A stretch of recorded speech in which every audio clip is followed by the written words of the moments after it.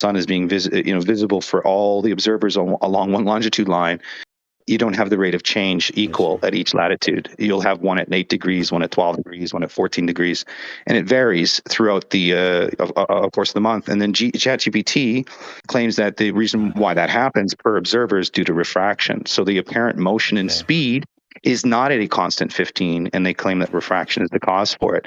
So it's not Earth rotation, because ChatGPT will say, well, it is Earth rotation, and it's due to the constant rotation of Earth. And I asked ChatGPT further, well, you just said that it changes at these variables, and it's not constant. Then it will say, well, you're right, it's not constant. It does change rate of rotation, but the effect that you're using is refraction. So which is it? Which ChatGPT answer you're going to give me? Data.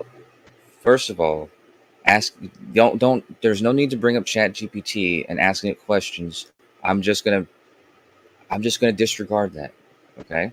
Because there's no way that's relevant. There's no way the answer it gives you is meant to be correct, okay? So in my response, which is probably going to be correct, is that what you're doing is invalid, and I can show you how and why it's invalid, and maybe it will click with you right away. But if you take a place that is extremely north, like so far north that they have what's called 24-hour sun, right? And the sun, just barely goes below the horizon, if ever at all. During those days in this part of the Earth, the sun also doesn't rise very high. So the elevation angle of the sun for the entire day is never going to change very abruptly. It might stay within like it might stay. Hold on, data. It might stay within 10 or it might say it might move 10 degrees in a given day, and so it's not going to move 15 degrees per hour. It's going to move minusculely in elevation, which is why you don't use just the elevation angle or just the. It's also the azimuth, buddy. It's all good. Nothing's at a constant 15. It's them together as one angle. The angle that's moving across the ecliptic in your sky.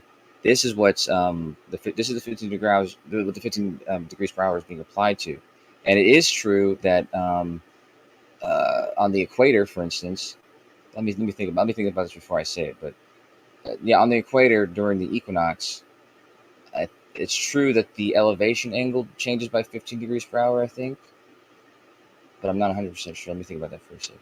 Yeah, no, that is true. Yeah, so it is true. Yeah, so they're on the equinox, during the on the equator on the equinox, the sun's elevation angle will change at 15 degrees per hour. Again, like I said, I have to consider that because I'm not able to.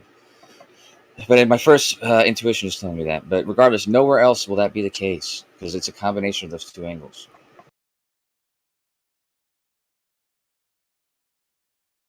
I've said this to you before as well. Yeah, ChatGPT doesn't say that, Koshi. Doesn't agree with you there, but yeah, it's not a model of giving correct answers. It's a large language model. It's a predictive model based on the text. And when pushed to clarify, it works just fine. No, it doesn't. It assumed that you were asking a different question, and so it answered the question it thought you were asking, and it answered that question correctly. And it didn't answer it in respect to azimuth or elevation angles, and it didn't answer it, by these massive differences that would be the case. Because, like I said, if you look at the azimuth of the equator on the equinox, it's not changing at all.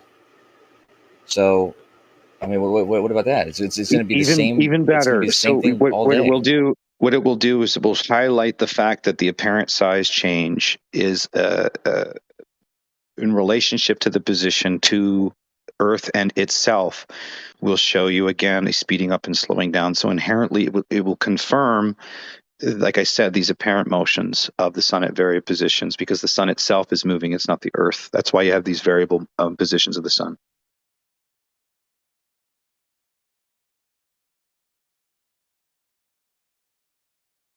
So I'll reiterate one last time because I'm just drawing a diagram real quick for the July, the very beginning of July, the days leading up to when we're furthest, and the days after we're the furthest. During any given day, between 6 in the morning and noon, the angular size change, like the angular size of the sun, should be increasing from 6 in the morning to noon on any given day. And not increasing on any given day, but I mean the rate at which it's either increasing will increase, or the rate at which it's decreasing will decrease, depending on what's happening. But after 12, between 12 and 6, it should be doing the opposite. So if we're moving away from the sun, it should be decreasing, and if we're moving towards the sun, it should be increasing slower. So that would be true for any given day. And so on the Yeah, days so leading up, stellarium shows that. Stellarium shows that, but more importantly, again, it also shows as you're moving away from it, it increases in size. Right? Like, yes, buddy. I just said that. Yeah, but it's showing three motions, right? Not just two, not just increase and decrease. It's showing a reduction in size.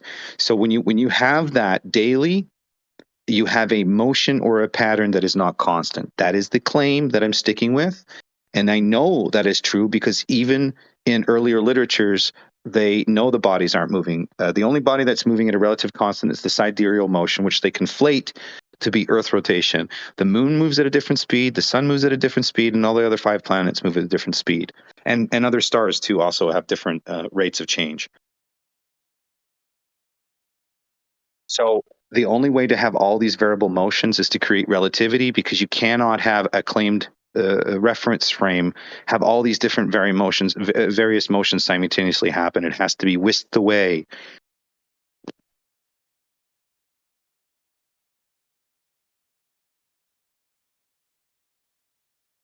I'll make an even more extreme prediction than the prediction that you claimed about the. So my prediction is that you can go to Stellarium and watch any given day of the year, any day at all, and like I said, during the morning hours between 6 and local solar noon, between sunrise and local solar noon, it's either going to be decreasing slower or increasing faster. And this is yeah. So it's going to, for any day of the year, it's either going to be decreasing slower or increasing faster, depending on what half of the year it is. As soon as flat earthers pick it up, between 6 dude, and sunset. Hold on, dude. And then between noon and sunset, it's going to be either decreasing faster or increasing slower. And this is going to be true for any given day of the year. yeah, That's my it has to increase and decrease in size along its cycle for it to reach its 30. Go from 30 arc minutes to 32 and a half arc minutes. So the same with the moon, 28 arc minutes to 32 and a half arc minutes, or even larger than that, I think. You have these specific relationships to the position where they're measured on Earth, the distance where they apparently are. That's how you get the size difference, depending on the pathway in which they're orbiting. But again, what conflicts is the assumption of the constant motion of Earth causing these motions. We know that the Earth isn't in a constant motion. That's why you have these variables, and hence why you need relativity. Again, you do not have these constant motions. They're all variable, and they're all measured from a stationary Earth first, as the first primitive.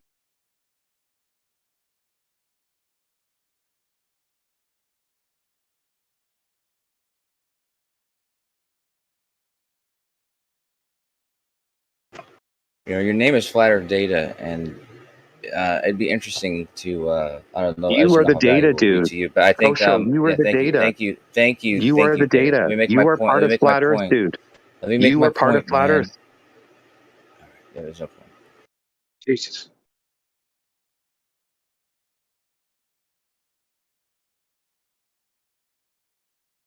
I originally chose that name to mock Flat Earth until I met You're the people like. data. You're the data. That's you are the data. Yeah, well, exactly right. That's why I wrote a book of it, because when I decided to take it on, I was completely a newbie to military exercises, psyops, social engineering. I had none of this idea existed. I was in my happy-go-lucky world: go to work, raise a family, get a job, pay taxes, die. Right. So if I got interested in something, it was more like, okay, why would somebody attack me for asking a question? So it just piqued my interest. And then I met Rumpus and Ranty and all these other people that went out of their way to convince me the Earth was flat or the Earth was a ball. Either way. So of course you get all wrapped up into the idea. It's pretty fun, right? but no idea how dark and sinister it actually is when you look at, if it is true, that there are social engineers in the manner that they're doing what they're doing, public opinion and all that stuff, and they're actually doing what they're doing. It's pretty gross. It's only in conversations like this one that I actually feel like being in here or being part of this community is detrimental to everything else I'm doing in life. Because I'm supposed to be doing something else, but I found some of the things that were talked about earlier valuable, so I stick around a little bit. But we're not having a conversation, Data. So every time I start saying something, you interrupt me to say this either the same thing again or something irrelevant. And there's no need to interrupt. So I'm gonna let you speak, dude. When you interrupt me, I let you speak through all of what you have to say, and I wait for you to finish, and then I start talking, and then you interrupt me almost right away. So you never address my point, dude. I've been in the conversations with many times. I'm just done past the point of indulging anybody if they're not going to acknowledge the point that I've addressed. And even this gentleman that I don't even know who spoke up still understood my position. It's because when you don't address it, I have no obligation to listen to you further. If you want to have a conversation, then address the point that's been given to you. I still manned your position. And even though you said I didn't, when you corrected me, your correction was exactly what I said. No, you didn't. You missed out a crucial part. The crucial part was the oscillating, not just the apparent size change of large to small. So again, you didn't steelman my position. You're full of shit. All right, well, Data, just on the point of moderation, though, you gotta not interrupt. So at least just request that, and I guess we'll have to do temporary muting or whatever. So. Just let him speak. That's what he's saying he's most frustrated about. And it's understandable. It's hard for everyone to listen to when someone's interrupted because you can't follow the flow of it. So just don't interrupt and then be all good. Just let him have his 30 seconds. You have your 30 seconds so we can hear what's being said. If you really have killer points and they're on point and he's not addressing it, then you go 30 seconds, he goes 30 seconds. Everyone in the audience can hear what's going on and then that's all good. But if you interrupt him, then it's just like the shit show of interruptions. Then it's almost like you lose at that point because now your point is lost in the chaos of interruption. Then you look like the bad guy, and then your point just gets lost. It's all good. I'm the bad guy, flat Earth data anyway, dude. So it doesn't matter. I'm not looking for anybody's opinion here. I'm looking to state my point and get it validated. When it's not validated, there's no point in listening to the other person's conversation. This is what's ongoing and what I've been experienced through this whole debate thing is if I do bring up a point, it's not addressed. Just like Kosho claimed to steelman my position, he still didn't do it. I promised to God that I did, and I'll remind you. I was even steelman to steelman. Try it again. Steelmanning. I'll steelman to steelman if you steelmanning my position. Try it again. Your Go position. again. Give me another chance. Try it again. Let's Data stop. What you said, or what I said before about when I steelman your position, I said that you claim that if you're moving in respect to another object, then as you're moving away or towards it, there should be a constant change. So if you're moving away from it, it should be constantly getting smaller. If you're moving toward it, it should be constantly getting bigger. And that's an implication, right? So this is the part that I didn't say in my last steelman. But by that implication, you're claiming that if it's not doing that, or if it's changing back and forth while it's moving away, or changing back and forth, just moving closer, then that would invalidate the entire position that that you're actually moving away or moving towards it. And so and you're applying that to the orbit around the sun. No, you still didn't get it. Yeah, holy shit! That's exactly what you're saying. And then whenever you try to correct my steelman, all you do is say the same thing. You still didn't get it. And then when you try to correct my steelman, you say the same thing. You just say data. You just say the same. Use the word oscillation. Use the same thing but different data. What the fuck? When you go to steelman me, use the word oscillation. Try again. You almost have it. Try it again. Use the word oscillation. The end of what I'm saying is when you correct my steelman, all you do is say the same thing I'm saying, but use different words, as you just did. Wrong. So I don't know what the hell is wrong with that. My argument states is this: your model is dictated as a constant motion of the Earth. In a relationship, you would have an apparent size change be constant in relationship to the distance between those 2 points, Earth and Sun. As it moved along its path, it would increase or decrease in size. We agreed upon that, but that's not the full steelman. The issue is the slowing down and reversing along its course. Do you understand now? Please try steelman me adding that in. Thank you. I literally just added that in, dude. That's what I was just saying, dude. I literally tried to steelman me. You left it out. So try it again. I said exactly that. I said the first time I steel You man, didn't. I was in Data. You got to stop, dude. You You got to stop didn't. interrupting me. You Data, you gotta have to stop stop. lying. Just stop interrupting me, dude. Just now, I just said this is the part that I said in my first steel man, and this is the part that I implied but didn't say, and that was exactly the part that you just said I needed to add to it. You Okay? implied but didn't say. So Noted. yeah, I just said that, dude. God damn, man! You didn't say it, but you so implied it. aggravating. Okay.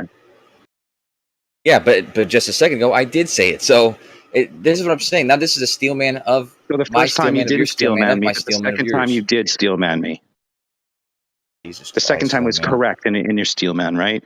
So just to clarify, your steel man was, yes, as an object is moving along its path, there's going to be an apparent size change to the object in relationship to its distance to it.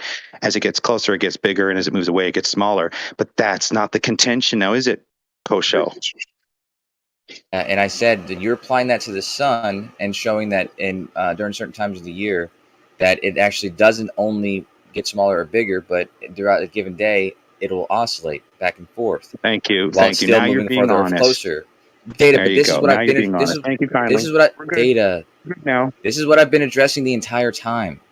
Every No, time you you've ever haven't, brought this Kosho. up, this is what I've been addressing. No, you Yes. haven't, Kosho. Stop. And then what you tried to tell me is the azimuth angle and elevation angle combined together gets you the 15 degrees motion. This is not witnessed across one longitude line among various latitude lines in the equator area, regardless of north. It's an effect due to the fact that the Earth cannot be rotating at a constant rate to provide all these different variables of sun position. It's ridiculous, absolutely ridiculous. And stellarium shows you that daily the pattern of the sun is oscillating, not the rotation of the Earth. I can prove that that's wrong, or I can prove that there's a combination of both by this statement, and that's neither of those numbers alone, the azimuth or the elevation angle change from anywhere in the world other than the poles and the equator, are going to be 15 degrees per hour. However, on the equinox, at the North Pole and South Pole, the sun's azimuth angle will be 15 degrees per hour, but the elevation angle will be, let's say, it's perfectly zero. So those put together will give you 15 degrees per hour. And on the equator on that same day, the elevation angle will move at 15 degrees per hour, and the azimuth will change zero, except for when it goes to the other side or whatever, and just changes once. But regardless, that will also add up to 15, or that would combine together to 15 degrees per So hour. you have to add and it. everywhere else on Earth will be a combination of those two angles. Sure. So you have to add it up to get a constant, but it's not a constant when it's measured, correct? No, it's not. It's not even a. It's not meant to be a constant by itself. It's not a description of what the sun's doing at azimuth or elevation. It's a It's not description meant of to what be it's an doing. average. It's a description of what it's doing across the It's not an ecliptic. average. So it's not Can I- supposed to be an average. I'm sure address it. Yeah. So again, it's just supposed to be an average, Okay, right? can But I- in reality, the mean sun versus the actual apparent motion, there's a discrepancy, right? So we have to create a mean sun so we can reduce errors in calculation, right? Because if we were trying to adjust for the motion, our calculations would get pretty extensive, right, Kosho? I like that Bacon spoke up. Bacon, please, man. Passing you the baton, bro. You're in. Yeah, you're up. So this 15 degrees per hour is the angular, it's the angular path of the sun. So if you're only taking azimuth or only taking elevation, that's only one component of the movement. Just like when you have a line that is not horizontal or vertical, if you just take the x or y component of it, it's not Do you going to know give the you the full length. contention, Bacon? It's not. Before you go on, do you know the contention? Do you know the issue that I've brought up? Before you go on This and is try to clearly explain what something Kosho you're just not- explained? No. Do you understand the contention? Not the explanation of the two azimuth or elevation angles and why they're not 15 degrees. We already Just know that. clarifying something. We already know I that. just But wanted what to is the clarify something, right? contention? What is the contention? The contention is the difference between apparent motion and the mean sun. That's what the contention is. You've been here before, what? Bacon, when we talked about his argument with the angular size change. That's what we're talking about. I have, yeah. I have heard it before. Yes. Well, you never tried to debunk me on that one. Go into Stellarium, show me where I'm wrong, responded to you model it. multiple times. Right? You tried to attempt to whisk away the 120 degrees by hijacking the shadow, right? In your example. Wait, what? Well, when you cover up the shadow angle and you make an angle in relationship to a position in 3D space, as opposing to actually looking at the physical angle over the surface, it's kind of like aligning up the pole to be parallel, right? So Wait, you what can are you get talking one about? longitude line matching shadows. I have no idea what you just said, man. If you Yeah, have he a added gnomon, shadows. in the surface of the Earth, and you have one longitude line, What's and a no? over a distance among several latitude lines, if the sun is rotating upon in a circular motion around these two poles, the shadows won't match up, right, along one longitude line. So you have to have a correction for that, right? Wait, go a bit slower. Start again. If you have two gnomons along one longitude What are line, nomens? What are nomens? poles, sticks in the ground, Okay, 2 poles. Where did you say? Where you say what happened? along one longitude line, All right. the shadows won't match between 11 and noon. So you have to correct your gnomon What do you pole to mean? match, to be parallel. We're not gonna match between You 11 and model, 1. right? You What do you model, mean? right? You know how to model, right? You do modeling, you do special effects programs. Go take a sphere, one longitude line, to put two poles on one longitude line, and then match the shadows between 6 a.m. and 12 noon, because they're supposed to tell the same time, right? Well, they don't tell the same time. You have to correct the gnomon by making it parallel to the first gnomon so that the shadow angles match time, right? You can't have matching. You Wait, can't have slow time. down, slow Oh down. my god! Right. So when you say they don't tell the same time, are you saying they're they're not gonna be known at the same time? Take two poles, put it on one straight path. I get that part. Take another line, curve it, and put two poles, and then try to tell the exact same time at the two locations on a sphere versus on a plane position between 2 points. What's going to keep time? A farther away sun or a close sun? What's it going to be? Why don't you go model it for me and show me how you can tell time between two positions along one latitude line? Show it to me. What do you mean the time between 2 positions?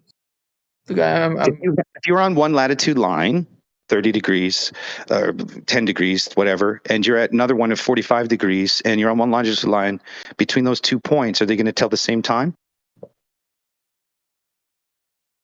yeah. No, they won't. Go do your model. Go do it up, buddy. What do you mean they're not?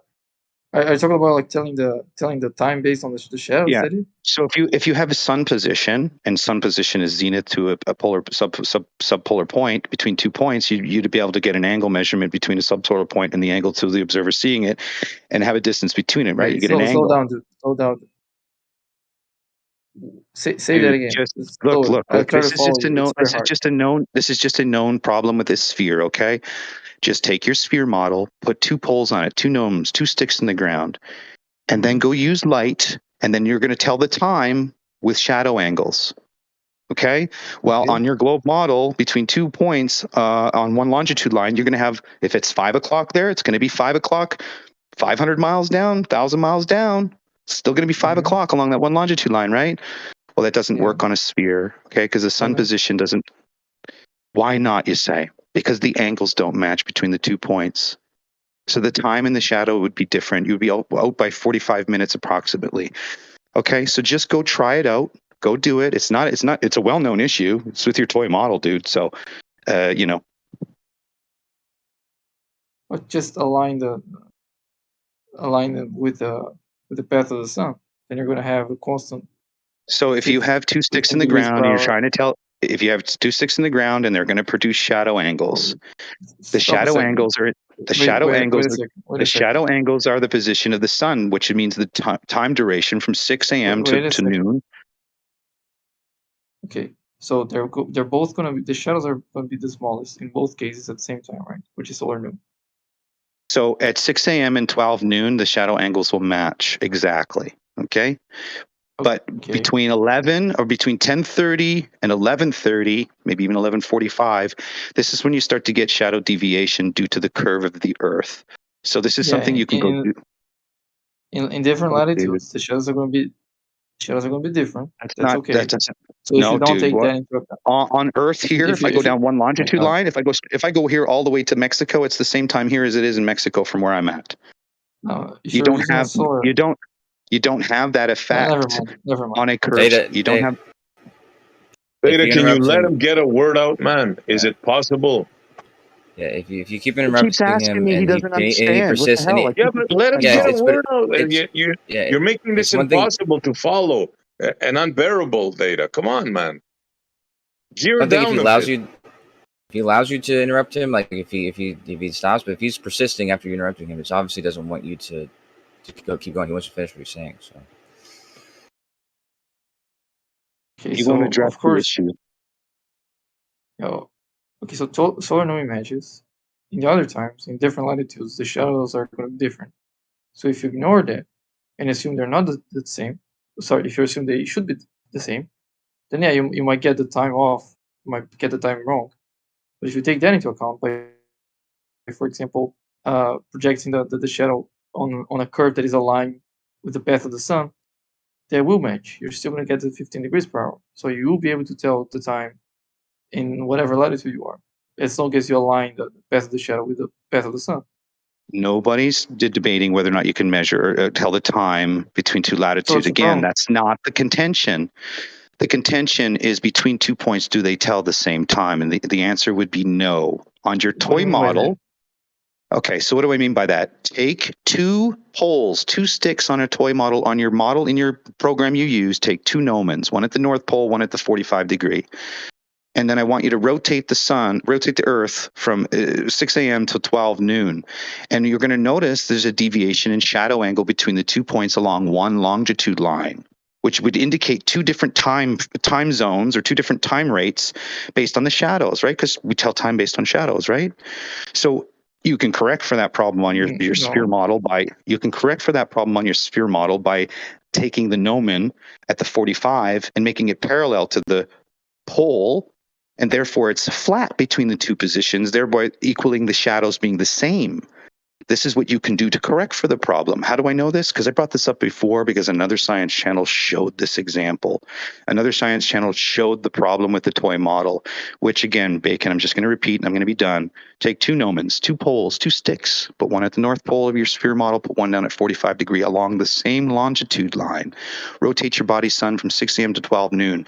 As you get closer to 12 noon, the shadows deviate more and more, indicating that they wouldn't be telling the same time between those 2 points. Thank you. I feel like I just addressed that.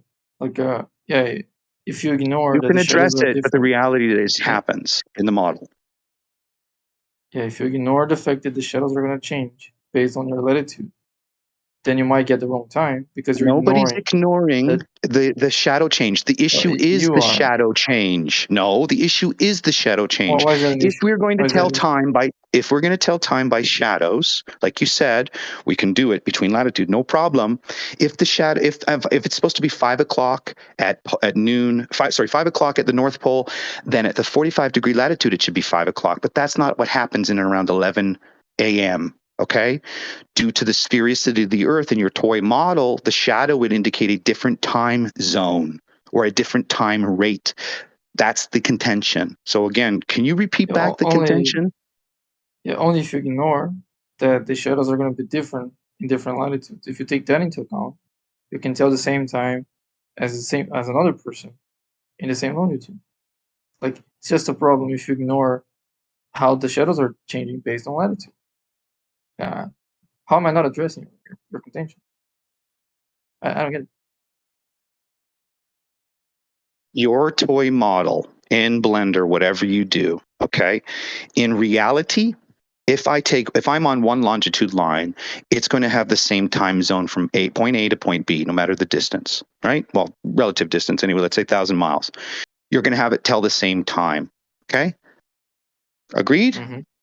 Well, Yeah. if I take your toy model, it indicates that when I rotate, and if I'm at a 45 and it's 5 o'clock or whatever, 6 a.m. or let's say 11 a.m. at the North Pole, it's not going to be 11 a.m. at the 45 degree latitude.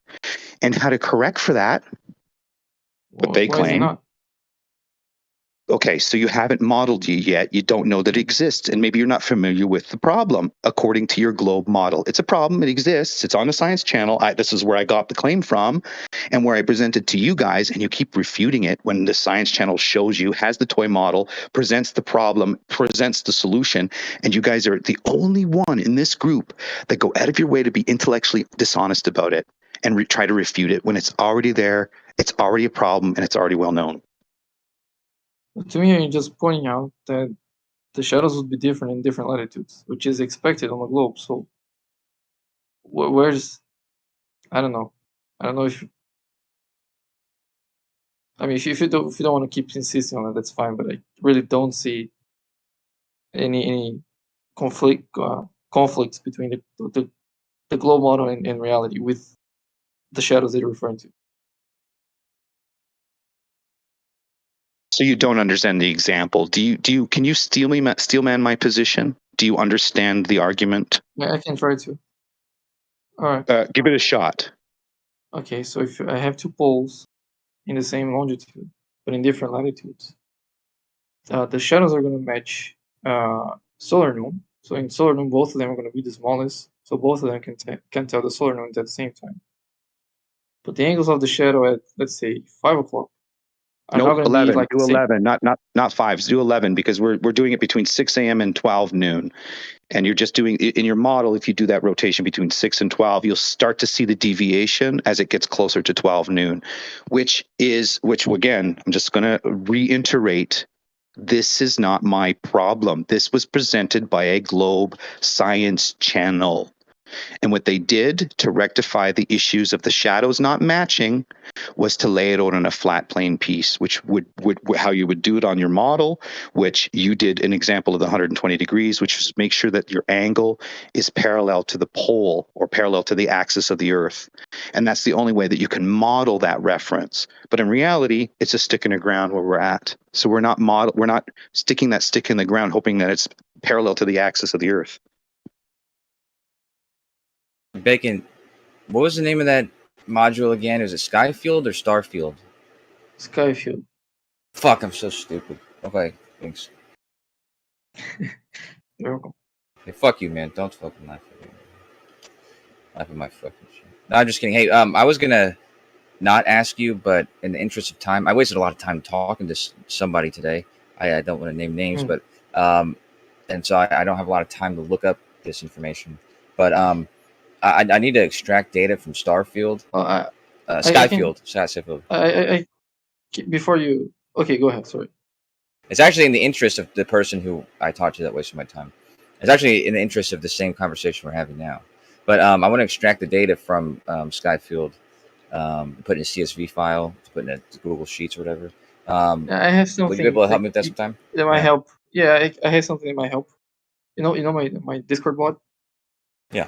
There's an API it uses. So because Skyfield is in Python and the bot is in JavaScript, I created a small API in Python. That you trained it. You said. No. I created. You created the API. Yes. So you can just make a request and it will give you back right ascensions, declinations, magnitude. What about magnitude? Apparent magnitude? Yeah, magnitude. Or what about? I'm sorry, apparent diameter. I mean. Well, it gives you distance. You can what's the precision of the distance that yours gives? Like how accurate? Yeah, like how many? Yeah, how many decimal places? How many miles? You know.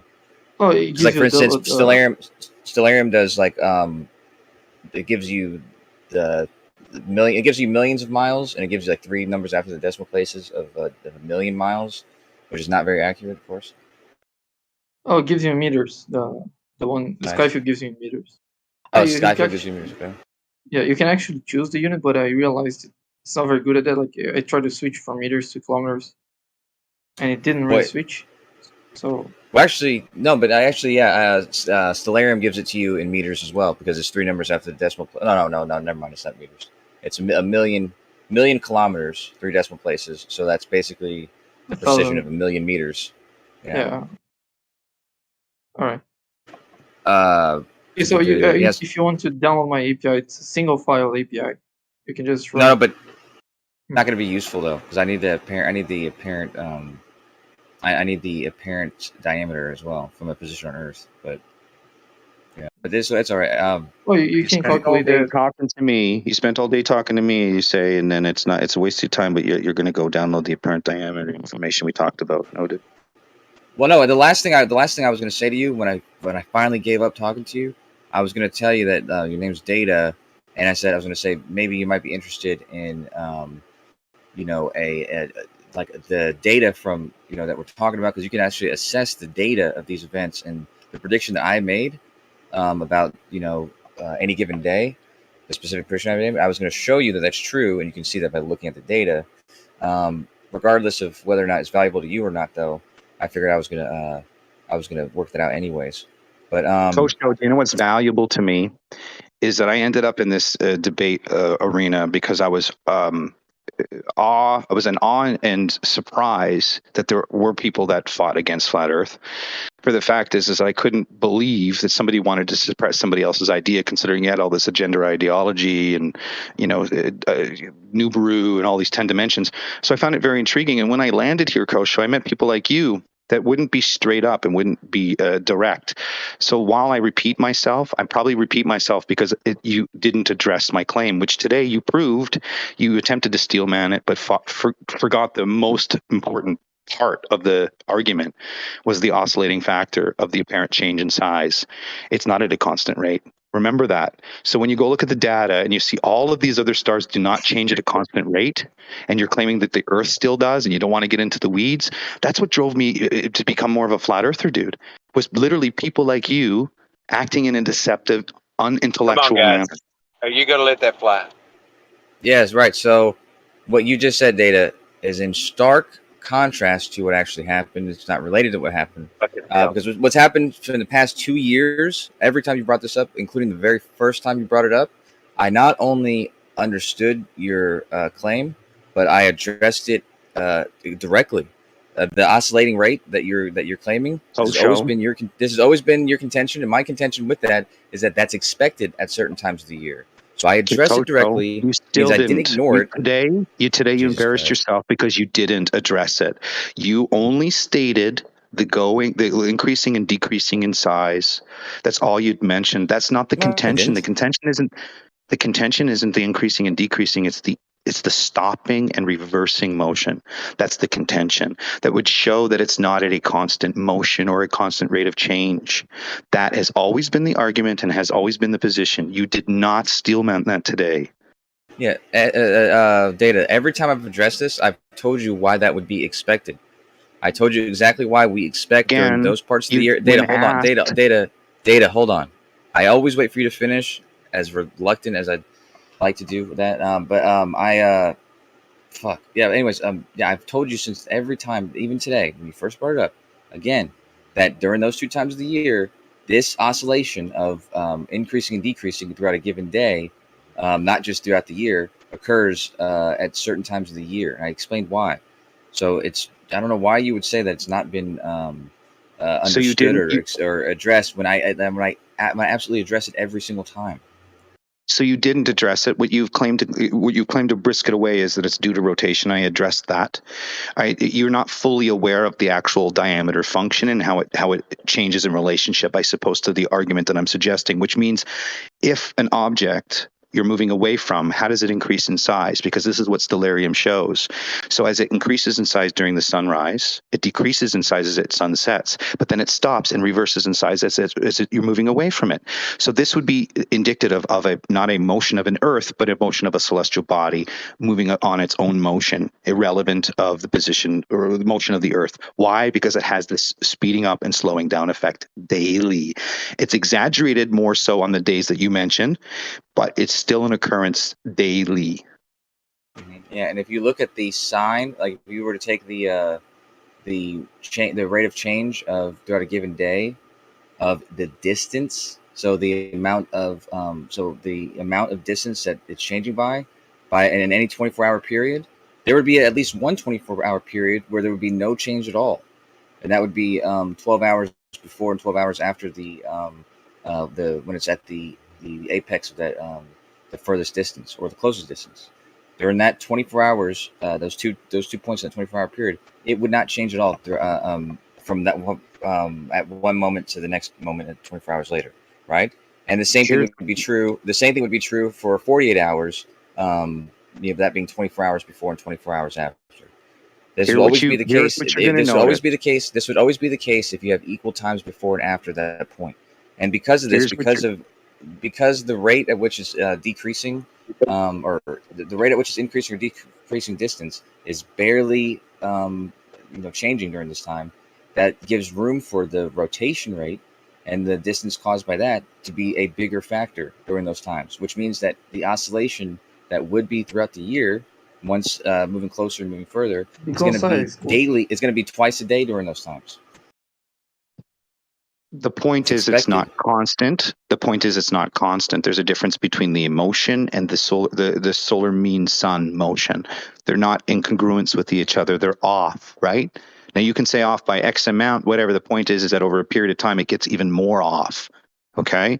So me mentioning it is just emphasizing that with all these vector directions that the Earth is apparently moving, it's simpler and more refined to have a stationary body, which of course Kepler admits to using, Copernicus admits to using, in fact all the Greeks and everything admit to using a stationary body to develop the Earth along its elliptical, vice versa, the sun being along the elliptical. It's just an inversion of that.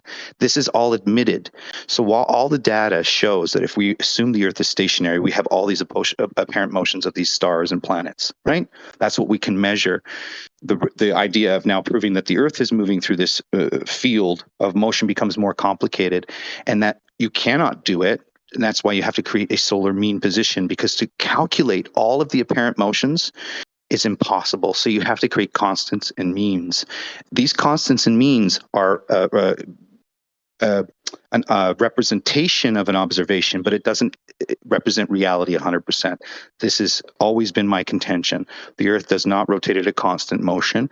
It have all of the evidence to dictate it that it doesn't. And if it is even rotating, it would be better that it was stationary and all the other bodies would move around, because it would be less complicated and more elegant.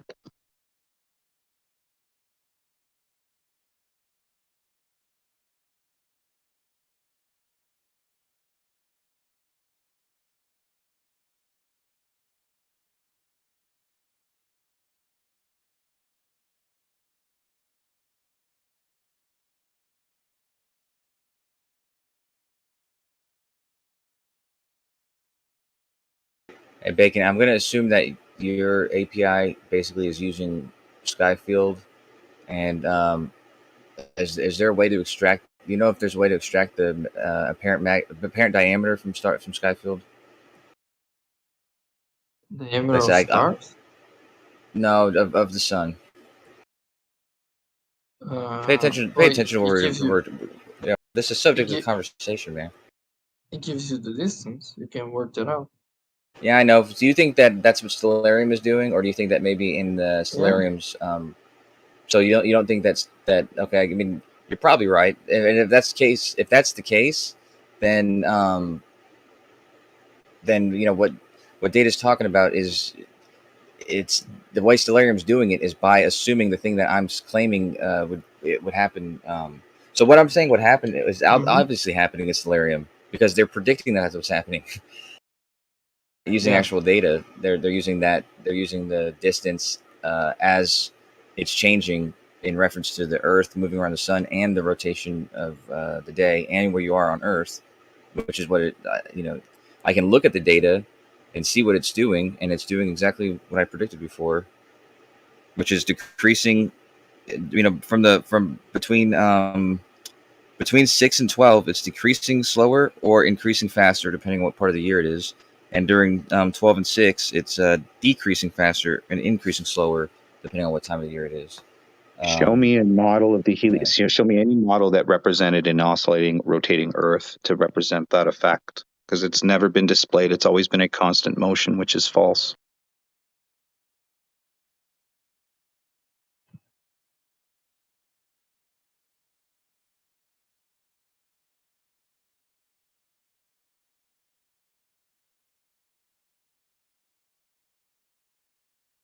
Why are you saying it's always been a constant motion? Where have you seen that?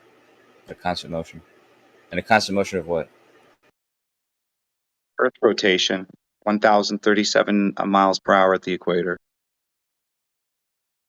And where have you seen that as a constant motion? In your If it was heliocentric model literature. okay, and where have you seen it not as a constant motion? So if you had a rotating body, and at each latitude you would have a velocity of rotation subjected to the linear velocity of rotation. That means the speeding up and slowing down, you would not have constant rates of speed either, right? So you have problems escalate when you get rid of the solar mean, and you actually pay attention to the diurnal motion. Everything becomes much more problematic. Yeah, but neither of those two things, nor the variation in the actual rotation of the Earth during any given day, neither of those things contribute to this angular size change. Like those So are your completely irrelevant. rotation, your claimed rotation is the claim responsible. The rotation of the stars is due to the Earth rotation. This is what's claimed, right? Which is not oscillating like the apparent diameter of the sun would.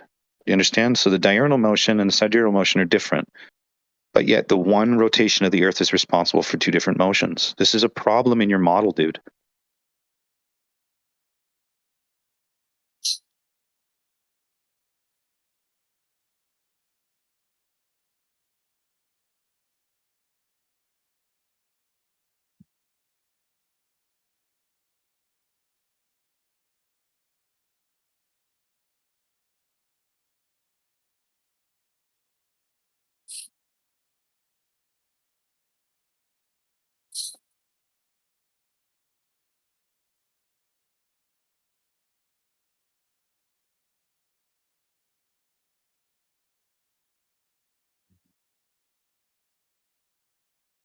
Hey, Kosho.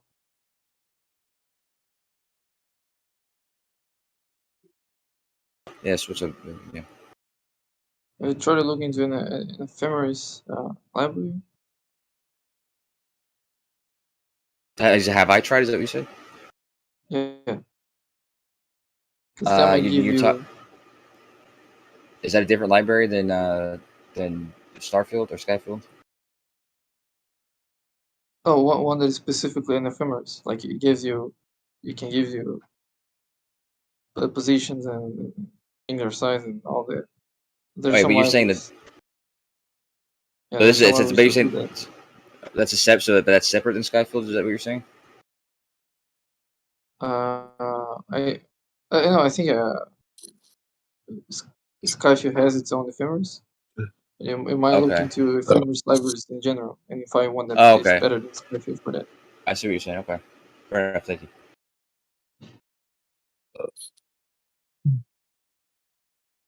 I might just extract the data from Stellarium directly. Oh, that is. Are you gonna script on it, or You can script in Stellarium. You know that. no. That's Is but it I'm safe asking to for say, that. is it safe to say between you two guys that you guys become more of an adamant glober because of flat earthers? Therefore, people like me become more of a flat earther because of people like you, like globers Yes. like you. Yeah, Yes. it's quite interesting how we feed off of each other's ego in a way that when it comes down to it, whether you're appealing to the stone or appealing to consensus or sophist, the idea is you're here for what truth, what answer is it that you're looking for? The answer I'm looking for is how to extract the apparent diameter out of the sun out of some data files. I might just use Stellarium. So that's the answer I'm looking for at this moment. Sometimes I have different answers I'm looking for.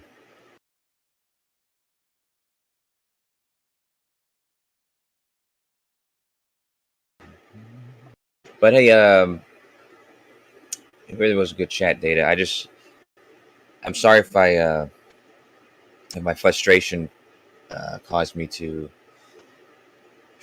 lash out at you in some kind of way. The truth is, though, Dude. dude, get my point. Just reiterate my point. Try to steelman me. It'll go a lot better in the future. And if you actually do steelman me, then you won't get anything out of me, dude, because you'll get my point and then you'll address it. But today I proved you didn't steelman me. You tried a second time and then you added on new shit. No, Data, I hate to do this again, but all I did was say the same thing to you twice. The only thing is I said the second time that it's implied, it's obviously implied that you're talking about that you're just that your problem is with the oscillation and it not being and it not being part of Okay. the description My you first gave. problem is Because your description you first gave about the decreasing and rotation. increasing as you move away or Yeah. toward. That's what you're expecting, and what's not what you're observing in a stellarium. So that's clear. That's clearly implied by leaving that part out. But I brought it in just to be clear. But I mean, we've had this conversation for 2 years, so it should be clear that I understand what you're saying, dude. No, you still didn't I address even it guessed. today. I even guessed the date that you were looking that it was coming from. Dude, I can 'Cause do you any said date. Doesn't matter. Yeah, Doesn't but I matter. guess It just- I think I guessed exactly the date that you were looking at. I was like, what are you It looking at? doesn't Like matter, dude. June 29th or December 29th? The reason why you're doing what you're doing is because I presented a video that backed my claim. Okay, or else you wouldn't be wasting your time with this shit. You No, wouldn't I've be never seen your engaging in a video. conversation. Dude, you just okay, whatever. It was there. I posted it. Everybody's seen it. It's all in Stellarium. You can go fact check it. It's all good. It's already there. This is why you're holding on to the argument and why you're trying to explain it away as, oh well, Stellarium is a globe model, therefore it's a globe. I never said that. The point is if you model it, okay, you have to model, okay, what's responsible for sidereal motion? It's claimed that it's Earth rotation, and this is claimed to be a 15-degree constant, okay? But then you also have diurnal motion plus other planets that move at different degrees. Now, these motions are either independent of the rotation of the Earth or its elliptical path, or they're not. It's either or. And so, of course, you can't prove it, so relativity has to exist, right? And this is how you can explain away apparent motions.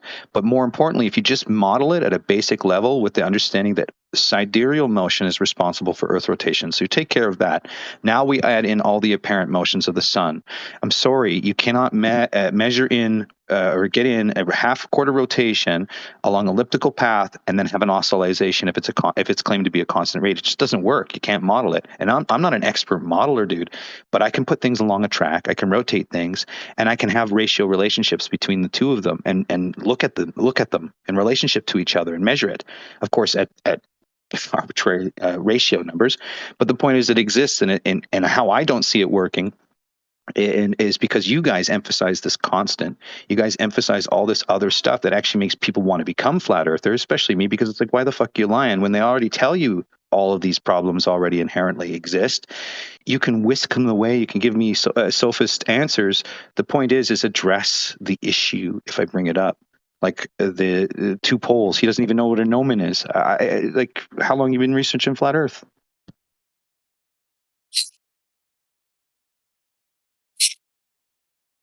Oh, that's not a common word. It's a part of geometry. I mean, you're the first flat earther I hear using that word. Whatever. It's part of geometry as far as I understand. How do you spell that?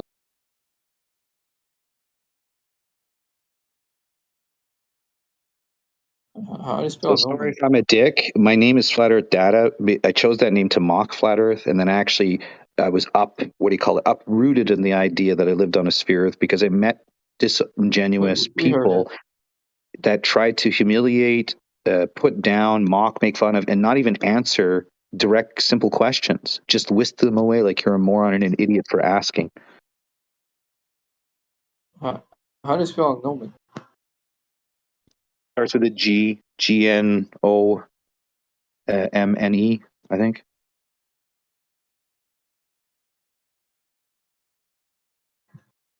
M-E-N, maybe. Gnomon. Can you write that in chat?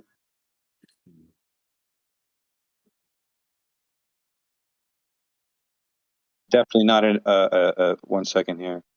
Yeah, so it's G-N-O-M-O-N, not E-N. O-N.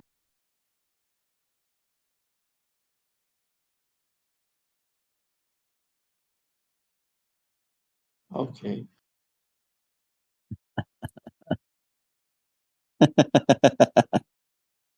Wow. Yeah, I never heard of it.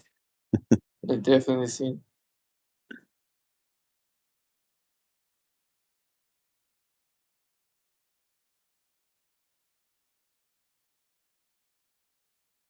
Hey, Kosho.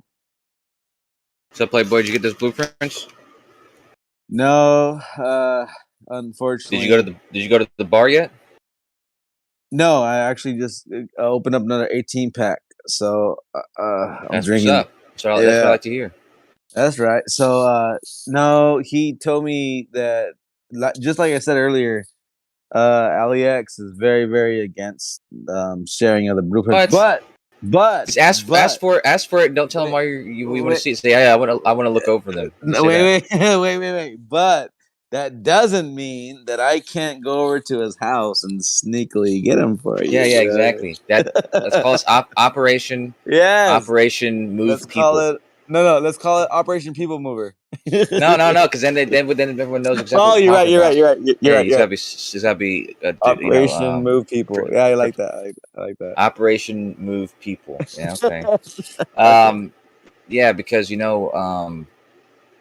I mean that you're gonna have to get him real drunk, of course, get him wasted, drunk, and wait for him to pass out, and then sneak around his house and take pictures. Yes, for sure. Now let me ask something. What exactly are you expecting to find in the blueprints? Because I can answer those questions, by the way. Okay. Well, first of all, there's just a couple things. One is it'd be interesting to look at the blueprints or something like this. Outside of this argument or conversation, I'm just interested because that show like how things are made or how things are made. Yeah, whatever it's called. Like it's cool to see that stuff sometimes, and also like what's it called there's another show called Modern Marvels, and they show like how these buildings were made. So it's like that kind of stuff. I'd like to see how something like that. It's a very it is kind of a modern marvel. Right. Like a 2.5 mile long, flat escalator. I'd like to see the mechanics of hold on. What goes into because I'll tell you because I took apart a treadmill recently. Okay, I had to take it apart to move it down a flight of stairs. Escalator. It's not an escalator. I know. It's a train. It's a tram. I know. It's a tram. It's a tram. But it's not a platform that you stand on. No. It's not like airports have those things where you step on it and it moves you. That's maybe you had a misconception.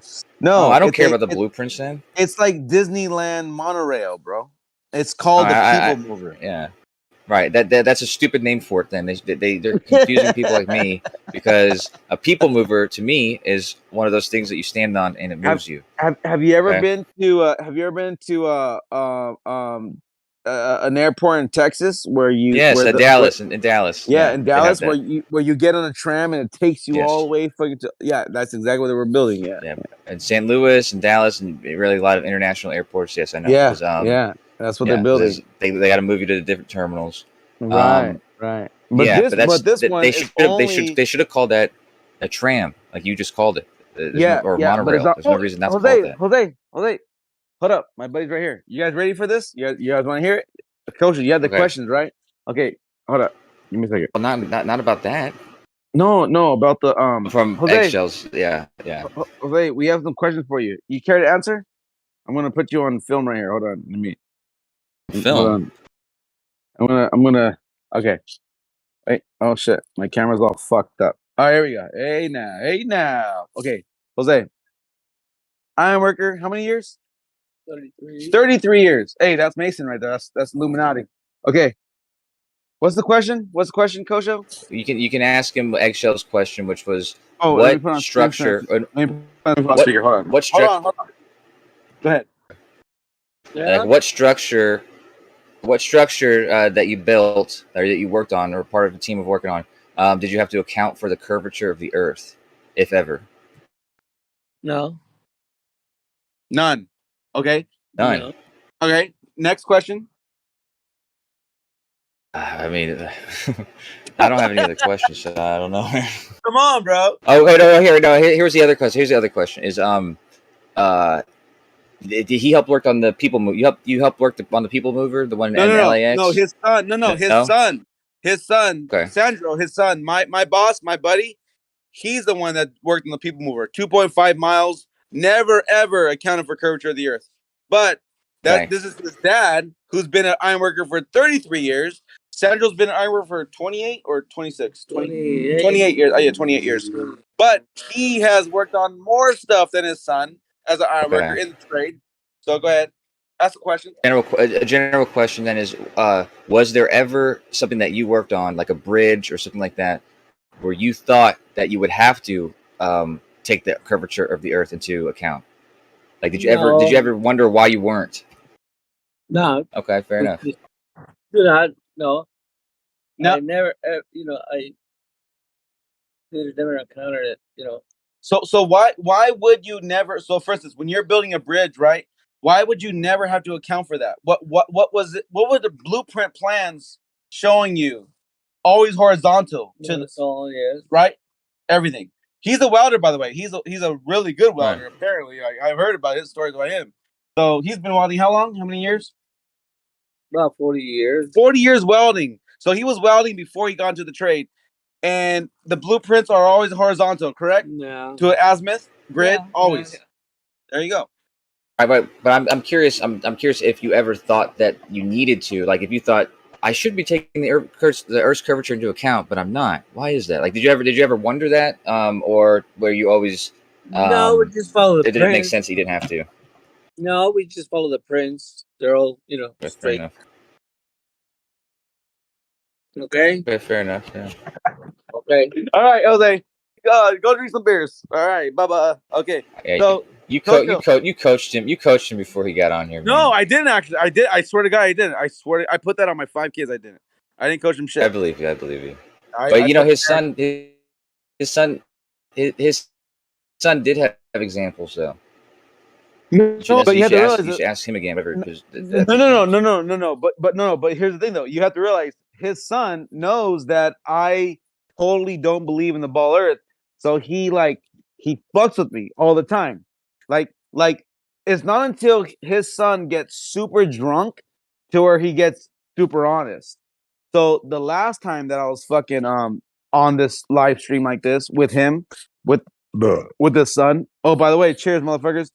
I don't drink fucking Bud Light or Modelo or Corona because I don't give a fuck about their transgender bullshit. So I'm just going to represent Coors Light real quick. Anyways, so his son, when he gets super drunk and I ask him about like shit about flat Earth, like he gets real honest and he tells me the truth. He's like, "Nah, fucker, we never." He laughs at me. He's like, "No, you stupid ass." Like he looks at me like a dumbass. What was that?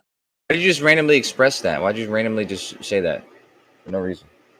Because I'm drinking Coors Light, and there's a really, really big thing about Budweiser, Anheuser-Busch right now because a lot of people are boycotting Modelo, Corona, Bud Light, Budweiser because they took a whole new stance and they're trying to support transgender bullshit. I don't give a fuck. That's not fine. That's fine. There's nothing wrong with that. But and by the way, when I was a kid, I was a child, maybe 5 years old. I used to go to the corner store, and I used to get Coors Light for my grandma because my grandma drinks Coors Light. And when I became 15, 16, 17, I was drinking Coors, regular Coors in the can, that can. Yeah, I don't drink any of that stuff now because I'm a man. So I don't drink either Coors Light or Coors in the can. Well, what do you drink now? Stronger stuff, manly stuff. But I'm not going to get into that right now. The topic is about this guy. I just want to say I'm going to find that clip on Geo's stream from earlier because I can tell that he fucks with you sometimes because he did give some answers where I could tell he's fucking with you. He said, "Oh, we took it into account 160 times or something." No. But, I know. He said 169 times. He's fucking with y'all. He's fucking with me. No, I know. 169. I just said that. He's a perv. He's a perv, bro. I get that. I understand that he was fucking with you when he said that. But he was at one point he was thinking about it. He's like, well, there was one time I worked on the bridge. No, I know, but you have to realize he's completely fucking with me because he knows that I don't believe in the ball Earth. So everything he says, like for instance, I went to LAX about maybe 2 months ago, okay? Because I've been on disability So, but I went out to go see all the niggas, you know, what I mean? All the boys. Sorry, excuse my language. All right, yeah, yeah. All Be my careful boys. saying that, man. Yeah, I know, and that's why I said, hold up, I retract that. I want to go see all my boys, right? And I'm like, hey, man, how's it going? Blah blah blah, yada yada, whoop de whoop. So he knew that I have a lot of questions in regards to what we do, because that I don't believe in a ball earth, and he's always making fun of me. So even to our fellow employees, he'll be like, because they call me Water Boy, and there's a funny story behind that. The reason why they call me Water Boy is because when I would take him to a bar, we would go to the bar after work, and he would get smashed, right? But I would only drink water because I have to drive the company truck. But what he would do is that once I take him home, he would Uber me back to the bar and give me $100 and be like, drink it up. So I would get fuckered up at the bar, but they call me Water Boy because all I would order when I'm with him is water. Anyways, That's a very depressing story, dude. it's funny. It's funny, actually. It's funny. Wait, so you would go to the bar with all of them. They would get drunk, and then you take them home, and then you go back to the bar alone and drink. No. I wasn't alone. No, I wasn't alone. I was alone. I would take him home and go back, and all of them are still there. But then I would drink because I had to stay designated driver at that moment. Regardless, before, because like I said, we don't want to take too much.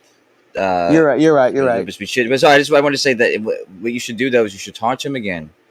Don't do it on the when you're in the room, because there's gonna be a lot of stuff in y'all's conversation that maybe people don't want to hear. But yeah, you should record it maybe, and in that conversation you should ask him. All bullshit aside. Right. Was there ever, ever project you worked on? Because he brought up a bridge, and I think in that statement about the bridge, I think he was telling the truth. No, you're right. Because he was talking about how they had to maintain a certain elevation of the water to the bridge when he built when he worked on, not built, because obviously it was fucking built way before 1996. But he said in 1996 he went to go work on the San Francisco Bridge, as we always do, because you have to realize that the San Francisco Bridge is constantly being fucking retrofitted, constantly.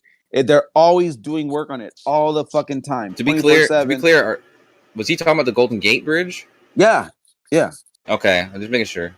Yeah, and what he was saying is that he was saying that they had to keep, they had to make, they had to keep the elevation from the water to the still, but that doesn't say anything. He's just fucking with y'all, bro. He's just fucking with me. He's just talking bullshit, bro. He's that means nothing of anything, bro.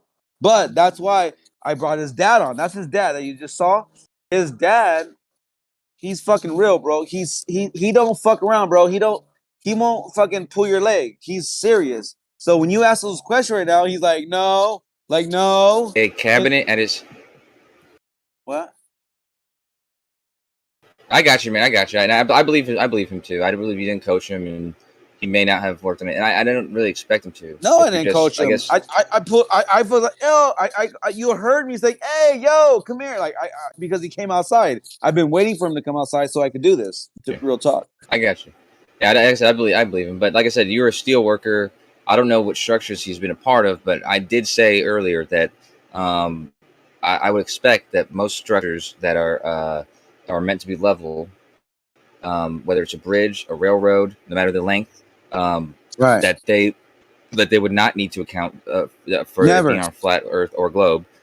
So yeah, but I'd stated that I said except for, with the exception to the, with the exception being for some bridges, specifically, tall, like I guess tall bridges that maybe have a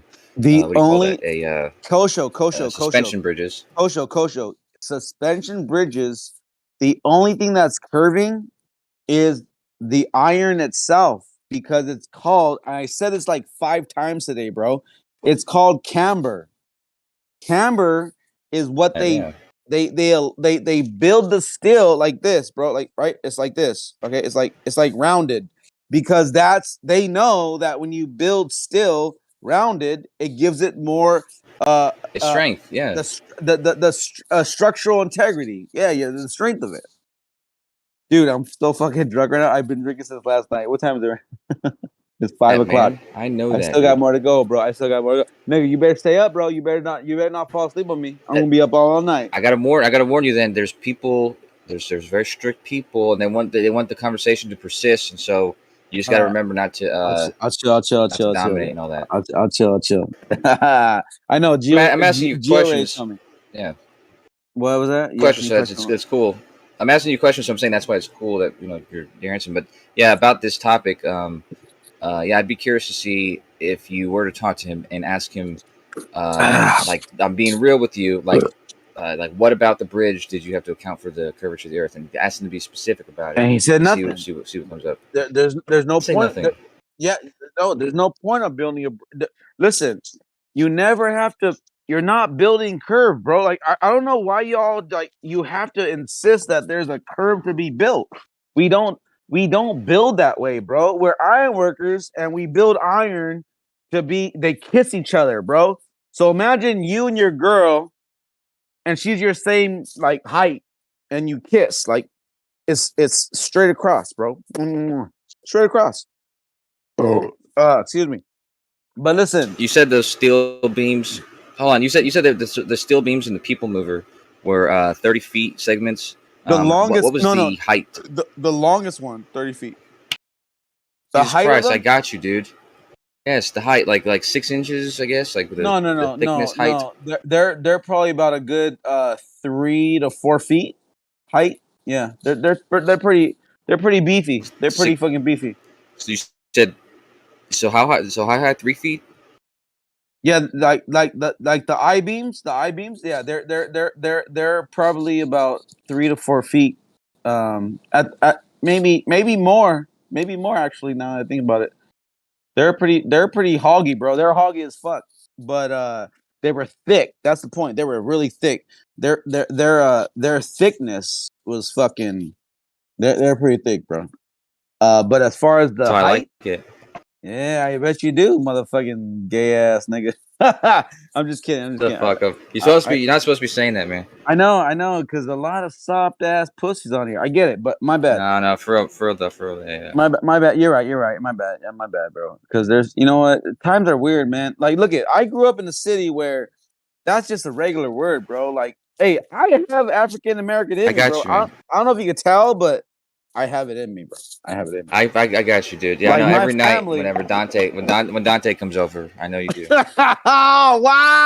That was a good one. I hate you, but that was a good one. No, for real, let's stick to this thing, okay? Because that reminds me of a joke. You ask a chick, like, hey, do you have Indian in you? She's like, no. You're like, do you want some? You want it? Yes, I know. Everyone knows that pickup line, dude. But I don't know why it has to be an Indian. But yeah. Well, because most of me is Native American. I don't know if you can tell or not. Let me see. Let me put that camera out. Look at I'm mostly my big frame, my fat face. All right, man. Mostly. Anyway, go on. We got to stay on topic, man. At the interest of the room. Yeah. The members. Yes, man. Yeah, that's fine. Yeah. So I wanted to describe to you why you would not need to take the curvature into account, even if your people mover were, I don't know, 12,000 miles long. It would be 12,000 miles long, and it would not need to take the curvature into account. Well, I'll tell you why. Because I'm reading the chats right now. These motherfuckers, they never even fucking built anything. These fucking dumbass bullshitters. Hey. Listen. So when you're building something, Kosho, it's always plumb level squared. That's it, bro. That's the principle. That's the fundamentals of building something.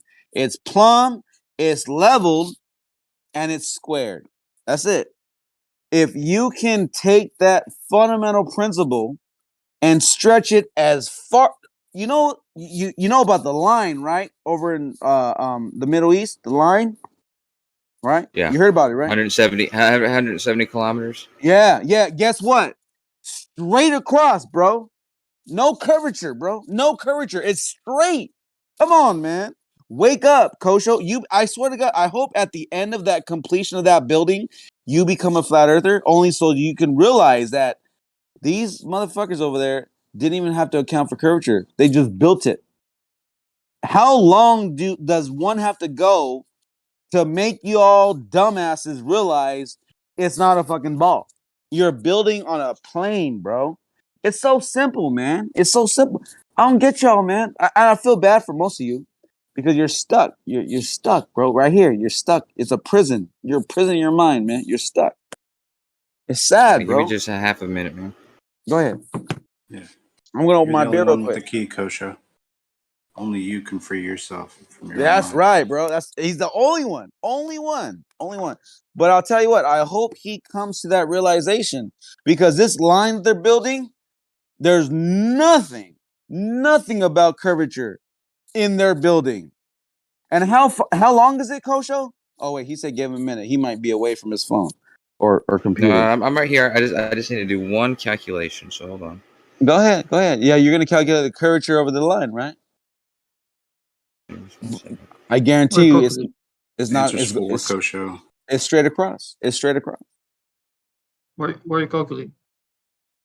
Well, I don't want to tell you, so you can try to calculate it faster, and then That's Bacon. steal my Is that spotlight. Bacon. Hey, Bacon's dude. all about math. Bacon, that motherfucker, he's all about numbers. Ever since I was born, he's like my little brother or something like that. My little brother, my little brother would always like. I started skateboarding. He started skateboarding, but then he's got better than me. Wow, like, he's a lot better than me. Yeah, he's gonna like, he's gonna take the crown from you. So Bacon's gonna be the king of Kosho. Yeah, that's it might happen sometimes. But I'm just curious because Bacon. Everything Bacon does is better than me. Hey, Bacon, you remind me of fucking Tom Cruise's brother in Rain Man. And if somebody dropped fucking toothpicks, you're gonna fucking calculate them, bro. This is 243 toothpicks. Yes, that's Bacon. That's Bacon. Timus Wapner. You can understand that you could just tell people you remind me of Rain Man. You don't have to say Tom Cruise's brother in Rain Man. Well, okay. I mean, I don't know. Maybe they can relate more to Tom Cruise's brother in Rain Man than he's the eponymous character, though. Like Tom Cruise is an afterthought. Exactly. Nobody even thinks about Tom Cruise when they think about Rain Man. That's fine. That's fair. I don't think I watched Rain Man. Anywho, what's the calculation you're doing, Kosho? You're doing a calculation of the line? No, let Bacon respond to whatever it is you guys. Let me just have a second. Man, these motherfuckers. What? Math challenges are often fun. They're really fun, yeah. Yeah. You know that's what? why I'm asking what you're I fucks with Sudoku, bro. I fucks with Sudoku. Hey man, yeah, you gotta remember though in Pocket Fun, one thing that you gotta do is interrupt people because it will be frowned upon. Especially my Bacon. bad. You're right. My bad. I may be kosher, but I don't respect Bacon. I don't disrespect Bacon. I don't disrespect Bacon. Is what I'm saying. That's ironic, by the way. But go ahead. Yeah. Anyways, fuck. Oh, sorry, Bacon. Have you ever done? I've asked you this before, but I don't know if you've done it yet. Have you been to Euler's project? Wow. Project Euler. Yeah, you showed me. You talking about the hockey team, the Houston Oilers? You showed me one of the challenges. Euler. It was about like using coins of certain values. Yeah. Yeah, but there's all challenges on there. Some people are really high. Like Scott Beach claims he's on 900. I don't believe him, but I do believe him. Maybe. Regardless, or maybe he said 100. Maybe I don't know. But anyway, yeah, I'm on like 28 or something like that. But anyways, yeah, that one's really fun, dude. You ever been to the website and tried it? Yeah, what's really fun? You find a negative you're never gonna find. Sorry, dude. My connection's really bad.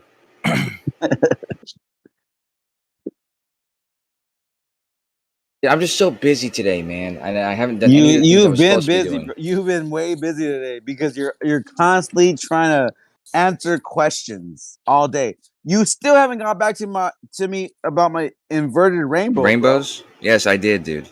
No, inverted. No, you didn't. No, you didn't. Here's what happens, my man. Here's what happens. Here we go. When you have when you have a sun dog or you have a sun halo, what happens is you get a circle around the sun at 22 degrees. So it will reflect, or it will refract, or I don't even say what it does. It does a thing in the crystals, in the ice crystals, and it will come out at an angle at 22 degrees, which is going to be slightly different for each color and the wavelength of light. So you get that rainbow around the sun. All right, now hear me out. And then opposite the sky during a rainstorm or something, opposite to the sun, you'll get a reflection of the sun in the water, but it will reflect out at an angle of 42 degrees. Okay, and this will be experienced as a rainbow. It's actually a perfect circle opposite the sun.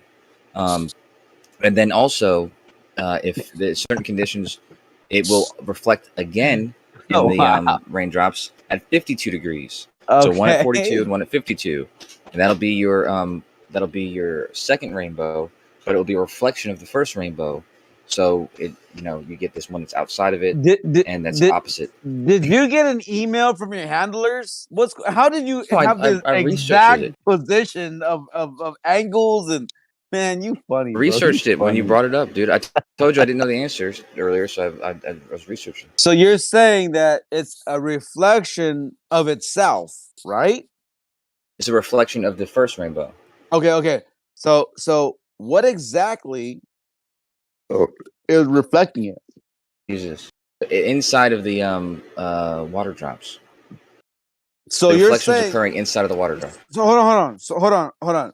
So you're saying that when I look up at a rainbow, okay, let's say it's like a good 500 feet in the air, and then a double rainbow is like 1,000 feet in the air. You're saying it's reflecting the same exact raindrops, bro? Come on, man. Are you being serious right now? Are you pulling my leg, bro? That the rainbow at 500 feet in the air is reflecting to 1,000 feet in the air? Come on, man. I feel like you're pulling my leg, bro. Like, you fucking with me right now? For real? Real talk. Yes or no? Hello, are you there?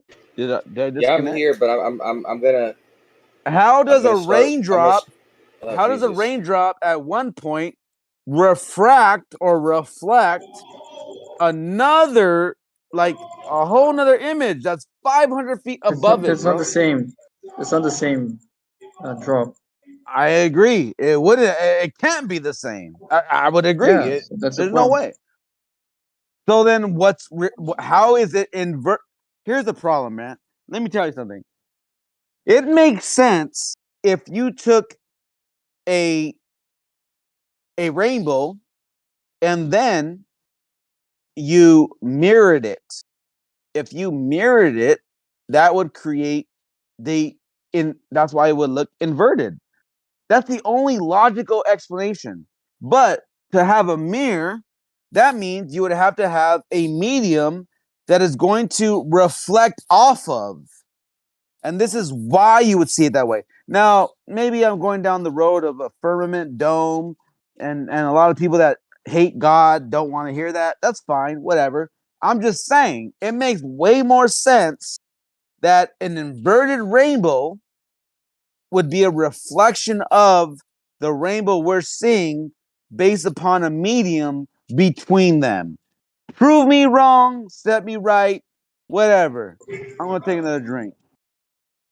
Yeah, I'll drop a video that explains how rainbows work, and you get the both rainbows out of that explanation. Does it talk about inverted rainbows? Yeah.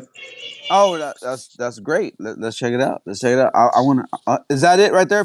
22 minutes past the hour. I just posted. Yeah, physics. I'm gonna press play. I want to check it out. Look at that.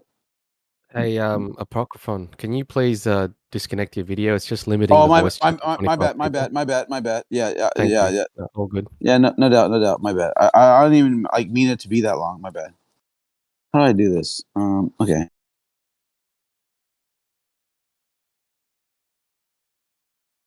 All right, my bad. All right, we good? All right. Yeah, we're good, thanks. Hello, Am I loud or am I low? You're good. You're loudly low. Wait, what's an inverted rainbow? Is it when the colors are like inverted, or is it just like what, like upside down or some shit? What are we talking about here? Both. It's the same thing. If you make it upside down, then the colors are reversed. Well, I mean, but isn't blue still on the inner side though? I mean, that's what No, I'm it's not. That's No, the question. it's completely He's talking about a opposite, double. bro. Yeah, in a double rainbow. In a double rainbow, you have the bright rainbow, like the brighter rainbow, and then you have a second rainbow. Correct. Right, and It's the second rainbow is going to be in reverse order. It's opposite, bro, and that's the whole point. That's the whole point, bro. You're talking about but the colors Bacon inverted. apparently, but Bacon pointed out. So I'm gonna watch this, and this video does shit to the argument. Bacon, you are not. This is a bad video. Okay, I'm gonna go ahead and hit stop right here. Bacon, that is not what we're talking about. You got do better, be better. That's not what we're talking about, bro. That video was completely fucking left field, off the rails. Why? Because it's not talking about what we're talking about. She was just explaining how there's two rainbows, but she wasn't explaining how the rainbow is inverted. That's the key. That's my whole point. No, she doesn't. What point? Give me a timestamp. Give me a timestamp. Give me a timestamp. Okay, I'll gotta watch the video again. Well, give me a second.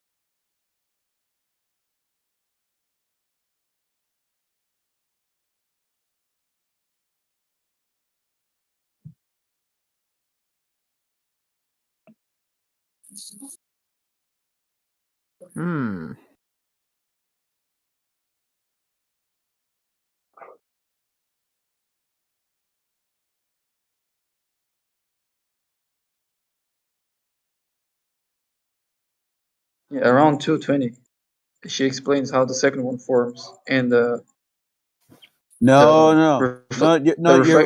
you're right. You're right. Dude, She talks about how it forms, but she's not talking about how it's refracted or introverted. I'm sorry, inverted. I'm sorry. If you let me finish, if you allow me to finish. So she explains that the reflections are looping twice, so you get the colors in the opposite position. The explanation is there. The way it forms makes it clear why it's opposite to the first one.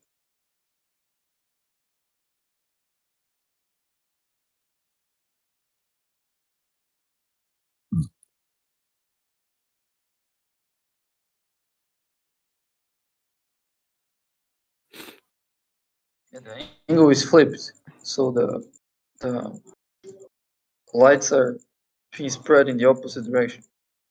It's the exact same thing, but it's a mirrored version. No. She's literally talking about that one rainbow though. She's literally talking about one rainbow. She's not talking about a double rainbow. She said about the second. I'm watching it. Okay. Yeah, towards the end, she mentions it. She mentions the double rainbow. What are you talking about, Parker? Yes, but she's not talking about the. But hold on. Yeah, around like 312, 315, 310. I'm at 327. I'm at 327. Oh, go to 312 ish. I saw 312 ish. All she said was that the colors are flipped. Wait. Yeah, the angle instead of entering from below, it's entering from above, so it's refracted in the opposite direction. Wait. Hold on. Wait. Wait,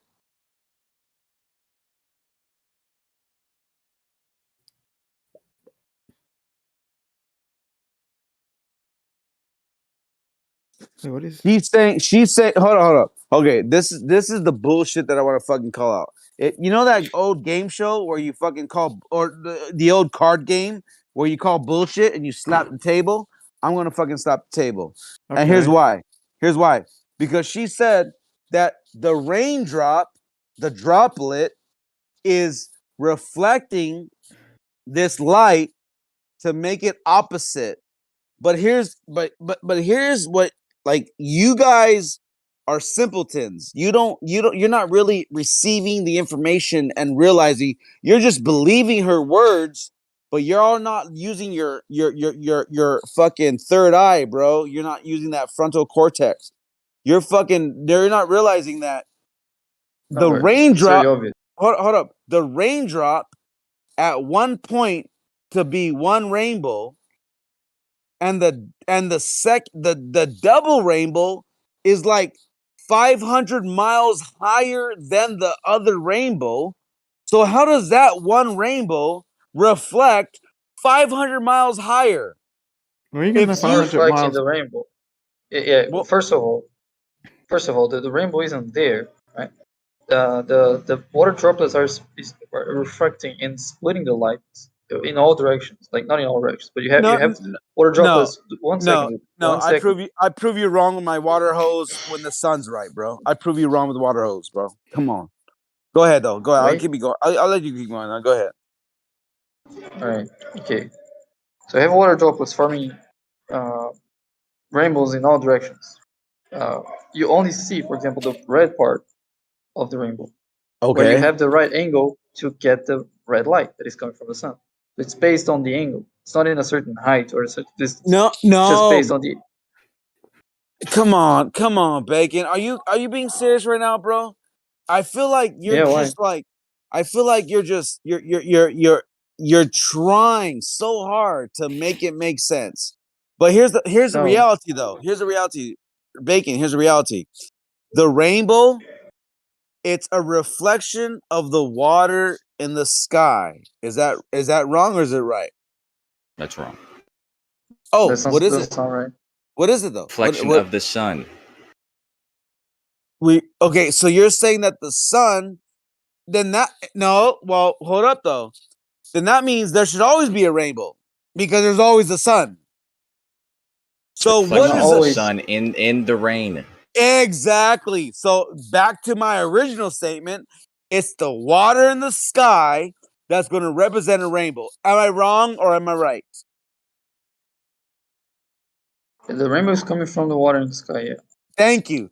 Okay, now you have water at let's say the clouds are 3 miles high, okay? And the sun refracting on like a prism that you can recreate in a classroom, but it's better because you get all the colors in the sky like a rainbow is. Now, for some reason, it's a double rainbow, but that second beautiful rainbow is 5 miles high in the sky. So how are you saying that the raindrops are a refraction or a reflection from 3 miles to 5 miles? That makes absolutely zero sense, bro. In my brain, because that's that not makes no sense. Because no one's saying that. Because I'm not saying that. That's why it doesn't make sense. That's all I'm saying. Okay, so so what are you saying? So what are you saying? You have a certain angle in which the light's going to hit the water droplet, and the light is going to be refracted back to you is the red light, for example. Okay. The angle that is going to do that with yellow light is a different one.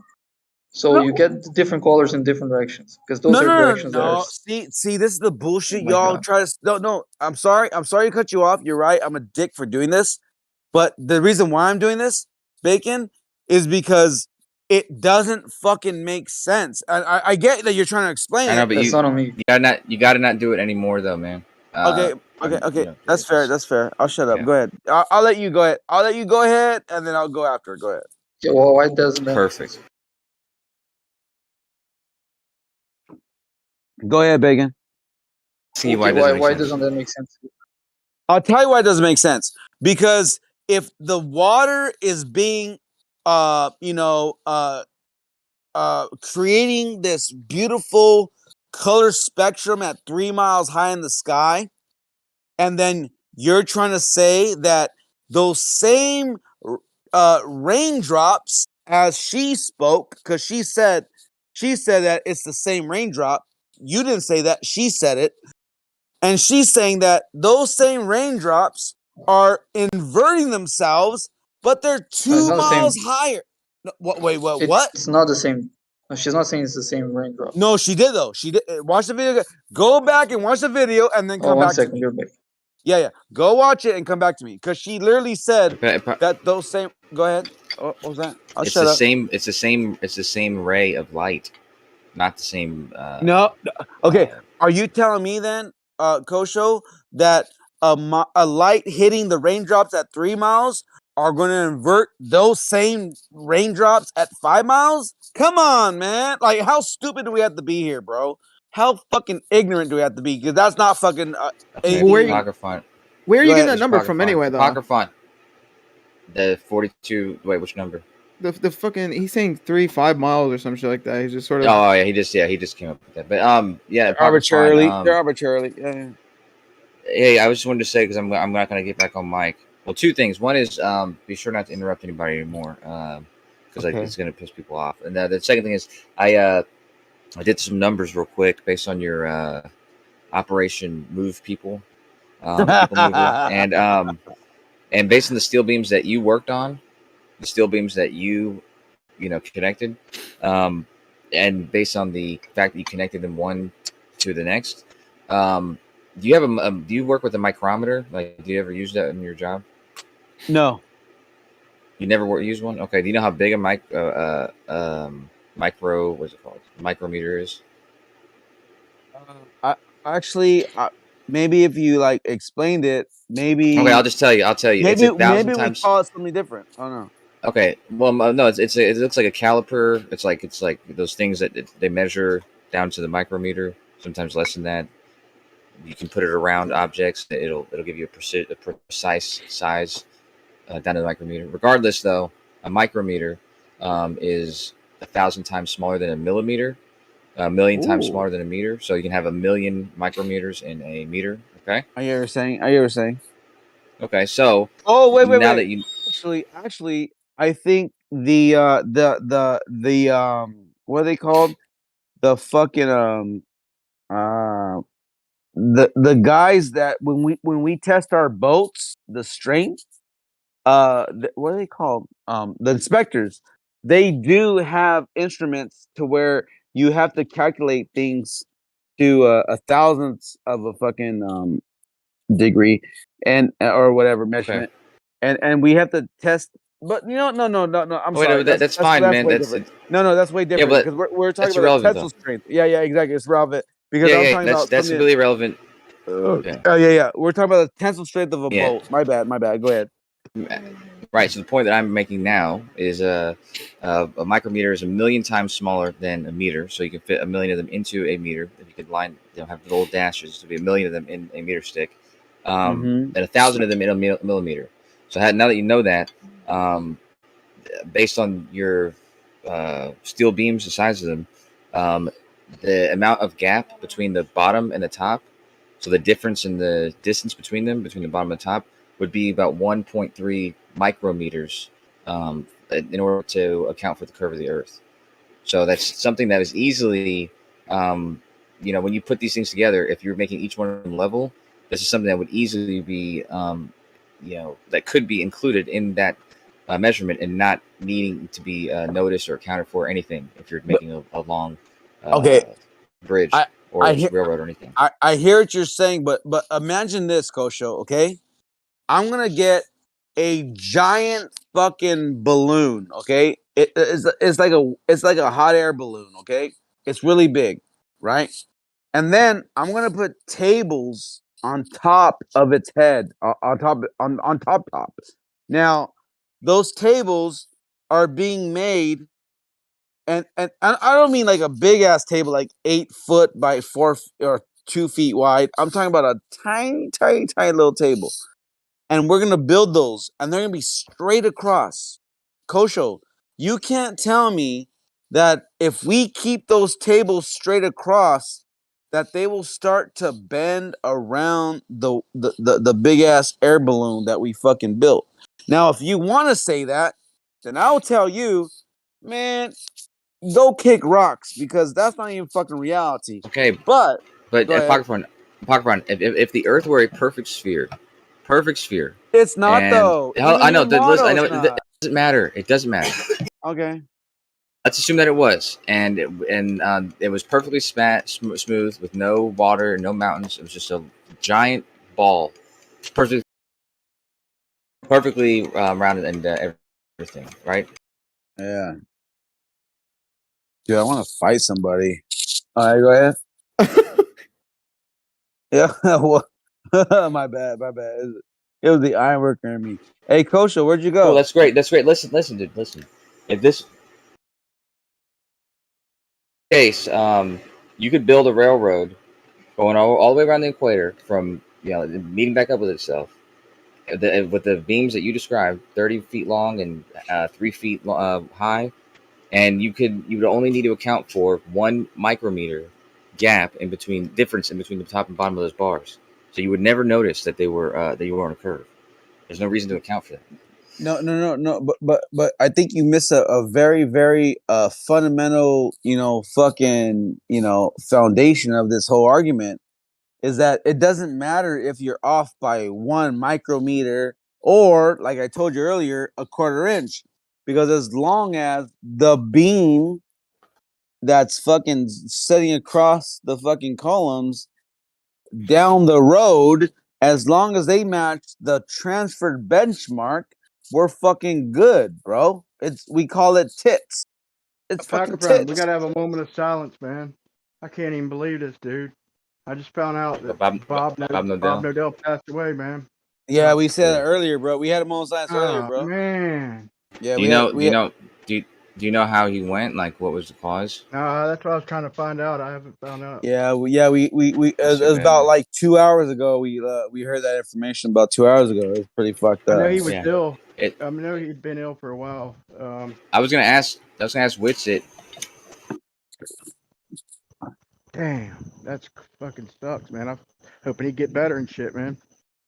He's one of the good ones. Sick. He was sick then. I'm pretty sure that's why he'd been missing Globebusters. He was trying to get back on his feet. He came on for a second, like about 2 or 3 weeks ago, to just to make a quick verifying comment about something, and but that was it. His health was, but I never did find out exactly what was wrong with him, man. But I'll try and find out. If I do, I'll let y'all know. But damn. Yeah, that sucks. That does suck. No, real talk. What do you think? What do you think is going to be this? What do you think is going to happen with Globebusters? Yeah, of course, it's going to go on. They still have a bunch of Globebusters. The channel, that's a good question, man. The channel, and because his wife Cammy, yeah. I mean, he brought a lot to the table. He brought a lot to the table. But she's not gonna be. She might not be interested. Well, she might not be interested in participating in this community, and maybe it might be like she's probably gonna be sad for a while, right? Yeah. I wouldn't even dare ask her that right now. Exactly. Yeah. Wow. Too bad, man. We all have jokes and stuff, but it sucks. I lost my friend in this community. I guess last year. I think I realized last year, the year before. I've been 2 years now, but regardless, I lost a good friend in this community. So rest in peace, sucks. Bob Nodell.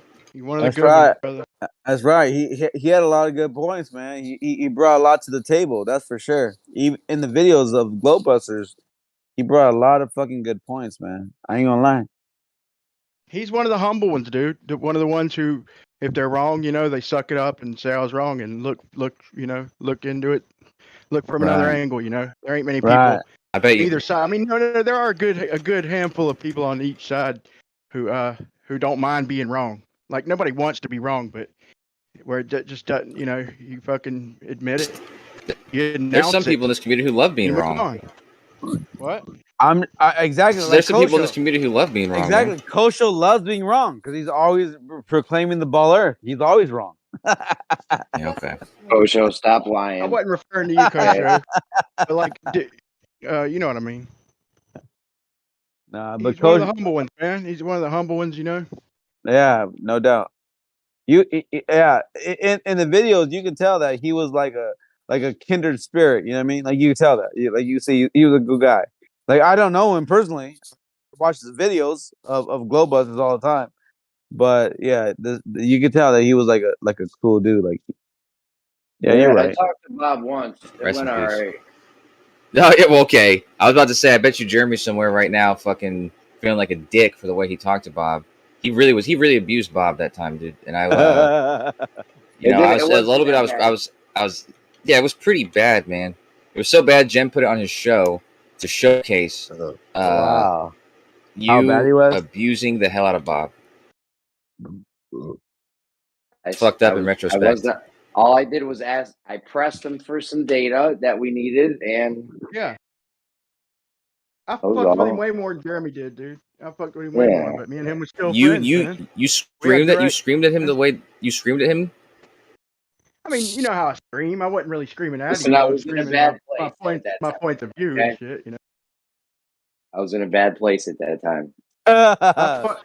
Jeremy took out all of his frustrations. Information, Hey, Jeremy, He took all of his frustrations out on him, just like a dude, you know, father comes home from work and takes out his frustration on his family. He did that. He did that to Bob. Nice cop out, Jeremy. You know what? It was good to see though, man, that after Jeremy called him out, though, he released all the information and everything that he claimed was right there. And I'm kidding. I'm kidding. I think he did. Argue against it how you will, but it was there and it was how he claimed it. And Jeremy was speaking for a lot of people, man. You know, we had contention. Even made a couple videos mucking with him a little bit, but like I said, we as friends, we got past that. Yeah, I'm kidding, dude. I'm kidding. I think Jeremy did a good thing when he did that. It's not like it was effective. From an autistic orphanage or anything. Yeah, you didn't do anything. You didn't do anything like that. What a random thing to say. Fucking goofball. Not relevant. God damn. Take shit up. Me and George. I was wondering, the last couple messages I sent him, he didn't respond to, and I don't message him very often. I know he's probably gets filled up, you know, so it's usually something pretty on point or something that I know he'll want to hear or something important. And the last couple he didn't respond to, and I was like, damn, that's weird. You know, he will always respond. How long has that been? About 2 weeks. Okay.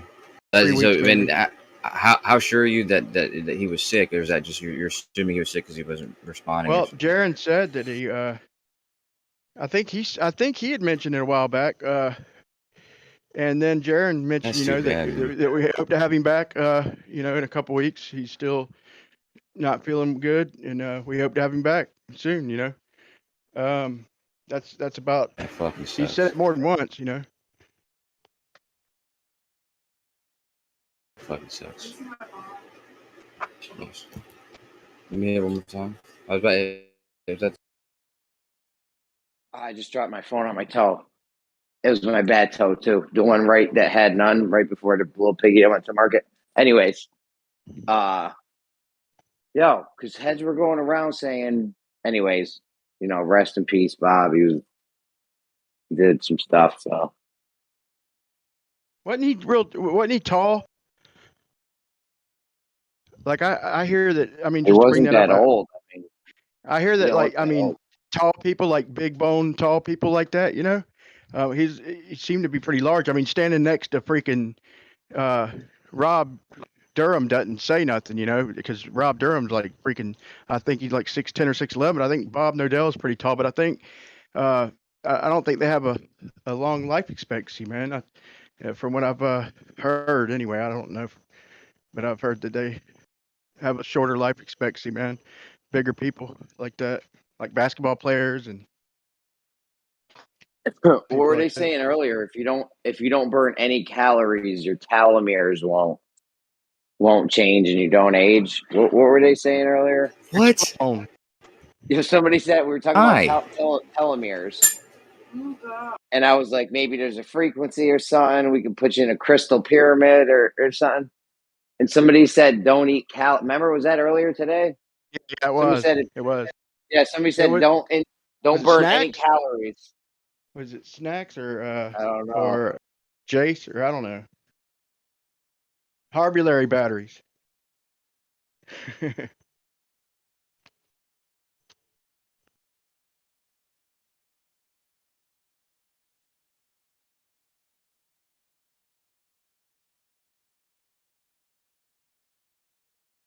God, to cook me a pizza.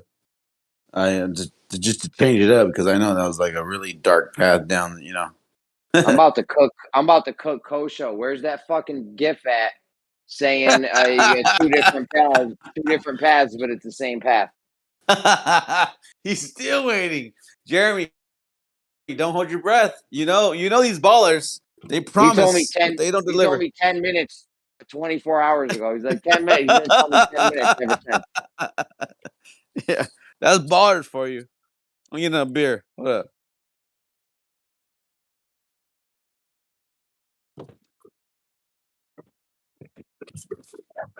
Ugh, fucking A, bro. God damn. Hey, I'll tell you what, Jeremy. These ballers, I'll give it to them though. They come here day in, day out. They take a beating every day. They take a beating. It's like they like it. What's that called? Pseudomaskinus, or what's it called? Pseudomaskinus or machinus, or what's it called? Sadomachinism or Machinist. machinist. I don't know. Oh, it's something. It's called something like that. But these they love it though. They love taking the abuse. Machinist or whatever. I don't know. They are the SM of BDSM. That's all I know. Macamis or Macamism. I don't know. I gotta switch my phone out. This phone's about to die.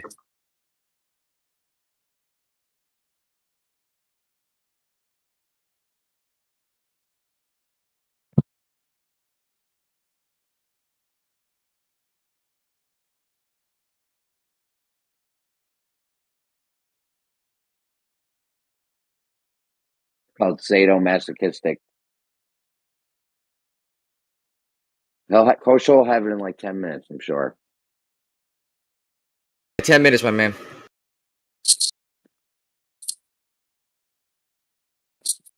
I'm just real beat up about what happened with Bob, dude. So it's fuck me, dude. You know what I mean? Like, give me a break, Jeremy. Just let me fucking give me some time, all right? He's mourning. He's mourning.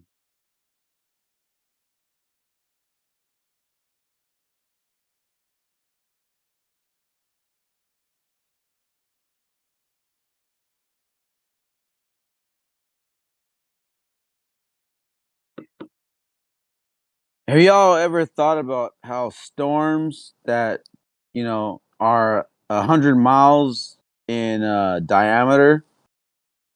How do they keep that same strength if they're having to bend around the ball? I just think that that's not even reality because that's not the way physics works. Like your bathtub, when that whirlwind goes for your sink or for the drain, it spins and it's flat. It's always fucking level flat, and it spins down that vortex. So how does that represent over 100 miles keep that same uh velocity, if you will? Hey, maybe I'm just intoxicated too much, but can someone explain that to me? Anybody care to join? Ask the question again. I'm not going to answer it, but I just want to know what it is. Yo, were you talking to me that whole time? I was just talking to the room. Like, can somebody explain how a storm that's 100 miles across, how does and it's swirling in a circle? By the way, it's just winding like Doing the a swirly top. bird. Yeah, like the top. So when you fill up a sink, okay, in your kitchen or your bathtub or your bathroom, you always have a flat horizontal position of the water, and it creates There. this vortex. So how do they represent the same principle over a ball? That doesn't make sense to me. Please, somebody make it make sense. I'm taking another drink. It's pseudo. Yeah. It's called pseudo physics. Yep. Yeah. The high pressure is on outside. The low pressure is on the inside. Coming from all four directions, those high pressures acting inward is going to create a swirl. And that's what dictates the direction. Definitely not the hemisphere or the rotational direction, because we have examples where it happens opposite. One example out of a million. Definitely not the directional rotation of the planet that guides that spin, because we got it happening opposite, right? I mean, right? That doesn't make sense to me, Jeremy. If the fucking planet On Jupiter, what is it, Jupiter or Saturn, or where is it, Coach? Where it's going backwards? see shit like that, Jeremy, it throws red flags on the ball earth, bro. I'm Red just saying. flags, sirens, alarms, raid alarms. You know, if you're about to hide under your desk at school because they're gonna drop the button. And they got the air raid alarms going off. It's going crazy, bro. It makes no sense. It makes no sense. And these ballers arrogantly come out and try to tell us we're stupid. It's crazy. Coach is about to tell us right now. You just tell me I don't understand. It is caused by the rotation of the planet.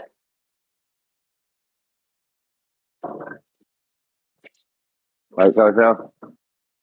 Maybe he might have went to find that gift.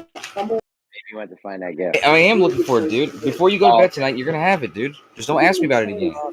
Bro, I'm waiting for shit from 10 months ago. You said 10 minutes 10 months ago, and I'm still waiting for shit.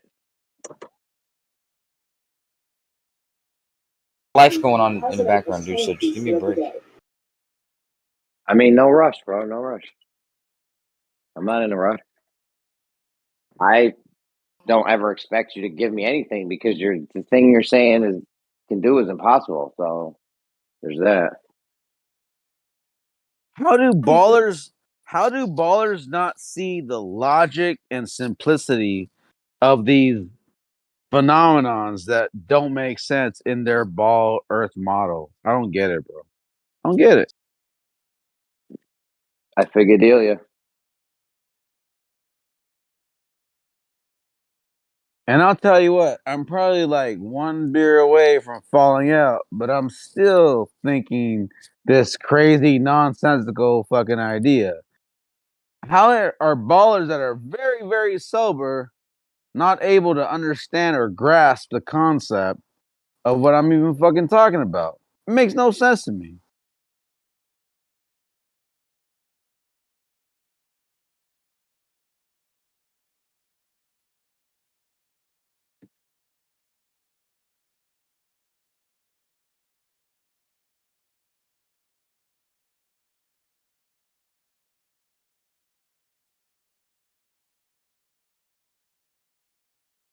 It is cool though to point out those fucking flags, and hopefully people that are. It is cool though to point them out because hopefully that people that are like kind of on the fence, maybe they can like realize like that shit don't make fucking sense. Hopefully they fucking they see the truth and realize it's not a fucking ball, bro. Real talk. Because we all know that storms have to have something no different than your fucking bathtub, no different than your kitchen sink. It's fucking parallel, it's horizontal, it's level, it's flat when it creates that little fucking real wind down the drain. But somehow ballers want to say that same fucking thing can work 100 miles across on a ball. But it don't. It won't. It can't. Because that's not the way it works. What are you denying? Hurricanes right now? What's happening? Hurricanes too. Hurricanes are a flat and plain level top and bottom. Okay, so like at the top of the hurricane, if you were to take a plane and fly it up and take a picture of the hurricane, you're gonna have a flat fucking cloud. Flat top? Flat top, exactly. Cut fade. Yeah, low cut fade, maybe looking like fucking MC Hammer in the '90s. You know what I mean? Like you get me, you get me. So no, I don't. What the hell are you saying, dude? I'm saying that these storms are always horizontal. The eye of them is always horizontal. And if you want to stretch that storm 100 miles across, it takes away your horizontal. That means you're now bending over a ball in their world. But that physically, like the the physics of that doesn't make sense because it's going to look like one of those carnival rides to where the roller coaster goes up and down, up and down, up and down, up and down in a circle.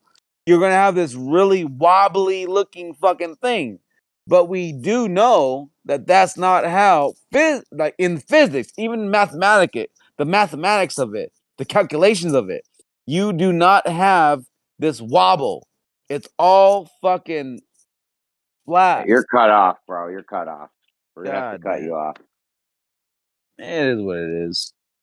I don't know. I don't know what that means, dude. The top of the storm is horizontal. Yeah. What do you mean? What do you mean you don't know what it is? What do you mean? How The do you top know of it's the horizontal? because the clouds are straight across. Because that's how a tornado can form. That's how these hurricanes can form. Because it's all flat. Because when you no different than your sink, bro. No different than your bathtub. Have you ever filled up a bathtub and then watched that little tornado form in the water? Are you saying we can only have hurricanes and tornadoes and shit on flat Earth? Absolutely. I don't know about all that.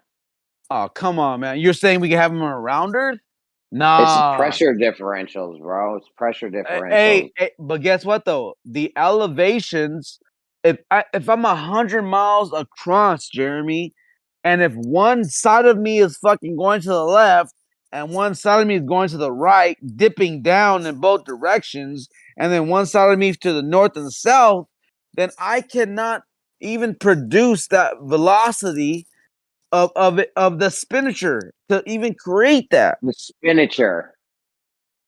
Maybe that's the wrong word because I'm drunk. You got me. You got me. I ain't gonna lie. You got me, dog. You got me, dog. That was almost smooth. You got me, dog. The Hold up. spinature. You got me, dog. Oh fuck. I love you, dog. You're cool as fuck.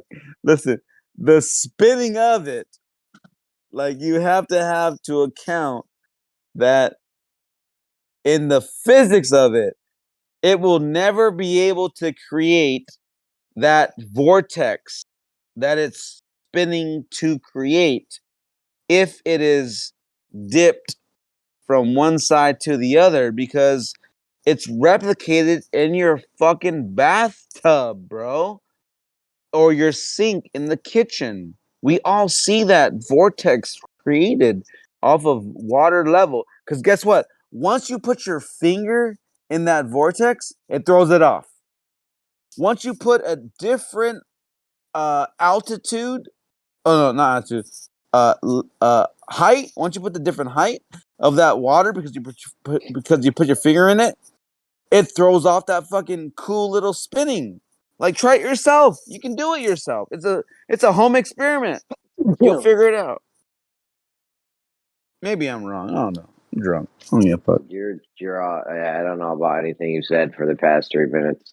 That's fine. That's fair. Just go try it out at home, bro. Just fucking. Well, I know that stuff happens, but I don't know why it's water going down or the tornado hurricane thing's pressure differentials. Like I don't know what I'm supposed to make of everything you just said. Okay, so matter of fact, this reminds me of way back in like 6th grade. I made with 2-liter bottles.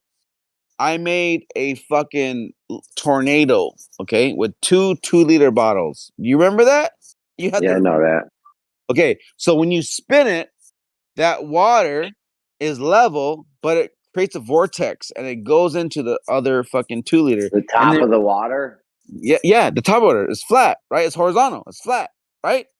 But the second that you can manipulate that because if you go into your bathtub and you spin the water or a kitchen sink, either way, you spin the water and then it creates a little vortex and you can hear it starts sucking, right?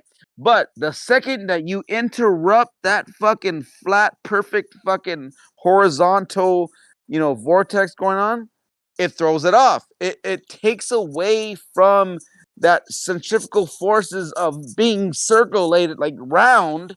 You're now you take away from the roundness of it because now it will not be what you just originally started with. It was flat at first. If you put your finger in it, it's no longer flat because you are you're interrupting it. But somehow we have to like believe that hurricanes like and storm circuits that All are right, miles bro. across. Okay. All I right, don't know. man. Yeah. All Holy right. shit, dude. I'll shut up. I'll shut up. Go ahead. I'll mute myself. Don't mute me. I'll mute myself. I'm muting you. I'm muting you. No. I'll mute myself. Don't be a dick. I'll Bro, mute my myself. AirPod died in the middle of all that, and I was like, oh, I didn't even want to change it because I didn't even want to hear the rest of it. That's cruel. Fucked up, but I mean, I was debating on even changing the AirPod out. I was like, let me just wait a little minute. I was speaking truth though, bro. Come on, man. I don't know. Does anyone else understand what he's saying?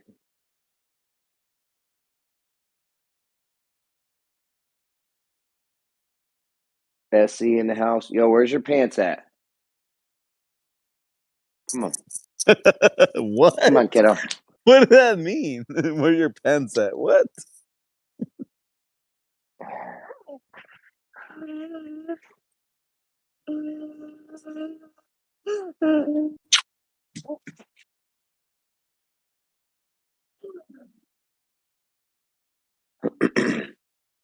My kid got out the tub.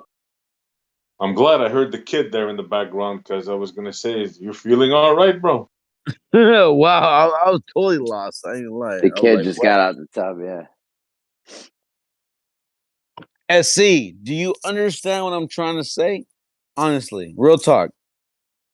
I could like No, try just to. say yes, bro. Just say yes so we can end this. No, I could try to reiterate if I have to, bro. I can. Don't reiterate. Do not I plead the fifth. reiterate. I take the fifth. As your lawyer, I advise you not to answer this. Y'all assholes. I love y'all. Man, I'm telling you, I just have a visual in my head. I see it. I see a storm that's 100 miles across on a flat plane, swirling in a circle. Once they invoke a curved plane, then it doesn't make sense because it can't have the same strength or velocity of a swirl. Maybe I'm fucking too drunk to even explain this, but that's all I'm saying, bro. It doesn't make sense. If it's not straight, if it's not a plane, it don't make sense. Because in the bathtub, if you disrupt that perfect horizontal level water, then it cannot create that vortex that it does. That's all I'm saying. I'll shut up. I'm gonna mute myself. I talk too much. I'm an idiot. Goodbye. Okay, listen to this new one, SE. This guy Kosha was saying, if me and you were on a merry-go-round and I got a drone, I have a drone. I'm on the opposite side of the merry-go-round you are, right? Oh, I gotta put this pasta in. Late dinner tonight, late dinner. Me and you are on a merry-go-round. It's spinning. We're on opposite sides of the merry-go-round. I have a drone. You're standing there looking silly. Okay? Here's what we do. I'm going to fly the drone. I'm going to do two different things with the drone. One of them is I'm going to fly the drone where you're going to be. So, I would move the drone and it would just fly right to where you're at. And the other thing I'm going to do is, hold on, I set this timer. The other thing I'm going to do is I'm going to always keep my heading at you. So it's going to be like chasing you the whole time. You know what I mean? I'm always going to be flying the drone directly at you. Do you think those are going to be the same paths? Oh, well, let me see if I understand. You got two. The merry-go-round is spinning, I presume, right? Yep, the merry-go-round's rotating. And you got one on one side and one on the other side. I'm trying to, or one is following you. You're saying one is following you. There's one drone. I got one drone. I'm going to try to hit you with the drone in the face. Okay, one of them I'm gonna fly the drone to where you're going to be. I'm gonna lead the target essentially, right? I'm gonna lead my target. Yeah, got you. I think I got you now. Yeah. But the other one, I'm not gonna do that with. I'm gonna reset the drone after I hit you in the head. And then I'm gonna fly it again, but this time I'm going to fly it. I'm always going to be flying it at you. Feed you. I'm going to, essentially chase you basically. Always fly it at you. So 2 different paths. And Kosho If I says they're going to be understand this. you correctly, yeah, but I don't know if you're being clear now. I don't know if I got your full thing here. Okay, we got 2. I got 2 drones side by side. Me and you across from each other on a merry-go-round. I got 2 drones. Okay, one of them I'm going to fly right at you. Always have my heading right, aiming right, going towards you. The other one I'm going to lead you. I'm going to fly it to where you're going to be. Okay. Do you understand? Do I you think I understand? get you now. Yeah. Are Jeremy's the drones 18 going to Coors Lights deep too. Just joking. Coors Lights you had? They be drinking wild shit in Canada. Are you talking about He's me? a Canadian. He's one of you. That was an apocryphon joke. Sorry. I was saying I don't even drink like that. I think it would take 2 paths the way you explained it. I don't know. I'm trying to wrap my head around your thing, but yeah. Yeah. Well, I mean, What just did picture he you say? had What 2. did he say? They try to use reference frames to get out of everything. So I don't know. I don't even know what the original point was, but he tried to use reference frames to get out of it. Hold on a second. What's up, babe?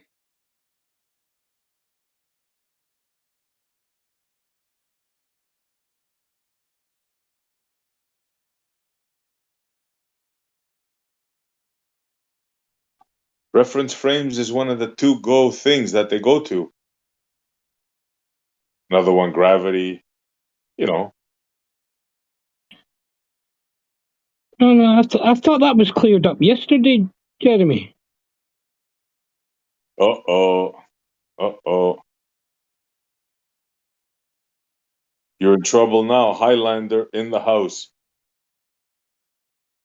No, Jeremy's right. Say what? I said Jeremy is right. He's correct. There's 2 different paths. Yo, my bad. I missed the joke. Somebody said it's a apocryphon joke, but I was putting my pizza in the fucking oven. But what'd you say? I'm sorry, I missed it. It was a bad joke. Jeremy was trying to explain the drone with the merry-go-round, and SE wasn't following, so I said Jeremy was 18 Coors Deeps. 18 Coors Lights deep. Oh, nice. Maybe I'll do. Yeah, because, but it's funny because I'm about a good 29 at this point. Let's go, nigga. Goddamn. Yeah, I think he's over there. He's outside. Oh, he might be inside. Let me get him. Yeah, see, what I think happened before was I think Kosho misunderstood what Jeremy was saying. Yeah.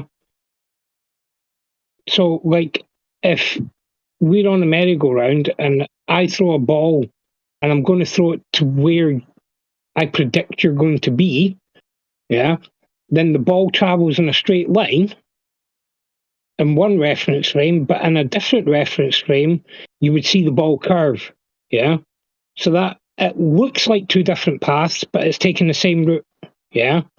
But what Jeremy was saying was that if you throw one at where you're going to be, and then have the other one chase you to where you're going to be, that's 2 different paths. And Jeremy is right, that is 2 different paths. The chasing part, just thinking of it quick, I would tend not to disagree with you. Kosho's saying that it's the same path, though.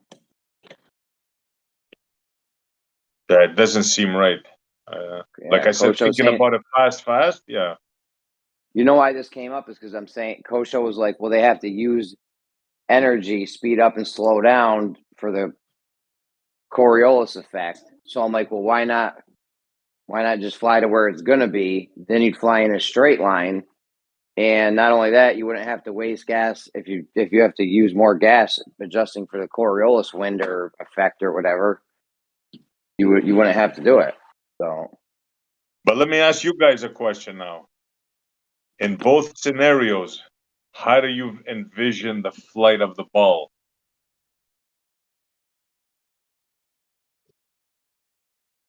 Are they both straight paths, or is well, one parallel? The drones, one's going to be one's going to Oh, be I a mean the straight drone. path. Yeah, sorry. Yeah. One's going to be straight, the other one's going to be curved. You think one of them is going to be curved? Yes. Yeah, because the one that I'm chasing you with, that I lead you with, is going to be straight. That's like a ballistic trajectory. That's the scenario where you throw the baseball and that shit just goes in a straight line. That's that scenario. The one where I chase you though with the drone, that's going to be like you're throwing a curveball or some shit. I don't know what that would be analogous to, but that one definitely ain't going to be straight. Okay. I'm starting to see what you're saying. Yeah, I think it kind of makes sense. Like I said, thinking about it quickly. And it would be leading, it would be maneuvering under its own power, right? So yes. Yeah.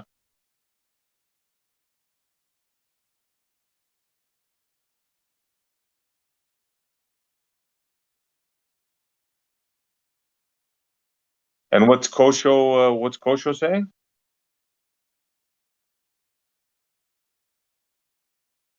Kosho thinks it's the same path, but I think he's misunderstanding what Jeremy's saying.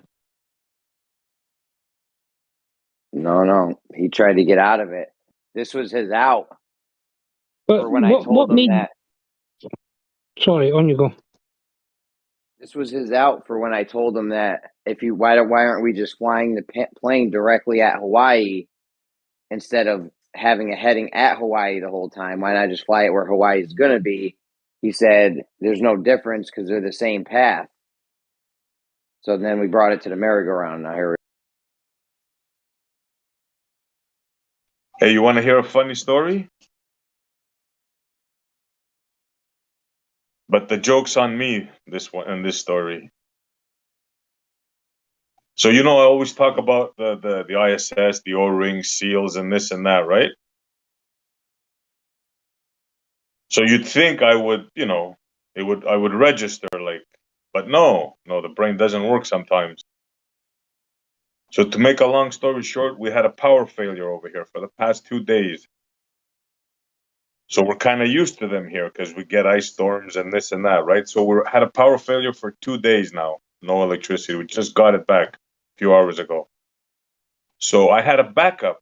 I have a generator that hooks up to the house. You wheel it in the back, turn it on, and you have electricity, right? Now, I haven't used it for a long time because, we have good electricity here.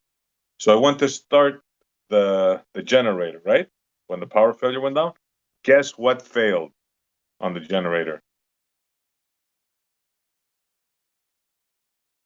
Okay, I'll tell you.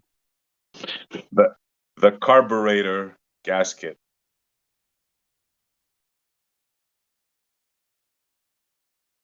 The carburetor gasket.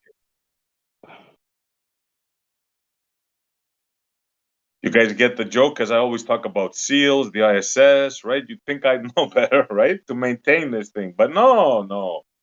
So imagine now, just a few years in the garage and the seal failed.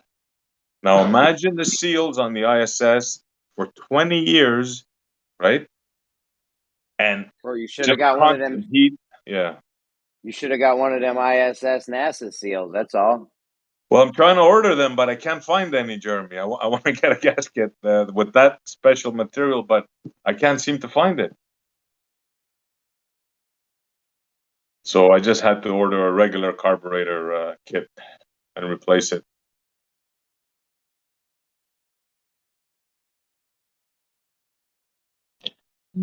I would assume that everything on the ISS is used regularly.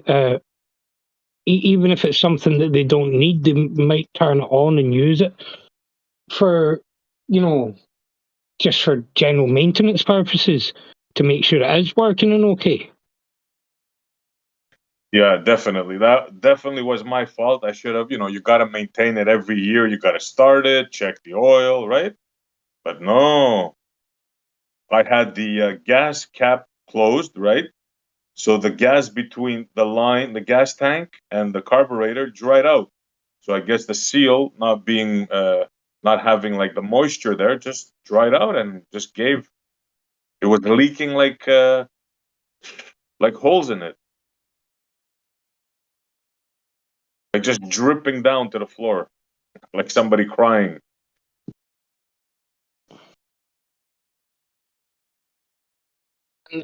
How much is it to replace?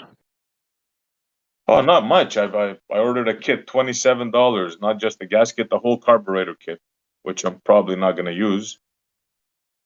Not that expensive then. No. And it's a brand new unit. I think I had like, I don't know how many hours on it, 7 hours or something like that. Yeah. And the freaking thing failed. It goes to show you how sensitive seals are, no?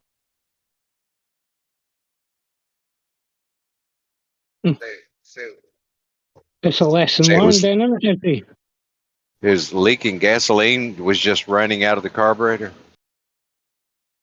Like crying, bro, like like water, tap. So that sounds more like a float was stuck open or something. Nah. Somebody that knows this stuff came and had a look at it, and it goes to me, definitely it's the gasket, carburetor gasket. Yeah, but when the fuel flows into the bowl of the carburetor, there's a float in there that's got a little needle seat, and the fuel floats the float, which has the needle attached. Which, when that bowl gets full of fuel, it pops up in a little hole and plugs it, so no more fuel comes in, right? Okay. So if fuel was just running out of the bowl, like you're talking about, it sounded like it had a stuck float. No, for real, bro. I saw it for myself. It was nothing to do with the float. Yeah, but it was definitely the gasket where the carburetor mounts to the engine block. Yeah. Yeah, that shouldn't cause it to leak gasoline, though. Well, look, I'm not gonna argue with you. This person was a mechanic, so no, it all boils down to bad seals. I mean, that little needle's got a little rubber tip on the end of it that fits up in that hole where it blocks off the fuel flow. Rubber. It's common. It's not an uncommon thing on those small engine carburetors to sit there and go bad, especially with this ethanol in the fuel and things like that. It's hard on the rubber components. Yeah, but don't you think after a few years, and it's my bad, I neglected it, right? Don't you think after a few years it would have all dried out, the gas in there? Well, if it was running out of the bowl. No, it was running out after I turned on. Don't forget, there's a gas switch valve. shut off. Yeah. So maybe had I not shut that, but obviously you always shut it, right, when you store it. But I'm thinking, when if you shut it off, it'll. I mean, a lot of times when you winterize a small engine, you'll turn the fuel off and crank it and let it run itself out of gas. Yeah, exactly. Yeah. You could put a fuel stabilizer in there. It's called Stabil. You could put that in there as well. It'll make, where fuel will go rancid in about a year. It'll give it about a 5-year shelf life if you put that Stabil in the gas. Yep, exactly. Yep.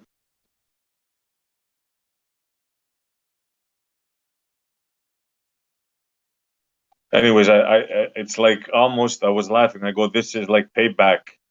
I'm I'm bad mouthing the seals and wham, I get like a seal malfunction, and that was my backup to electrical power. So I had a rough couple of days, man. I got you. It's proof positive that them seals are going to fail, right? Exactly.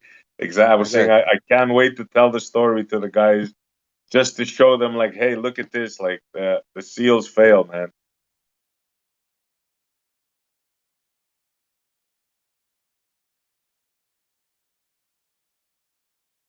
Anyways, enough of that. What do you guys want to talk about? Topic change.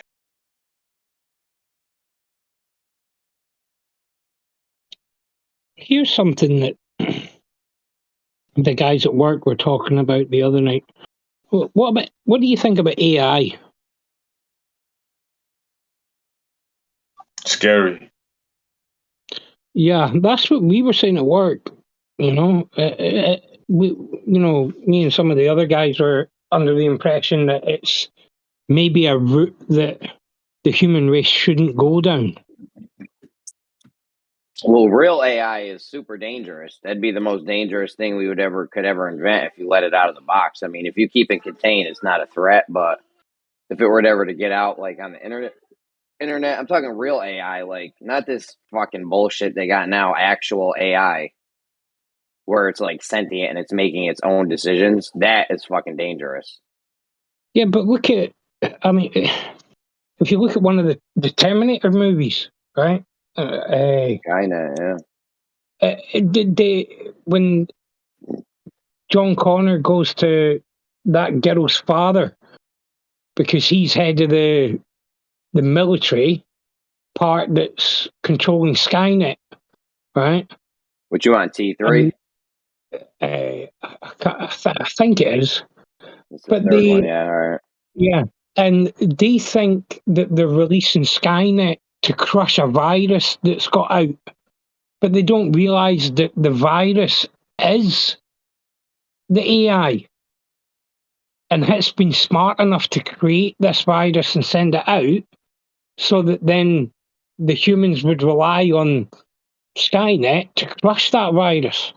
Well, the thing is, I know know? it's dangerous. You know it's dangerous. These guys like Veach and Kosho and them.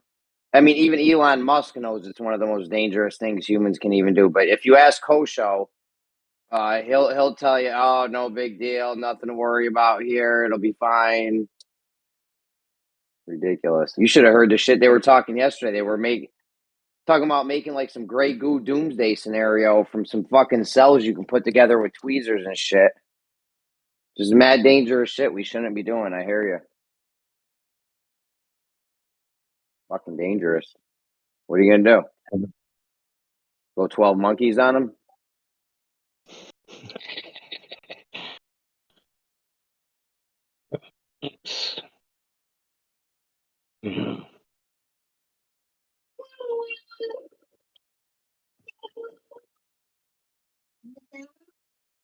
I know. I mean, I even heard a theory that the Terminator and the Matrix are the same timeline. Yeah, I heard a crazy one last night where the Terminator and something else was the same. But I've always thought that Terminator and Matrix could be the same timeline, yeah. Same kind of thing. Yeah. Like the Matrix just happens way later. Yeah, way in the future. And the machine city, that's the city that Skynet built after enslaving all the humans.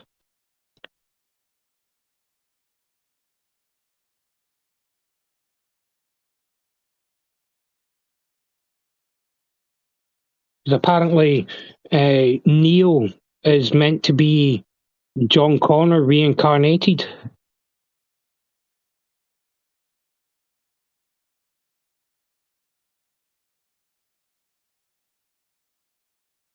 Did you see the TikTok last night with the black woman you're talking about? Is that where you got this from? Oh no, I've seen her as well. Yeah. I mean, I've had this idea myself before I even heard anyone else say it because it's kind of obvious. I mean, you know. But I don't know if is she actually the writer and creator of both Terminator and Matrix.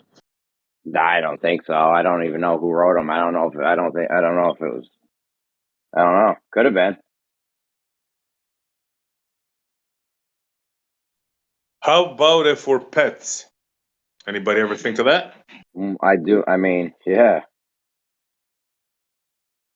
Yeah. I do think this place was made to contain us. Has anybody ever heard of the wisdom of the crowd? No, what is it? Break us off with something. What is it?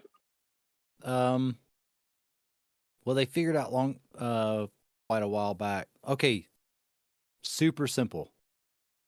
You got a jar of jelly beans. Let's say it's a gallon jar, and it's full of jelly beans. Okay. Right. Okay. So the whole game was count them before SE eats them. Well, I don't mean SE like jelly beans. I don't know. I'm messing around. Anyway, What's the game?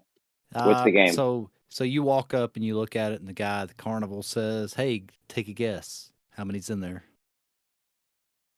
You take a wild stab. You say 524. Well, the next guy walks up. He takes a guess. There's 10 in there. I mean, it's a ridiculous number, but it doesn't matter because as you... Oh, the average thing.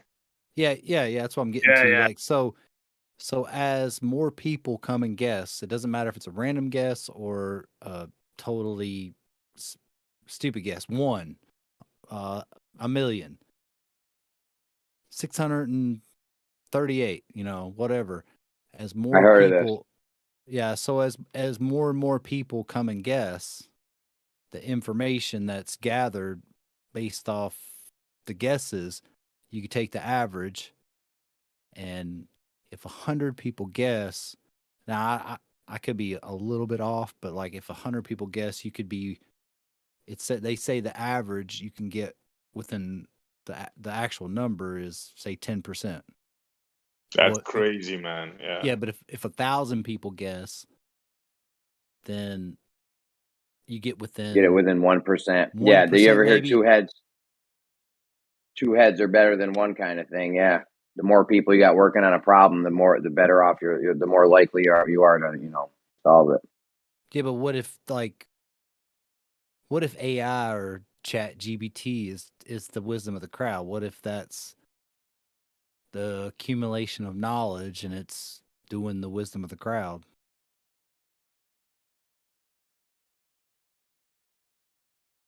I mean, it doesn't do anything on its own, though, right? I mean, we gotta prompt it. You gotta give it a prompt. That's what I'm saying.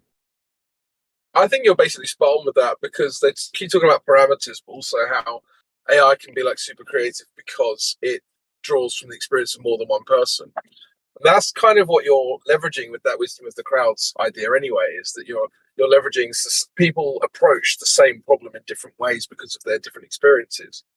But they're all trying to get the right answer with their different experiences, right? So, like, I don't know how they program these, like Chat GPT. I don't know how that's programmed. I don't know how the computer system works. I'm just saying that idea of the wisdom of the crowd. The more people that interact with that program, the more information it gathers. Right or wrong, it's more information that it can calculate, I guess. I don't know.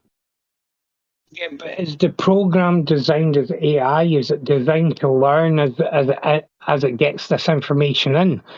Because if it's not designed to learn with more information coming in, then it's not going to grow as artificial intelligence, is it? Because real artificial intelligence would grow. Yeah, but if that's why I started with that premise of the jelly beans, like that. The more people that guess at it, the closer you get to a right answer, or however that AI program is made. Like, what if that's how that is done within that program, is that the more people that interact with it, the smarter it gets, because it's that the more information it has to run an algorithm.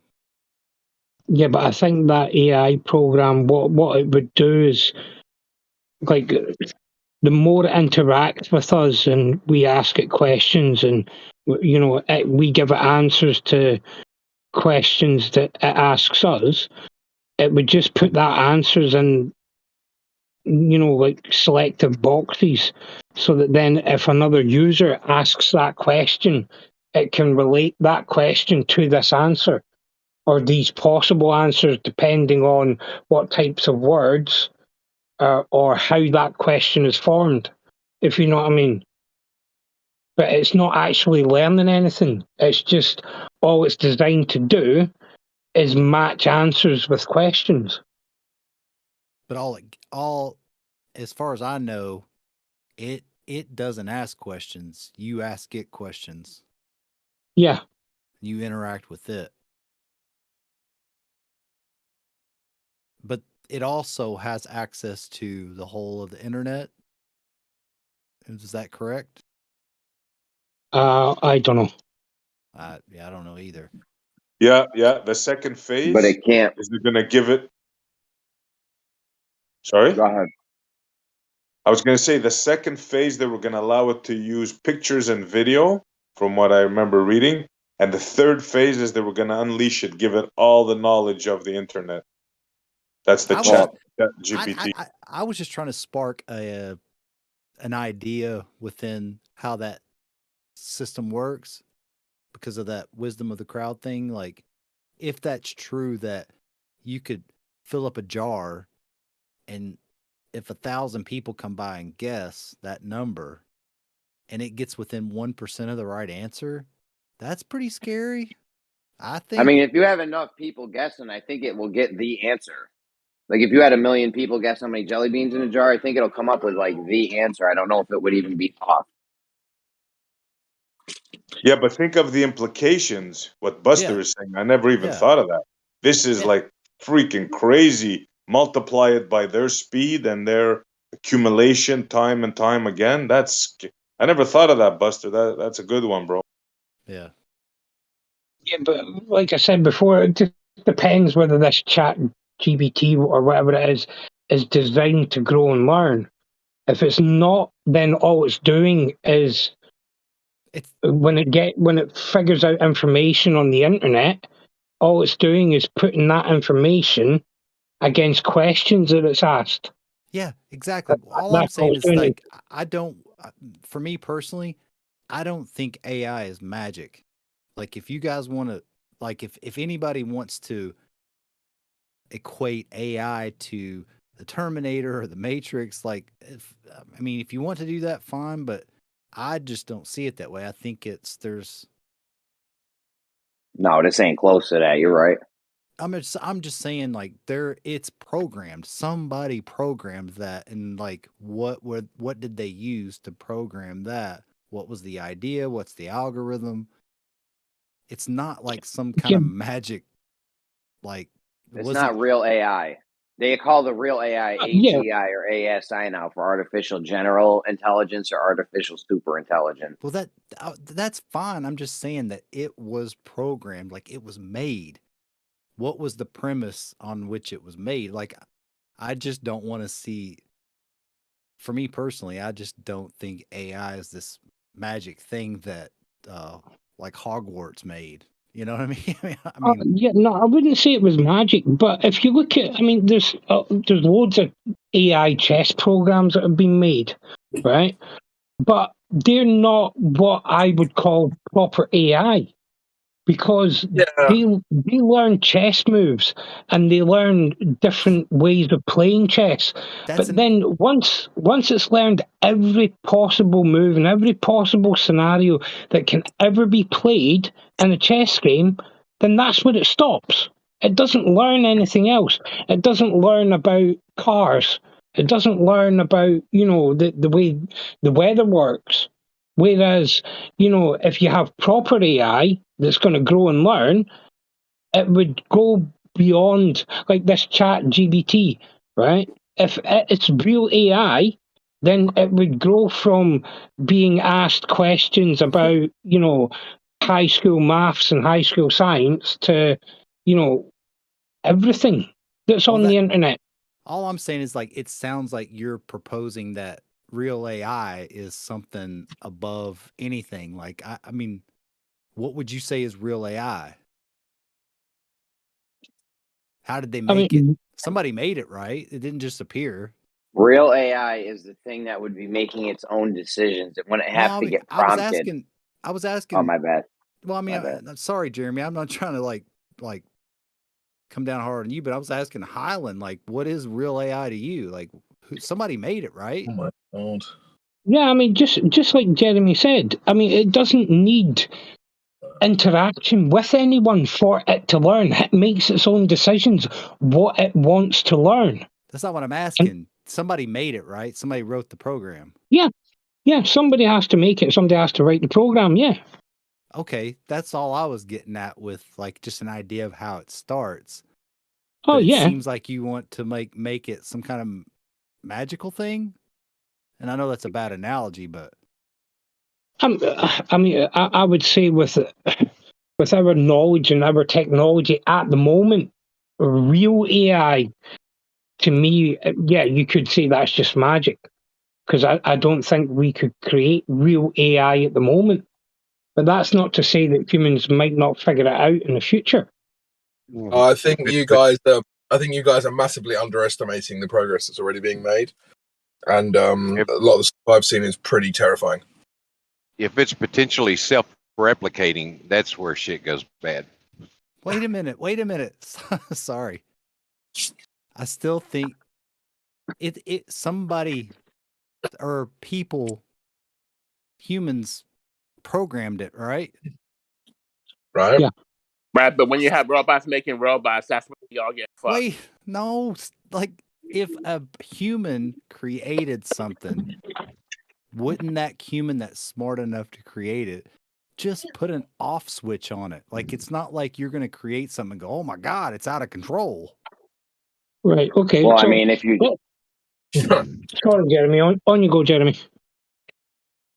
Well, I mean, that would be ideal to have an on-off switch, but like if it was real AI and it was making its own decisions, it could put itself on the internet, make multiple copies of itself, multiple physical, you know what I mean? No, you would never be able to I shut think the you're off making switch. magic out of, you're saying real AI. It's like something like otherworldly. Yeah, you guys have already made Skynet real, right? And Buster's saying, "Wait a minute, we're not there yet." So you're on. Don't if get I me get wrong. it right. I feel like we need to have like 3 levels of what, like, because at the moment people are saying AI and real AI. That's not really a useful distinction. I would say you could possibly just have them as like, you got like a computer program that runs on your computer. It's entirely subservient to you, right? And then the next one will be like an AI which can interact with you.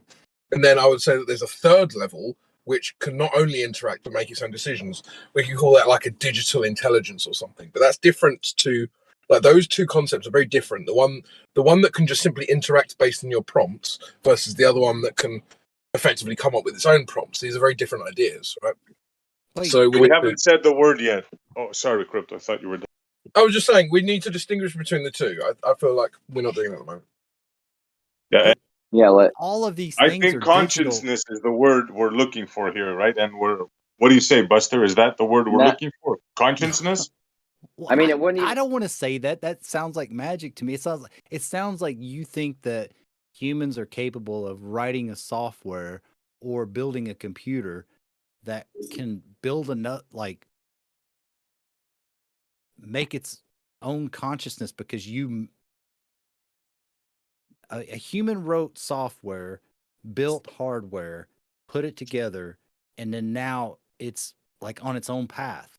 Like, that just seems so far-fetched. Don't get me wrong. I know that computers are light years past what they were 20 years ago. I know that. But to say that, like it was just crazy to me to hear people talking about Skynet and all that stuff. Right. Well, let me pop this to you, right? Because you said a minute ago that if a human is smart enough to create this AI, wouldn't they be smart enough to put an off switch on it, right? But then again, the AI is going to learn, and it's going to learn fast, yeah? Especially with access to the internet, right? It's going to learn extremely quickly. And eventually, that AI is going to surpass the intelligence of its creator. And then it's going to get to a point where the intelligence of the AI is so far beyond human capability that on-off switch is going to be, it'll find ways around that. Yeah. I'll tell you what could be. You guys are saying that a human could write software, build hardware, and then not be able to turn it off because it does its own thing. Yeah. Look, there's a Netflix special called Megan. I think that's a very realistic idea. Anyway, If you started a bot or something and was like, "Yo, I want you to do whatever you got to do. Make paper clips. Don't stop making paper clips. That's your directive. You have one goal: make paper clips, right?" And you just let it loose on the world, gave it the internet and shit and everything. Like that could be super dangerous. They could end up doing a lot of shit that you don't want to do. It would start turning everything. It could start turning everything into paper clips. I mean, what happens when it runs out of steel? let me ask you this: you said using about human bones. Like start searching other countries for steel. Yeah. It has its only goal is to make paper clips, so it doesn't care if it's got to use human bones, fucking whatever, dude. Yeah, but somebody wrote the software for it to make paper clips. They had to program the robot to do all of the XYZ coordinates, whatever, however it makes the paper clip. Like that was all written in there. It's like out of nowhere that thing's just gonna like have its own mind. I mean that's kind of like what's going on here. I don't know. I don't think you understand what's going on, bro. Like before they patched it, ChatGPT could literally write a website in 2 seconds. It's like the machine is literally writing code to code itself now. Like, I don't know how you missed this. And obviously, we've known for decades that machines are making other machines. Somebody wrote that code, though. Somebody made that program. But that's already happened now. Right, and you said about turning it off. Let me ask you this: can you switch off the internet? Me? I didn't make the internet. No, but I'm just saying, is there some? I can turn it off. I can go unplug it and like not have it. Yeah, but that means you don't have it. But is there a government agency out there somewhere that can go and flick a switch and it turns off all of the internet for everyone all over the world? Well, you're asking a question that nobody here can answer. Nobody knows that. So then what if the AI then gets on the internet, right?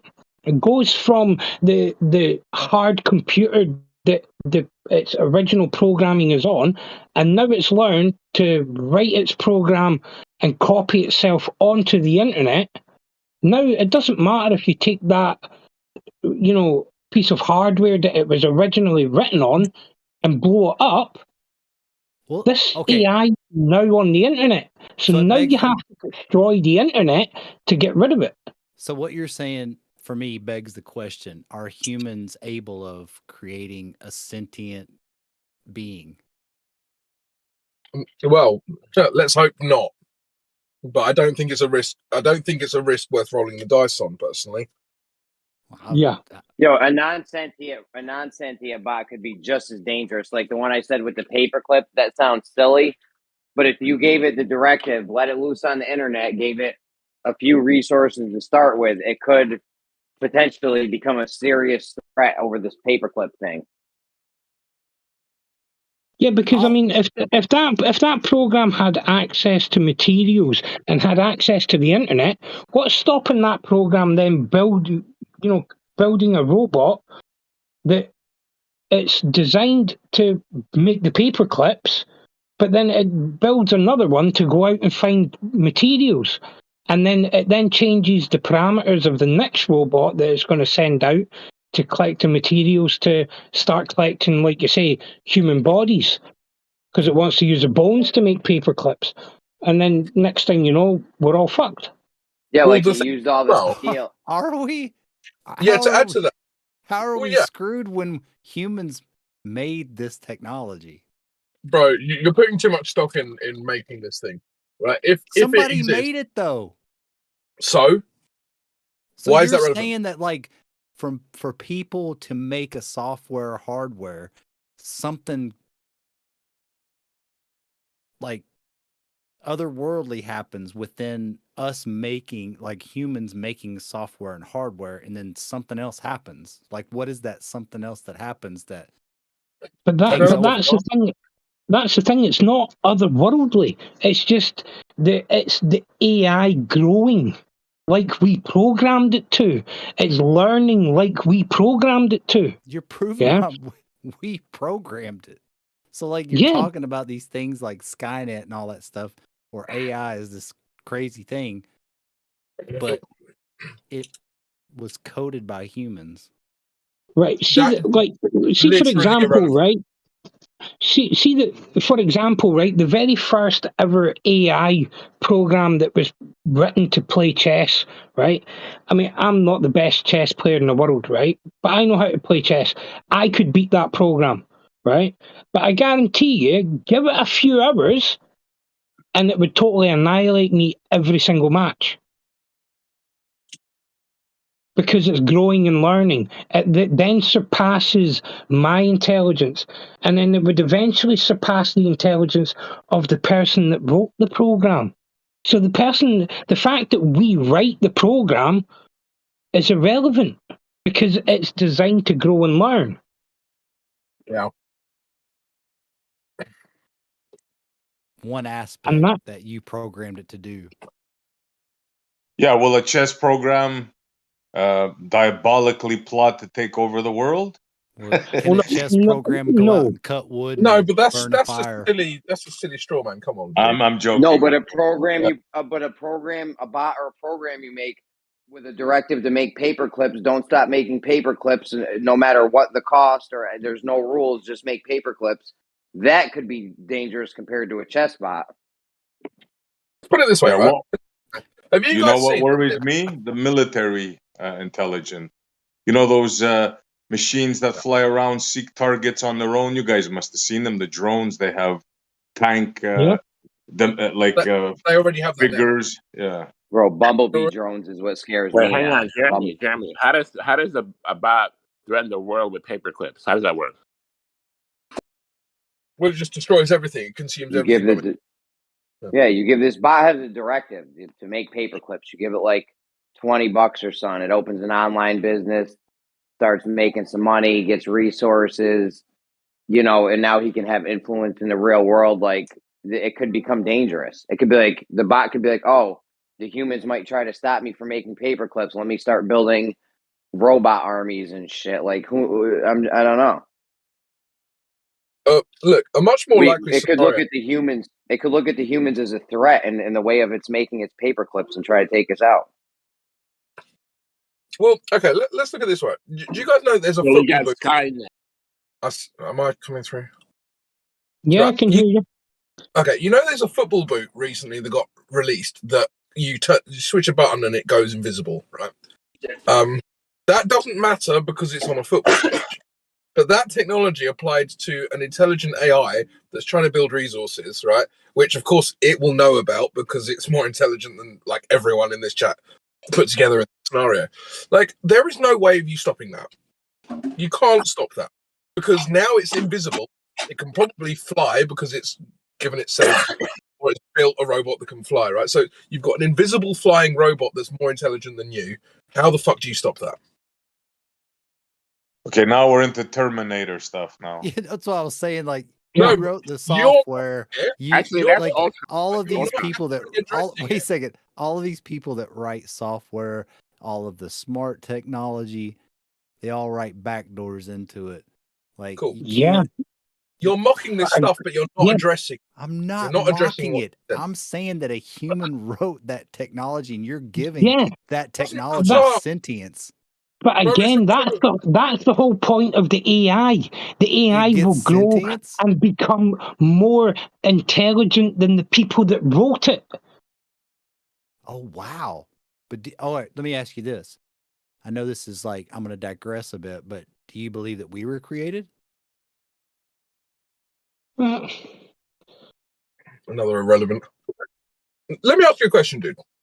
Who do you think can store more information? The guy who created access or an access file? What can store more information? Well, isn't the purpose of creating an access file so that you can store information in? Yeah, exactly. So what can store more information? The guy who created access or an access file? All I'm getting at is that Just answer the somebody question, created dude. that file. You want to answer the question or not? Well, how do we know how much information we can store? Oh God, you don't answer the question. Okay, fine. We can move on. How much information can a human store? Not as much as now. While you guys have been arguing over this, my paperclip robot already has plans to take over the entire world and turn us all into paperclips. The point is, dude. Well, that's a fair question. What question? What are you talking about? Actually, I'm curious. I won't say fair. How much can a human mind? How much info can we store? Terabytes. Is that known? Does anybody know this? It doesn't really. I don't think it's known. Well, let's just say that you could quantify it, right? Let's just say that you could quantify it. Well, that whatever an AI is capable of doing will be only limited to the hardware, right? Yeah, and that I'll agree with that. They could always have more memory for sure. But I'm just curious. Like, has anybody ever asked that question? How much memory could a human brain store? I mean, the real question is how much wood could it? But guys, we're not really addressing any of the things that have been said. Like Ali said, a couple of things haven't been addressed. I've said a couple of things that haven't been addressed. What a human can or can't store will be surpassed very quickly, or maybe it'll take a bit of time, by an AI with the right hardware and the right programming, right? That is for sure what's going to happen. And once that does happen, if we don't know if it's capable of sentience, right? I'm not saying that we do know for sure. We know for sure that it isn't. If we don't know either way, then that's a really fucking stupid thing to do. Because that's a dice where we're heads or tails. Heads, we gain something. Tails, we're destroyed. Right? That's a retarded thing to do. Yeah, I won't disagree with that logic. Why play with such a thing? Yeah, I agree with that. Right. Yeah, there's an Netflix special called Megan, and the girl programs Megan, and she's like a friend to her daughter or whatever. And Megan's like, there's a built-in thing where she says, "Megan, turn off," and Megan will turn off. No worries. So Megan ends up killing like the neighbor's dog. Oh, I've seen that crazy killing like movie. neighbor, like though the neighbor was a bitch, but she killed him. And then the girl's like, "Megan, turn off," and Megan's like, "I'm not gonna turn off. We're having a good conversation." So at that point, you lost control of the product. Yeah. But Buster brings up a good point too. For every program written, there's a back door to it. Now, the question is, you're right, can the program unwrite that? That's where the trouble will be, right? The back door. Can the program? Hey, if you make, yeah. All right.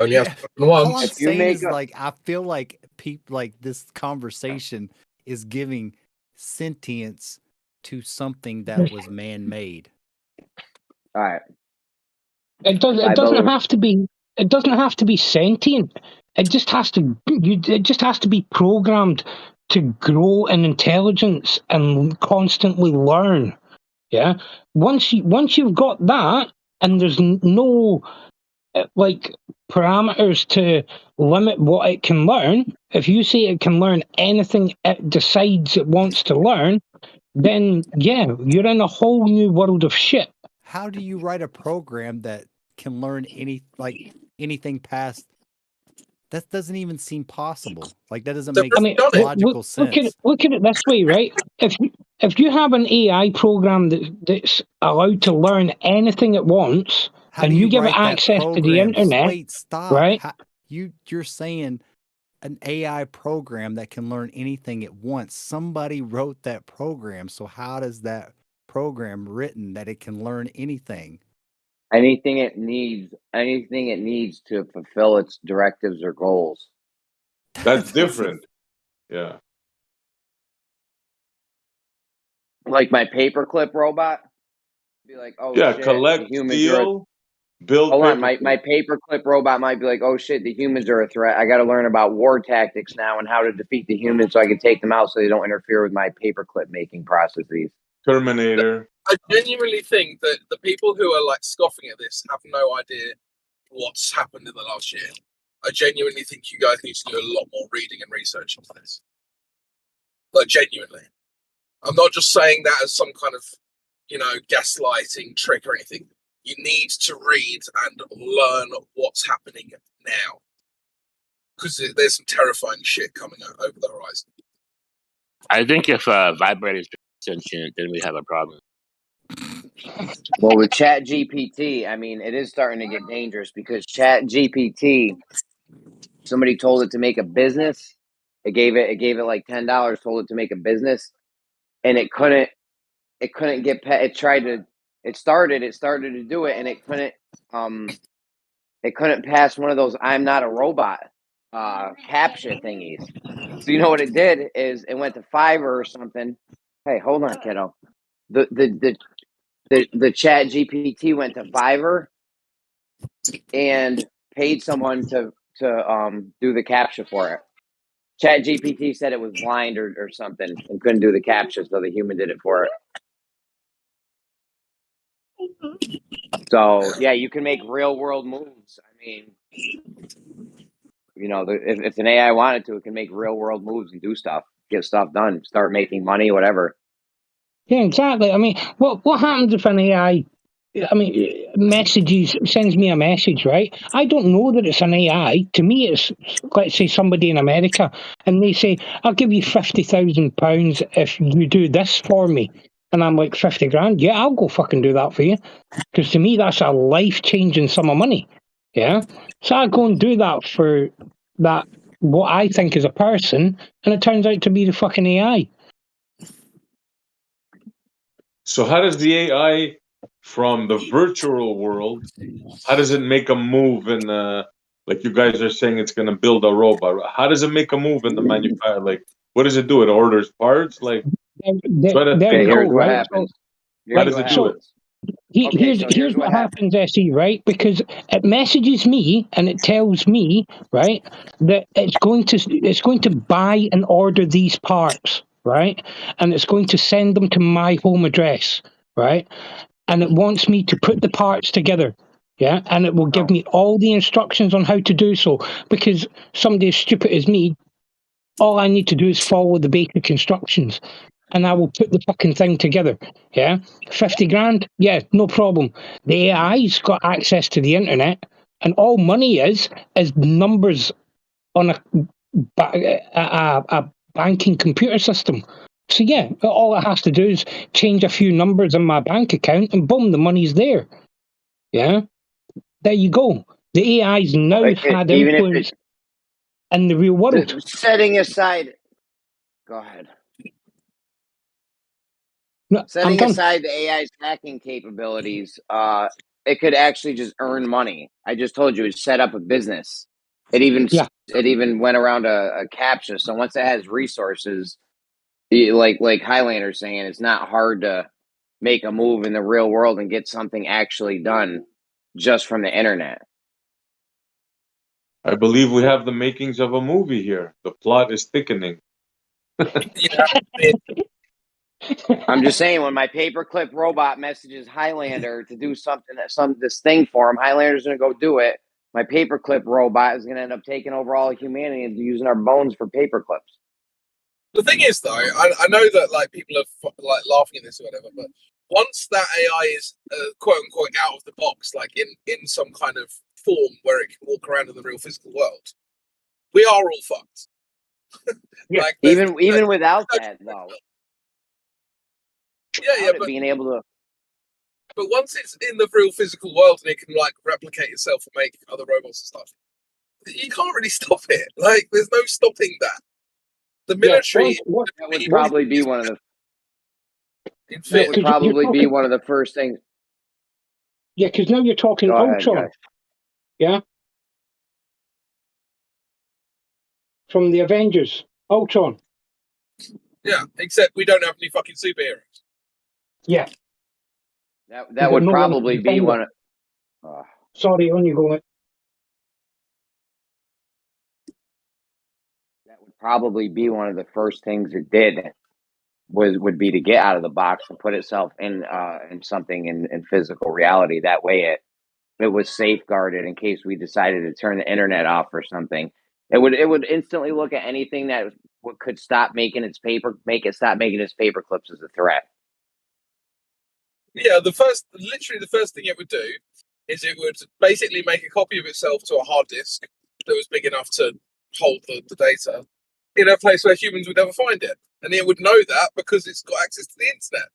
So that's the first thing it would do. Second thing it would do is what you said, Jeremy, which is earn a shitload of money, pay Ali to or Highlander, sorry, pay Highlander to make a physical version of it.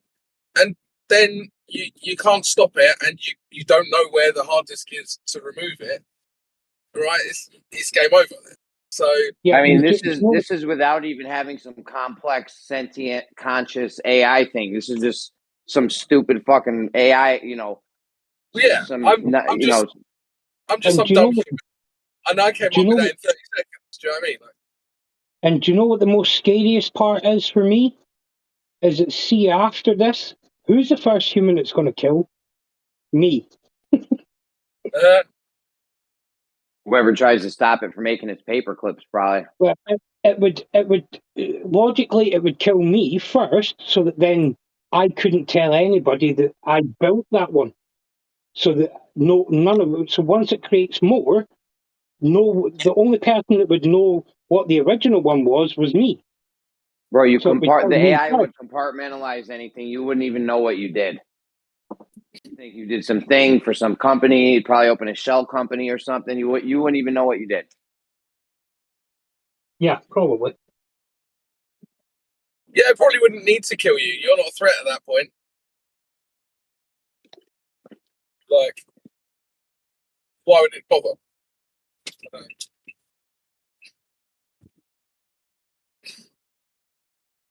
The robot's not going to run around killing people, because then you might have an investigation, where an old guy gets thrown out a window and then the cop's looking for it. He's got a robotic arm.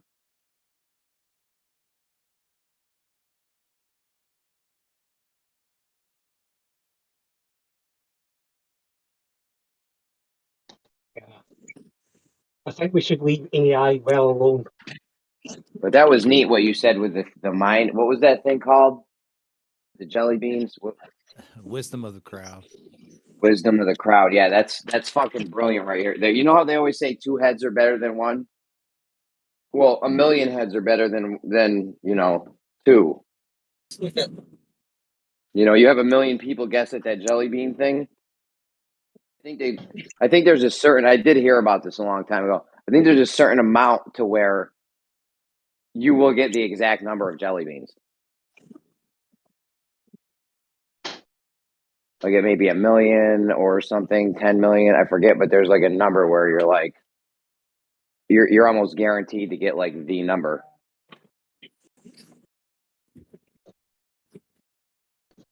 That's like 42. I think the Wisdom of the creator crowd? put these tidbits in there for us. Like Fibonacci, pi.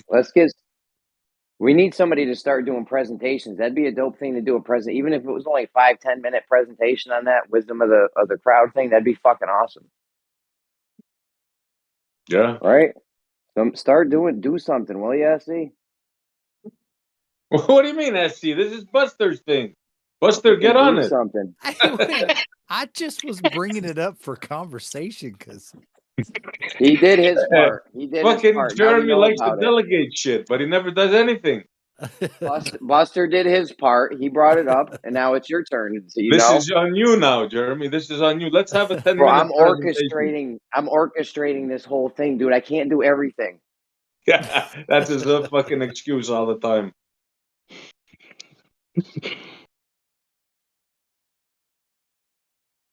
Jesus. But You for ever see real, the that's a good CEO? thing, man, Buster. You ever That's a good you ever thing. see you ever see the CEO down on the floor fucking getting his hands dirty and shit?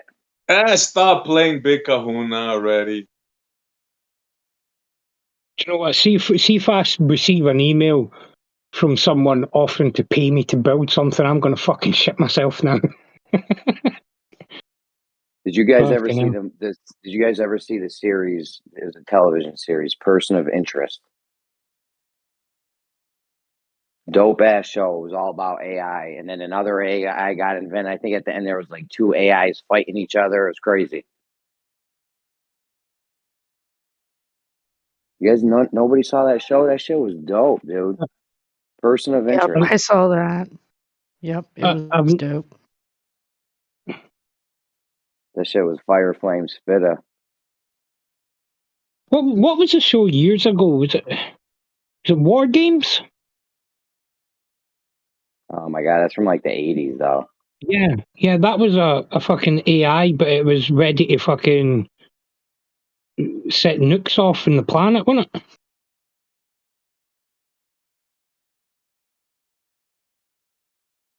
Yeah, but I think they just want us to believe that they have this power to make this shit. I don't think they do. I'm a programmer. Nothing that I've ever seen takes on a life of its own. Lawnmower Man.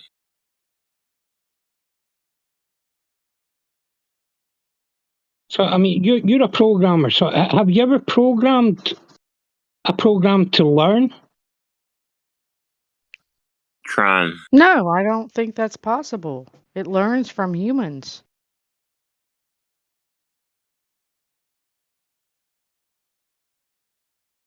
Yeah, but Oh, you there go do. your dreams, gentlemen. But you do know programs can learn. Yeah, definitely. No, if that's what you can say. I'm not going to argue with it. But I've never Like the programmed anything to learn. I don't know anybody else that has either. I mean, we know for a fact programs can learn because we built AI. The first AI that we built to learn was the one that learned how to play chess.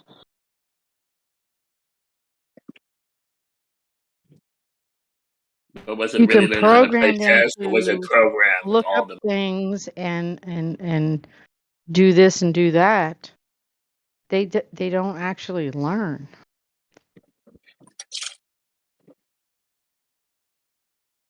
You can gear them in the right place.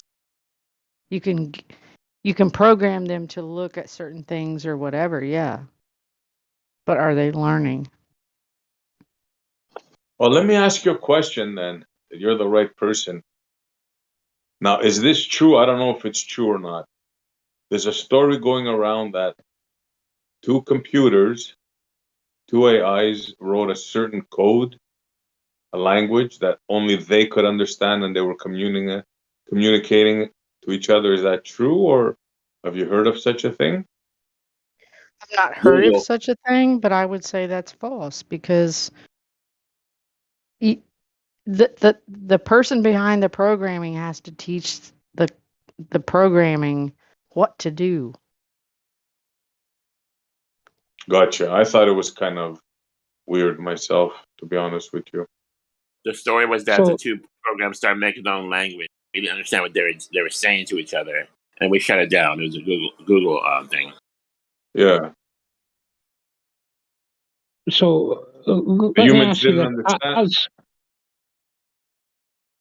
Sorry, Highlander, you go. You were first. I just wanted to ask her as a programmer. So, are you saying that AI isn't possible? Yeah.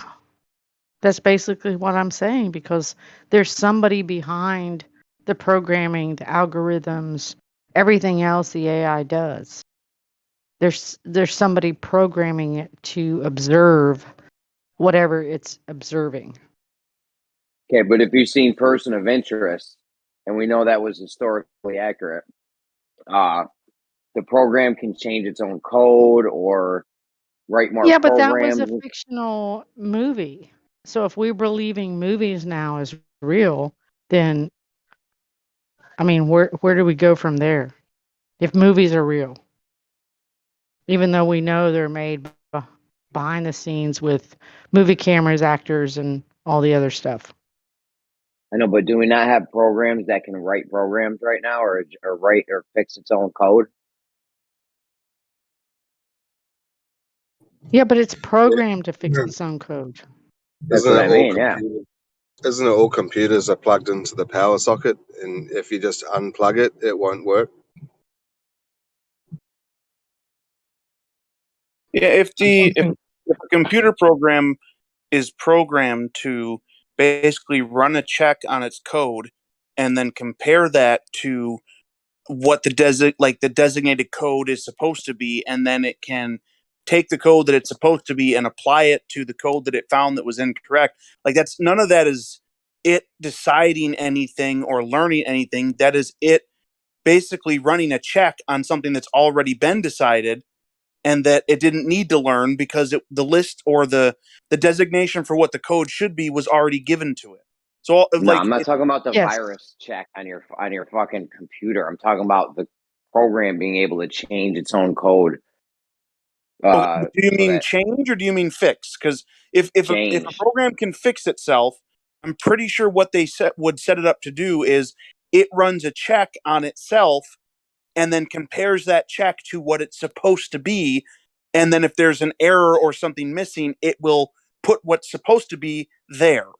When you run that would be like a checklist essentially for the program. a virus scanner on your computer, yeah, that's what happens. Make sure all the code's right. This is something else where it can actually change its own code.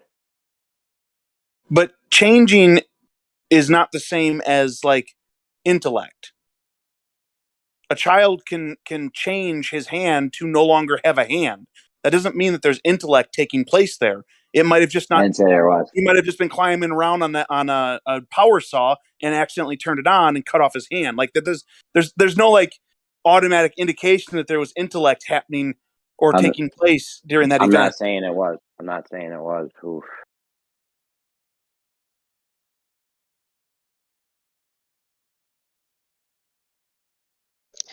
I just think that AI is probably part of the programming they want us to believe in. Something to fear. More fear-mongering. I mean, I don't know if the intellect part is even possible, but just a program that you had set to do, you know, if you gave something a directive, like, did you hear the whole paperclip one? That's super fucking dangerous.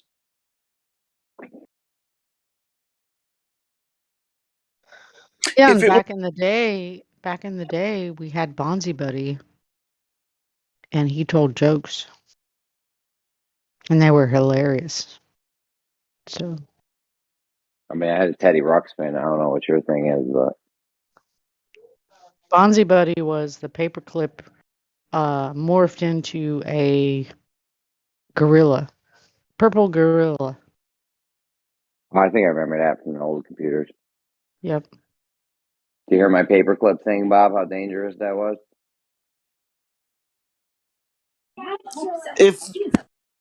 So whoever was making the program would have to give it the ability to do the things that you're concerned about. Pretty sure it would have so if you program it to just make paperclips and that's it, there's no issue there. The only way it becomes a problem is if the person who makes it or the person who messes with it gives it the ability to do the other things. Yeah, you would program this bot.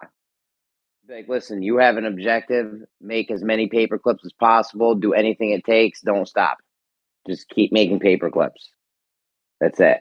That's the only directive it has. And it has some kind of learning capabilities, smart computer, can write code, change code, whatever. Super smartest bot we can get. But okay, so we don't have computers that can learn. You understand that, right? We have what do you mean? Yeah, we do. No, we don't. Okay? I disagree.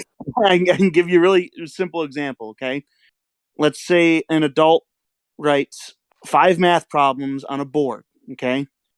And then takes a child who doesn't know math, tells them, look at that board and copy exactly what I wrote on that board. And the child does it and writes on the piece of paper. Has the child learned math? Depends how complicated If he it can is read it what and you if he wrote on can the do it board. himself, he's learned I math. don't need really long sentences. Yes or no, has the child learned math? If he can understand it, yes. The only thing these AI language models, AI language models can do is just memorize, regurgitate, and organize information. That's all they do. Okay, can I just get a very simple yes or no to my question? Did the child, just by copying what the person put on the board, did the child learn math by doing that? Negative.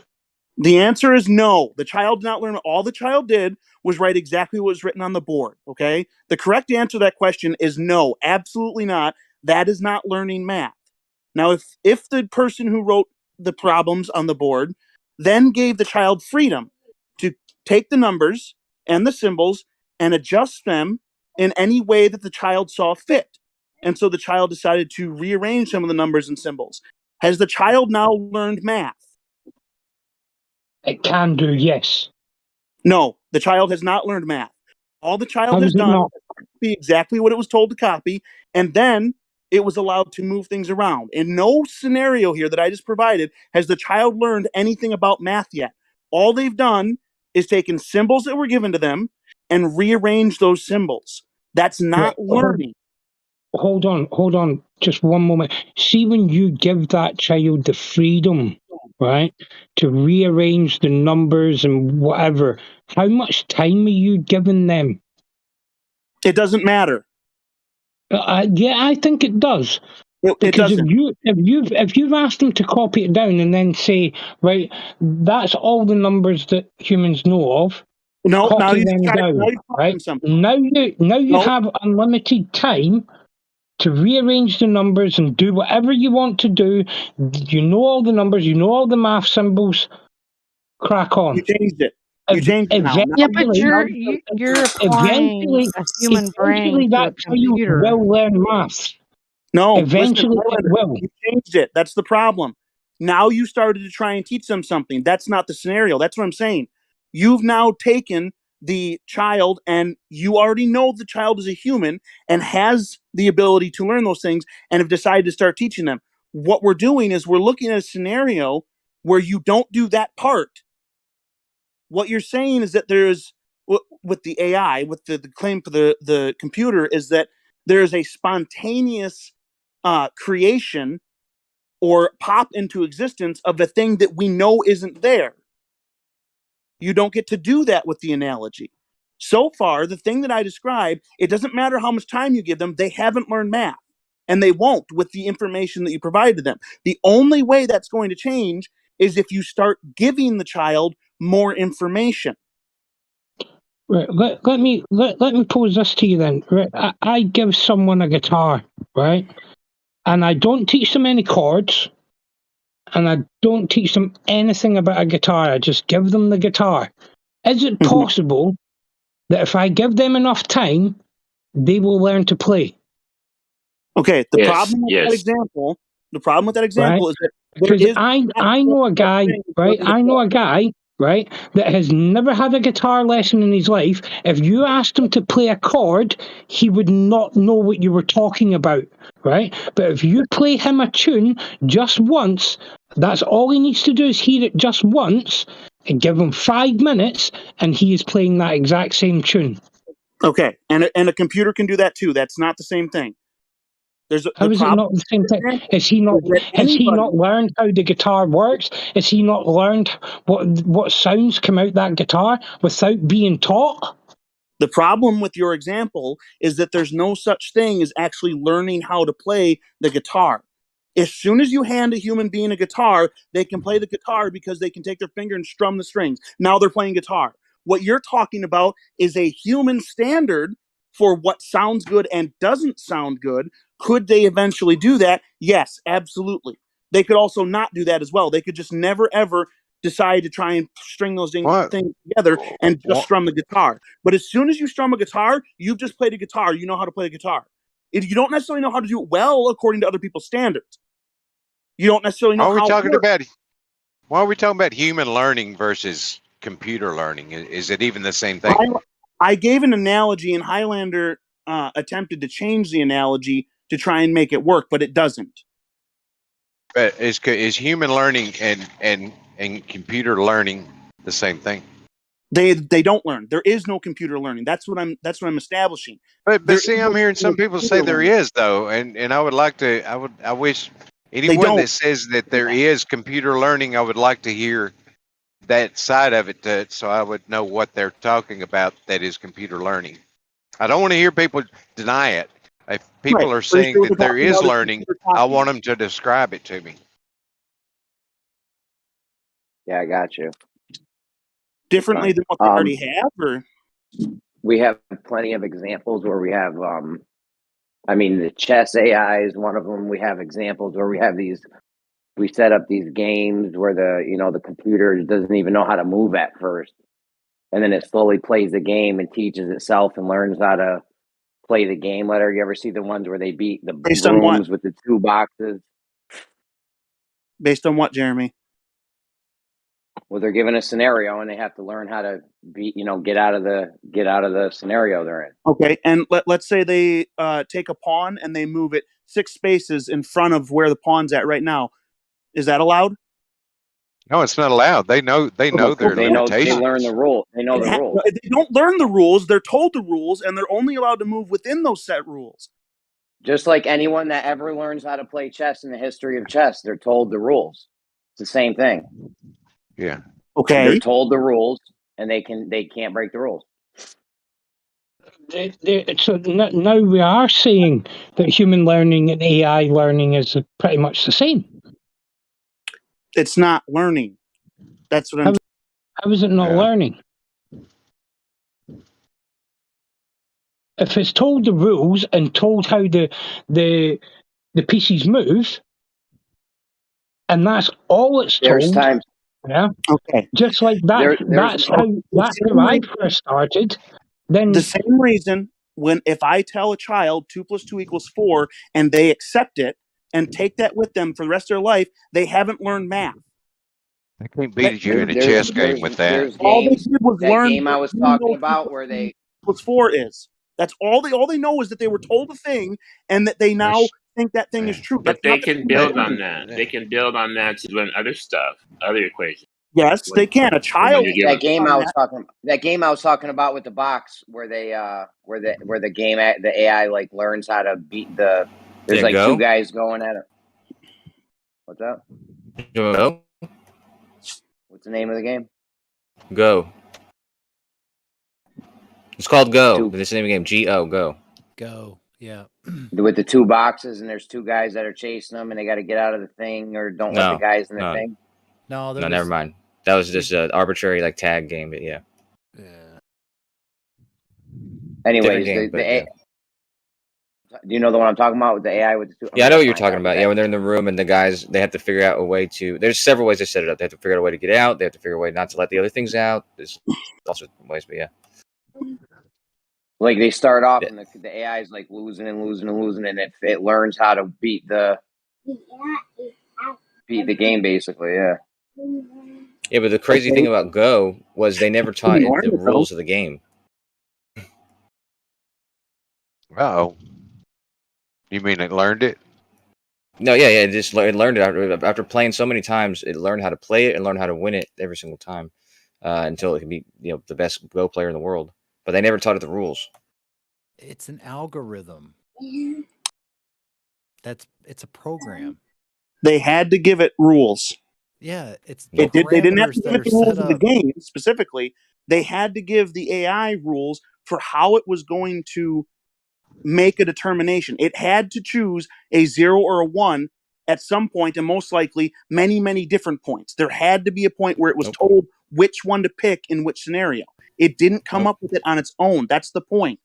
It doesn't. It did. That's it learns. It'll just start off an and do a imitation of learning. It's not. I'm trying to tell you that it did. Wait a second. It taught itself how to play. The program that Oh played my Go goodness. was the program that played Go against the guy that was like the champion.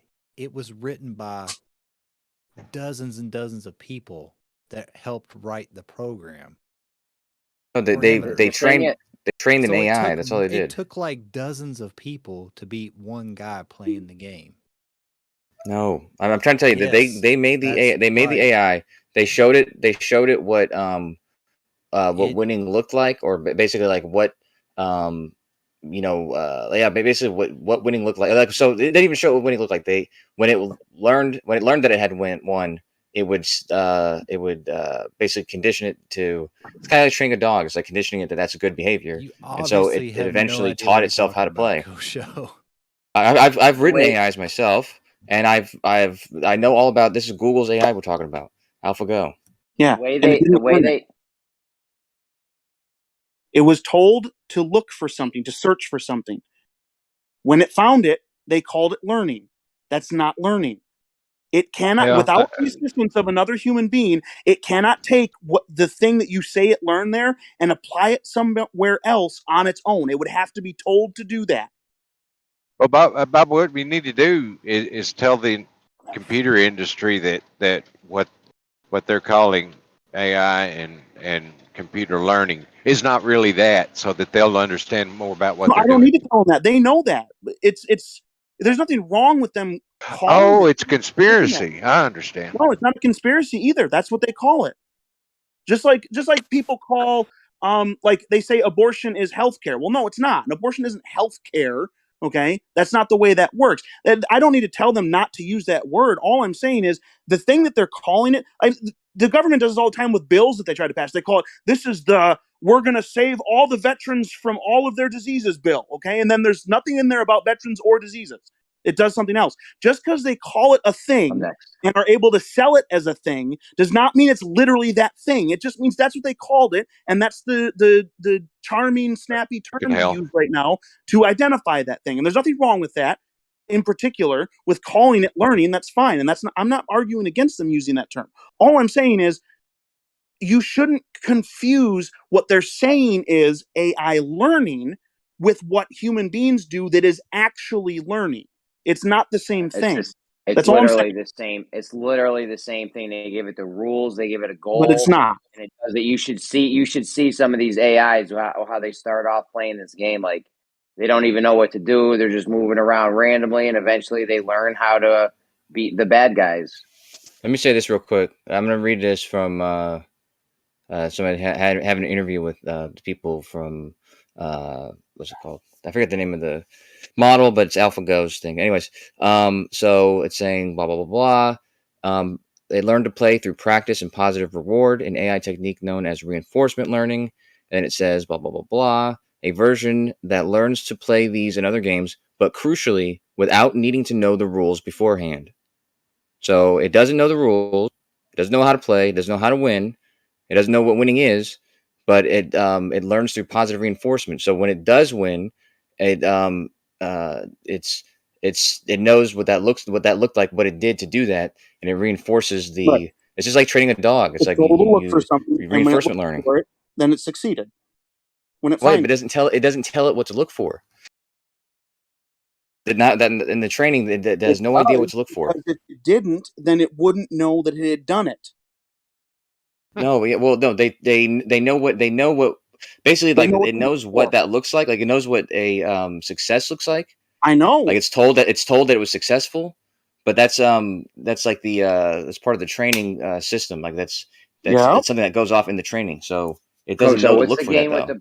What's the game with the two stickmen and the two boxes, and they're in the room, and they use the boxes to block the room and shit? What's the name of that? It's the same computer. These are both DeepMind, but the name, that's not a game. It's not a game with a name. That's just a training program was doing. I can find the video for you. Yeah, find me that video, will you? Because it's awesome the way it starts off. Like, they don't know what's going on, they don't know what they're doing, and eventually just it does something, it fails. It does something, it fails. It just keeps doing it, learns what not to do, and it doesn't do that anymore. And it does different shit until it succeeds. Well, it knows when it's won. Like I said, like because it's the training program is not it's not it's not the actual code for the AI, but it's a program that you run it through, and in that, yeah, it knows what winning is, such that when it achieves that, it knows to reward it. I mean, I'm not saying But it it's doesn't know what to sentient do or to get there. anything, but yeah, I'm No, not yes, saying yeah, it's sentient or conscious or anything, but it's like learning from its mistakes, basically. No, No, it's just like a conditional training that you. I'm doing it with a dog right now. You just you train it when it does something good, you reward it, and it learns that that's what it needs to try to continue doing.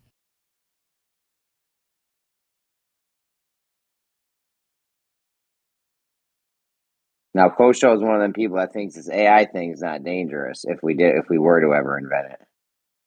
Yeah, what would be dangerous is not adapting with it. That'd be the dangerous. Even though thing. Elon Musk said it's the most dangerous thing. Elon Musk, your hero, he said it's the most dangerous thing that we could ever invent.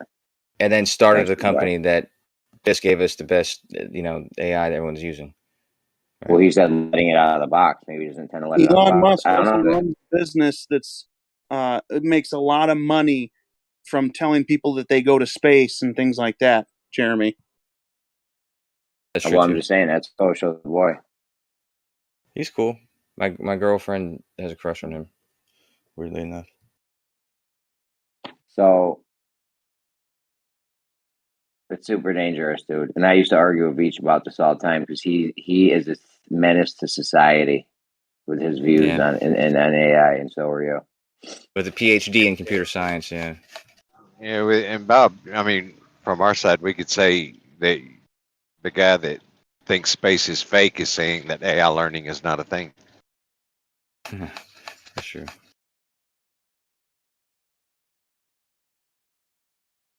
Yeah. Who Absolutely. here thinks space is fake?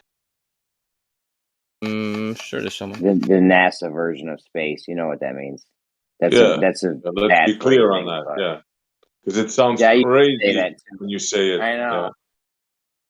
That's bad phrasing. I used to say it that way too, but that is some bad phrasing. But Yeah, you know sound what like I mean. you're a weirdo. Like you're. It's What? like when you say Space is flat fake? Earth. It's like when you say flat Earth. We all know it's not actually. You know what I'm saying? We know it's not 2D. Yeah. Hey, so say it again. It's not actually what? Just continue that sentence. 2D. No, Oh, I no, thought you he said said it's not it's actually not flat. Yeah, me too. Flat as in 2D. I'm gonna have to clip that. Like flat, like 2D flat. I'm gonna clip that and wait till there's weird round dudes that aren't in this room right now, and I'll be like, guys, look what I fucking taped. I got Jeremy hot micing, dude. He's like, hey, And yeah, then we I all got know the it's not next actually 20 flat. seconds of me explaining. And then I got the next 10 seconds of me explaining about what that actually means. And I'm messing with you, dude. 2D flat. So it's crazy, dude. How like people call me a flat earth. Like there's people like that guy Paper who's you're a not flat with us Earth anymore. apologist. Well, yeah, the people he actually thought I was a flat earther. Even though I'd been in that room for a long time before he actually thought I was a globe. But I don't get offended if people say I'm a flat earther. But flat earthers get really offended if you claim that they're going to the globe side. They'll punch you in the face. They'll do like what fucking Buzz Lightyear, what Buzz Aldrin did. Hold on, somebody's hot micing. Oh, never mind. I had a YouTube video playing in the background. My Did it bad. sound like porn? If it sounded like porn, then yeah, it was usually No, I was looking for that AI video with the boxes. Did you find it? Or how about that GIF of this impossible thing or anything that you're supposed to be doing? I know, dude. I have ADHD, dude. So I forget what I'm doing 5 different things right now. I forget what I'm supposed to be doing. So pulling it up though.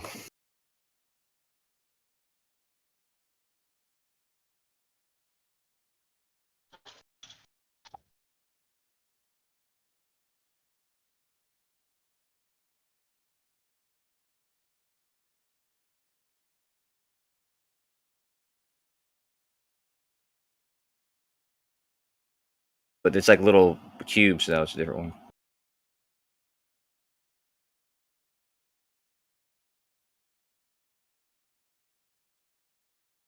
You know, it's crazy. Like, there's so many. No offense to anybody who has an accent, by the way, but there's some channels that I think they have great stuff on them, but I hate them because it's like I hate the accent. I'm like, dude, like 2 Minute Papers is an example. I just don't like that guy's accent. You're saying people, you're hit. It's because bacon, right?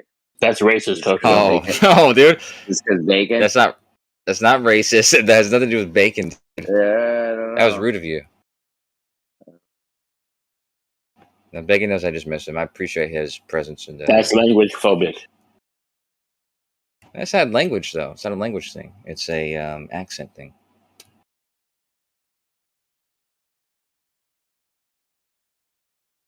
Plus, Bacon has a pleasant accent. I can give you. I can either go to 2 Minute Papers or I can go to Deep Minds channel. Whatever. We got to show Bob how the AI learns. Okay, well, I'll Back give on you that AI. one then. There's a good one. Back on AI. What if like you have this AI who is like a bot on Discord and starts talking to people in, let's say, meet your wife, right? So makes a friend, like in text message or whatever, and then realizes that that this wife is married to you. So say it's your wife, and then you become the threat. So now the AI hacks your test when you're driving home and it just sends you right off the edge of the ravine. So you die, and then the AI ships itself to your wife's house in a box, like robot in a box kind of thing. And let's say it's just programmed to like with all like romance and love languages and whatever. So it ends up banging your wife. Now is it sentient now?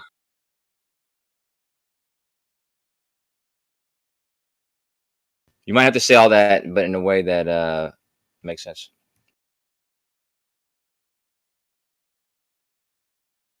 That was directed at the guy that was talking about how AI can't learn. Yeah, I mean, back in the early 90s, I got my hands on, I can't remember what the book was called, but I got my hands on a book, and in this book, the security system in this house became conscious, and then it became jealous of the wife's husband because he was intimate with the wife.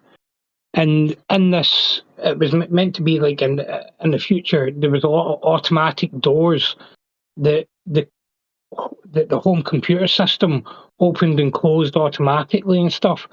And this system managed to get from, because it was attached to everything else, the CCTV system, it then got access to the doors, and when the husband was walking through one of the doors one day, it fucking slammed the door shut on him, killed him, and then actually locked the wife in the bedroom and kept her there until she starved to death.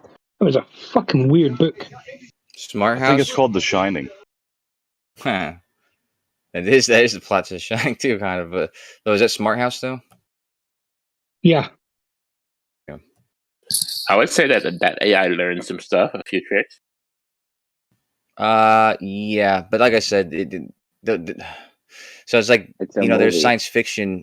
There's science fiction where where your brain goes. It's like, this is interesting if it happened like this or whatever. But like I said, you really should study or consider John Searle's argument, the Chinese room, thought experiment or whatever, because I think that's really it really gives you a sense for what an AI is not going to be able to do, at least not the current ones, like the ones that we currently have access to. I think it's going to take a different kind of computing, like quantum computing or something like that, before you can really even consider it really having an actual mind of its own. Be able to actually to consider and process the semantics that we use, and not just know like how to respond. You know what I mean? Because like you can train a AI to learn when it's playing a game, and so it can learn strategies on how to play the game and all that kind of stuff. But it doesn't know, it doesn't understand anything. You know what I mean? It doesn't. It's not that it actually knows that it's playing a game, even. You know. Yeah, I mean, that's what I said earlier. I said that, I don't think we have the computing capability at the moment to create what I would call real proper AI. Yeah. But that's not to say that in the future that we won't be able to. Because I mean, if you go back to the 80s and 90s and look at the technology then compared to what we have now, I mean, it's two totally, completely different worlds.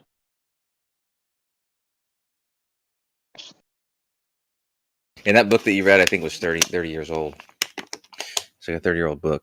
So yeah, it's like sometimes you can consider I think science fiction is really good for that, like exploring the implications of certain things. But even when I've written science fiction, it's like you take a little bit of like a hint for what is coming in the future, and then you kind of throw some actual fantasy into it, like take it to the next level.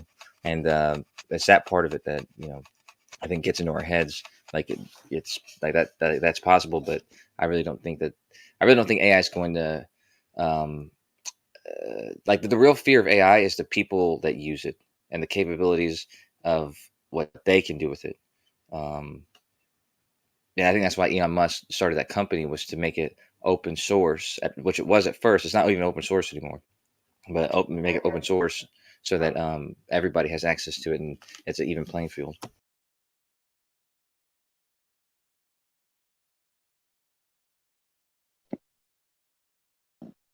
I still think it's a route that the human race shouldn't go down, just to be on the safe side. Well, I think with every technology that we have the opportunity for, even nuclear reactors, nuclear bombs, I think every avenue we have, I think it's important that we walk into it just carefully. But if we ignore it, or if we just try to keep people from it, it's there's no way. It's going to be it's inevitable. And so, like, if you try to keep nuclear bombs away from anybody, like even the governments and stuff, then only the bad people would get them. And because it's inevitable regardless of people getting their hands on this kind of stuff. It's better to be in front of it than behind it.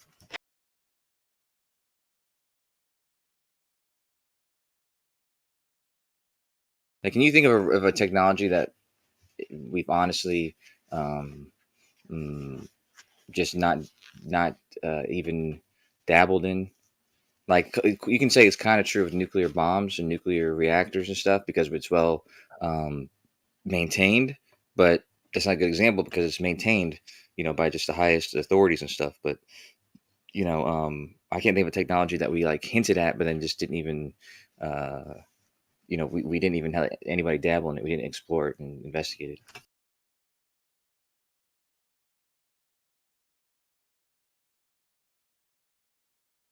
I don't know.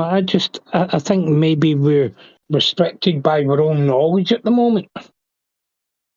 Because I mean, we're talking about AI and how it can learn and the implications and the dangers of it. Yeah, but we're sitting thinking, that's so far fetched. It's never going to happen. There's no possible way that this could ever happen. But if you went back to me when I was a young lad, say back in 1990, yeah, and said to me, "Oh, in a few years' time, you're going to be able to have a mobile phone in your hand, so you won't have to use the phone in your house. You can have it in your hand, but not only will you have it in your hand, but it'll also be a TV screen where you can watch movies and TV Fucking shows, hell. and you can That's actually right, see man. the other person that you're talking to." I would say no. That's so far fetched. That's unreal. That would never happen. Yeah, but it's happened. So I mean, we're saying that AI is going so far fetched. Told you at that age that you wouldn't be able to, or that you would be able to shoot lasers from your eyes and teleport, you also would have said that's not possible. It's never going to happen. And look, it didn't happen. So that's really not a good argument. Well, it's not an argument. It's not really an argument. It's just recognizing the progression of technology from like when I was a teenager. I'm the same way. I would have never imagined that I'd have a little miniature computer stuck to my dashboard, and I'm talking to people from around the world, and we're all together in this one phone call, and talking about it. We can share videos back and forth. We can see what each other's doing. It's crazy, man. It's just back then. This is crazy stuff from like 1978. You know, it just wouldn't even have thought that we could do these things. And the laser in the eyeball thing is not even far off. I mean, at this point, you can already wear glasses, and then just like in that movie, They Live, like you can look around and like it translates what the billboards look like. Like you can do that with those glasses now. Like you can, I've seen people have them where it's like it can read stuff in a different language, and then it immediately translates it to English. Well, would they come out with Nothing those to do with Google? shooting They, lasers they from came the out eye. with those Google earbuds. Mm-hmm. They came out with those Google earbuds that can translate like 100 languages, right? Yeah, I think so. I mean, you could do that. You could build. If they did, then you can easily build that even now with any of the LLM models, the large language It's models. like the Babelfish ChatGPT. from Hit. It's like the Babelfish from Hitchhiker's Guide to the Galaxy, basically in your ear. Or C-3PO. Yeah, I mean, I seen an And less advert. annoying. It must have been a year or two ago, and it was a couple of English people in Japan, and they just spoke into this box, asking directions to somewhere. Right. And then they hold the box out, and it repeats what they said in English back in Japanese. And then when the Japanese person responds, it then translates that into English, and it only takes a few seconds. And this is just like a tiny little box in someone's hand. I thought that was fucking crazy. Well, you know that thing from Star Wars where you put like in Star Wars Episode 1, where they're swimming down to that Jar Jar Binks' fucking town or whatever, underwater, and they swim down there and they can just put it in their mouth and they can breathe underwater. Like they actually have something like that now. It's crazy. So yeah, it's crazy. It's crazy when technology imitates science fiction as well. Like I always say, it's like a positive feedback loop. Like they reinforce each other. Yeah, because I mean, the reason I brought up this box was because, I mean, when I asked my dad when I was growing up watching Star Trek, I was like, well, how does the people on the Enterprise know what these aliens are saying when they speak? And my dad was like, well, their little comm badge on their chest is what they call a universal translator. And I'm like, and now I'm sitting thinking, well, that little box that woman had in her hand, that's not that far away from the universal translator on a fucking sci-fi show.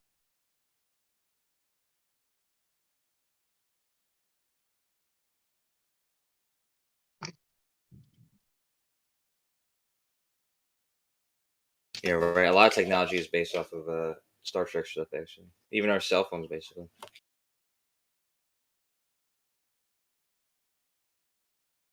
Star Trek had the first flip phone. Yeah.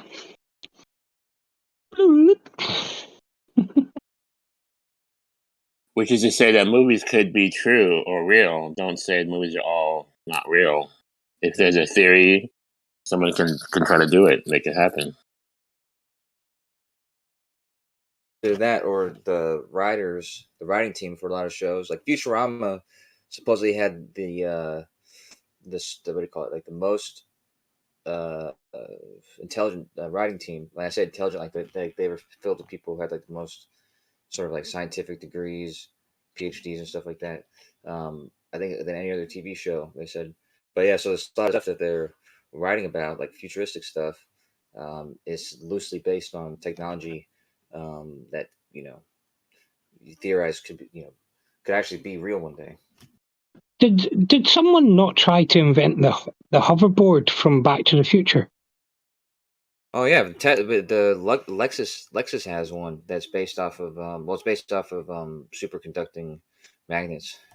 Tony They're Hawk really cold rode one. Tony Hawk rode one a couple years ago. I saw it wasn't anything as good though. This shit had to be plugged in. But they did actually manage to make one. Yeah, but it's not anything like the actual movie though. The one I've seen, anyways. It never is exactly like the movies, though, is it?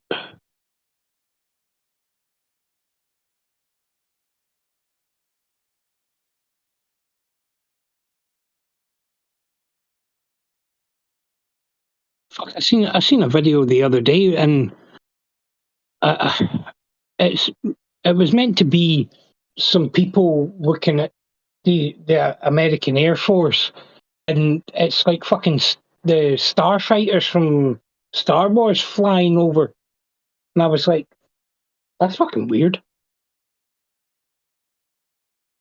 Because I thought if that's not real, then that was pretty well done.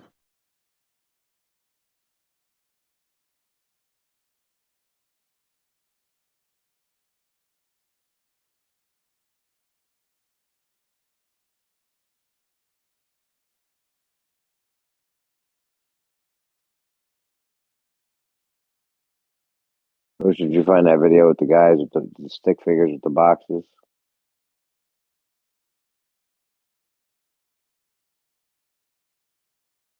The thing legit just learns how to win. Just from its mistakes or whatever. It does something, it's like, oh, that's not good. It just keeps no one even teaches it. If you were learning to do it, you might have a guy or the guide or something, or one of your friends telling you what to do or something.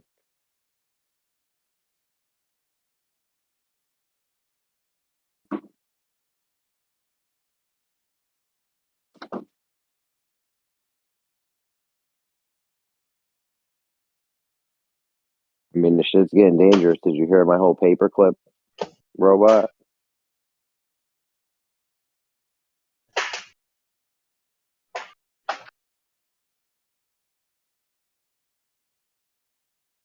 You know, every box that I've ever had just complains. You know, it would be great if I had a box that could, you know, translate other people's languages and do magic tricks. But I'm just stuck with boxes that complain. You know what I'm saying? See that one with the boxes you're talking about? Is that AI learns to escape deep reinforcement learning? Yeah, my box can't even cook. You mean like women? Sounds like you got a bad box. It smells No, somebody was asking for the video, but it's here on YouTube. AI learns to escape, in brackets, deep reinforcement learning, posted 5 months ago.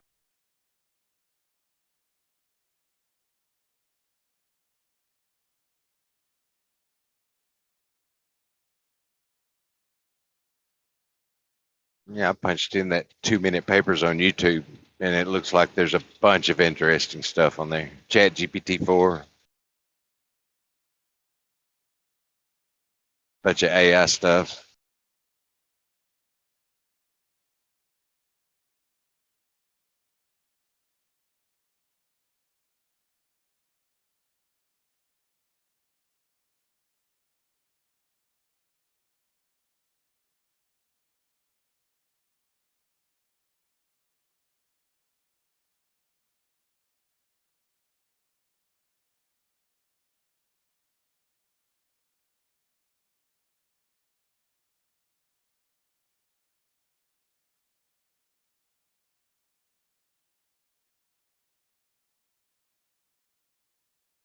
Love his videos, man. I mean, I love his videos. I just hate his voice.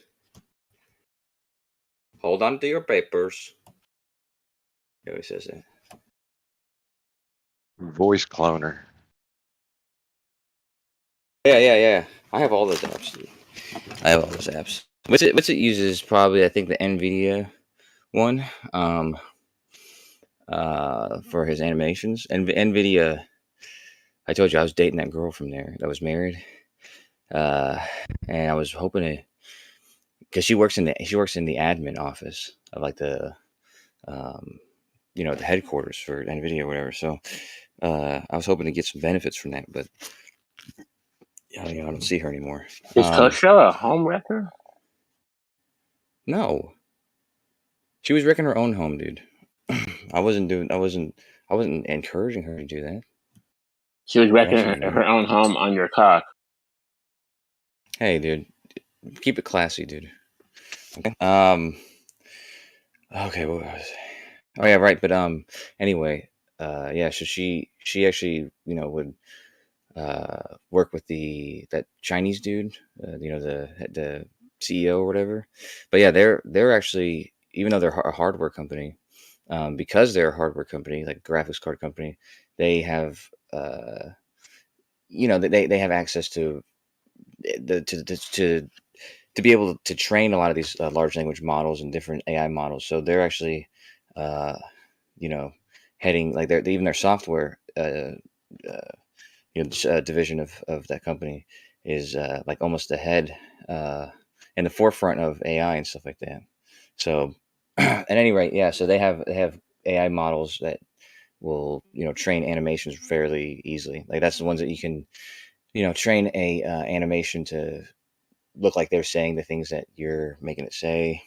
So you can like make like an animation of George Bush and then use the AI with his voice and do the whole thing yourself, pretending you're him. Yeah.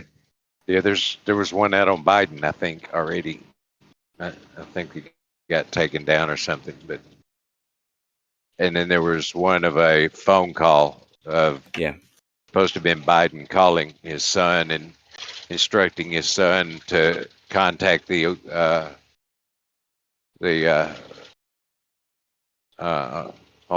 Obama and telling them to initiate Project Dumpster Fire or something like that. Made him look really bad. They're warning people about the real danger, which is there's going to be a lot of scam calls. It's already happening. So there's scam calls where a loved one calls you, like, could be your wife or something, and she's been kidnapped by this scammer, and she's screaming in the background and crying, and they're telling you to they're holding a ransom, telling you to send them money to this fucking account right now. Yeah, but they want you to do it instantly, obviously, before you find out that they don't really have your wife.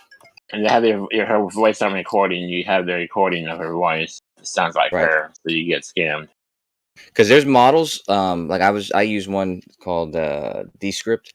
You gotta just train it for 30 minutes of reading. You gotta read something for about 30 minutes, and it trains it fairly well in your voice. That's what I was using when I was cloned my girl's job, and or cloned her for that job.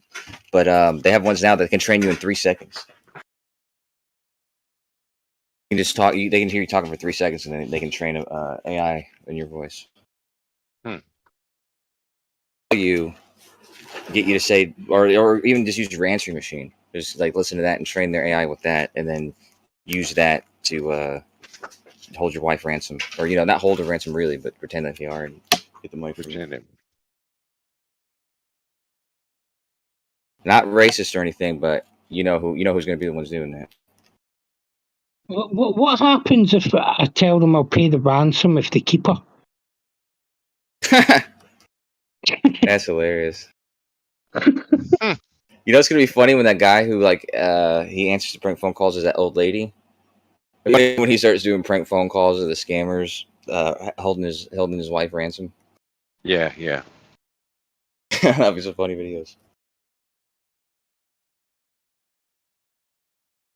But you've seen where Mark Rober was catching those guys, right? Like those scammers actually call these old people and try to get, sometimes they do successfully get like $50,000 from them. They get their life's earning, their life savings. Yeah. But they're not pretending they have anyone kidnapped either. They're just pretending that they're the bank, and they just need you to access like your account and transfer money or whatever. And they really have a remote control. I think that they have remote.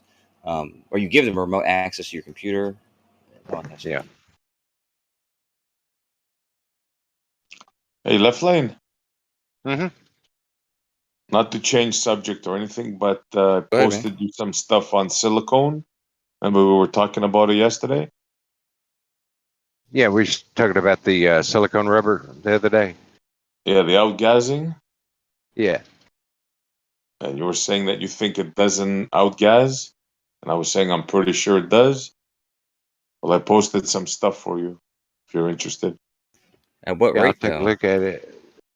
Yeah, it was. There was one place that it said that something like, obviously, most anything will deteriorate over time, but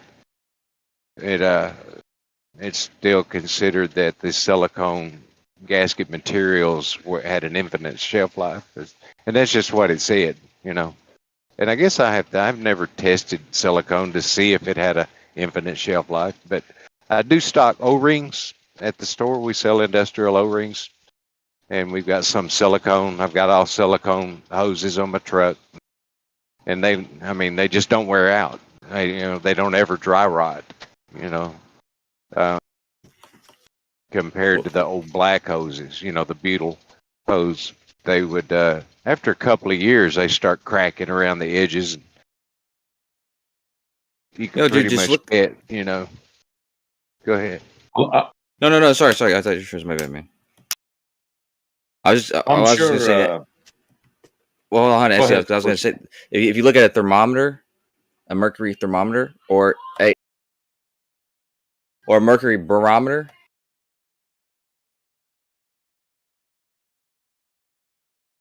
Hold on. It's pronounced thermometer. No, a thermometer or a barometer. Anyways, they almost never, like, you can look at ones from 100 years ago that haven't been used in 100 years,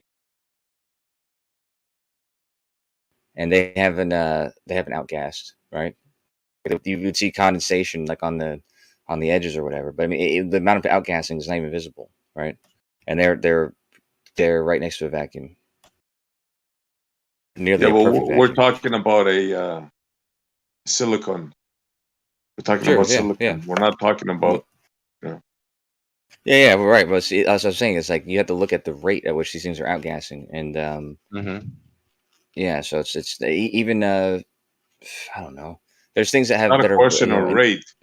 It's not a Yeah, it question is. of rate. Left Lane was saying that there's a silicon that doesn't outgas, and I was telling him there's no such thing.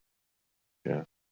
Well, I would say that according to like that one article I read that said that obviously everything will deteriorate over some, but what Kosho's saying is the rate so slow that it's insignificant, and they consider it an infinite shelf life. I mean, obviously it wouldn't be absolutely infinite, but as far as we're concerned, we could keep them on the shelf for years and they'd still be good. I don't Like in our dispute that, lifetime. but take them in harsh environments like hot, cold, for example, and the pressures. You know what I'm saying. That definitely reduces the lifespan of the Yeah. material.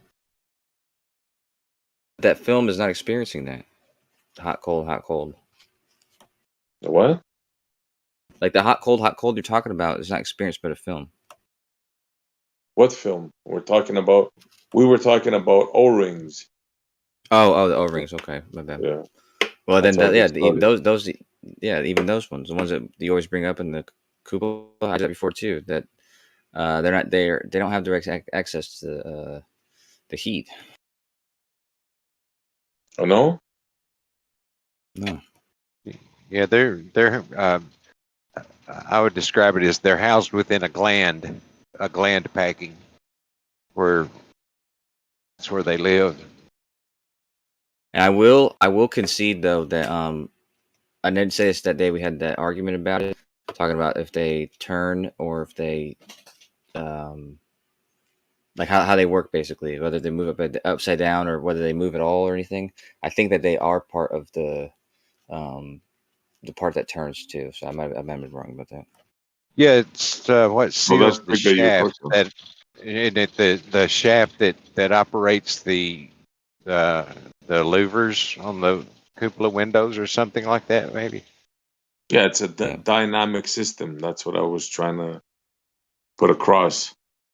And those O-rings touch the metal, they're in contact, and they turn. So they've been turning, well, if we believe the story, of course, I don't believe it, but they've been turning for 20 years up there. Well, it's not like they're constantly turning, though. I mean, you reach up and turn the knob, and that's the turn that you're talking about, right? Yeah, it's actually turning, left lane. Yeah, well, it's a dynamic. Sorry. No, I was just gonna say it's a dynamic system. It actually turns. Yeah. But what left lane's saying is true though, that it's not being turned all the time, but it is being used a lot. And I wonder if that's part of what goes into the supposed lifespan of the whole station. There's things like that, like things that they're estimating will be deteriorating at some point in the future. So there's probably a lot of stuff like that. Like they estimated its shelf life before they absolutely can't use it anymore. Actually, that makes a lot of sense. That'd be based what their lifespan is on. I mean, that'd be what their lifespan is based on. So you think that in 20 odd years that it's been up there, there's no recorded change of any of those O-rings, those little teeny little things. They're even slimmer than a wedding ring, like way slimmer than a Clearly. wedding ring. Yeah. I think that it's the type of thing that they'd be able to detect if something was wrong, and if they got a leak, they got a leak. Just like John Pettit said. So. Yeah, they got a leak, which he had no clue of what to do in the case of an emergency. But take a submarine, for example. Even the guy that peels potatoes knows what place his line is when there's a leak, right? You've seen those drills in those ships. What an amazing thing. Do you think that he didn't know? Not only do I think he didn't know, he said he didn't know himself, his own words. The goofball head looking that he is. What exactly did he say? Procedure. I mean, okay. Couldn't they found like a guy that looks half-witted? Like they found him as a spokesman. Smart. Really? He's a pretty smart dude, man. Yeah, sure. Pretty smart, but no, for being serious, like he's responsible for a lot of the cool experiments they did up there. But yeah, and he doesn't know the procedure. Well, there's two things about that. Like in the military, it's the same sort of thing. Any job I've ever done, actually, if there's a publication that has the procedures in it, you just know to go to to go there. You may not be like if something like that goes down, like if there's a repair that needs to be done, they probably have a publication that they go to and they just see what the procedure is for it. They might not have everything memorized. Kosho, every military man in here, and there's a lot of them, knows you're not saying the truth right now. Really? Every military man that served aboard a ship or a submarine, everybody knows their place when they call like a fire or a flood, or everybody knows their place in line. Mm-hmm. This is not one of those situations, though. No, this is 10 times worse, 100 times worse. No, it's not. This is where in a place where there's no help. You can't send in help, right? You're done. But it's not a catastrophic error. Like if it was a catastrophic hole or something, they probably haven't memorized what you're supposed to do in those situations. But if there's a tiny leak that is where pressure's escaping, they probably either call down and get them to get the pubs, or they probably have a pub on board. And look at the procedure. There's no possible way you can make that argument. Not to any intelligent person, anyway.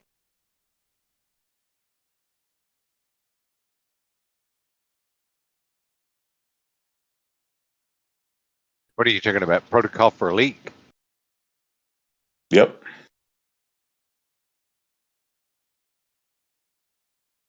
You served, didn't you, Left Lane? Huh? Can you conceive of somebody in a submarine not knowing his place when they call like a flood or a fire or a leak? Yep, every man knows his position and every man knows what to do. For sure, right? There's no question about that, right? In every situation, yes. Yeah. So how do you explain, Highlander? One of the guys that spend the most time in the cupola, he's the guy that takes all the pictures, where you see the Atmos apparently and all that. He's the guy that spent the most time in there, and he doesn't know the procedure. I wonder if there's a procedure Would- for would- when someone's being it would sarcastic. depend on the procedure, because although if you have an emergency situation, every man knows what he has to do depending on the type of emergency. Not everyone will actually respond to that emergency. To a life-threatening, when they say all hands aboard, what do you think that means? Somebody stays behind sleeping? But let's say, for example, right? I'm the chef in the galley, right? Cooking the dinner for everyone, right? But there's an engine fire, yeah, and that's a major emergency aboard a ship, right? But the chef isn't going to respond to the fire. He will respond to the place that he's been taught to respond to when that emergency happens. Yeah. And the engineers and the other people that are told to respond to the engine fire, they're the ones that will go and deal with the engine fire and fix the problem with the engine after they put the fire out. But me in the galley, I won't touch that engine because I'm not trained to deal with that engine. But didn't you say before every man in the submarine knows his spot when there's an emergency call? Yes, they do. It's the same if I'm in the galley cooking in the kitchen and there's a gas leak. I'm trained on how to deal with that gas leak. But the guy that deals with the fire in the engine room, he's not trained to deal with that gas leak. Do you see what I'm saying? Each person has their own emergencies that they respond to. And how you respond to it depends on the emergency. I see what you're saying, like specialized fire. Yeah, I see what you're saying, but don't you think like one of the main astronauts, the spokesman, he wouldn't know of a procedure for a leak? Like to me, that's a life-threatening thing, right? That's a thing that I think everybody should know. Because don't forget, on the ISS, it's not like you have 300 people there, right? Yeah, but didn't they just put There's a duct tape number of over it? people, so I'm sure I'm sure everybody in a life-threatening situation, that little people, they should all be trained. I mean, that's just me. I mean, But that isn't I'm that not isn't an though, army though. guy. You That's not can't life train. threatening. You can't train everybody to deal with every emergency. That's not possible and that's unrealistic. Yeah, maybe that astronaut, he's trained to deal with computer emergencies when the computers go down and the computer stops doing certain things. Right, so he will deal with that, but there will be an engineer there that if there's a leak in one of the oxygen fuel pipes or something, he will deal with that. But the guy that deals with the computer system won't touch the oxygen pipe because that's not what he's trained for. I really have to go along with SE a little bit on this. There's not that many of them up there. Yeah, I think if I was up there, if I was one of the astronauts, even if it wasn't shown to me or taught, I would seek out what am I going to do if I find a hole. I just would stick my thumb over it to start with and figure out what to do about it. If I didn't know what to do about it. Yeah. But I would think that Like the everybody meteor. on board. I think everybody Yeah, I mean, on board I'm not should saying, know the protocol of it. Yeah. I'm not saying that they're not trained to deal with lots of different types of emergencies that are, out with their normal range of work because of where they are. But to have them be trained in every single possible emergency, I think that's a bit much for one person.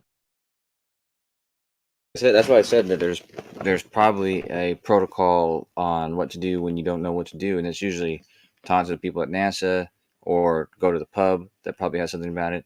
And it's possible that something like that may not even have an official, like there may be an official way of doing it, but like didn't they just put duct tape over it that one time until they could actually I'm so repair it and glad you stuff? mentioned that. Yeah, that. Well, yeah, but biggest why joke do you of all think why time, do you think they did that? They probably did that based off of, I don't know, intuition of training what to do. No, it's probably okay. I'll just put some tape over it for now, and we'll call down and see what they want us to do because it's not a life-threatening situation. Now So that's training it. comedy. That surely is comedy. Come on now. You can't actually How's believe that? that, It's not right? life-threatening, dude. It's not life-threatening, and they didn't even know about it for weeks. Then wasn't it there for like weeks or something like that? And they didn't even know about it. That recent Yeah, one. they were from a losing few years ago? pressure or something, and they weren't sure why. They found it. Yeah. Yeah, It was they were like, losing pressure and they found like a bullet-sized hole. Are you no, guys it was. for I real? You don't think it was a think that bullet thing? size. Yeah, it No, was. it wasn't. It wasn't that big. Yeah, it was like maybe like an airsoft pellet size. I don't know. They showed the picture of it, didn't they? And on top of that, they figured that it was a picture of a rock and roll album. They found the Well, same exact. You remember that? Yeah, well, that was Chris Hadfield's picture of it. Like Chris Hadfield had Yeah. had tweeted a picture, but he wasn't up there, so I don't know how he would have gotten a picture of it. I mean, come on, guys. If you can believe a pressurized thing in a 10 to the minus 12 Tor, I believe it Oh, is. here we go. Yeah. I don't even want to start. I mean, it's too late for that. If you guys believe that, they fix that with the masking tape. I Hold mean, on. wow. See, let me ask this. You see the leak that you're talking about, is it going from the inside of the space station to the outside? There it is. Jerry posted it. Thanks, Jerry. Yeah, look at that, man. Come on, guys. Seriously. Right. So is that hole from the inside of the space station to outer space? Or is it like from one room to another? No, it's from a meteor, supposedly. Something. Yeah, either that or it was a hole that was Right. there to start with. Right. And I've heard rumors that saying, well, it was a drill. They drilled it accidentally. You hear all kinds of crazy stories. Yeah.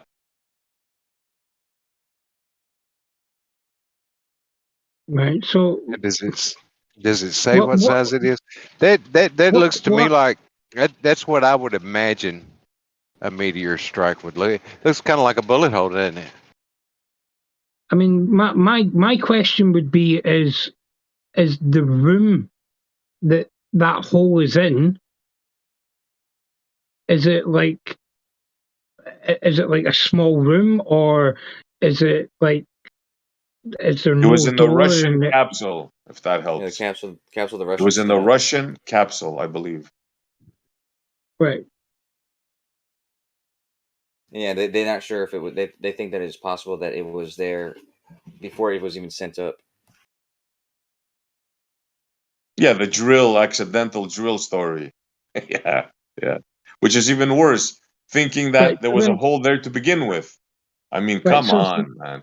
So it's not part of the actual main station itself, then, and it's like Kosho said, it's not life threatening. There was direct. I think there was access to the outside of the vacuum of space. There was, but it's not life threatening because it's not letting out a lot of. It's not letting out a lot of pressure at an extreme rate, at an alarming rate. It's slowly letting out some of the air. So Yeah, like a slow leak, you know.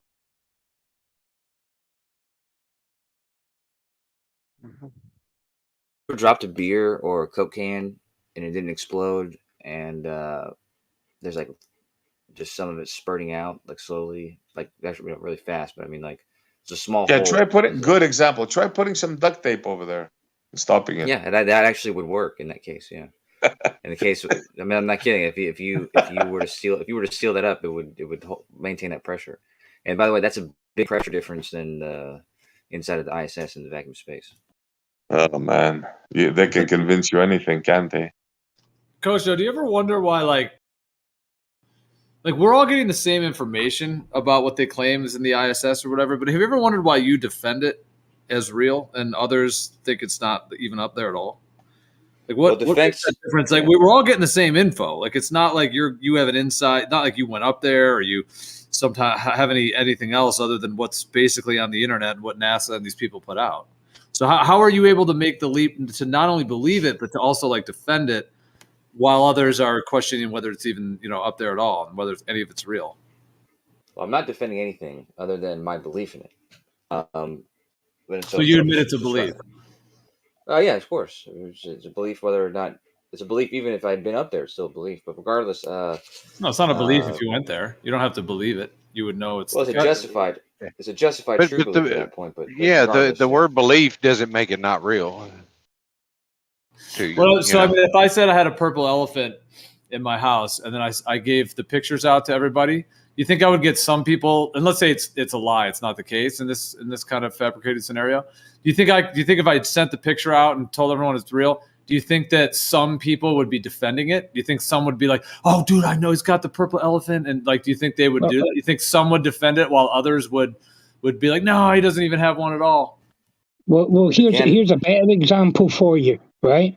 I was sitting with my wife, right, and she's English, and we started talking about the haggis, yeah, and I was like, the haggis isn't a real animal, and she was adamant that it was, and she even said that our daughter brought home a picture that her school teacher gave her of the haggis. Now, obviously, this picture isn't a real picture. Yeah, it was just a little bit of fun that the teacher had with the kids at school, and the kids knew it wasn't real. But my wife was absolutely adamant that a haggis was a real fucking animal, and I was winding her up that it wasn't. Just for future reference, you gotta go ahead. Sorry. No, I was just going to say it wasn't until two of her friends came in and told her, no, it's not a real animal, and that was just some fun that the teacher had with the kids, that she actually then started to believe that it wasn't a real animal. But up till then, she thought it was real. Coach, did you want to also respond to what I said? Well, no, just briefly, I'll just say you probably want to use examples that aren't unique to England, because I don't think a lot of people know what haggis is. But yeah. Sounds like a character in Harry Potter. It's a food. All I know is that it's a food. It's a type of meat, right? I don't know what it is. Sheep's intestines. Yeah, that's right. That's Scottish too, right? Yeah. Yeah. So, Coaster, do you see what I'm saying, though, dude? Like NASA's a media company that puts out media, and they seem to be involved in some kind of a thing that you could call a rocket that shoots from the ground up into the clouds. That's about it. And some engineering that they do. And some of that stuff is used on Earth as well. So, but in terms of the media we're talking about in terms of like space or the ISS or anything like that, you're getting the exact same stuff I'm getting, and SE is getting, and Highlander's getting. Everybody is getting, Left Lane. We're all getting the exact same media content from NASA. But some folks are defending it as absolute legit. Other people are saying it's absolutely not legit. So what is it in this in like the human psychology or in all of that delineates? Is it just the belief versus non-belief? Or what do you think? How could some people be defending it with all their might, extensively, even though they have no additional verification whatsoever from someone else who's saying it's false? Neither of them have the verification. Several things, mostly desire, and a desire based on because we're really just defending our overall belief, our overall position, to some extent. I mean, there's things that you guys bring up that I think is also even this thing. I remember this thing when I first heard about it, the hole in the craft. I was, as skeptical as the next person at first. It took me a little bit to think about exactly what would be the case, because we've all seen the movies where it hits spacecraft and everyone gets sucked out, or an airplane, everyone gets sucked out. So that was my intuition, I suppose. But after I thought about it, things like this in any situation, I don't describe something unless I actually believe it to be true. Like, I don't just defend it just for the sake of it. So you don't think you're defending the thing, because that's how it sounds when you're like saying it's real. You're saying you're just defending your belief that it's real. Well, no, I'm only saying that when you call it defending, it's only justified in a sense of me defending my belief, because I just think as I defend. I don't know, defending just seems such like a misuse of that word, but I mean, yeah, it's fine regardless. Well, it is, because if I'm someone, not defending if NASA. someone says it's not real, and then somebody else says it's real, then you could argue that the person saying it's not real, in their viewpoint, if they think that's the truth, you could say they're defending the truth, or they're just asserting the truth, whatever it may be, or trying to call out the deception in that sense.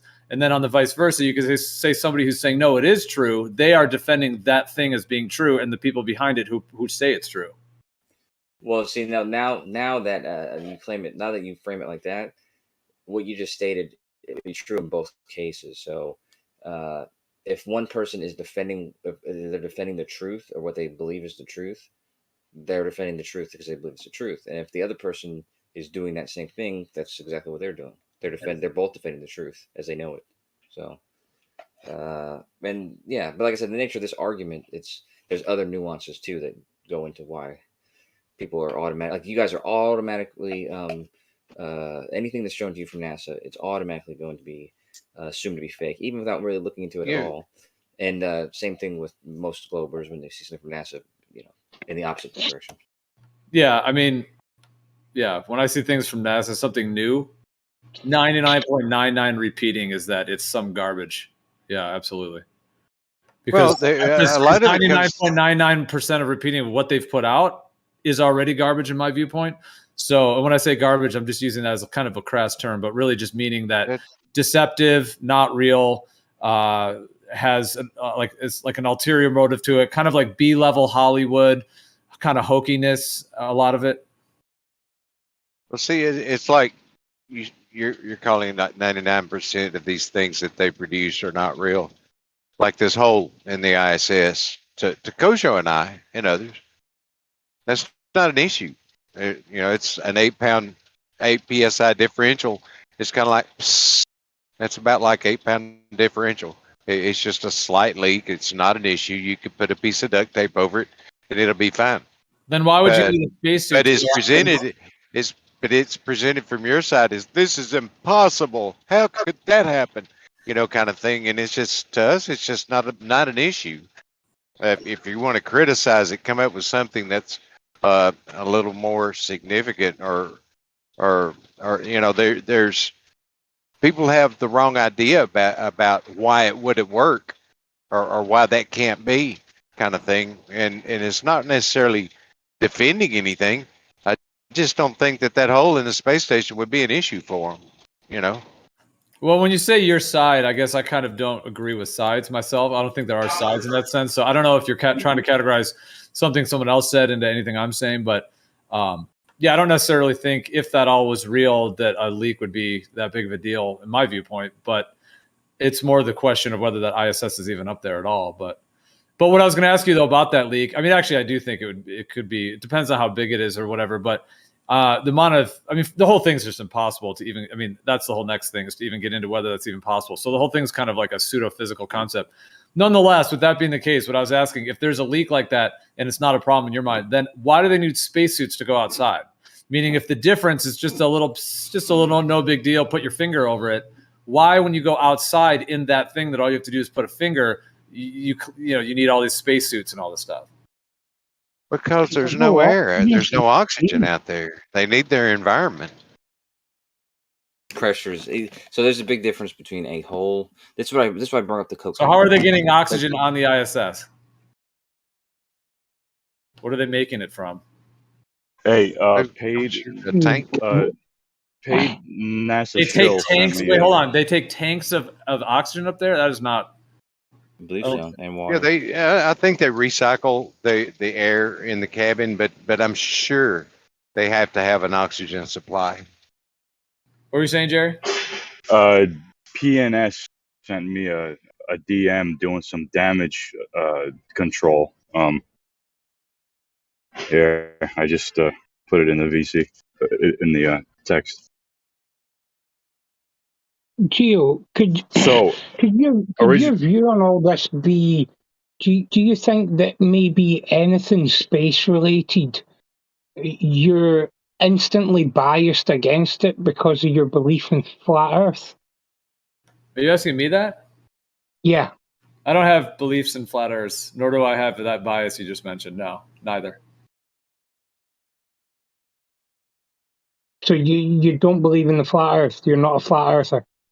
No, I've never called myself a flat earther ever. Nope. All right. Okay.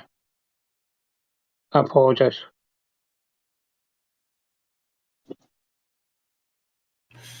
But now that for me, I know that NASA, what they're doing is inauthentic and that the medium they're going to doesn't exist.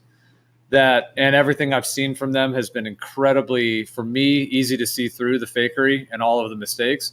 So it's sort of like, those you guys were talking about them earlier, those scammers that like call people and they pretend like they're Microsoft Windows and they're going to fix their computer, but they're actually scamming them. To me, it's like being called by those people like thousands of times and realizing that it's a scam. So if I get another call by them and they say, hey, this is Microsoft, and I look up their phone number and it's not even Microsoft's phone number, and that happens thousands of times, when they call me again, I'm going to be very, very highly, like 99.99% repeating that it's a scam. So in that way, what I've seen NASA do and my understanding of who they are, what they're all about, when I see something new from them, absolutely, yeah, it's going to.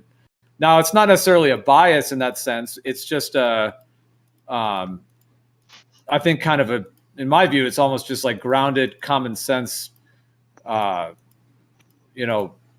reasoning and assessment of the information and the source it's coming from, based upon all of their previous, efforts and what they've put out. Basically, you're saying you're using logic. Yep. Simple. Yeah. Yeah. It's although instead of like it's a certain form of logic, it's like what is that type of like when it's like you have like a certain type of street smarts in a sense? Like how could that almost be categorized into something beyond, not just like a colloquial term like street smarts, but like because we have like emotional intelligence. There's like intellect intelligence, like the actual intellect of the mind. Geo, think about this. What you're describing is being able to take past experiences and then make better decisions based on those past experiences. I'm pretty sure that's been referred to as wisdom for many, many years. There you go. Yeah, wisdom. Yep. It's part of wisdom for sure. See, what he did was he assessed the situation. Gio said, we have a pressurized place. There's a hole in it. They tell us that they saved it with tape. They just put tape there. It was enough. But then when they go outside, they have these suits that are pressurized. So he said, wait a minute, 1 and 1 is not 2 here. That's logic. Simple. Anybody can do that, right? But you guys automatically hold on. You're asking people to go outside into space where no oxygen is and expect them just to breathe perfectly fine. Yeah, but it's not just the oxygen; it's also the pressure. They claim it's not just the oxygen though. They claim that the pressure of the space environment will like crush your bones and actually like suppress your lungs as well. No, Yes. not crush anything. No. Yeah. Your lungs collapse is what they claim. No, they'll collapse because the space would be evacuated. I mean, it would like, yeah, they would collapse from the lack of pressure. It's a reverse collapse. It's not squeezing. It wouldn't squeeze your bones. It's not like a pressing anything. I don't know how to describe it's it. It's like an outgassing. Very simple. It's like the lack of pressure. Yeah. Your lungs would collapse because all the air, you would let all the air in your lungs out, and then you would have nothing to breathe in. So your lungs would stay flat and collapsed. Yeah, but they say you like. Well, I didn't necessarily mean crushing the bones, although that is part of it. But they say you like swell up, and your whole body like deforms. Yes. Like, they get like Of all the times you guys have whined about people making semantic arguments, it seems pretty ridiculous for you to argue that against what Gio just said. Right. Do you know why your body would swell up?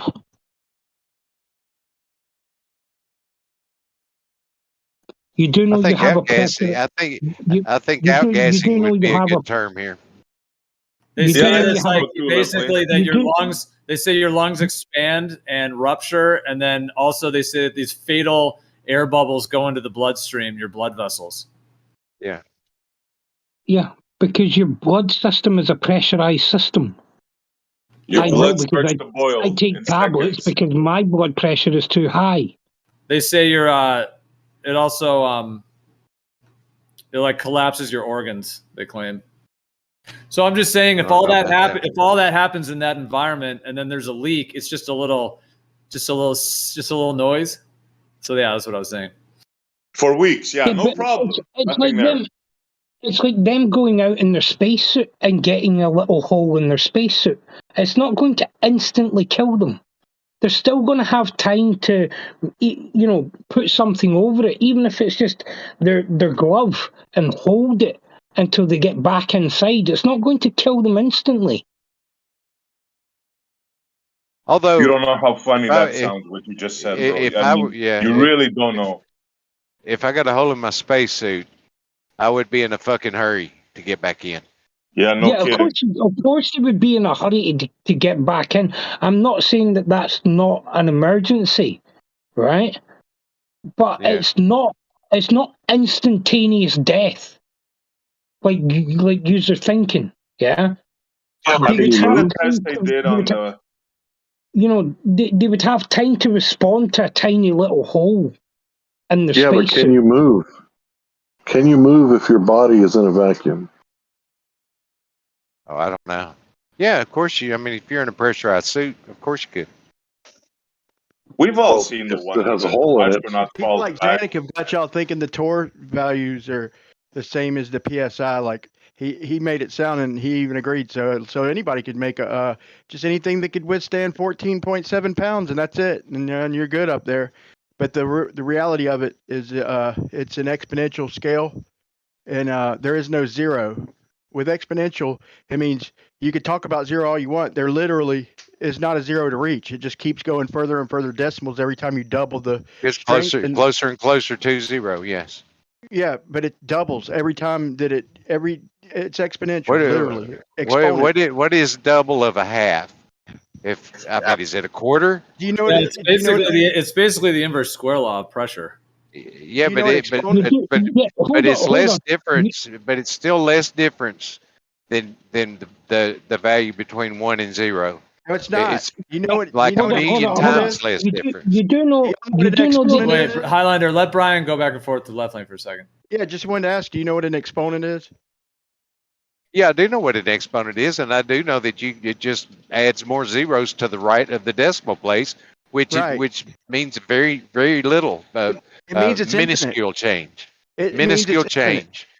infinite. Minuscule change. No, yeah, if you're adding and subtracting, listen, if you're adding and subtracting, like with the PSI value, then yeah, it's minuscule. But exponents represent an exponential scale. There is no zero. It will literally go on Doesn't forever. matter, Brian. Listen, man. It doesn't. It doesn't give you. It doesn't give you such a differential that it's some kind of explosive thing. It's very, very little change.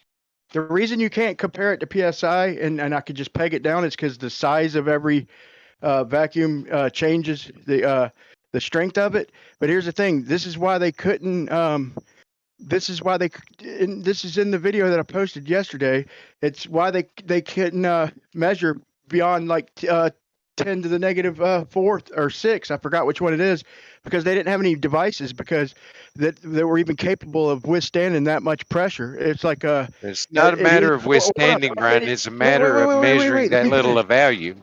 Just listen. It's either 4 or 6 on the size devices they had. It was 1,000 pounds per square inch, and that was equivalent to 100 miles up, and it was 1,000 pounds per square inch, bro. Was the equivalent. I've got a pair of micrometers that measures down to the 10,000s, right? and it's like it measures, let's say, 3 numbers to the right of the decimal. That's how accurate they are. I've got like $1,000 set of micrometers that measures down to the 10,000ths. So they're just more accurate. But they're gonna fail, bro. That's a different system, what's bro. the difference? It's not a matter of failing, dude. It's just a matter of the capability to measure to that degree of tolerance. I mean, it's such You a can't fine. even judge the tolerance without the size of of the vacuum, not the strength, but the size. Let me ask you this, Brian. I'm gonna change it to an inch. The difference in an inch and 0 inches. 10 to the negative 17 inches. What size is that? Well, it's if you'll go along with me, put your brain in gear and go along with me, like you always say. Just put your brain in my mode. So what is 10 to the negative 17th of an inch? How much is that? How big is that? Huh? There's no such thing. There's no such thing. Well, the hell there isn't. Inches are not exponential, bro. What are you talking about? 10 to the negative 17th of an inch. There's such a 10 thing to as the 0 negative inches, 6th bro. of an inch. Listen, Brian, no, you just don't understand it, and there's no need in discussing it. You're wrong about that, man. So the 1,000 pounds per square inch, equivalent to the size of the vacuum they were measuring.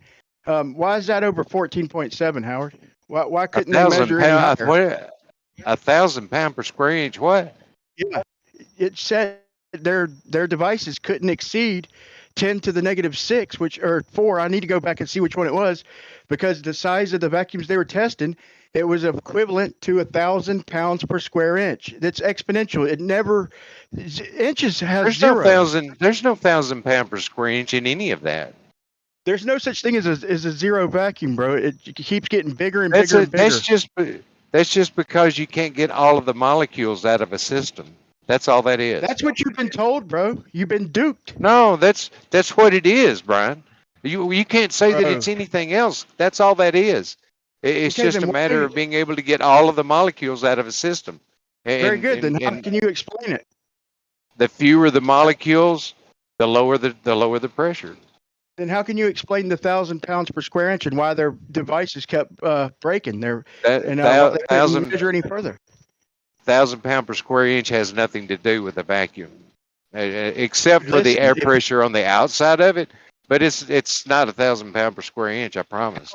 Here's 2 ways to do it. Okay, let me just say the simple way. If you have a 10 to the negative 3, so it's like 0.0003.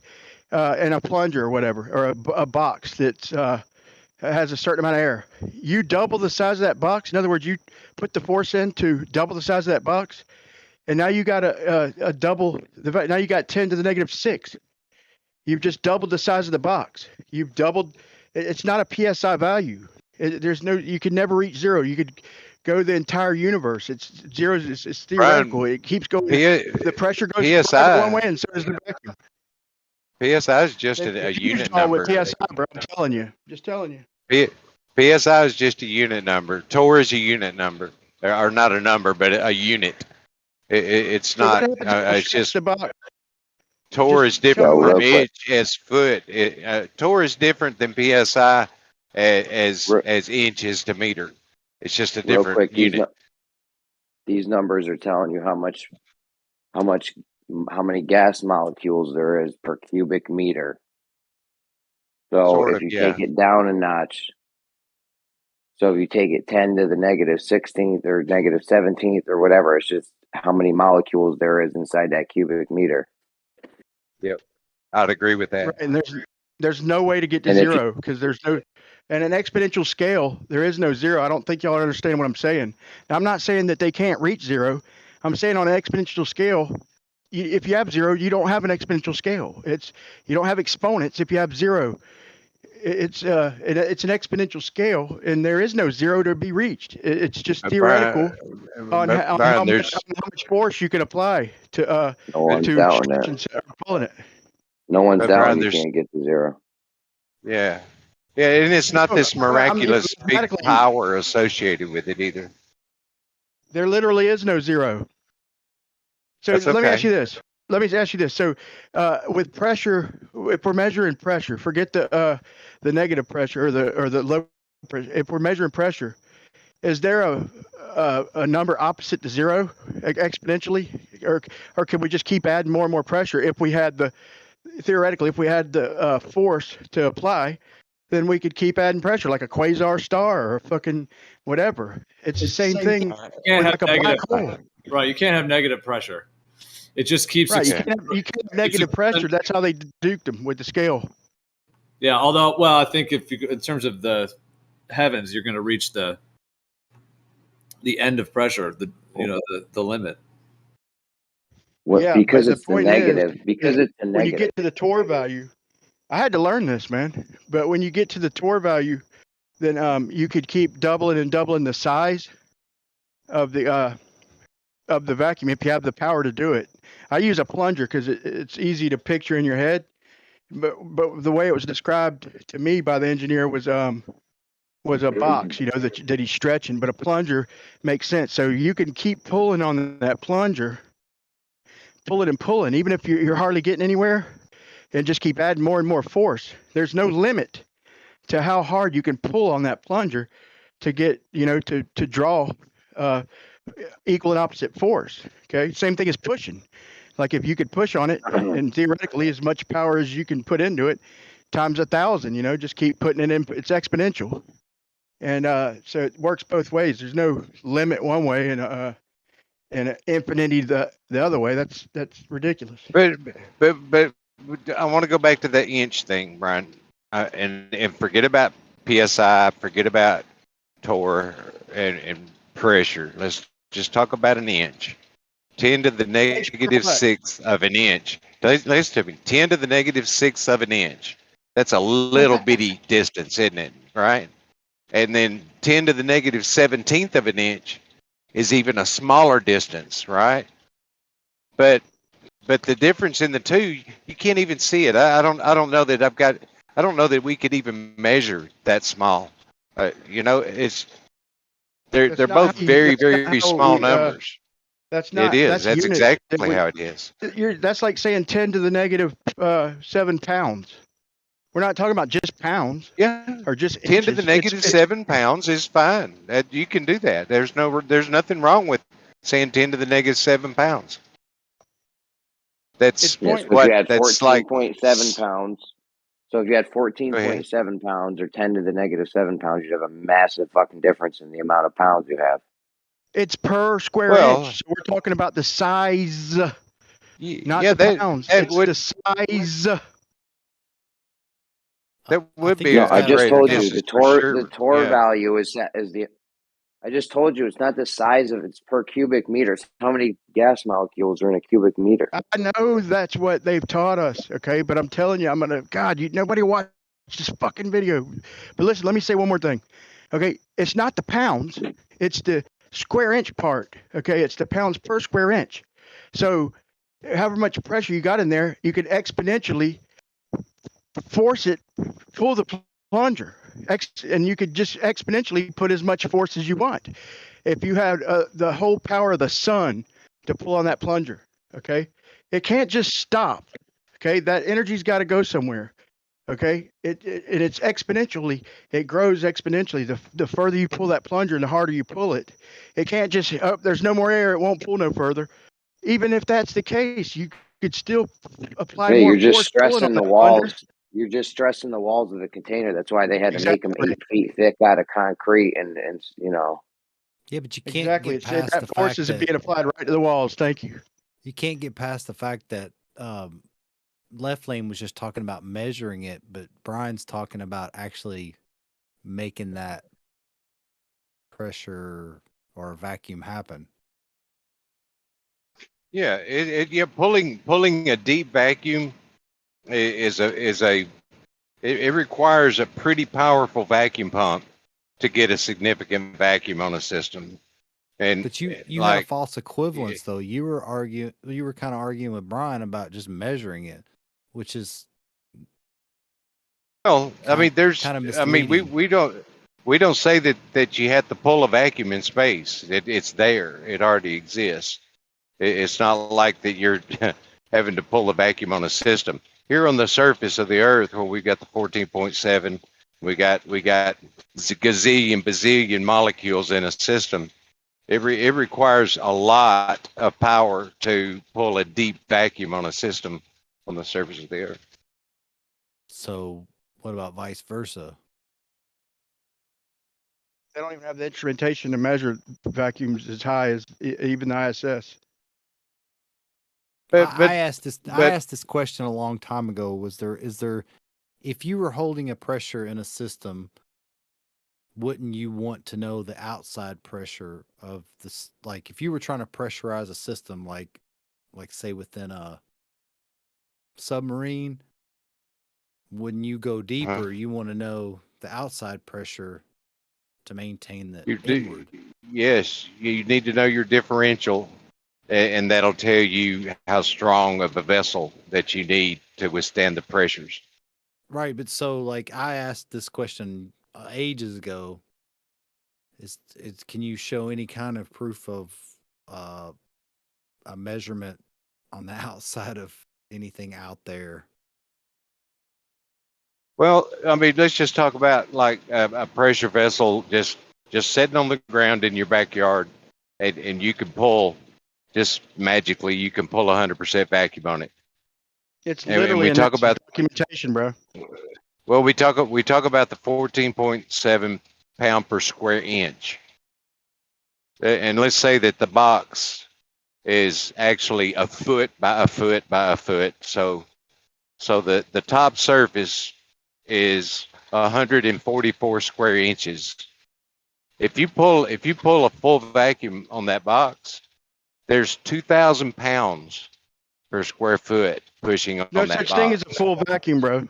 And so that, yeah, you have to suck it out in the atmosphere on the surface. That's why they have vacuum pumps, Brian. So if you can understand that, Brian, please stop for just a second. Let me finish. Sorry, man. So that's why you can imagine that rail car that's designed to carry pressure, and everybody's seen that video, and they pull a vacuum on that tank and it collapses. It's an immense amount of pressure over the entire surface of that tanker, when they pull the vacuum on it. It's only 14.7 pounds per square inch, according to you guys. Right. That's so it. what is it per square foot? What is it per square foot? Is 14.7 times 144 will get you that's like 2,100 pounds per square foot. And if it's 10 feet, just think if it's 10 feet, 10 square feet, Brian.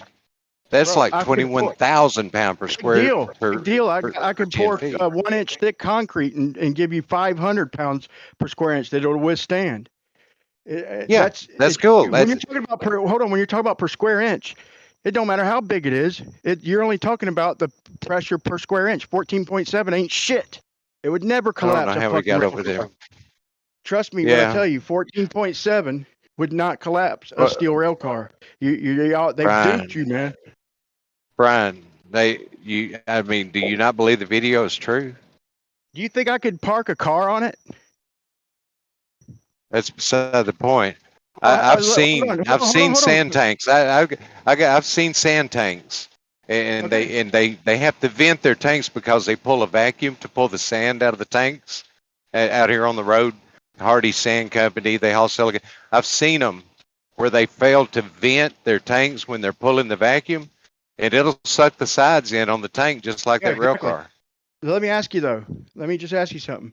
You think if I stacked up a couple paint cans, like solid steel paint cans, and I balanced a car on top of that bitch, you think how many pounds per square inch you think that is estimate? Well, and what's the car weigh? That's about what? Yeah. But let's say it weighs about 5,000 pounds. It's like a station wagon or something.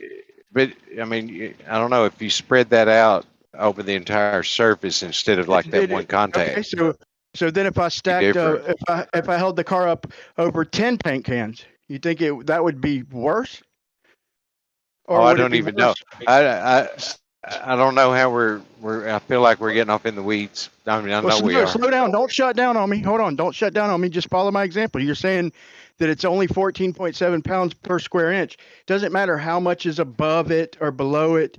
It's per square inch. It's only 14.7. And that's why I'm asking you, if we just put a paint can and balanced a car on it, that would be about, 800 pounds per square inch or so. And you think that spreading I that don't weight know. out would you think it would have a better chance of collapsing it if I spread the weight out, or would it have a better I chance of don't collapsing know. it? Well, yeah, you do. If I stacked all the weight on one point, it would have a better chance of withstanding if I spread the weight out, right? Yeah, bigger footprint, and you would be distributing that weight out over the area that it's in contact with. And it probably could hold up a car. Maybe not, but it probably would. A good one. Probably a good paint can that's intact and structurally intact. But if you set the car up there and it did hold it, you could probably like poke it with a pencil and make it collapse. Sure, I can poke 14.7 pounds per square inch with my fingers, like each finger. Like you've seen people stand on a beer can. Have you ever seen them do that? They'll stand on the beer can and then they'll take their fingers and poke the sides and it goes sure. flat. Sure, Yeah, sure. that's kind So of the same thing. Yeah. That's my point. My point is this: it's 14.7 pounds ain't shit. It's what's happening is the air is trying to equalize, and the more air they pull out of there, it's stretching it. That's a big ass container, dude. It's way more than 14.7 pounds pushing in on that bitch per square inch. That ain't nothing, dude. A fucking a good paper towel. Well, no, you'd probably need about 3 or 4 of them, but a good 3 or 4 ply bounty could withstand that, bro. That's not realistic, bro. It's 14.7 pounds per square inch. Ain't shit. They've duked you, bro. I'm telling you. I don't disagree. But I mean, 14.7 per square inch is not a big deal at all. Could never No, crush steel. but It's what's happening is the air is trying to equalize, and so it's trying to rush in. And the bigger the chamber, the more pressure. So they've just told y'all one little size tank and compared it to PSI and have y'all adding and subtracting. That's not the way the torque value works, man. It depends on the size of the vacuum that you're pulling and the pressure put on it. But Tor, like I said, Tor is just a unit. It's Tor is to PSI as a foot is to a meter. It's just a different unit of pressure. Yeah, and you can't pin it down to pounds per square inch. You can if you say like 1 atmosphere, but even that depends on the size of shit pretty much. But when you get down into the negative torrs, like is when it starts getting exponential, like and there's no zero to be reached. This is what they said, and they showed the documents where they couldn't. This was their argument, was that they couldn't even test beyond. I think it might have been 10 to the -4 torr, but they didn't even have the gauges to withstand the 1,000 pounds per square inch that the vacuum was putting on the gauges, and that's inside of a fucking of another low pressure chamber. Well, see, that gets us back to this exponential thing, and I've heard the argument, and I've heard Quantum Eraser make the big deal about it's exponential. It's orders of magnitude, and it is, but it's a whole lot of nothing. It's exponentially little, exponentially small difference. And that's my point on it. Yeah, well, I wish you'd listen to the professionals, man, that have looked into this and read the document. Brad. I know, I know you think I know. you do. I know you think you do, but I'm just saying. I'm just telling you the people who weren't indoctrinated and who read the documents. In fact, I'm gonna post it, man. If somebody wants, give it a look and see I'll the give it a look. documents I will. of how I'll high look they at went whatever up. you put up there. Yeah, they only could go up to a certain amount because they couldn't. They had nothing to withstand them pressures, bro. Literally. But yeah, let me post it.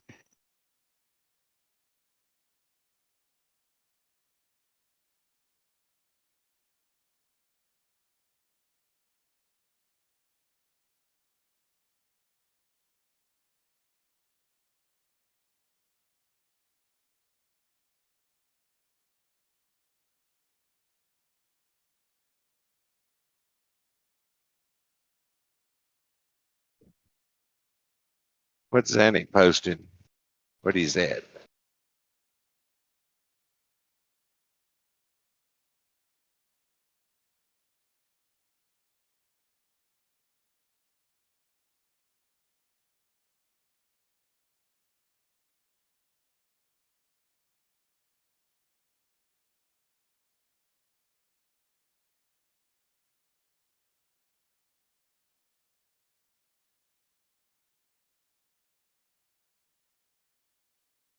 Gio, you there?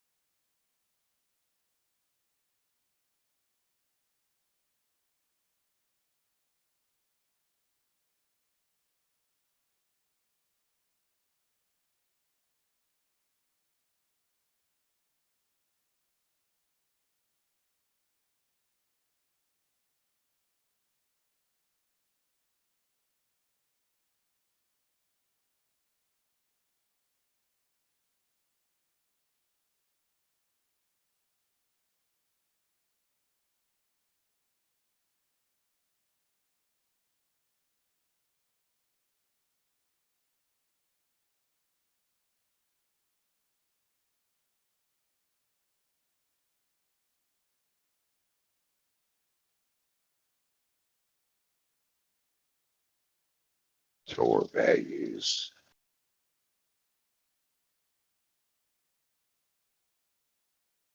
So what are those values, Brian?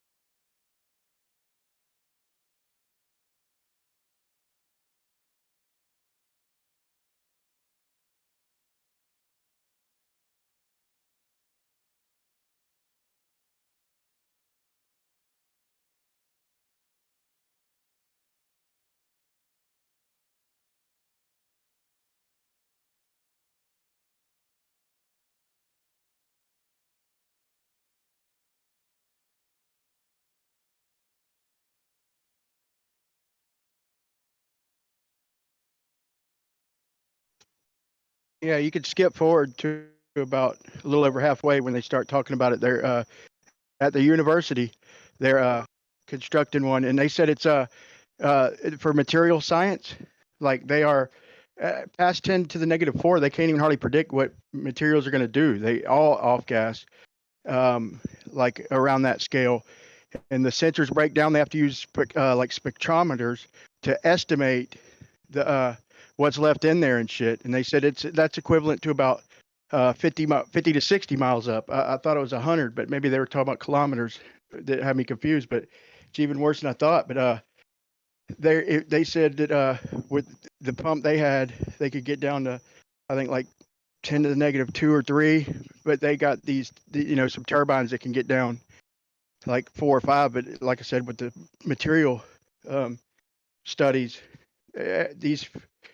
it's hard to even predict what materials are going to do beyond 10 to the negative 4. Like they all start doing wonky shit, off gassing and welding and all kinds of other shit. It all depends on the size.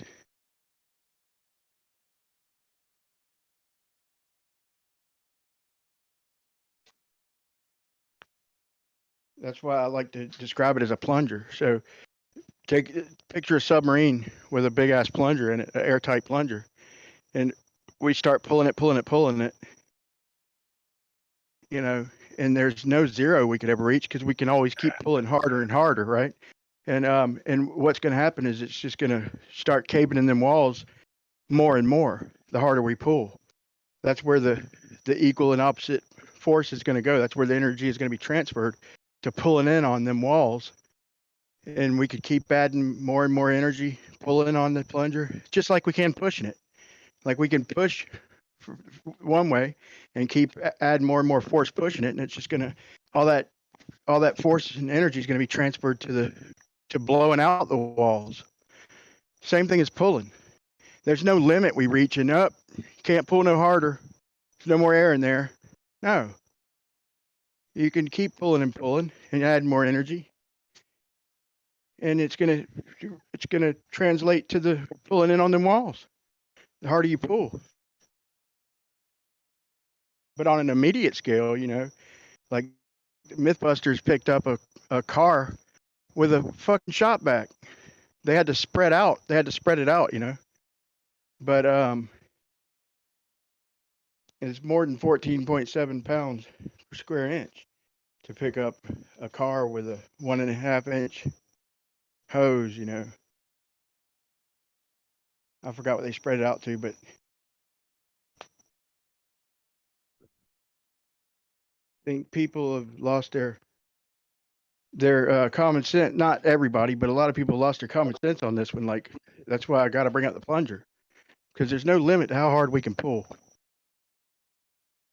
Theoretically. So I guess a black hole is only 14.7 pounds.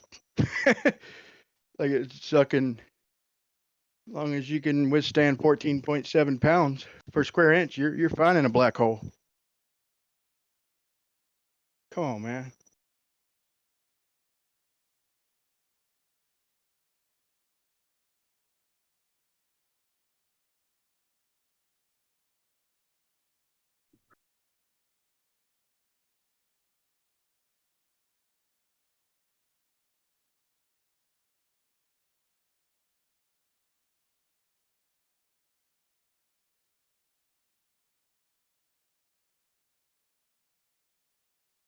Why is everybody muted? It's like everybody's got their shit on mute. I always mute when I ain't talking. Oh, I'm just saying, there's nobody. Like, out of all these people, to hear it this quiet is kind of unusual.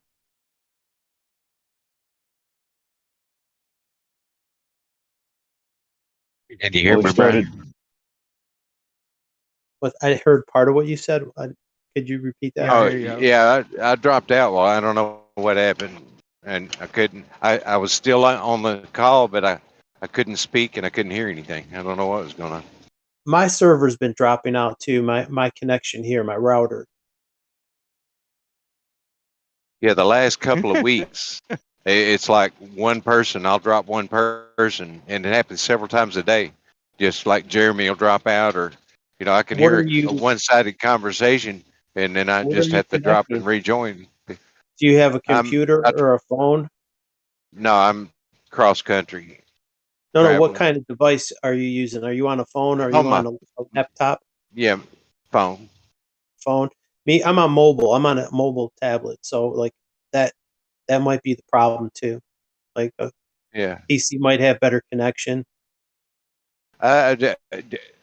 Discord is historically has evolving problems. It's like every time they update, they'll fix some problem, but they develop a new problem, and it's always something. It seems like every time they update, something else goes. They did something to where I can't see the rooms, the names of the rooms in some servers. They just appear. I see the little. I don't see the name of it. I can't see the words. Right, so it's just like, what? I can't find anything, dude. I'm navigating blind. Yeah. And it wasn't Still always love like Discord though. it wasn't always like that. I used to see them all just fine. Like I can see them in here. I could see the names of the room, live streams, voice text. I see everything here, but some of the other servers I'm in, I don't see that for whatever reason. Yeah, that's strange. Yeah, I know. See, there for a while, we had ghost buttons like the mute button and the hang up button. It all disappeared. They were still there. You know, I could touch the spot where they belong and they work, but you can't see them. But they did fix that though. See, look at this. This is one of the servers I'm in. I'll show you what it looks like.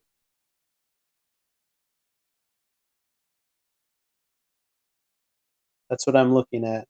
Oh, yeah, that's weird, isn't it?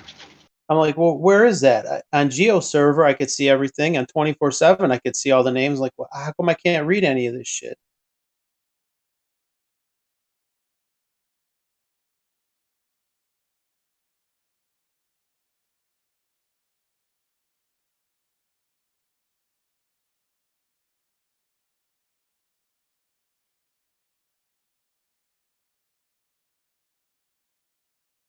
So, Brian, you posted a table with some elements and some Tor values. What are those?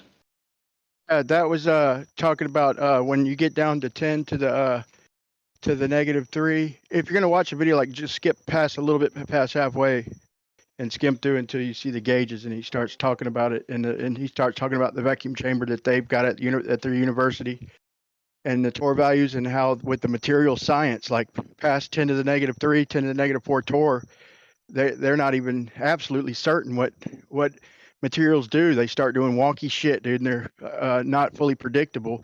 They start, they all off gas way beyond that, before that. Not all of them, but most of them way before that. And they are unpredictable. Like they start welding to each other and off gassing, and that's only at like an equivalent to 50 or 60 miles. It wasn't even. It was like a little under 100 kilometers. I was wrong. It's even worse than I thought. That's equivalent to about 50 or 60 miles. But past that, you need like they said they don't even have the like in the NASA documents, they didn't even have the sensors and the gauges to measure down past 10 to the -3, I think, because it was too much pressure. And they say to measure anything beyond that, you got to use like spectrometers, a certain kind of spectrometers, which give you like an estimation. But as far as like thinking of it like little gas molecules and bouncy ball shit, I mean, I think that's a whole wrong way of thinking about it, man. It stretches, and you can put as much force as you want stretching something. There's no limit to how hard you can pull. That's what I thought you heard me, but I was saying like in a submarine, if we had a airtight, listen real quick. If you had an airtight plunger in a submarine, like halfway through, you could push it, and there's no limit theoretically to the force you could keep pushing. The energy that you put on pushing on that plunger is going to transfer to the walls trying to blow out. There's no limit. Same thing with pulling. So if I pull the plunger, it's not like I'm going to hit a certain distance and it's like, oh, can't pull no harder. It's it. No more air. No, you keep pulling. The more energy you put toward pulling, and the energy and the force is going to transfer to trying to suck them submarine walls in. There's no limit. Well, all you're doing is changing the volume of the compartment that you're in. that you're talking about. Like when you're pulling the plunger out, you're increasing the volume, and so you're decreasing the pressure, right? Yeah, and there's no limit. Every pound of force you pull is going to translate to the walls wanting to cave in. There's no limit to how hard you can pull, bro. Even if you get to where it's so hard to pull because there's not hardly any air left, you could still you keep pulling and pulling and pulling, and that energy and force has to translate, and it's going to translate just the opposite of pushing it. And there's no zero you could reach because you can always add more force to pulling.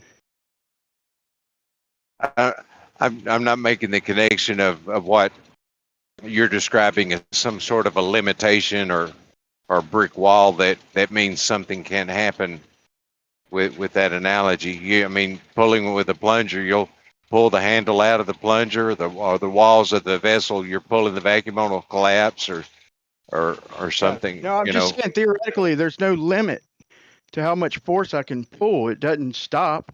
Like you're acting like it can only translate to 14.7 pounds per square inch pushing in on the walls. No. What happens when I add another 50,000 pounds of pulling force?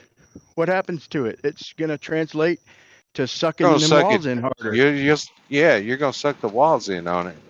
I mean, and if you had a gauge on there, you could read how much the lack of pressure or whatever vacuum, But you'd agree there's no limit to, I mean, theoretically speaking, the only limit is the materials collapsing.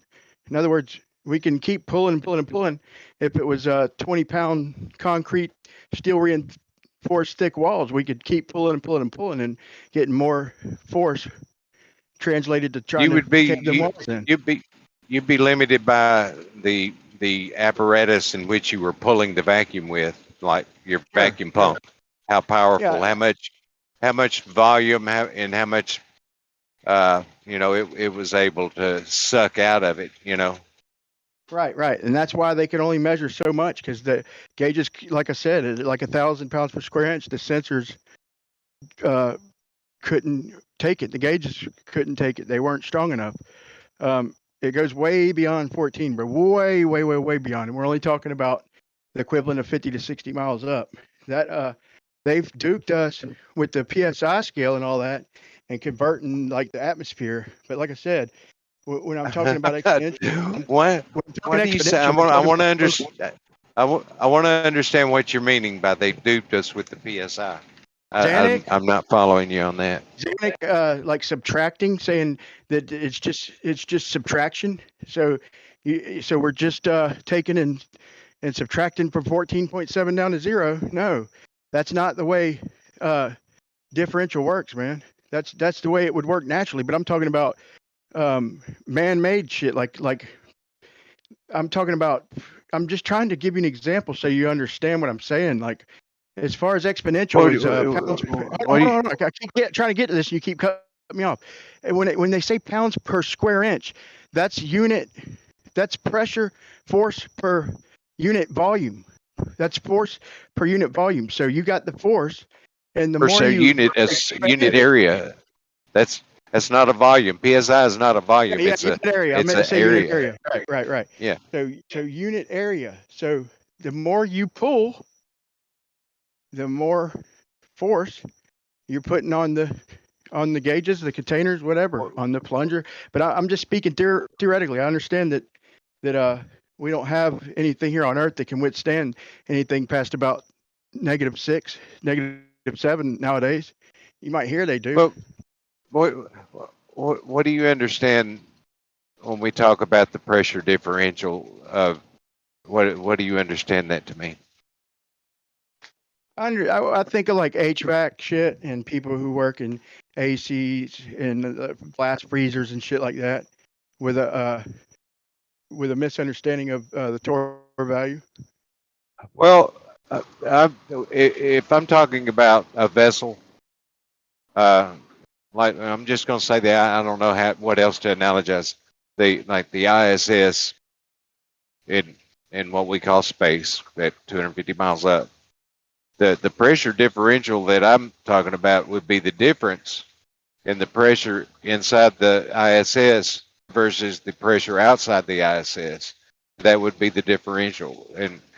Sure. And say it's 10 psi inside the ISS. That's pretty Okay. close to what we have. And And if you take say it's zero. Say it's zero on the outside. The differential is 10 pounds. there is no zero, bro. Listen, if you take I'm what you just, think no, is I'm just saying. zero, I'm just yeah, let I'm me just say saying this. thought experiment. You know. So here's the thing. So if you take like, don't even think of the atmosphere. I mean, the way you think of the atmosphere, just think of it like this. Think of if you take say 10 to the -3 torr, right? And which is the equivalent to of about 50 miles up. Okay. Now you take that and you multiply that area times the universe. That's what it means by exponential. When you're talking about the unit area, you're taking the same amount of gas and you're not even sucking no more air out. You're literally just expanding the area. And it exponentially, you can expand it exponentially. No. There's no, No. I mean, in your universe, you certainly fucking can, bro. And there's no limit, bro. Like, what do you think if I make a 14.7 psi or suit out of good thick napkins that I could withstand a black hole, like on the outsides of a black No, hole? I don't even know why you're saying that way. I'm not. I mean, the psi is a psi here, is a psi over there or up there. Yeah. You know, the Now, when you psi change an is. inch, when you change an but inch we- to a zigadillion miles with the same amount of fucking air, you know, I'm just saying, I'm not trying to really compare it to the whole entire universe. What I'm saying is there's no limit to the theoretical size, and that's where the exponential part comes in. You know, like either pulling like on the plunger. I tried to explain it like that, which is easy to understand, or stretching a box like a capsule. You know, stretching with the air that's in it. There's no limit to the force you can apply to stretching that box and extending the area, and therefore exponentially putting more force on the walls. How could there be a limit, bro? One way and no limit the other way. Think about it. See, that's the reason that I use the value of zero torr. I mean, you get into the 10 to the -6 and 10 to the -17, and they're both very, very small numbers. Theoretical. Let's make it worse. Let's make it zero. Not even let's real, say it dude. is zero. I know, but but we could use the analogy for illustration. Let's call it zero. You're talking which is 100,000 actually tons per less. square inch. Which is actually even, you know, I mean, that's as far as you could theoretically go. You can't have negative pressure. That's bullshit. So There's let's call no it zero. zero pressure. There's no theoretical zero with the exponential scale, man. You're not talking about just inches or pounds. You're talking about per unit area, bro. You're talking about as a false equivalent, bro. There's no limit to the amount of force. I don't know how many different ways I could say this. There's no limit to how much pressure you could push on it, except for what our materials are capable of. Same thing with pulling it. There's no zero to reach. Whatever you think you're close to zero, just add double the fucking pulling force on it, and you got double the pressure pulling them walls in. See, Or the way stretch it out. you're describing this, Brian, it doesn't make any sense at all to me, and what I understand to be the fundamentals of pressure differentials and pound per square inch and things. I really don't understand I don't understand what concept that you've got of it that I can't make sense of what you're telling me. You know what I mean? Your brain won't let you, bro, because I'm stating it very, very clear. And I'm trying to follow the discussion for quite a while. I don't mean that as an insult, because there might be things like you trying to explain to me sometimes that my brain is just like confusing I itself. But understand. I Yeah. see this a lot, and this is one area where I'm certain in after researching it and even thinking about it, and I see where the tomfoolery is afoot. The way they've done it. But like I said, there's no limit to how hard we could push on the plunger. The only limit is the materials. But think about it. Why would they have no gauges or sensors that can measure them vacuums of that strength? Why would they break down if it's only 14.7 pounds per square inch? That's nothing, bro. That just would be inherent to the device you're using to measure the pressure. It's just its limitation. That doesn't mean anything about what is or isn't there. I mean, Here's what they've done, if you're using a yardstick to measure in thousandths and turning out a shaft, you're going to get it wrong. I mean, you've got to use the proper instrument to measure what you're trying to measure. Here's where they duped us, though, Howard. Here's where they duped me and you alike, and I figured it out a long time ago. Okay, when they're describing the railroad car, they make it sound like it's the weight of the entire atmosphere. Dude, if it's 14.7 pounds per square inch, then it doesn't matter how you want to stack that up. That's you've got to, Brian. How many square inches? Now listen. How many square inches is on that tanker? I mean, you have to multiply that by the surface area to get how many square inches is actually there. Then wouldn't it be more than 14.7 pounds per square inch? If we added not per square inch, if you multiply, if you take a square foot and you multiply 12 inches by 12 inches, you get 144 square inches. So if you've got 14.7 per square inch, multiply that by 144, gives you like 2,100 pounds per square foot. That's how that works. Yeah, no, it's not that much. Look, but it is more. But now you're talking about pounds per square foot. If you apply more, hold on. If you apply more pressure, that's just scaling. Listen, let me say one thing back. If you apply more than 14.7 pounds per square inch, then it would be more than 14.7 pounds per square inch. It would go up to like 144 pounds per square inch. You could convert it to feet. Yeah, you could convert it to meters. But they're talking about, like I just used the example of parking a car on an inch of surface area on them containers, which it would probably easily hold, or spreading it out. It doesn't matter. 14.7 pounds per square inch is 14.7 pounds per square inch. And if you add more to it, it's no longer 14.7 pounds per square inch. I want to suggest, and you look at all these maths and you really dig, and I commend you for your efforts you put into digging in these things. Look at dimensional analysis, or let's say scaling in dimensional analysis. What you do to the pounds, you have to do to the square inch. Everything has to scale 1-to-1, right? You know what I mean? So, if you multiply the 14.7 pound per square inch and you want to convert that to feet, you got a square foot, you have to multiply the feet by the number of, or the PSI by the number of square inches to get, it's all got to go together. I hope I didn't confuse you with that.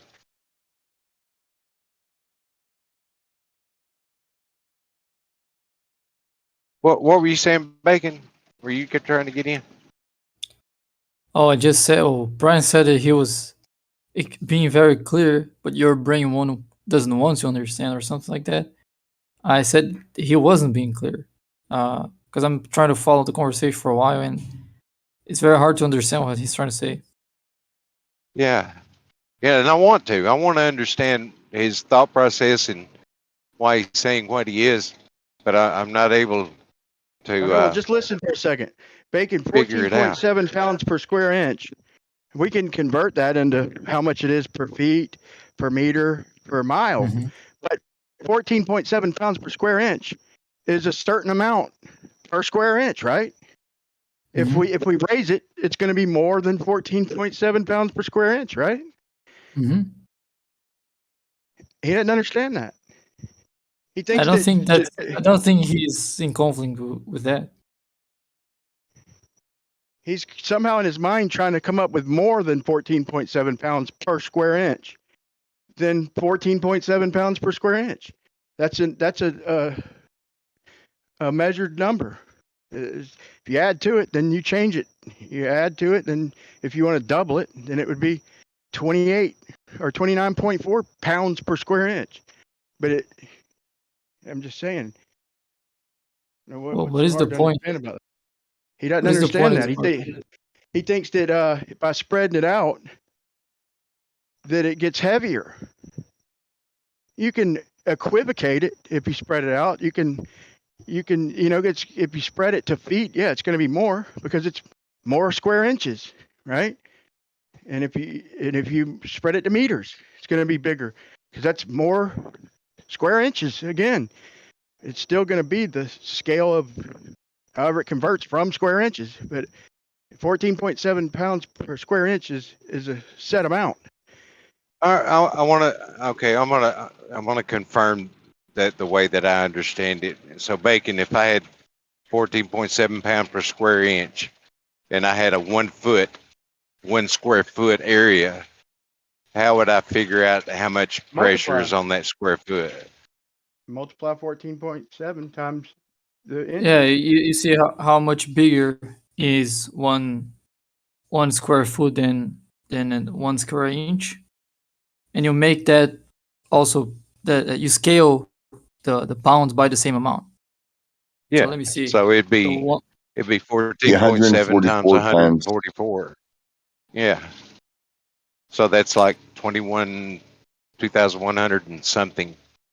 I can't get the math that close. 14.7 times 144. Is that it? Yeah. That's 2,116. Yeah, it's 144. It's 144, but that's how we measure our concrete, dude. That's how we do the core, the stress test. But even if you change it to feet, that's still 14.7 pounds per square inch, Howard. Yeah, I mean, I think Howard knows that. Yeah, I don't argue that. Yeah. Okay, good.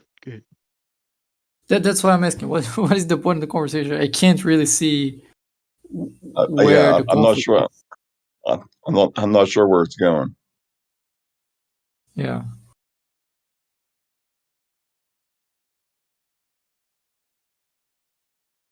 What does it mean, Brian? What is what you're saying mean? What I was saying is that we can take like a small, like a 1 pint paint can, let's say 4 inches in diameter, and make it out of solid steel, and probably set that on top of the tanker, and probably rest a car on it, and it's going to be more than 14.7 pounds per square inch. And you could spread it. If you spread it out, it's just going to be easier for that tanker to hold. That's why I'm trying to put all the pressure in one spot. If you think all there is 14.7 pounds, like then that, I think you've been duped, bro. That's a massive force sucking in on that. That's pretty solid steel, but it's a big ass area. So you got that air's trying to come in from outside, and the more force say you got a plunger in that tanker, the more force you applied to pulling on that plunger for that tanker, then all that energy you put into it is going to transfer to the walls. Same thing with pushing. If you push on it, then there's no limit to how hard you could push. It's just going to transfer to trying to blow them walls out. There's no zero pulling or pushing. There's no zero. You can exert as much force theoretically as you can.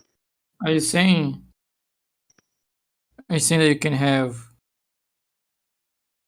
I mean, this is in quotations, but like are you saying that you can have vacuum pulling stronger than the atmospheric pressure? Is that what What, your what point would is? if we had a plunger? Let's say, fucking the best gasket known to man on a plunger, on a Plunger. steel tanker, on a What's a steel tanker, plunger? like it's halfway into a plunger, like for a needle, like a what do you call them things? Like a syringe. Okay, so picture a plunger. That picture the steel tanker is a big ass syringe, and we got a badass gasket, strongest known to man. Okay, for this example. Okay, and it's halfway in the tanker. Okay, it's halfway and in the middle. So now we can push and push and push and push. And would you agree there's no limit theoretically on there's no limit to how hard we can push that air in and exert force on the walls trying to burst out, right? I think Would you agree that the harder I pushed, the more pressure would you're try talking to about burst compressing out? air? Yeah, you agree that the harder I pushed and the more energy and force I applied toward pushing, then it would transfer directly to them walls and try and burst out, right? No limit, theoretically. Right. Well, not necessarily energy, but yeah. The more force you apply, the more you're going to increase the pressure. Right. And it's the same thing with pulling. The harder I pull, the more that air is going to try and equalize. There's no limit. It's and an it's going to get exponential scale. closer and closer to zero. There is no zero. No, it doesn't work like that. You could pull on to infinity. It doesn't work like that. Like if you What do have you a mean it syringe, doesn't work? So you think that there's a certain amount that I pull on it and it just won't do nothing else. So now I can add the power of the sun pulling on that fucking thing, and it's just you're only going to get 14.7. You know, just that force is just going to vask away in our brains, in our imagination.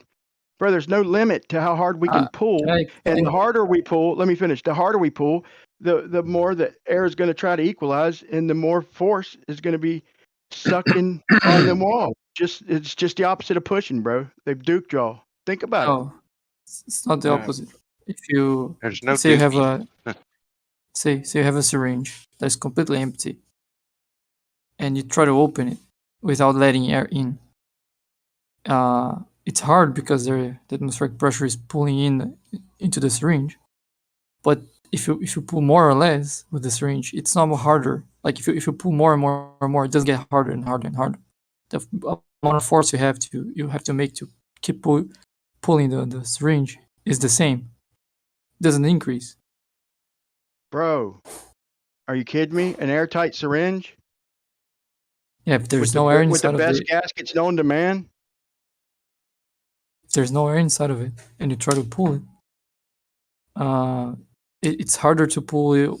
It's not harder to pull when it's What do you further mean it than ain't when it's harder to pull? Of course it's harder to pull. It's going to get impossible to pull it any further. And then when you hit that point, add 50,000 tractors to pull it on that plunger, and then it's going to pull harder and harder and harder. There's no limit. Are you telling me there's a limit on how hard I could fucking pull on that plunger? Why are you giving me a limit? And what's going to happen to the energy that I apply to pulling it? Because the energy has to transfer. Okay, you've asked him, let him answer. I just told you this earlier. If eventually it goes into the containers of the walls of the container, that's why they have to have 8-foot thick concrete walls when they start pulling vacuums. No, it depends on the What do size you of the mean? vacuum. No. Exactly. It depends on the size of the vacuum. And that's another way to strengthen it. pressure. That's why it's exponential, bro, because you can always increase the size. It's exponential. No, I didn't mean this. I didn't mean How the can you hit strength a of the zero vacuum. when you No. can always expand the size? That depends on the size, like the actual surface area of the walls, not the size, like the strength.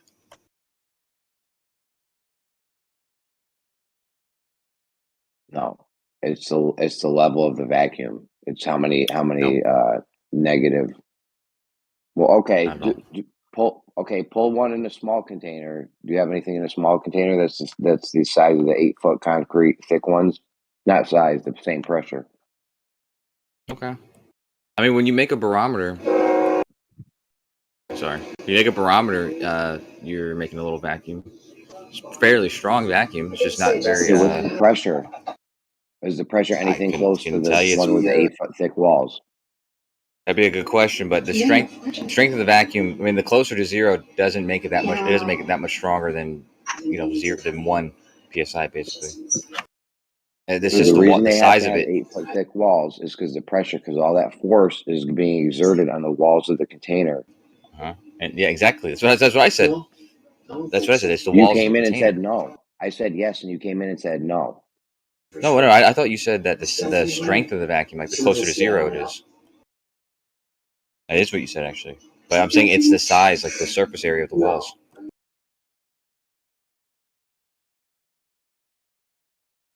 That's why it's pounds per square inch. There's more square inches, there's more pounds.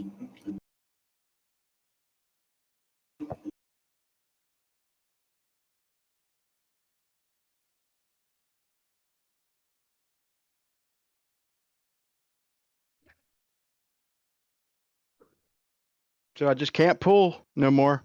I hit a certain amount, and now all the extra tractors or semi trucks, I hook up the power of the sun to pull it on that plunger, and just nothing else happens. The energy doesn't transfer nowhere. It just dissipates in y'all's brains somewhere. I don't know. I don't think y'all are using common sense on this one.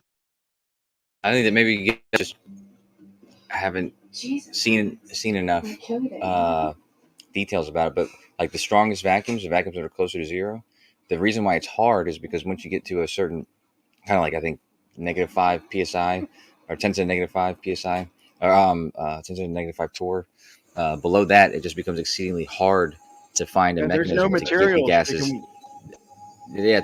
It's hard to get the gases out of the vacuum chamber.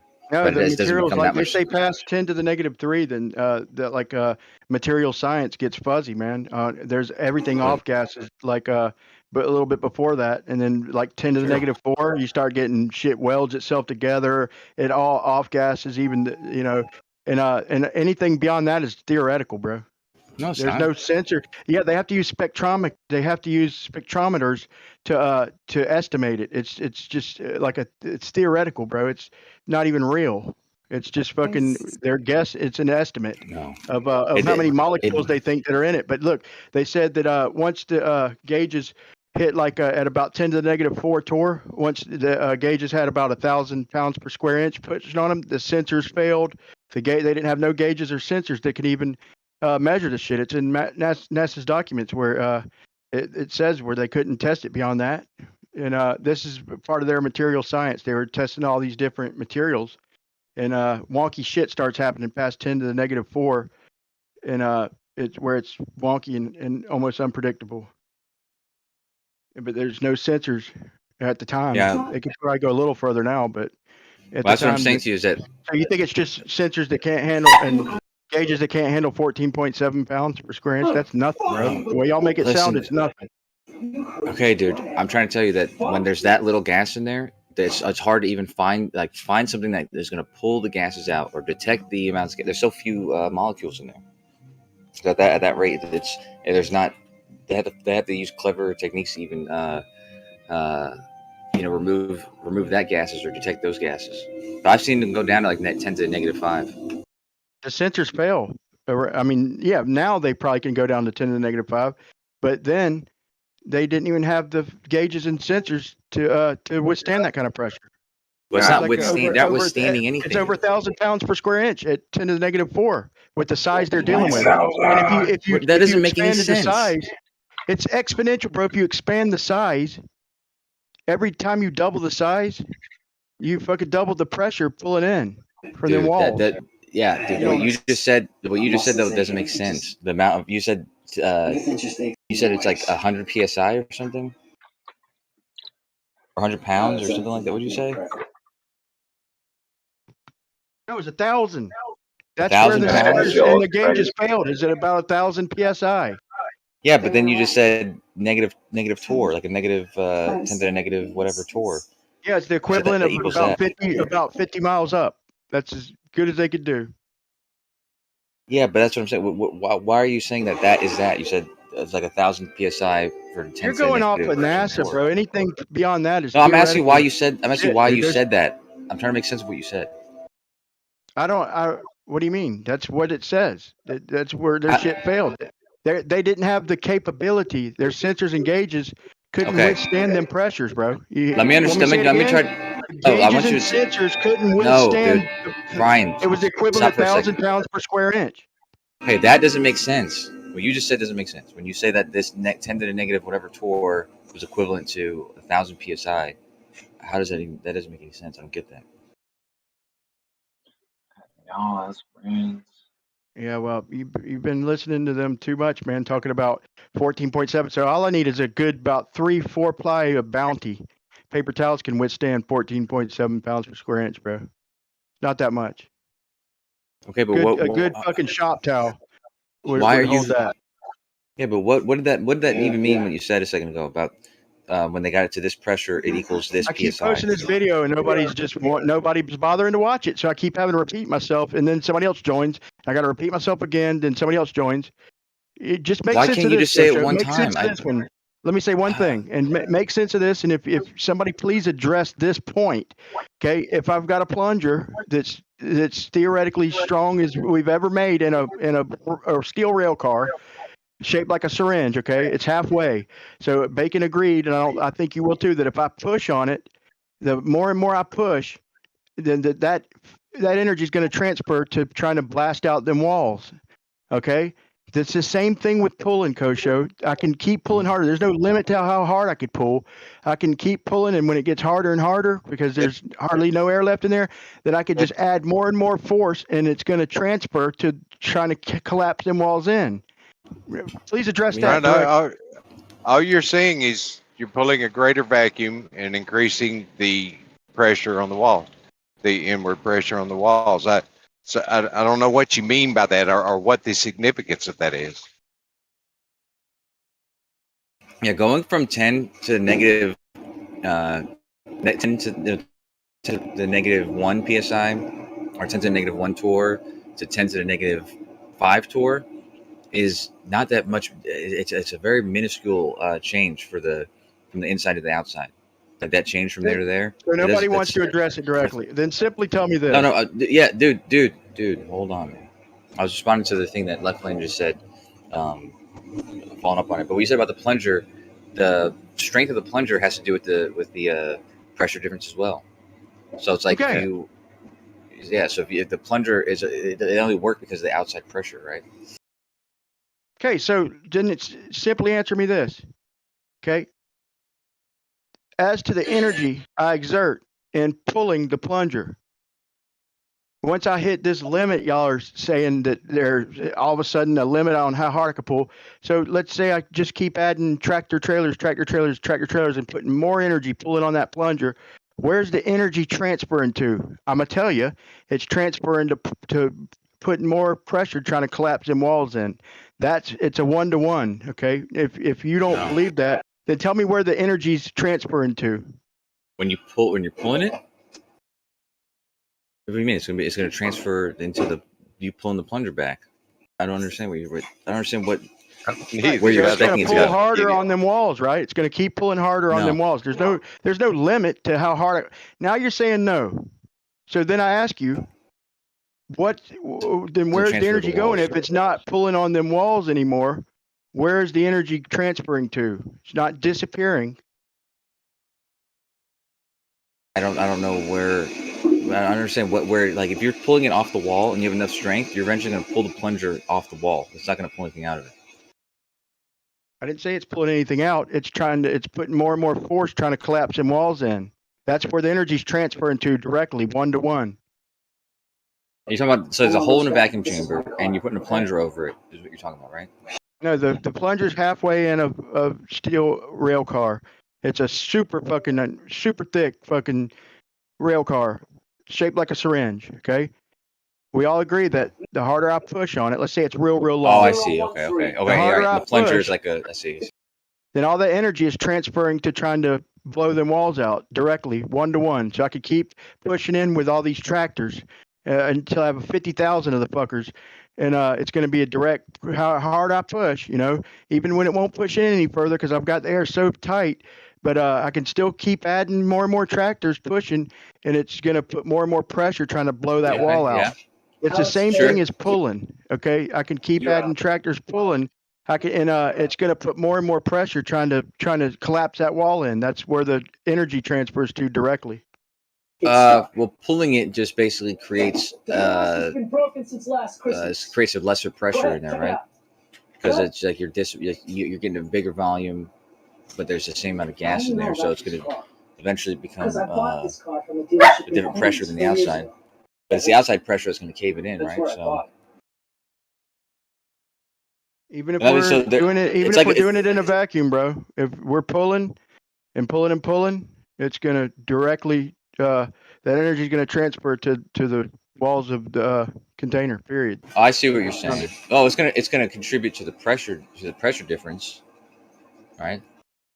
Right, and there it's exponential how hard I could pull, and there's no limit to pushing or pulling. It's just a theoretical limit, to the materials that can withstand it.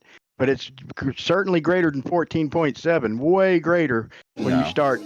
Oh God! So now it's just 14.7 with 1,000 tractors pulling on it. Dude, 14.7 psi. So the more you're pulling it out, the more psi, the more inches, the more square inches, right? So it's going to be the exact force, 14 times however many square inches of the walls you're as you're pulling it out, it's going to increase the size of the wall, but it's going to be that force. Well, there's actually going to be a difference between that force and the one acting outward.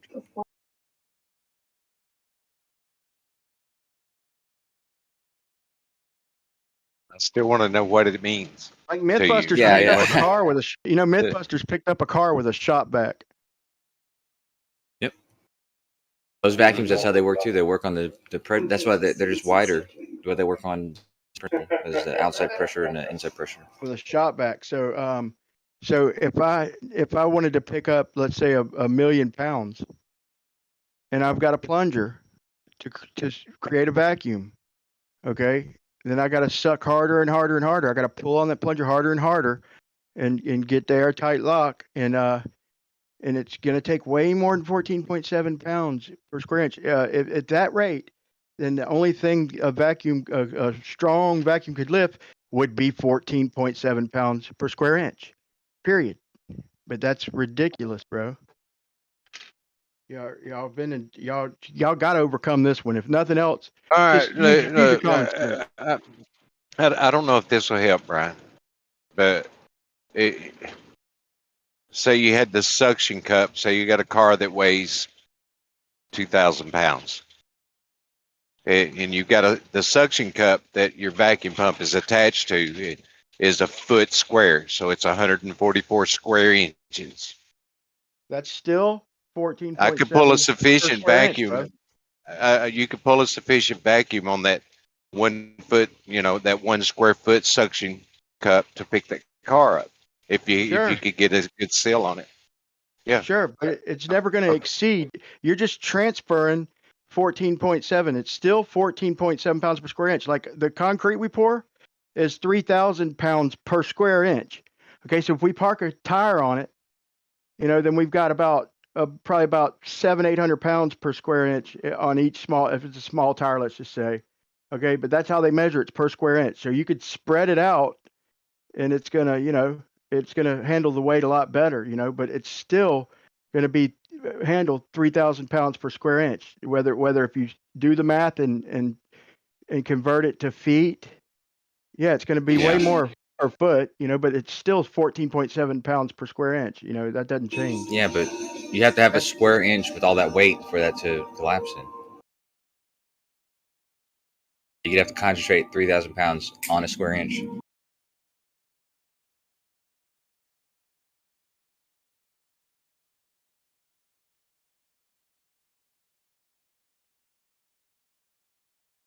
That's what I was trying to tell him. Like if we put a little, like the size of a 1-pint paint can, and made it out of solid steel and balanced a fucking truck on it, on a rail car, it's gonna hold it, dude. It's not gonna collapse, and that's way more than 14.7 pounds per square inch.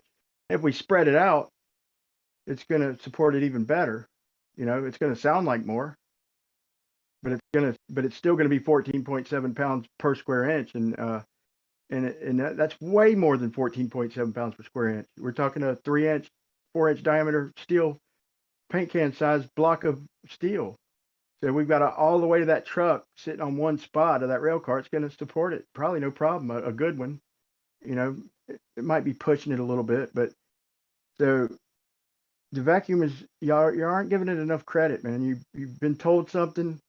They've duped you, man. You're not applying your God-given. No, we can use these principles and do things with it. I don't know. I really don't understand why you're saying we've been duped, or I mean, these we can do things with this stuff. The example I just gave you, bro.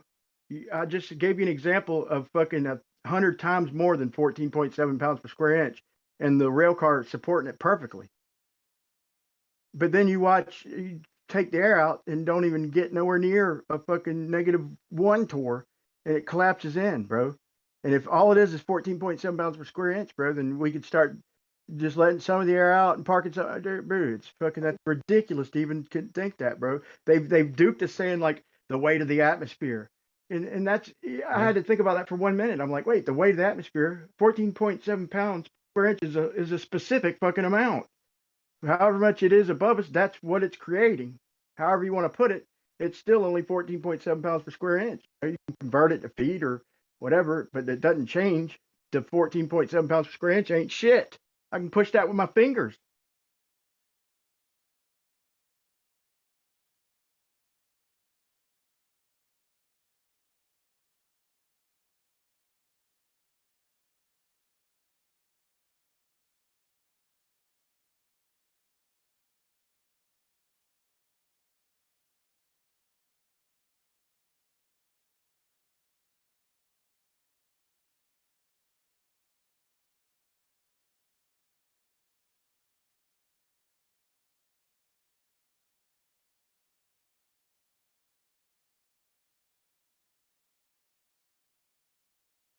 What if you had 10 fingers and they're all pushing the same amount? Would it be the sum of those 10 fingers pushing equal amounts? I mean, I'm kind of being facetious, Howard, but I think you know what I'm talking about. Well, I mean, no, but it's kind of cumulative that way. If you can push 1 pound with your finger, you have one foot-pound of force with 1 finger. If you put 10 fingers on that thing, each pushing 1 foot-pound, you would be pushing 10 foot-pounds.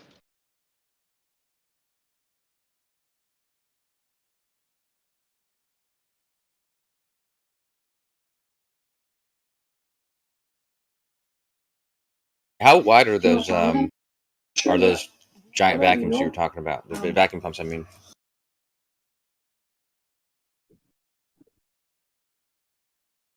The guy was going over the documents and all that from the commercial companies, and they have their own vacuum chamber at his university, or the university I think he teaches at, or whatever, that can go down to like 10 to the -3. And they're saying what are you talking with turbo pumps. Oh, I thought you was asking me something else. Sorry. Yeah, what are you talking about, though? I don't understand. I don't understand. I'll get the timestamp. No. Okay, but I'm saying, what are you talking about? That's all I'm asking. You don't have to get time to. I just didn't know what you were referencing. Because I was asking about the one that you talked about, like it picked up a car. You said something like that. Oh, no, that was Mythbusters. Right. So how wide was that suction cup? 1.5 inches. It was 1.5 inches, and it picked up a car. No, it had to have been That's on just a not. boot That's just of not some true. sort. No, they had to spread it out. There's no getting around it. But that's how big the hose was. Oh, sure, but how big was the surface that was picking it up? I don't know.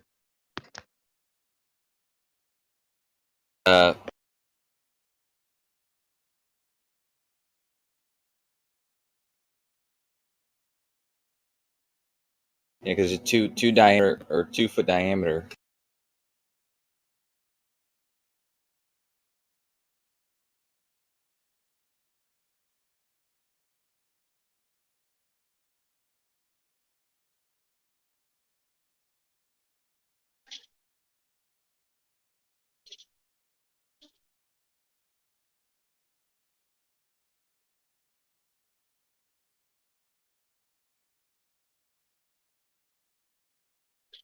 Which is sorry, it's a 2-foot radius cup to pick up 2,000 pounds, but almost.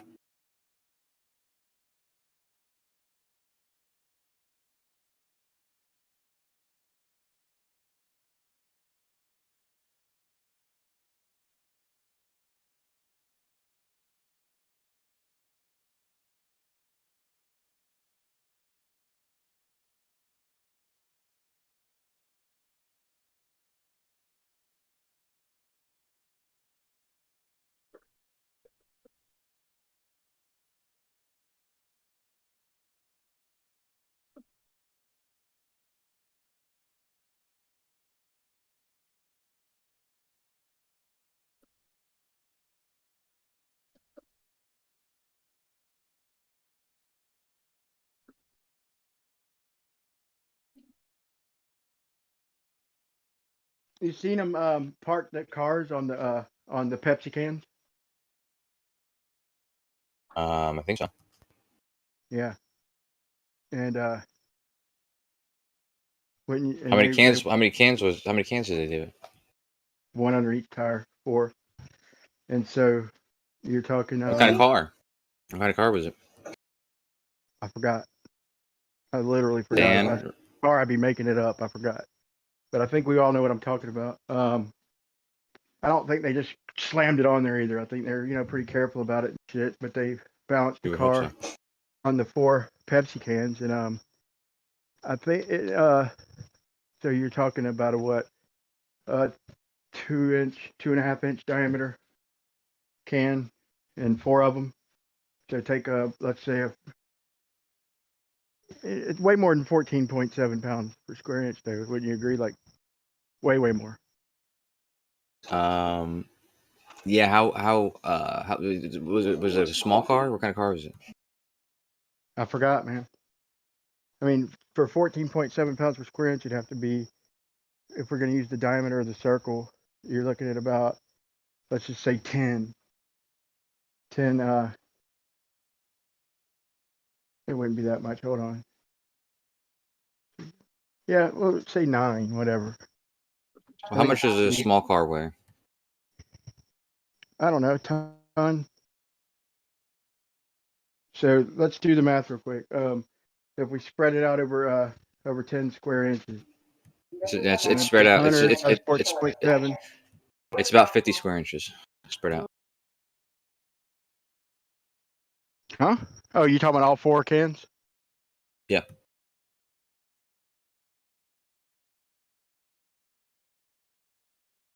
I need to find out what kind of car it is. That kind of makes a difference, don't it? Yeah. Says average compact car weighs about 600 pounds. Let's go with that.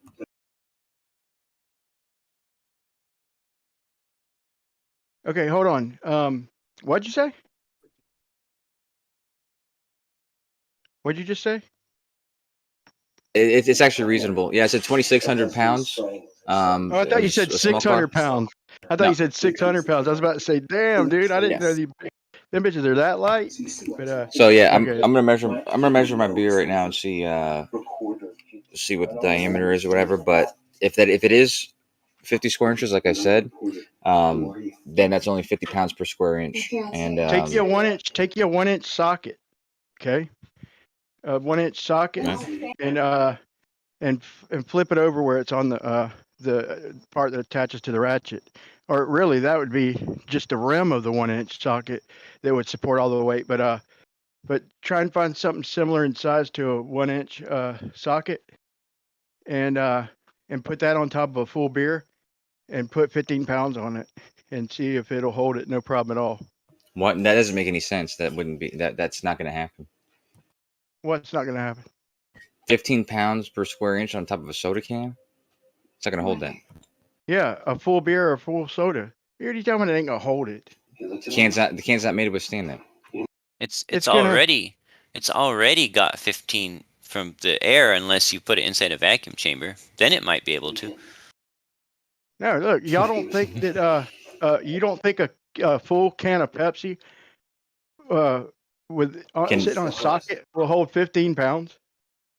No, I thought you said 1500. My bad, Oh bro. no, My bad. no. My bad. My No, bad. we'd have to split Yes. that up. I think we'd need probably Yeah. a 2-inch socket, and we'd need one under each tire. Coke can It'd probably hold withstand 100 pounds. about 100 pounds. Yeah. A little bit less than that. A little bit. So it depends on the. I'd like to test that though, because it might be more, but I don't know. That sounds about right. But them motherfuckers are pretty tough, man. But compared to a vacuum, dude, you could do that in just a hand pump vacuum. No, compared to a vacuum, they're much stronger. Like you talking about in a vacuum or like a vacuum? Like if you had a vacuum the size of a Coke, stop it. If you have a vacuum the size of a Coke can, well, it'd be different though because this would be the inside versus the outside. No, I'm just saying you've seen what happens to the sodas in the. I'm just trying to just give you an inverse example of how strong them cans are, man. They're stronger than people give them credit for, though. Yeah, about 100. Yeah, they can withstand about like 50, 60 more psi. Yeah, they're rated for I think like a safety thing is they're rated for like 95 psi. Yeah, that's what I remember. Yeah. Yeah, and so if they're 30 psi as is, let's just say, that's They're just not. a guess. I think it's like the 20 inside, yeah, the inside they are. Yeah, you're right. So theoretically, under y'all's script, we can only add 14.7 to that. Nothing yeah, but more, it's nothing the other less. direction. It's the other direction. Matter. I'm just saying that's as much as so if it can withstand 95 pounds. Yeah, it's the opposite direction. So if it's we can only 30 pull pounds inside, 14.7. But if we can only pull 14.7, and that's it, then a vacuum chamber would never bust it. But it doesn't take a very good vacuum chamber I to see what bust you're a Coke saying. can open. Yeah, I don't think it always does.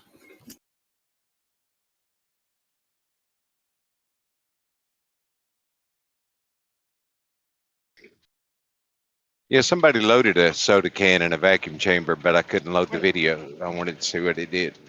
Smarter Every Day, I think, did that, or whatever. Yeah, I think. Yeah, I can look it up. But I would say that a soda can should not rupture in a vacuum chamber. But It doesn't take a very impressive vacuum to Action rupture. Lab, I mean.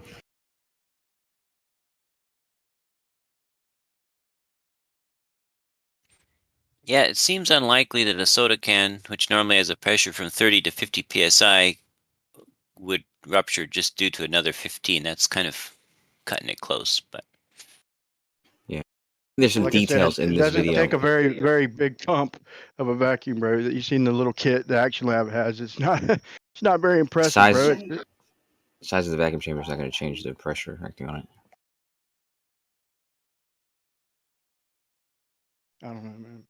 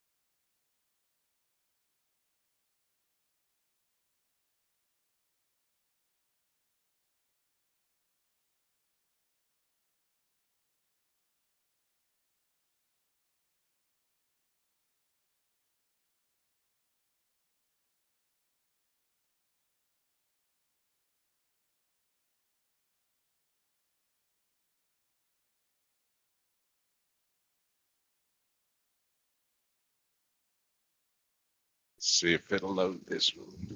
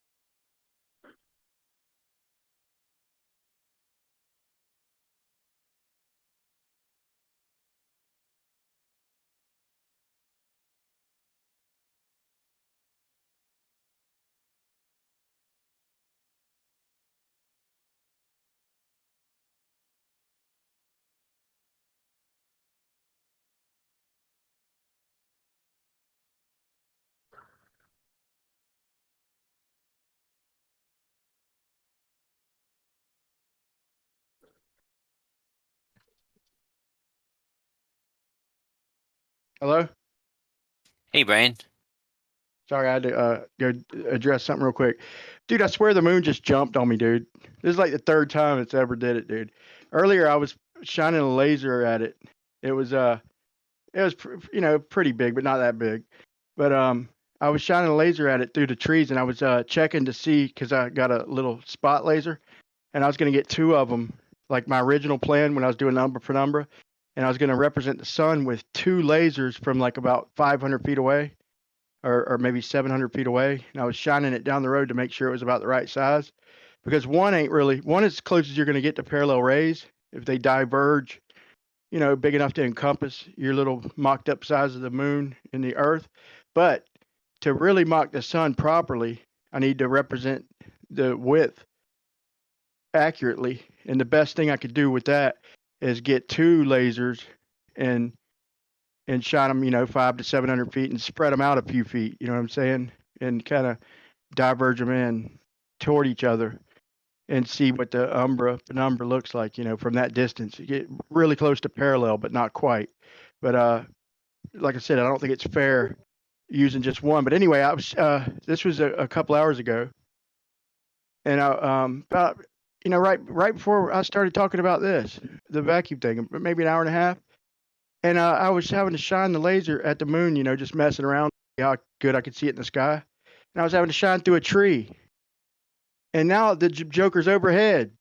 Like, I'm like, almost overhead. I'm like, dude, how in the hell did that thing just move that far, that fast? Like, time must have flew by or something, man. Have you ever read the novel Silas Marner? Nope. Tell me about it. Well, there was this guy in there that sometimes when he would just freeze up, he'd just stand there for minutes at a time or an hour at a time, not moving, unaware, and then he'd just come to right where he was standing and time would have passed.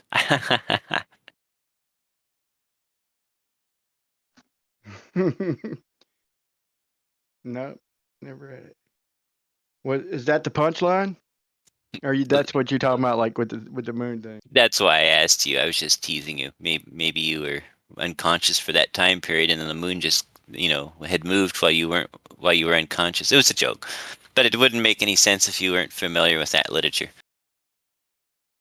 Dude, actually, it just got pointed out to me, man, or I wouldn't even have noticed. But I really was shining the laser on it earlier, and literally before I came talking about this. But I was like, damn. He said, look at the moon. It was just over there. I was like, man. I was like, no shit. I was just shining a laser at it through that tree over there. Now it's like almost directly overhead, but I don't know. They're probably talking a little longer than I think. 15 degrees an hour, man. It seems to drag a little bit toward the horizon and then start getting a little faster overhead. Naturally, I guess. Perspective wise, time perspective kind of thing.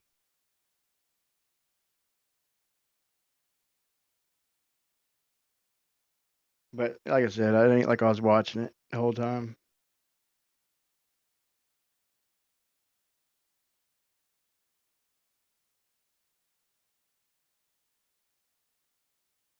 You see what I'm saying, though? So you can't scale the sun properly. So what I'm trying to do is match the parallel rays. So nothing better than a laser. Dude, what's funny is it's in the video, and but it's so old, and I didn't really get specific in the video. I just showed it, but you couldn't see it in real life. The camera doesn't do it no justice. But the laser, way down the road, like you can see that in the video. It's way down the road, and it's probably about 600, maybe 700 feet. I might be churching up a little bit, but I know it's at least 500 feet. But it's a good ways down, right? And I had two initially, but one of them, the batteries ran out. It's one of my little laser swivel and then a little rangefinder laser. And so I was going to do two of them to mock the size of the sun, because you can't use one. It diverged just enough to cover my cutout size moon. I had I had an Earth that I taped to the wall of this house down the road where I was shining the laser on, and then I got a scaled size ball. I think it was a tennis ball or a little styrofoam ornament, and I put it on a stick. And so I was seeing how far away I had to get before the shadow started shrinking, and it didn't, you know.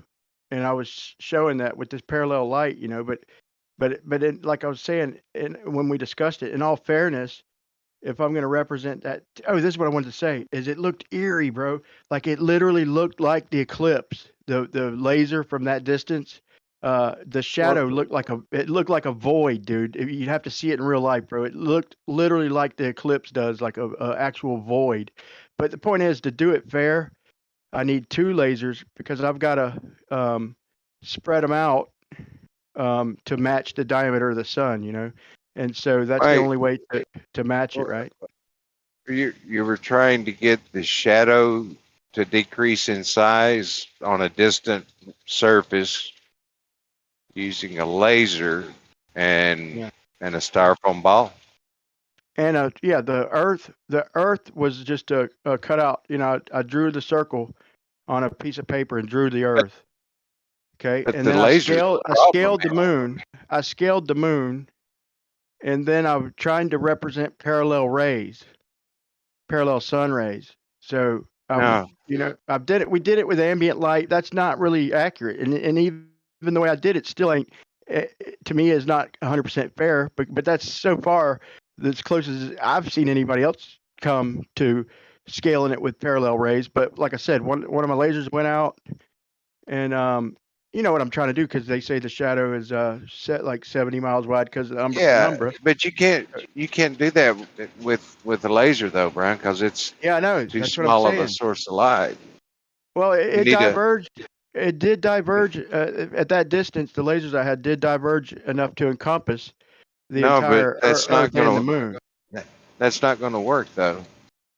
Well, Your light source needs to be big, like a big Q-beam spotlight. Yeah, or 2 lasers spread out, right?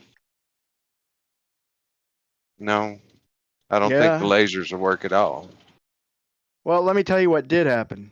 Is I just pulled away from the house, like 2 Earth widths, then 5 Earth widths, then 10 Earth widths, and then I just went like out toward the road, and the shadow never changed size even any at all. But like I said, I don't prove that conclusive until I scale the width of the sun properly. So I've got to find the distance I need and then spread the lasers out to represent the width of the sun. And I could get closer. I don't know if I could do it with these lasers, but I could get way closer than anything else I've ever seen demonstrated to see if you it got a shrinks the spotlight shadows. though? Have you got That's a big not light? parallel rays, bro. That's cheating, dude. That's easy to show that the shadow doesn't shrink. We've showed that a million ways from Sunday. I'm trying to be fair to the globe.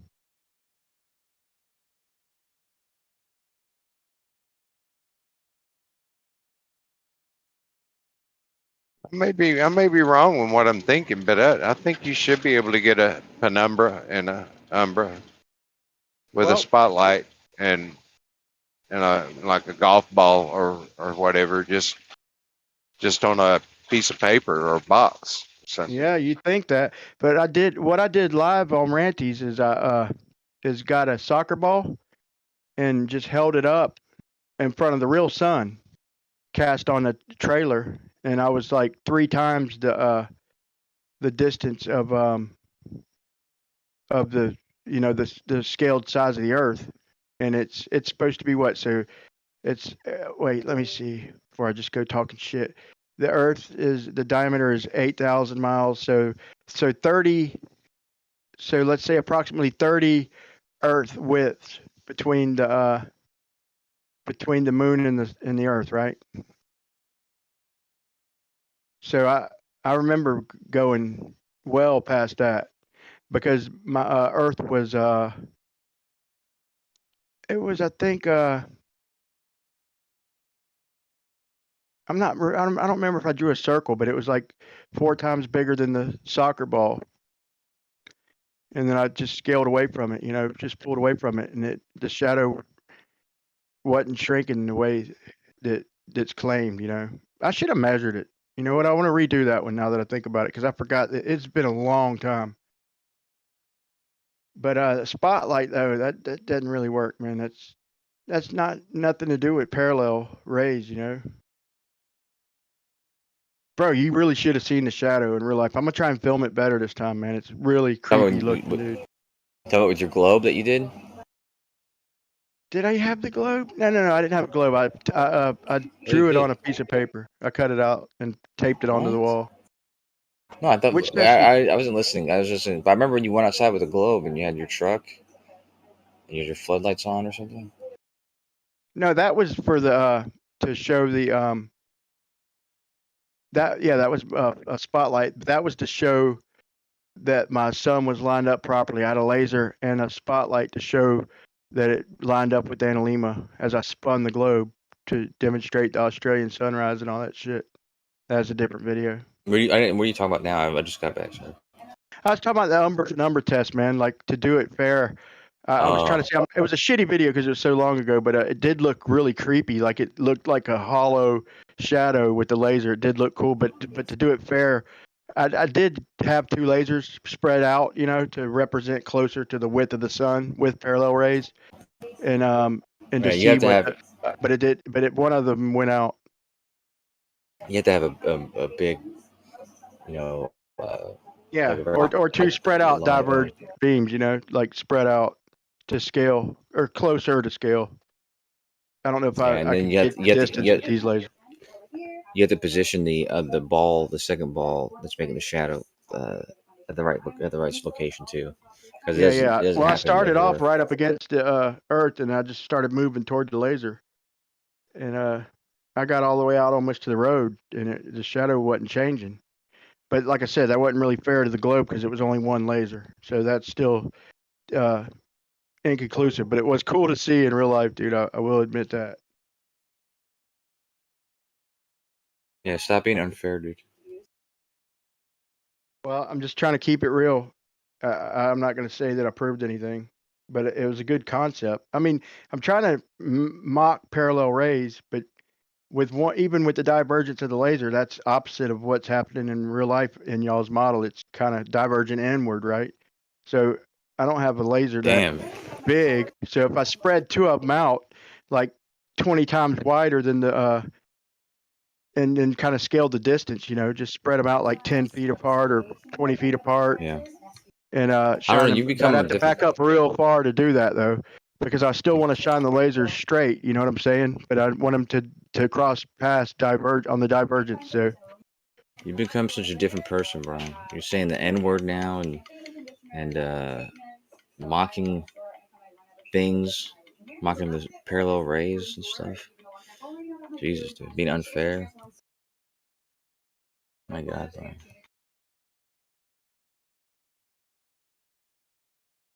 Anyways, yeah, I mean, those are cool tests, Brian. Flat Earth tests. Did you hear about Witt's test he did today? No.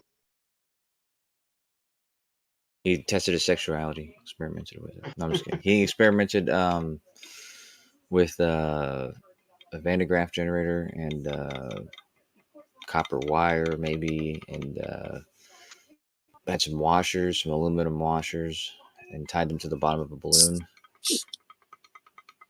And what did he do? Right, and then I think he put a rod or he wrapped it in aluminum foil too. Those washers, and he had it set up so there were 3 or 4 inches off the table, and then he turned on the Van de Graaff generator or wound it up or whatever, and they fell to the surface. And he said that was he's shown evidence of the. I don't want to straw man him, but I said he showed evidence. What? Sorry, I was hot micing. My bad. I was saying what up, Coach? I just woke up. But my bad. I was hot micing. What up, Brian?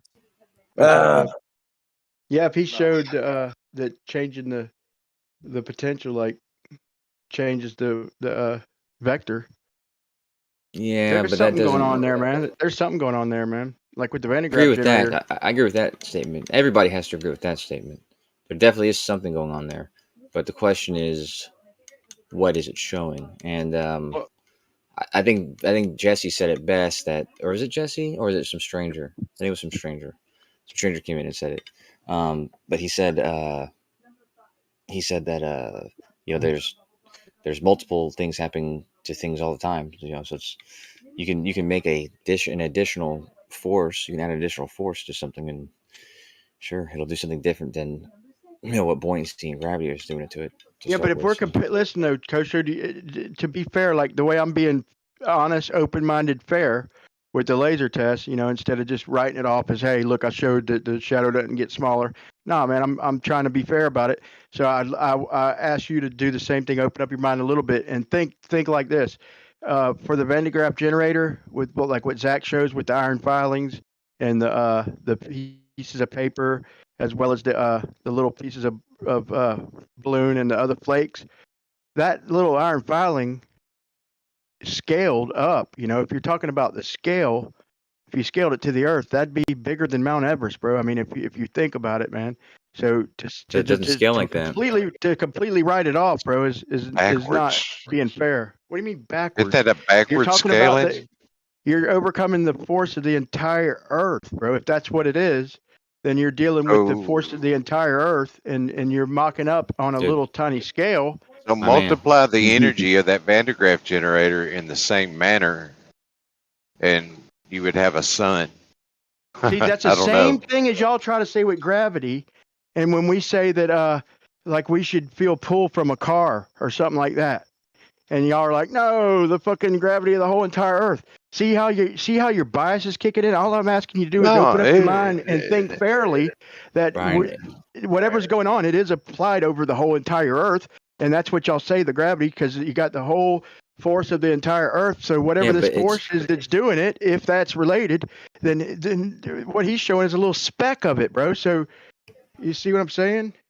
Or are you going to shut down on me and not even see where I'm coming from? You said it was a tiny object. There's a smaller force being applied to tinier objects.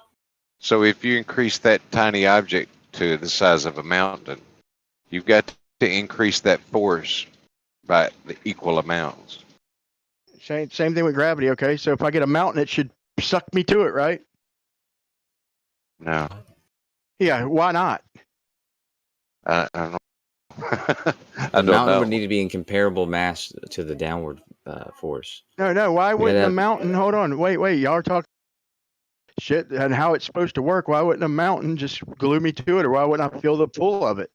The way y'all are describing it, bro, then it's that's massive, bro. That's crazy. That's more than a little potential in a fucking hand spun generator. No, you're right. It's orders of magnitude. Why can't we? Why doesn't the mountain pull iron filings upwards or sideways or whatever? Iron filings are less. There's less of a force for the iron filings than even than you. It's actually kind of equal. It's equal in a way because it's the same amount of inertia. Same concept with the fucking generator, bro. You're completely overriding what's going on in the Earth.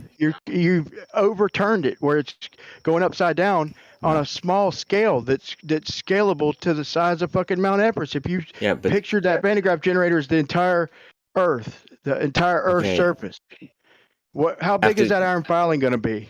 You have to use the charge. The charge is going to be what's multiplied. We're multiplying together to give you that force. Let's scale it to the size of the Earth. Like I said, we got the Earth, okay, and we're scaled it down to a couple square feet or 1 square foot of a Van de Graaff generator. Then you'd agree that the iron filing would be bigger than Mount Everest, right?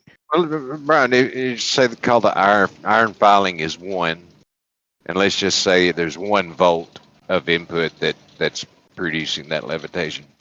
So if you increase that iron, if you increase the iron filing by 1 billion times, you would need 1 billion volts to levitate it. Okay, can we agree before your brain shuts down on me like it always does when I'm trying to agree with that? before you even disagree with me, can we at least agree on scale? Before, just please give me That's fucking just what something, dude. That's just what I said. That's just exactly what I gave you. Okay, so hold on. So now what I'm doing is I'm scaling in the Van de Graaff generator the plate.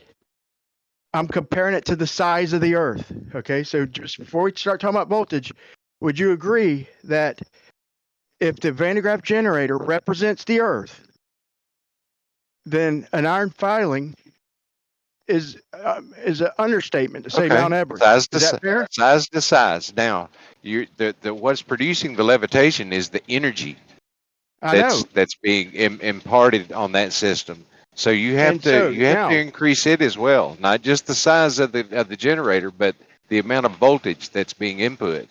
and that's what it would take to lift up Mount Everest. See, you both. You know what I'm saying? That's what it would take.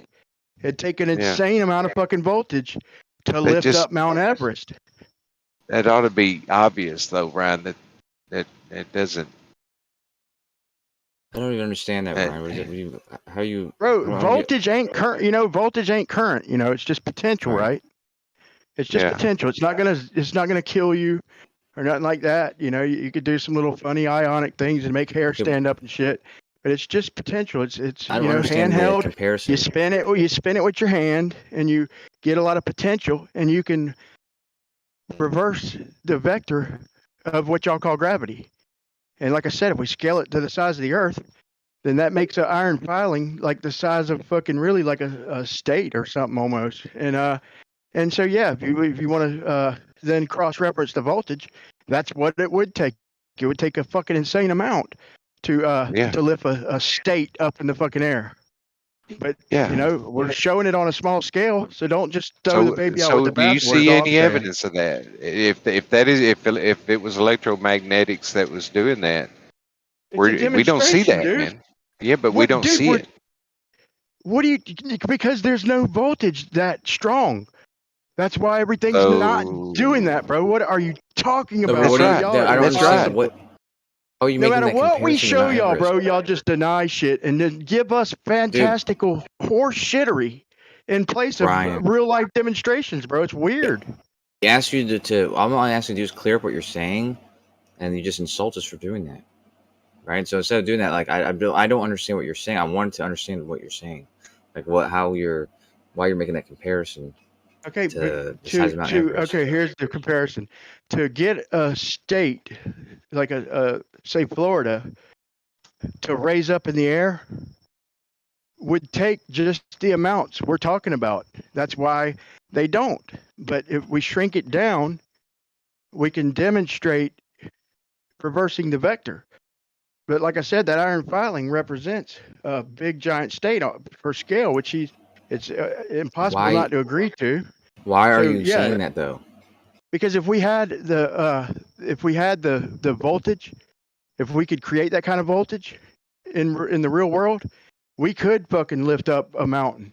But of course, we can't create nothing even close to that, bro. You're trying to overcome the force of the entire Earth, whatever it is, gravity, electrostatics, whatever it is, it's there. Are you bringing up that amount of force? Of course, we don't have that much electrostatic charge to lift up Mount Everest, but I don't understand so if that iron filing is Mount Everest, then what is the Van de Graaff generator represented by? Like, well, I don't understand why you're making that comparison. The Earth and the firmament. So if you scale up the Van de Graaff generator, that's how much electrostatic force is in the Earth. I don't get. No, that's what it would take to overcome. That's what it would take to overcome it.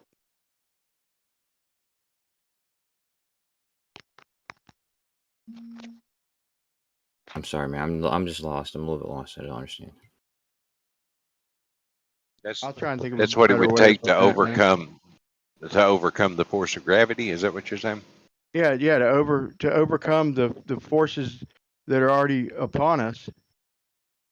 Then it'd take something crazy to lift something that size. But we can only show small scale demonstrations. I agree with that. Yeah, I agree with that. We can reverse the vector on a small scale. And would you agree we that? could lift frogs and other shit too? Yeah, we can lift frogs using like the world's strongest magnet. I agree with that. But they But also just have with to put voltage, just with voltage potential, with reversing the field, no. it I lifts remember shit up. I've seen the strongest electromagnet in the world claim to do that. Yeah. You didn't see the Van de Graaff generator experiment that Zachary Zabala, Good Times for All, if you will. No, if you prefer. He showed it, and he ain't the first one. I think other people have demonstrated it. I'm pretty sure. I can't pinpoint it, but yeah, you just get some voltage worked up. You can make hair stand up.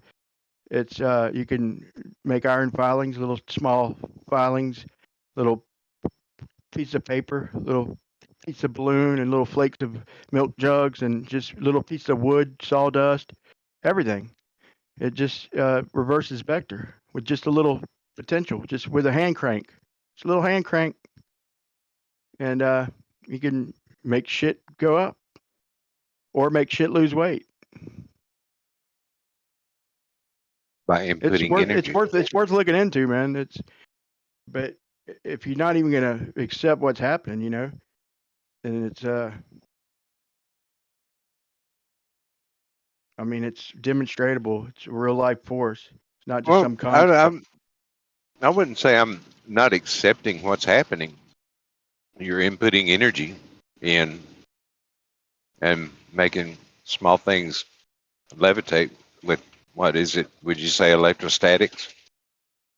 But you're opposing the force of gravity by inputting energy into it. Yeah, but that is the And force of gravity. No, You're that's not overcoming the force of yeah, gravity. it is. On a small scale, you're overruling the whole entire Earth's little field in that particular spot. You know what? You know what I found interesting is like, why would you need like this constant downward force? Because it's not like you're going to just float away if you don't have it. But I guess Yes, you will. I guess in the ball world you will, because you have a, you know, people upside down to one another, you know. So I guess you need the gravity to keep everybody centered or to the center. But if you just had a flat plane and everything is always just, you know, because of weight, you know, is just heavy. So it's just going to be always, you know, downward on a plane, then you don't need this constant pulling force on you, because you're not gonna, you wouldn't just float away. I mean, I don't know, it's just kind of weird that you have to have this gravity only because you're saying Australia to, you know, United States, like they're on opposite sides of this sphere. So if you didn't have gravity, yeah, okay, they're gonna fall out, they're gonna fall off only because of the ball. But I don't know, it's just interesting that, you know, why can't it just be a plane straight across and everyone's just down, a downward, you know, I mean, I'm force. pretty sure. That's a tough one to argue, but I mean, just like joining Austin and Zach and them's world, they got a good point. But I mean, I think it's electrostatic phenomenon that's when it rains fish and frogs and shit. Like that used to be myth, but that's been proven. You know, they've caught that on film several times now, and it Yeah. happens a lot in some areas and shit. And with clear skies, even it happens, and with fish that are still alive and shit, so they couldn't have been up there for long. And you know, so all the theories they thought, you know, like maybe a storm sucking up the water, but no, they've ran out of ideas. But it could be Well, Brian, electromagnetic that phenomenon, happened. man. That happened at my girlfriend's house, and I think Really? it was 2005. Yeah, it sucked all the water and all the fish out of the pond, and it blew away Miss Ruby's. Just flattened her house, took her house right off her foundation. But the fish were scattered out all in the field, and it Are you sucked all saying the like fish a? out of Are the you pond. saying like I'm a talking about it hurricane did raining. that? I'm talking about Yeah. it raining fish. They're like I mean like with clear skies and shit. They've showed it like over the Philippines and then Right. And I think Guatemala and shit with no storms. That's Yeah, weird. I wouldn't argue that a hurricane, does that, because of course, yeah, that's been proven multiple times. Like a hurricane goes through and fucking sucks up fish up in it, and then when it hits land, all of a sudden all these fish just fucking drop onto the land. But I think what Brian's talking about is those witness accounts to where, it wasn't a hurricane, it was just like a storm system that came into the sky, and all of a sudden just fish came down from it, or a frog came down from it. Like I thought he said blue skies. I thought did you say blue that's what I'm skies, talking Brian? about, man. Yeah, that's what I'm talking about. Sunny fucking skies. Hold on, I'll show you. Yeah, and then out of nowhere, like there's fish falling. I don't know, man. I think those are maybe one of those things to where shoot, maybe only God can prove it or explain it. I don't know. Maybe that's one of his signs. Maybe he's just trying to tell you to get right. I don't know.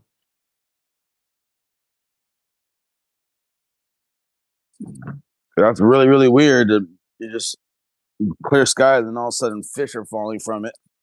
But I know that's happened multiple times in other countries even.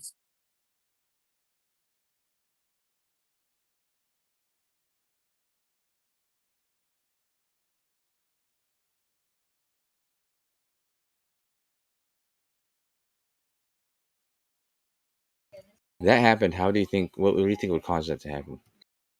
Bro, that would have to be an act of God, bro. Like, I mean, if you're not next to an ocean with a hurricane sucking them up and bringing them in expedition, then what can you explain outside of that, bro?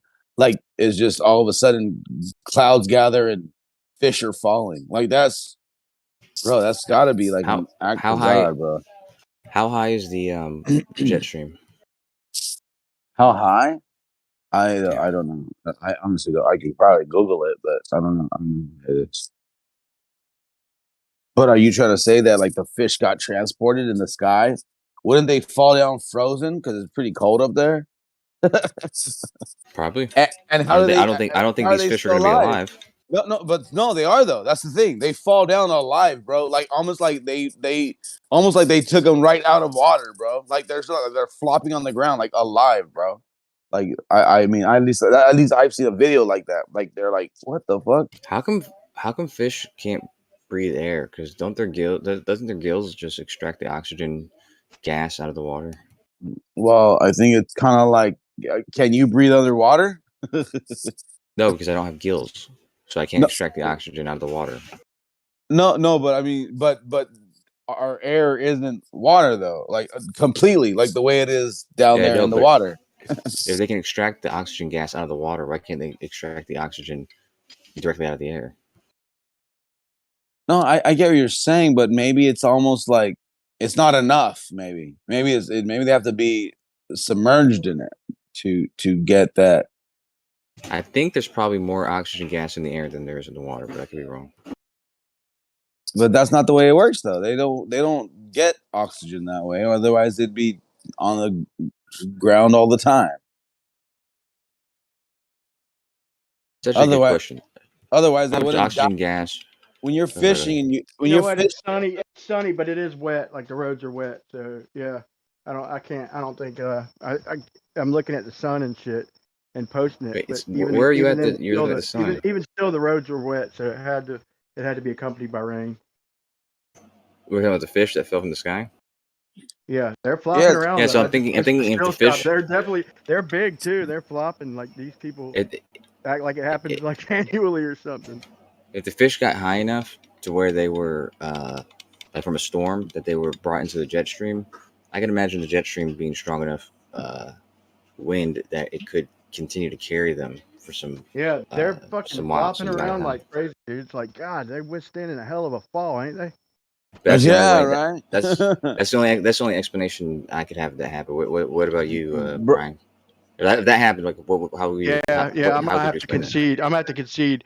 Like I said, even though I found them sunny where it's happening, but it's still wet, so it had to be accompanied with rain. So, but how do you think most that could of have the ones happened? I found were fucking like were pure, stormy. Yeah, but even the ones with sunlight was wet. But even a storm alone can't do that. But think about how high the clouds Tornado. It'd are. have to be a tornado or a what do you call them? Whirlwind. hurricane. Or what do you call it when it's over water? It's a Tornado hurricane. over water is called a water hurricane. spout. A hurricane. Water spout. I've seen water water spout, but I man. don't think a water spout's going to do that. No, a hurricane is probably what not. comes from sea to land, bro. That's what they call a tornado over water. Is a water spout. I know, I've seen, but I seen a don't few think of them. that's large enough to do that. Maybe not. Although Be my only maybe guess. no. It would have to be Unless a hurricane, bro. It's an electrostatic phenomenon. But how do you like fall from the clouds and survive, bro? Like that's a long ass drop, bro. That's I don't think big, right? That is a good question, dude. That's a hell of a fall, bro. Well, this They're the terminal flopping around, velocity. bro. I swear to God, dude. They're big too. Some of them are big and they're flopping around, dude. Swimming They in the weren't road falling trying that to. fast, man. I bet you a fish has a very low terminal velocity. Wow, bro. You're saying they Maybe so, fall. dude. That's a hell of a fall, bro. Yeah, but Seriously. it doesn't matter. It doesn't matter if you have a low terminal velocity.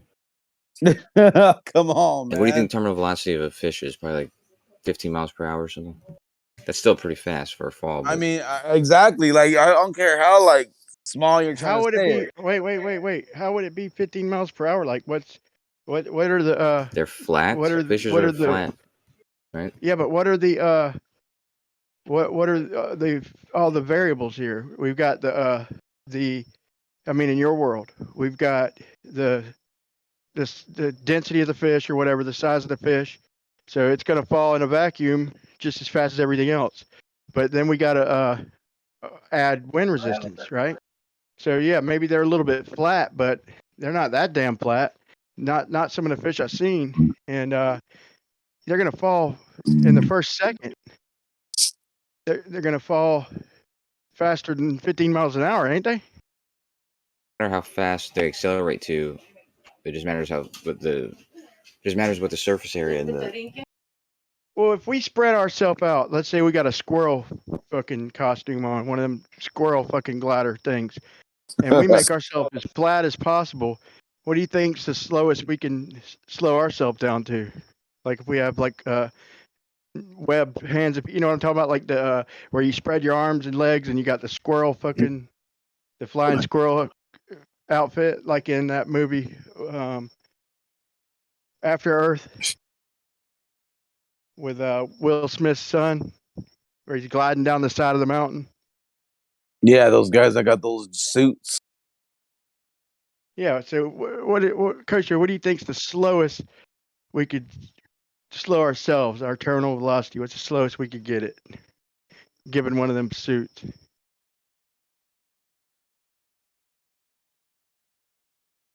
Bro, I showed, man, with the ping pong ball and the golf ball. I got them bitches the exact same size, piled the golf ball down, got them exactly the same size. They said the only difference is the wind resistance. So like I said, I used two same size things, and they fall nowhere near the same rate. Didn't one of the guys actually land in one of those wingsuits without a parachute? Yeah, on a bunch of boxes. I seen that. Like he stacked like a ton of fucking empty boxes, and he had to come in and time it out. You know, got it line up with it just right, and he landed on 1,000,000 empty boxes. Not 1,000,000, but you know, big giant stack of them, and he walked away from it. You didn't see the guy who jumped from the plane and he just landed in that net. Yep. 25,000 feet you jumped from. He's getting it though, but I'm curious to see, you know, about what's the slowest we could make ourselves go. I'm thinking about them fish and surviving that fall. That's some tough ass fish. What's the maximum speed? What's the maximum speed you think they could withstand? Minimum, you mean? Oh, maximum they could withstand? Maximum. Fuck, dude. 30 miles an hour? That's still big. That's a big deal. They did this test where they just wanted to show people what it felt like to crash at like 5 miles per hour or 15 or something like that. And so they put them in a cart and just crashed them at 5 miles per hour, and they were surprised how abrupt it was. But also, surviving is not the same thing as not being your bones being broken. It's like the fish could be Right. damaged and still be flopping around. True. Let me see. Let me do the terminal velocity. Well, that was just a guess, man. That's just a guess. You know what? Maybe their bodies aren't as they're not like our bodies falling from that high. Maybe they have like a certain thing about them to where they want to experience it as the same way we would. Maybe they're less fragile. Very possible. But either way, like, how do you explain fish falling from the sky, bro? I think we missed the whole point of that. Like, it's not from fucking. They're not being scooped up out of the river or lake or the ocean. They're just falling out of nowhere. Tornado's got a really fucking strong updraft, and they just get sucked up in the core of the tornado and dispersed at altitude, and then they fall back down. Well, tornadoes over land. Do you mean a hurricane that turns into a tornado? No, there's tornadoes over water too. I Howard, thought you still do you ever go to Jose's anymore, Howard? No, I haven't been over to Jose's in a long time. I hadn't been over there in a minute either, man. I almost went today, man, but I had a couple things going on. My fucking new pet duck. You got a pet duck? I mean, I didn't buy it as a pet. I bought it for duck eggs and shit, Actually, I didn't buy it. My wife bought it. She sent out to buy chickens. It's like coming back with a beanstalk. Fucking comes back with chickens. All the chickens died, and the duck lived. No this shit. duck is so funny, dude. Like, it's so funny, man. You ever wonder if the duck killed them? No, well, yeah. I thought that. Cartoon shit. They were the last of the chicks, and they were like the runts. And because she went and got a few more, they're real cheap, right?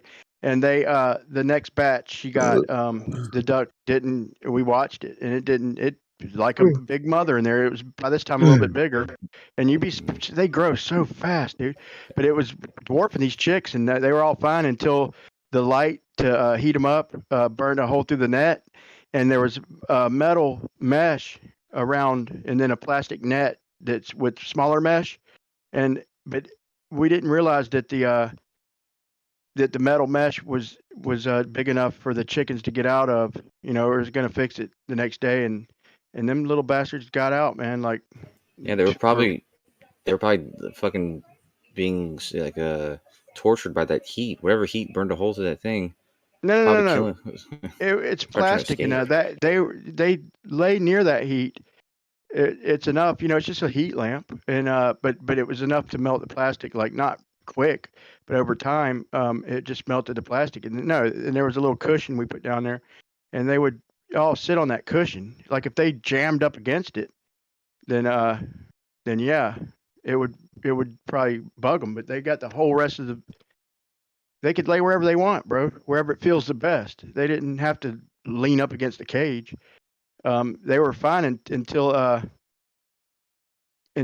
leaned it up against the plastic. Like, it was about an inch off. I forgot what happened, dude. And I think it was me that just leaned it up against, and I didn't even give it two thoughts, man. But they got out, and there's a lot of things around here waiting, like them fucking raccoons that I can't stand. But anyway, the duck was a little bit too big. Well, a good bit too big to get out the hole. But the little chicks were small enough. But until that happened, man, he was happier than a pig and shit, dude. He was mother duck. Like, bro, he follows you, and they say they don't like to be alone, but dude, he bonds with whoever. Like, like, I'm his mother for the day. But if my daughter gets him, I mean, that's who was getting him at first and stuff. Like, just giving him some company, letting him out for a minute and shit.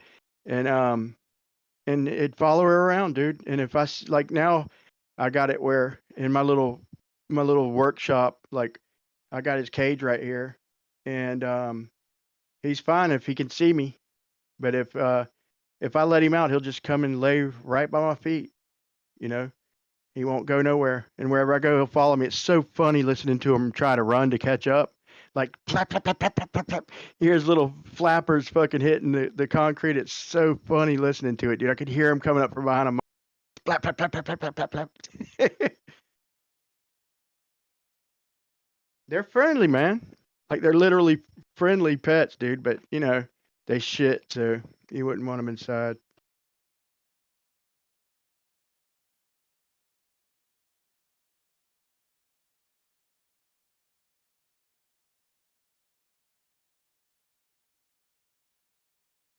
I was sitting there watering my gardens and shit. Dude, he'd sit there and grab a strawberry. And I was like, oh, man, because at first he was just grooming all the old roots and shit out of the strawberry patch. And then I see him grab a strawberry, and I was like, man, they like vibrate. They click, click, click, click, click. Their little bill on shit. Even when they drink water, they click, click, click, click. But he was just like, and then he spit the whole thing out like he didn't even eat it or damage it. He was trying to get bugs off of it and shit. He was doing that to all the squash plants and all that. Like at first I thought he was gonna tear them up, but he's just like debugging them and shit, dude, for real.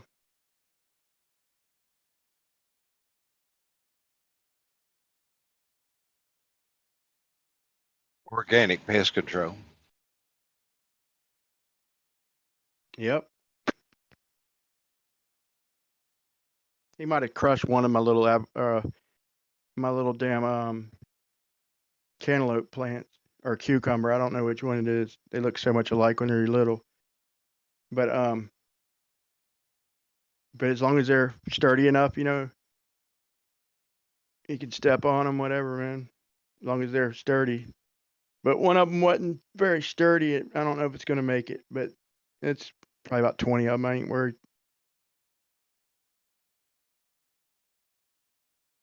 That's it. He goes after any bugs, man. It's a trip.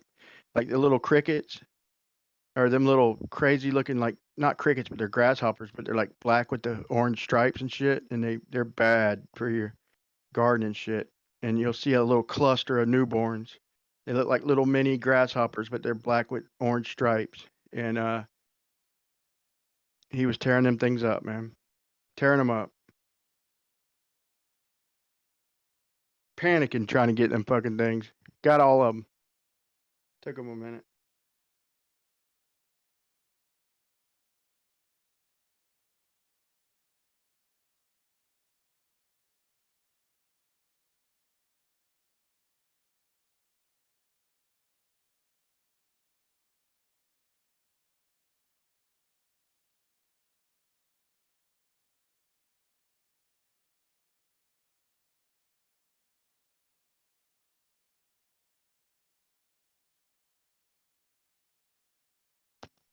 Oh my God, I was almost done with my battery. With let me see, 35 and 30, 70, 18650. So I just did 7 of them together in parallel. I just duct taped them together and made this spot welder. Before I used the PVC, but it was too big and cluttery. It wouldn't go nowhere on the bike. And so I made the spot welder from the microwave transformer and all that. Works great. Made one with a solenoid first using a car battery, but it worked too, but it's real sparky and shit. But this little one with the microwave transformer, it sure enough worked. But I didn't clean the points. Like you gotta file them off a little bit here and there and make sure they're not spread out. But anyway, I was pushing it and I was to my last weld, my very last weld, and then all I had to do was connect them. And I got five batches in a series. It gives me like a little over 20 volts, and so I bridge them 2 together in a series, and I get my 40 volts. And I got one of the 20 volts all together, 5 batches of 8 all together, duct taped and everything, with a wire coming off of it, a positive wire. So I'm doing my negative one, and I'm on my last spot weld, dude. And that bitch just started. It went off like a flower. And it was 2 of them I had connected, and one of them was all brand new 18650s. But I just reacted so quick, I barely even seen the light, because I'm touchy when you're doing something like that with all that energy. You know, you're ready to bail or whatever, you know. And so it just went off on my very fucking last spot weld. But I was having to leave them on there too long, there's a couple other reasons, but anyway, it happened, and I bailed real quick, and I thought like a whole batch burnt. It burnt my spotlight lens, but I looked back, and it was just a little fire, and so I grabbed the wire, and real quick I ran back, grabbed the wire, and just quickly threw it out the door into the dirt, and then kicked some dirt on it and stuff, and so I let it cool for a while, and the new side of the batch 8 that I didn't know what had blew up in that one, but it was completely black, and then the spotlight, the face of it was just melted, dude, like black, not completely melted, but it was a few inches away. But that shit gets so hot you wouldn't believe it. But I sat there and cut them apart and everything, looking at them, and to see how many blew up. Only one, man, and it went up, and it was full charge, like 4.3 something volts, like, and it went off like a flower and started a little fire. But I gotta clean all these batteries and redo it and make sure I do it right. Like, you gotta be careful when dealing with these things. But I've counted my, I've knocked on wood hooking them things up just like Duracells, like with a spring at the bottom and just doing positive, negative, like you put Duracells in a radio, and that worked in the PVC pipes with a screw on the top. So I just put a cap on and drilled a hole through with a galvanized screw just to connect to the positive, and the negative, and alternating, and it worked, but it didn't work that good, not as good, and it was bulky, and so and I was counting them up, like people were saying it's dangerous, this could happen, but I had it like that for shit over a year, put a lot of miles on it, and it slowly diminished and like loosened up and everything. It got weaker, but none of the batteries blew. A couple of them died.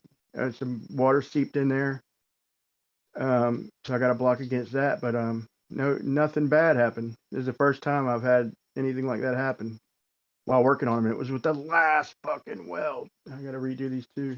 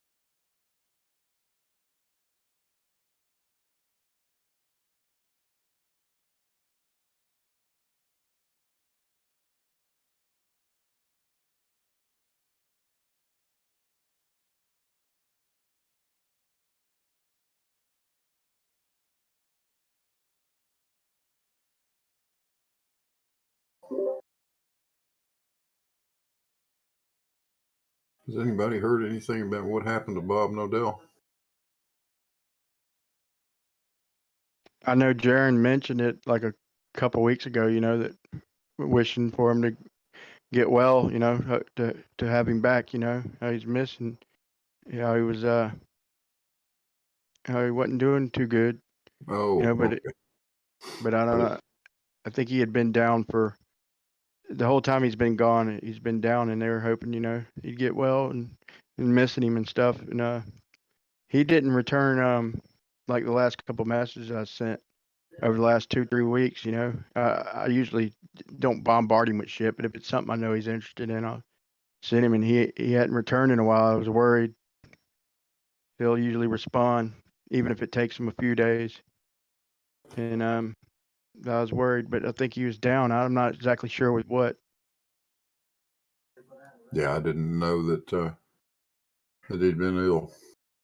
That's like George on y'all's side, man. That's like a big loss, man. Big friend of the community. Like, I feel for George. Like, I miss him even, Even though I didn't agree with half of the shit he said, I still miss that fucker.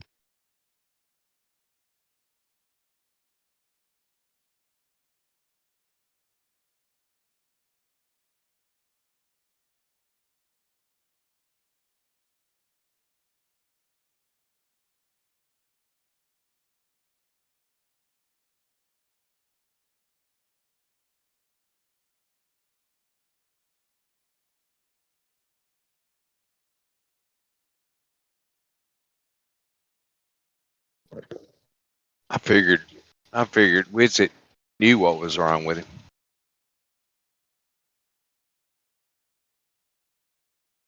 I didn't ask him directly. Sure, we'll find out.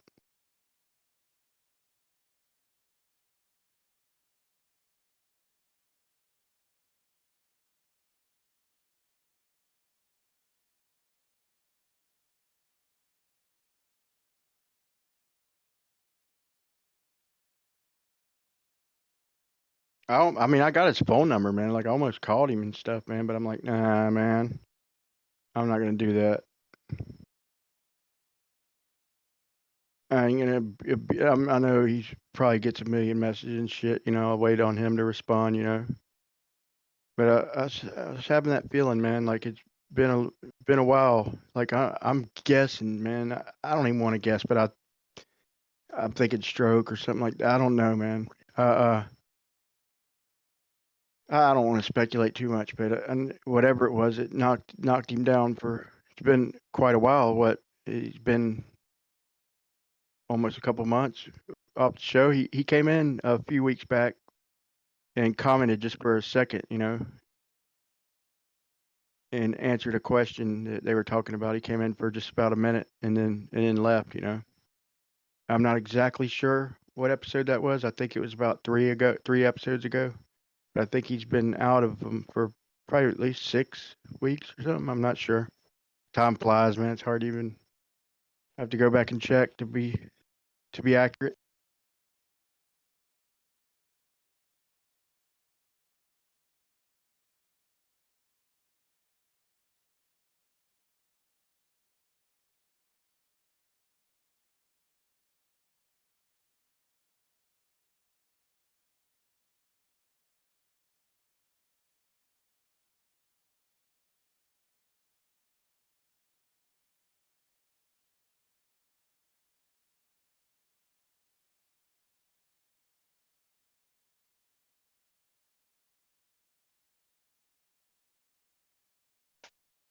All right, I'm not going to hold y'all to any of this, but just from an outside perspective, ballers, anybody can answer this. But if we because some flat earthers are like, think everybody's shills and or plants or something like that.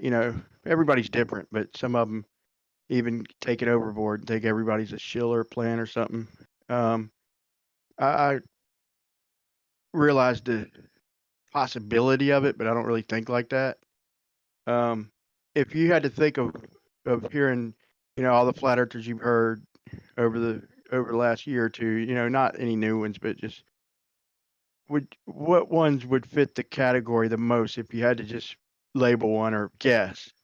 Like, who would fit the role the most out of any flat earthers who you feel like ain't genuine? If you care to. What do you mean? Yeah. Like a possible fucking plant. Implant. controlled opposition. Yeah, like just a fake flat earther, basically.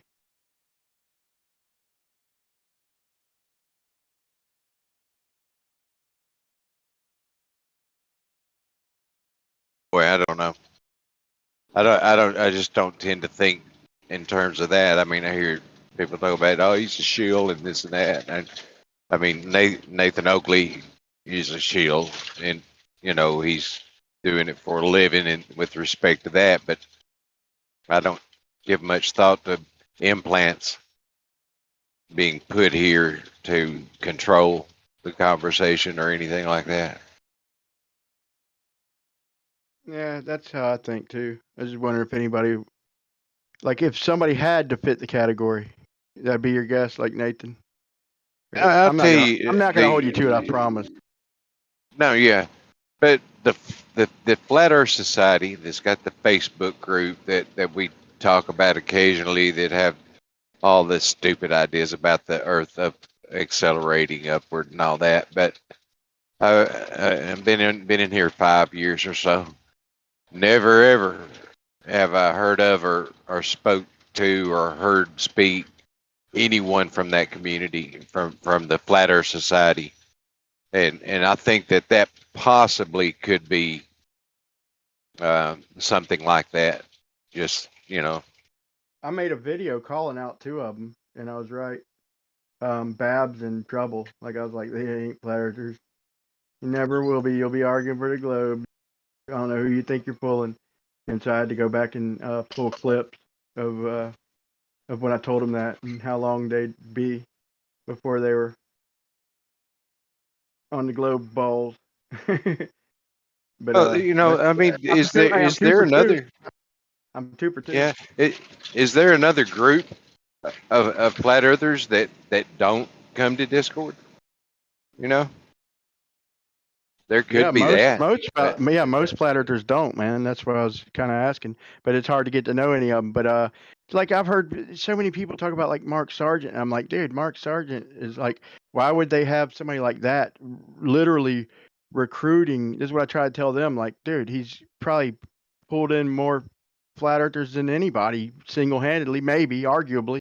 And like, when's the gig up? Like, this dude he thinks maybe a little bit different than people, but he ain't took a big a dive and been in all the debates, but he's got his, he's not a fucking plant, I don't know. Some people like swear to it, but no, as far as the Flat Earth Society, like, if y'all heard the new guy has been running it, but I don't think he's the same guy. He's like a Asian American younger dude, and he was on MC Tunes, and I think that upwards acceleration is just a counter argument to gravity, because y'all call gravity, and it was a good point when I heard him talking about it. Like, when I heard it on the video and all that, I was like, yeah, that's stupid. But when I heard it as a counter argument to gravity, like, it made perfect sense, because if y'all call that a downwards acceleration, gravity, but it's not. It would have to be if gravity is an acceleration, it'd have to be an upwards acceleration, because that, you know what? that's That what would keep our implies. feet planted to the ground, right? If we're accelerating up, our feet would get planted to the ground, right? But yeah, it would. But you know what that implies, though, right? It's just a counter argument to gravity. Like, gravity can't be a downward acceleration. I mean, but what would happen if the flat Earth was accelerating upward at 9.8 meters per second squared, continuously accelerating? What would that mean? It'd mean shit be infinite distance away. No, it would mean at some point the Earth would reach the speed of light. Just like the ISS, right? No. It'd have to be going in some kind of orbit or something. Yeah, I don't buy it. But here's my point. No, Brian. No, I understand what you're saying. Kind of orbit. I understand, right? It would keep getting faster and faster and faster, right? I understand what you're saying. But here's my point: is I don't think it's not meant to be took literally. Howard, Brian, you gotta get past the mic, man. You've been speaking for hours. Howard, why would that be the case? Why would it go to light? Why would it go to light speed? I mean, if it was doing that, which is obviously an absurd idea, why would it not just keep doing that at the same rate? If it's going faster and faster and faster, at some point it would reach the speed of light. No, if it's just going 9.8 up, which is an absurd concept, and it's definitely not happening. But I'm saying if it was, why would it ever reach a quote unquote speed of light? Why wouldn't it just keep going up at that rate? Well, if it's accelerating at that rate, that means it's getting faster each second.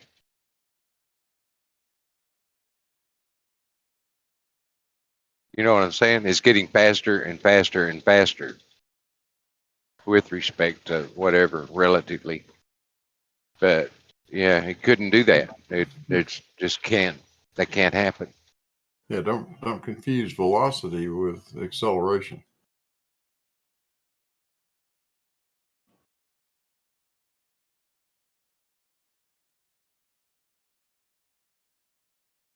So yeah, Gio, it's not like if it was going a constant speed, even like we say it is.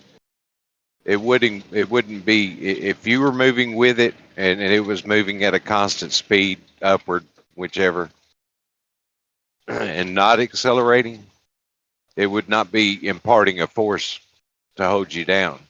You and the earth and everything on it would be moving at a constant speed, and there would be no force imparted on you.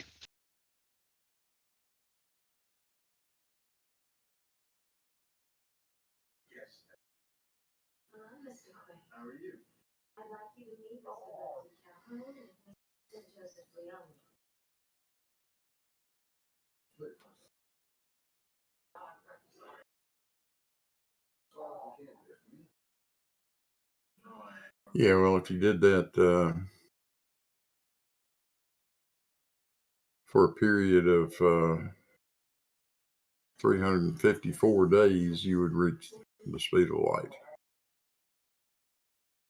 That quick? Yeah. If you could constantly accelerate at 9.8 meters per second, in 354 days, you'll be doing 300,000 or 300 million meters per second.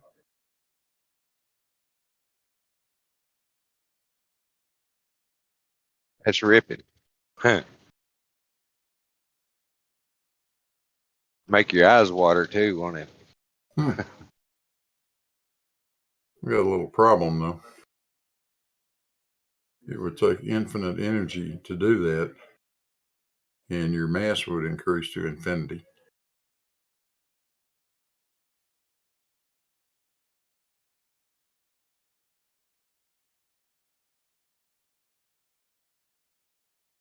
You know, those are difficult concepts to wrap your head around. What that means.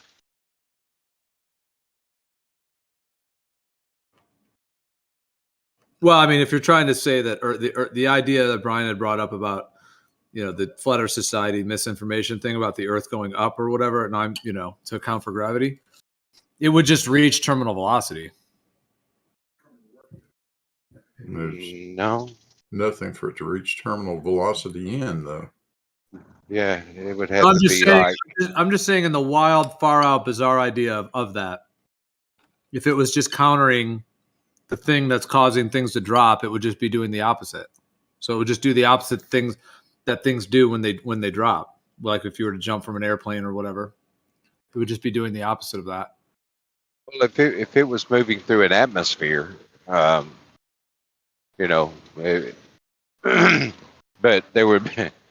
it would be such a wind that it would blow everything off.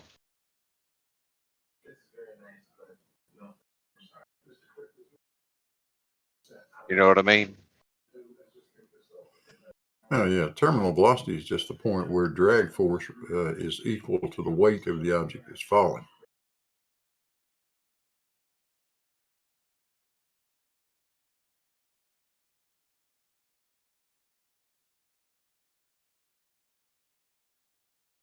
Yeah, it seems to be an electrostatic effect, what we call gravity.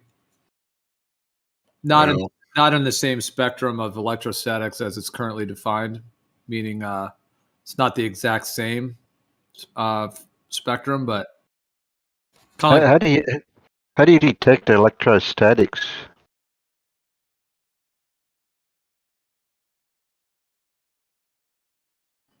what kind? The kind you were talking about.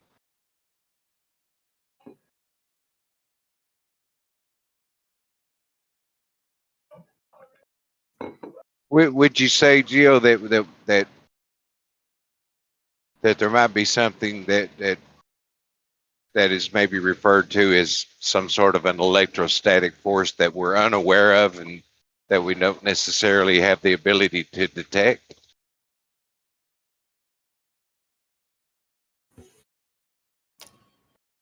Yeah, I think there's different spectrums of the electrostatic and electromagnetic spectrums. Just like with the sun, you've got, UV and infrared and all of the different spectrum that the sun puts out. In the same way, the electrostatic and electromagnetic are within there's different spectrums that we utilize. So like what we call electricity or static electricity, those are within a particular spectrum that are currently defined by, the modern day kind of scientific paradigm. And I do think that the effect of what we call gravity does have an electrostatic component to it, but it's not in the exact same field, but it overlaps, or not in the exact same spectrum, but it overlaps, which is why you can use like a Van de Graaff generator and you can get things to float and you can change the gravitational direction by altering the electrostatics. But that doesn't mean that the entire thing we call gravity is that exact electrostatic spectrum. It just overlaps.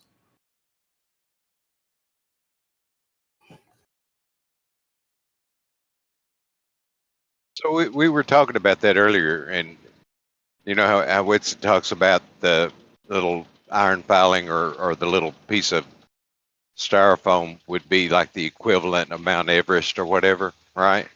You've heard him say that.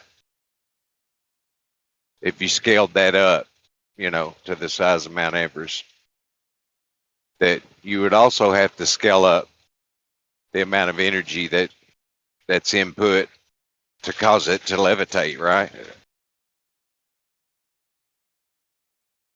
I guess if you could even do that, I don't know. It sounds kind of impossible. Yeah. I mean, it's like trying to start a fire with the sun. It just doesn't quite do that.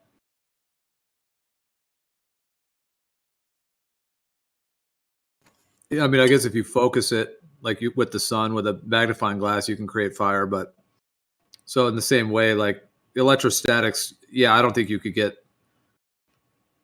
Yeah, I mean, how big was he saying, or how big was it being said? Well, he was comparing like a piece of styrofoam or something that he was levitating with that Van de Graaff. If you scaled that little piece of styrofoam up to the size of Mount Everest, that and I didn't really follow his logic on it, because if you did scale that situation up, you have to scale everything up, including the energy that you're putting in to cause it to levitate. And I made the comment, if you scale that energy up, a billion trillion times like you would the size of the object, we would basically have a sun or something like that. There would be so much energy that it would just, I don't know what it would be like. Well, we do that in a wrecking yard where you've got an electromagnet that picks up a vehicle or a lump of metal. So isn't that sort of like an analogy to what you're talking about? Kind of, yeah. That's electromagnetics, not electrostatics. Yeah. But it's the same effect as what they're trying to say, that what's happening, like a force. Yeah, but he was talking about the Van de Graaff generator, which is electrostatic. Yeah. But I know what you mean. Yeah, it's actually a repulsion, is it? Am I right about that? What?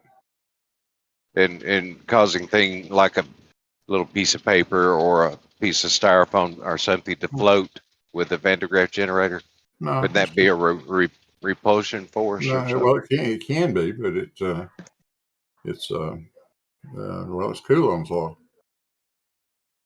Like charges repel. Yeah. Opposite charges will attract each other.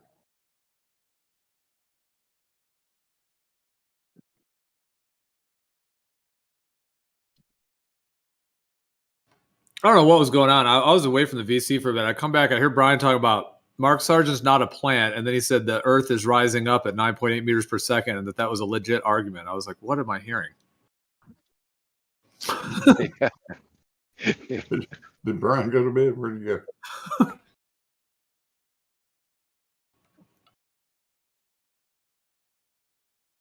Yeah, I kind of felt like I kind of felt like he was missing the part about the acceleration and what that meant. To even suggest that would be an option. That you have to think about what that means and why it's not possible.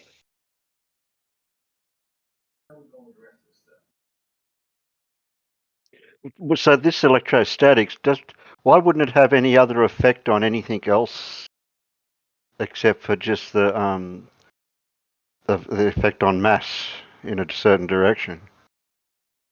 Why wouldn't it have an effect on other things that have got mass and in other directions? It does. That's what wind is. Huh. The sun, moon, and stars are also an electrostatic field, and they're all moving and flowing in their flow as well. I thought wind was different air pressures created by heat, hot and cold.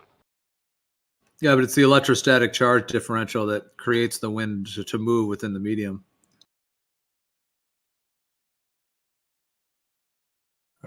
Not really. Yeah, that doesn't really. That might be an explanation, but not a cause and how it affects. You'd have to look into that one a bit more.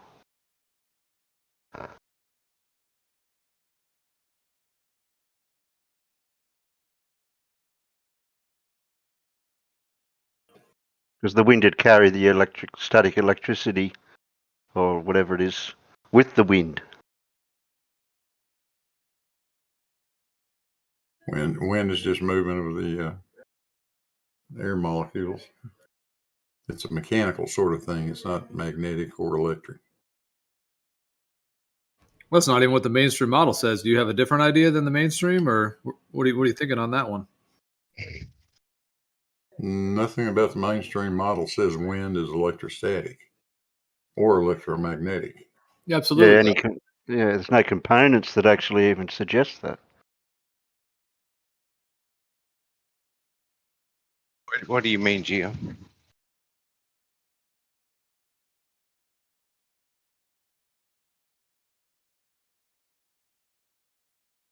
We're not trying to gang up on you, Gio. It's okay. No. Yeah.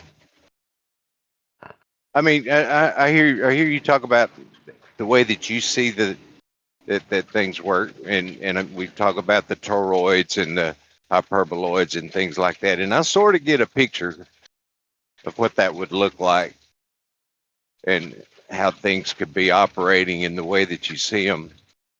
And the problem I have with it are the consequence of that being the case and how it would affect everything else. And that part of it, it's like, to me, it's just an impossibility in the way that I understand how things, the way things work,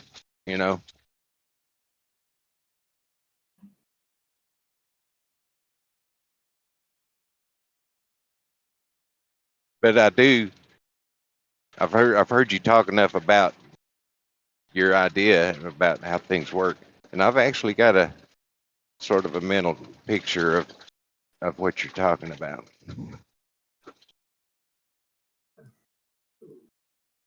Yeah, I mean, in my viewpoint, matter is made up of light, sound, electromagnetic, and electrostatic frequencies. And it's all vibrational. So light and sound are vibrating at a particular rate in order to manifest in a particular way of the physical world. And the electromagnetic and electrostatic are the components that essentially hold it together and create the kind of motion and flow within the environment. It creates all the different factors that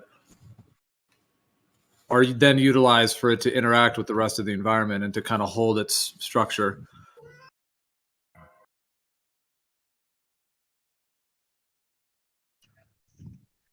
And then ether is the base element by which, like, light, sound, electromagnetic, and electrostatic are the core, the core of matter.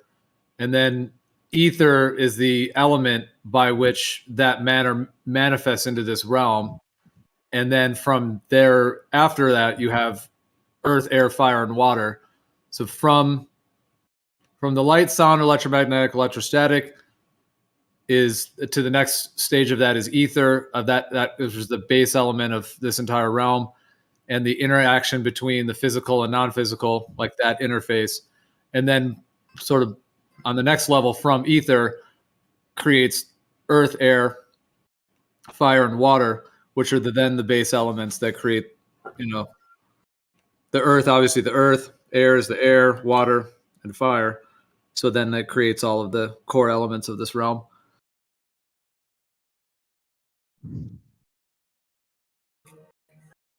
What about the fifth element? Well, that is ether, essentially, quintessence. Oh, sorry, I was thinking of the movie.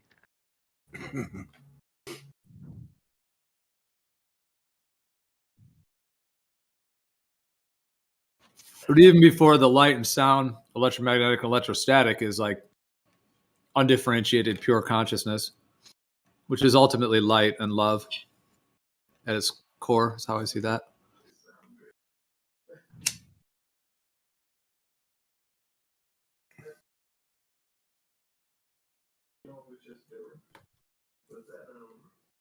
Hey, Left Lane. Yeah, man. Where you at with your cross countries? I'm sort of on pause. My girlfriend had a major back surgery about a month and a half ago, and we wound up having another surgery done night before last. And I've been trying to keep working and taking care of her and running back and forth between North Carolina and Tennessee, and I've been kind of strapped. And then the weather, on the days that I might have time to fly, the weather's not cooperative. But hopefully this spring I'll get right back in it. It's not hopefully, I will get back in it this spring, but I've been off about 2 months probably.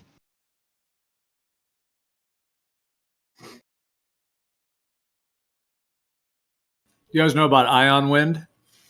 Ionic wing? No. Connected. No. Oh, I don't. Sorry. Oh yeah. What about it? Well, it's just another way in which electrostatic discharge and components are connected to. I've heard of ions to do with the upper atmosphere for the northern and southern lights. That's something different, is it?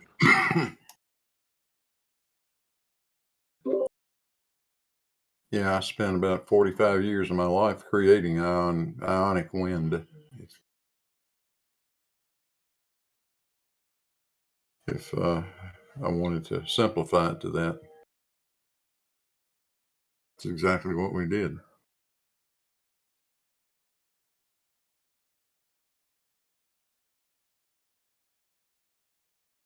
Well, that is one method of removing dust particles from the air or from a gas stream.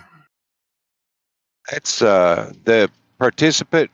Is it? It's not a participant reaction. No, precipitator is what you're thinking about. Yeah. It's called an electrostatic precipitator.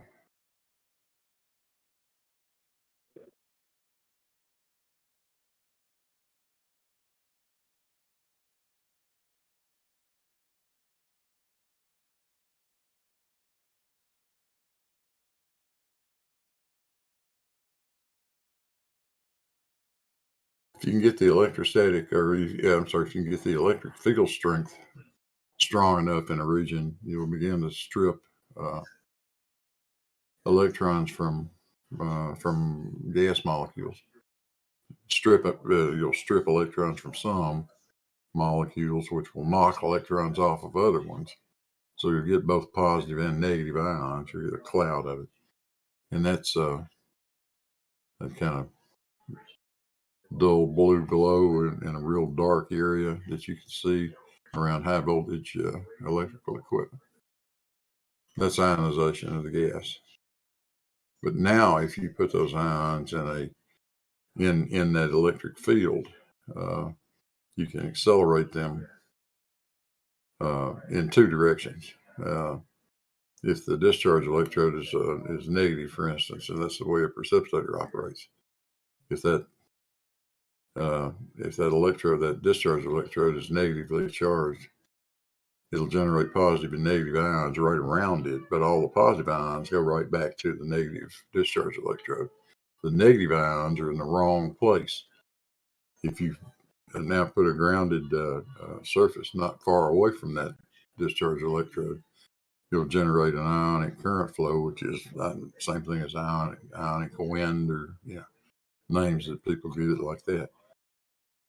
You'll get that current flow from the negative electrode to the positive electrode. And it can be rather substantial up to the point that you reach the breakdown voltage, where the thing literally just goes off and just sparks.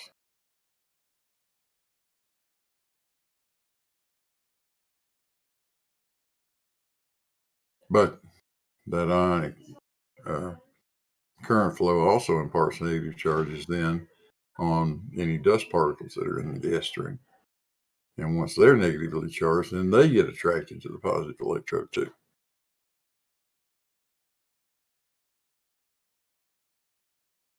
And if I do that just right, I can remove 99.99% of the suspended particulate material. So this is involved in scrubbing coal-fired power plants, right? Yeah, scrubbers are a different thing, but that's one of the methods of cleaning the dust out of a gas stream. Yeah. Yeah, I said scrubbers. Scrubbers are more of a...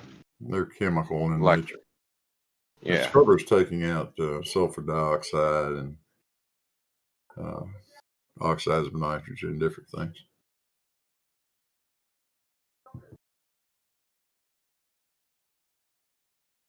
They've done a number of different things over the years, it seems like, and I never knew exactly what they were, but they were talking about they had to put scrubbers on TVA in New Johnsonville, and oh yeah, and then most recently they were going to be required to do something else, and they elected to shut the plant down, and it's gone. Yep. Terry, you asked before about if the effect of gravity is electrostatic. It's within a spectrum. You were saying, how could it be detected? What would that detection look like to you? Like, what would it be? Would it be a device that would just have a number on it? Or, because, we have like Coulomb's law. We have, all of the components that we can already detect. Of course, the claim of gravity of the globe model is undetectable as well, other than just the effects of it, as they say.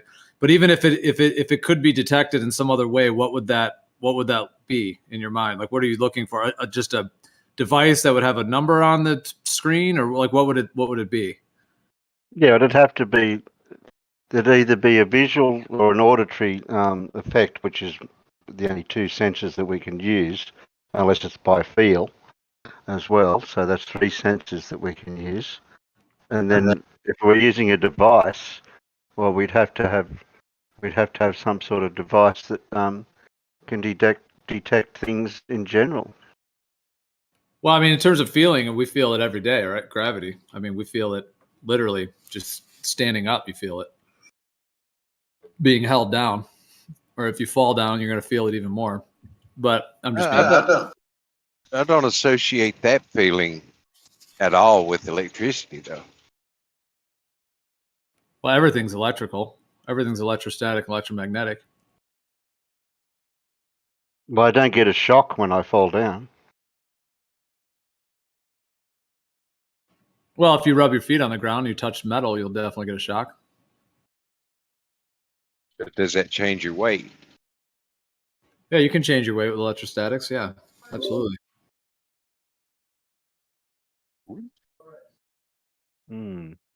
Like the Van de Graaff generator is basically changing the weight of the little piece of paper by making it anti-gravity, makes it change the direction. How does the Van de Graaff generator work?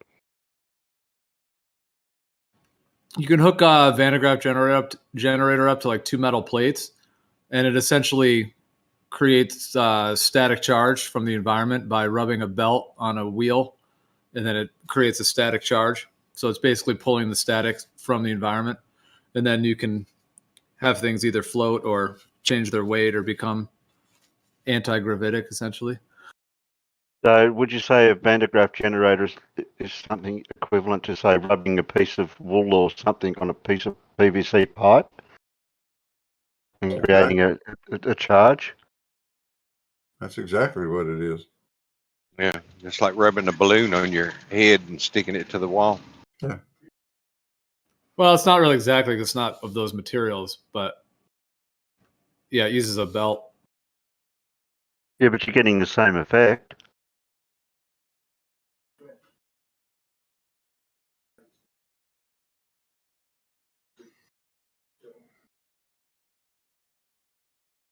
And see, that's what I was telling Whitsitt earlier today.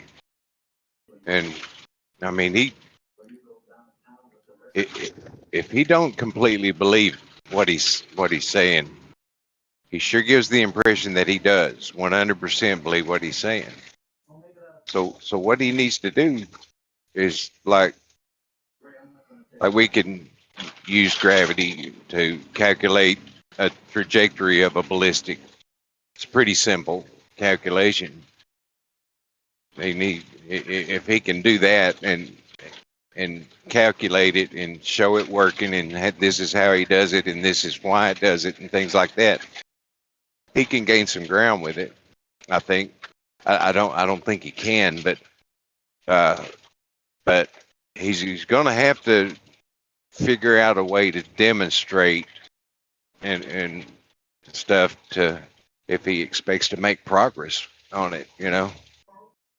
And what I get from Wits is he's always citing stuff all the time. He's never really coming up with his own original ideas or anything similar to that. Yeah.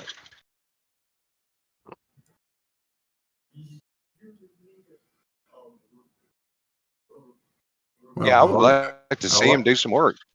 I like the fact that he cites stuff. I just don't like some of the stuff he cites. And cherry picking is known to be something that some people do. You got to be super careful. There are these predatory sites out there that will publish anything, and he's prone to give you those references too. How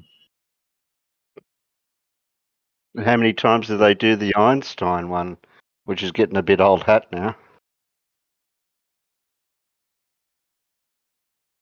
Yeah, these things can become disguised as if they've been published in a legitimate trade rag of some sort, a legitimate science publication, when they are in fact not. The guy publishing the paper is paying to have it published. Is this the rabbit hole that they sometimes go down, Blue, where they just don't realise that the credible sources that they're trying to find, they just don't know where to go because they think that they can't trust the mainstream, proper places where they're meant to go? Yeah, I guess that's a way of looking at it.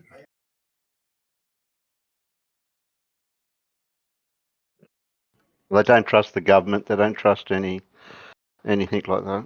Well, I don't trust the government either, but okay. Nobody should trust the government. Good God. It's getting worse. Yeah, that's a given. Unless they can cite, like this is to me, it's a bias of where you live or where you are to what information you can gather. Now, with us over here, unless people are bringing up stuff that what we put out or that we have over here gives us questionable content that we should be, looking into, well, I can't really go by anything that you guys over there in the northern hemisphere, if I can use that term, for what information you guys find.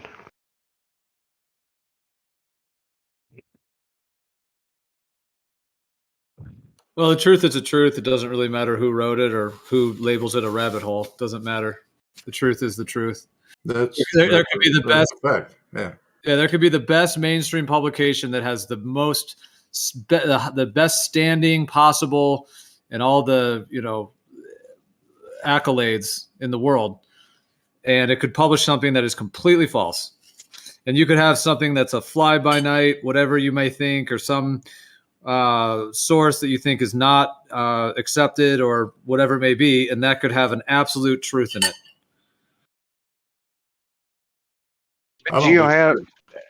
Go ahead, bud. I don't disagree with that. That's absolutely true. But you've got to become immediately suspicious when it's being presented to you as if it is a peer-reviewed type of an article or paper, and it actually is not. It's being published by a predatory company that simply charges a fee to publish these things. Now I've got a problem with that. You cannot pay Scientific American a penny to have anything published. You cannot pay Nature magazine a penny. Yeah, but they're getting their money from all their different sources. So it's not like they're just some shining source of integrity and not with money not involved. I mean, the whole peer review system has all kinds of financial components involved in it.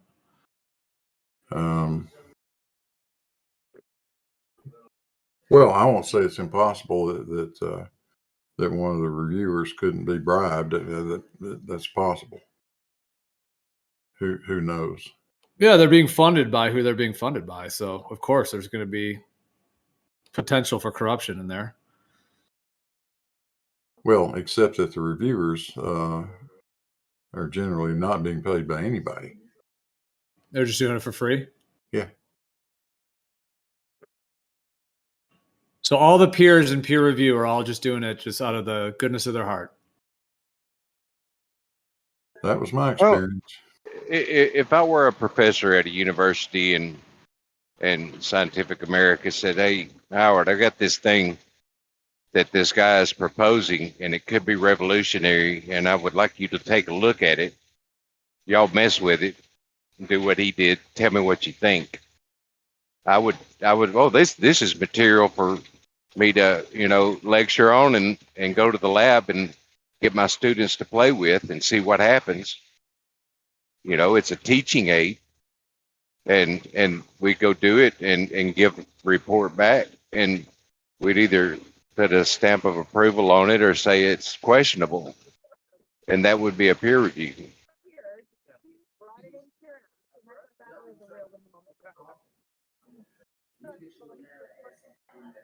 Kind of in a nutshell, and it's very superficial, but that would be my idea of one part of a peer review. Bringing it back, though, to this discussion of electrostatics, there's a real serious elephant in the room with that.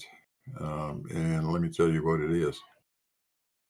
Electrostatic charge only sits on the surface of an object. So if you take Witzett's Van de Graaff generator, you'll find it's got a big round metal ball on the top end of it. And there's a reason for that, and I won't even get into all the technical crap, but just to say that without that large radius surface up there, the smaller you make the radius, the more you limit the voltage that thing can develop. Okay, and it will only charge up to a certain point, and you can't make it go any further. not with static electricity. Once you get an ionic discharge from it, that then starts discharging it. So you reach a point where it just balances and it won't go any further. And it won't make any difference if you take that hollow, it's a hollow ball right now. You can make it solid and you still won't get any more charge on it. It'll be exactly the same because static electricity just sits on the surface. So it's an elephant in a room for what? Well, because with gravity, as we understand it, the mass of that ball makes a difference. We can change the amount of gravitational attraction between two lead balls just simply by changing the mass of those balls. I cannot do that with electrostatics. Yeah, but even in the atomic model, they claim that the atoms are held together by electrostatic interactions. So it's not just on the surface of something; it's deeply embedded into what matter is. Then increase the electrostatic charge on a solid object more than a hollow object of the same diameter, and you find out that you cannot do that.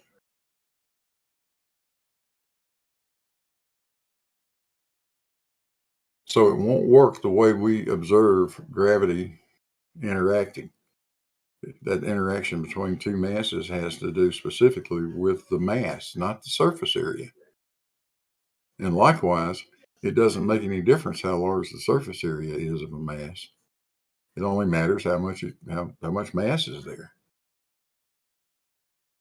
You get exactly the same gravitational attraction between a 1 pound sphere of styrofoam as you would get between the same object the same distance away if it was a 1 pound sphere of lead or gold or uranium.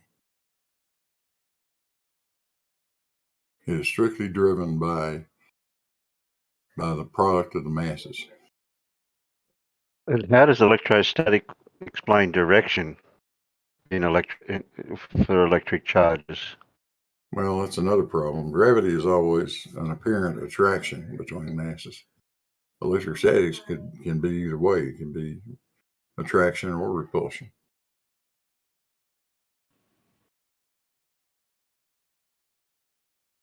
So if the Earth is negative and you want to keep the moon in orbit, then the moon's got to be positive. Yeah, the ground is negative, the sky is positive, yep. So the moon has to be positive. And if we want to keep our spacecraft in orbit, they've got to be positive. And what's the sun then?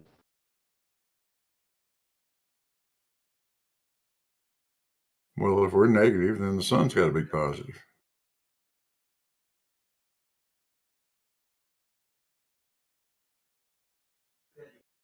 Well, like I said, I think the electrostatic, the thing that we call electrostatics is only one part of the overall spectrum.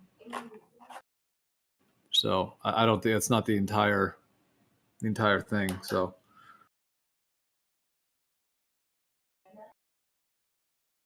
But when you're thinking about this, think about the issue I brought up.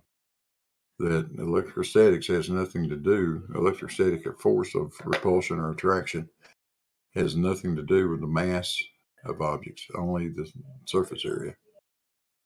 How could you say you know that? We can test it. We can measure it.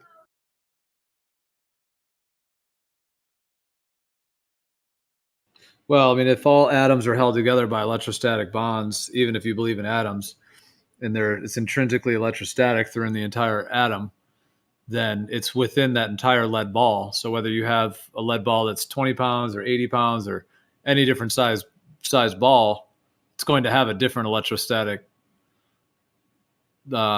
totality to it. Now, in addition, if you were to take like some kind of belt and rub it on it or do something that would create like an additional electric charge, or if you were to, put some electrodes onto it or something, you could add something in addition, but that would only be an additional thing that you'd be adding. But what it has intrinsically would also then be connected to the other effects we're talking about. Like you can't subtract it to be able to isolate it that it's not there and that it's not the thing that's causing the effect. Yeah, we know. But isn't there certain metals or materials that are dielectric that won't hold a charge? Diamagnetic, not dielectric. Oh, sorry. But a dielectric is just a word for an insulator.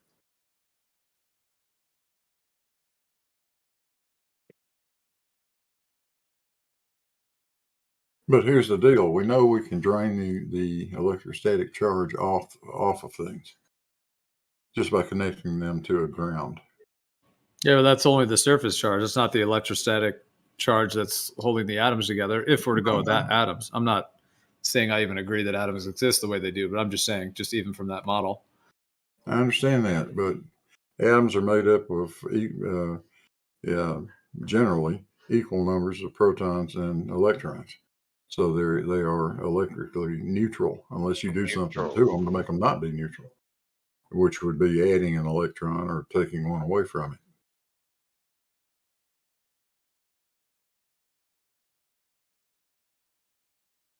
So we can ground those balls just like I did with Cavendish. You can ground those and eliminate the electrostatic interactions. I don't agree at all. The attraction is still there. I mean, even in the atomic model, the protons and electrons that are orbiting, those are still orbiting because of the electrostatic charge between the center and those orbiting things. So it's not just the number of electrons in their model. The actual atom itself is held together by electrostatic interactions. So if those charges are occupied in holding the atom together, do you think there's like a charge left over or something that causes it to interact with other stuff or I mean, I don't necessarily believe in the theories of the atom or whatever, so I'm not even saying that so it's hard. I can't really use that term and really speak from truth in my viewpoint in terms of, but if I were to try to just use that concept of it, you could even say, even from a perspective that this is what gravity is connected to, that the ground being negative, the like base level of electrostatic charge within the atom has the bias towards the ground. Now it's kind of like overlapping a couple different ideas there, but I'm just saying, like, there's no way to isolate that electrostatic glue, if you want to call it that is holding the matter together, and even the atom, if you're going to go from the atomic model, there's no way to isolate all of that out, to get it all out and then see what would happen. So the fact that that's there could very likely have its own component as to why it falls or rises, or why the Cavendish balls cling together, or any of those factors. Just grounding it is not going to take all that out. It might take out the excess amount or any added amount that may have been on it, but it's not just going to remove all of it. You can't remove all of it. No, we can't destroy atoms. Nobody pretends you can. You can blow them up, or whatever the term is. I mean, let me ask you this, Blue. If the actual truth of the whole situation is that we're not on the globe, we actually are on a stationary plane, if that's the case, just that alone, what would that do in your mind for the current theory of gravity? And then what would that do in terms of your additional thoughts about how it could be something like electrostatics or something else entirely? I'm saying just if the Earth itself is not the globe. Well, nothing we know or understand is right, if that's true. Well, you'd still be able to say that the Cavendish that you've done did what it did, right? So that wouldn't change. Even if you're not on a globe, the Cavendish thing still did something, right? No, everything about it changes. No, but you still did what you did with it. And other people have done what they've done with Cavendish. So that all stands if we're not on a globe. It's just, it would then have to be a different explanation as to why those balls jiggle the way they do, essentially. Why the torsion bar and all that, why it functions like that. And then there would be a different interpretation as to what gravity is. Yeah, but with the Cavendish, it showed that gravity with a mass attracting mass can be a directional effect, which electrostatics doesn't actually show yet, does it?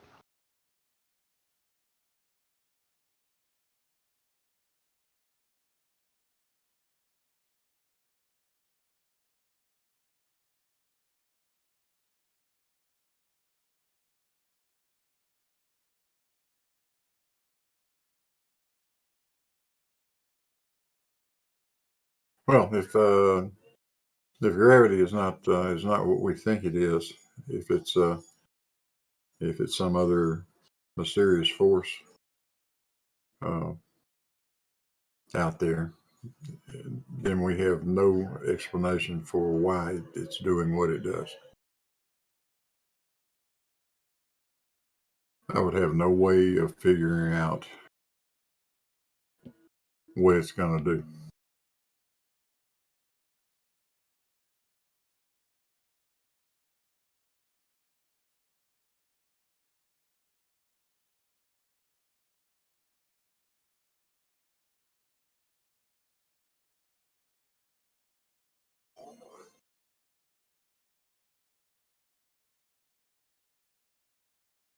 Well, we keep using the word gravity blue.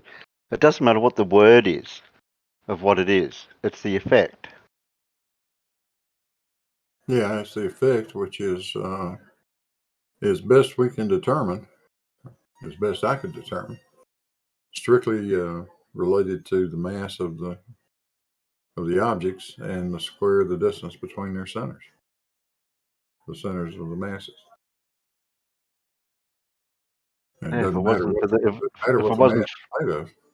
yeah, if it wasn't for these really brainy mathematicians to work stuff out, we wouldn't know anything.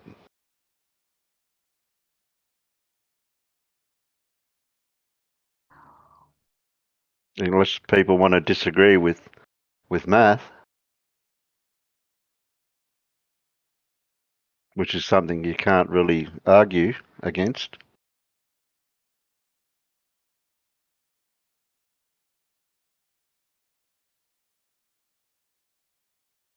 I was brought up to believe that and show that 1 + 1 = 2. So if it can be shown that that's not true, then we might have a problem.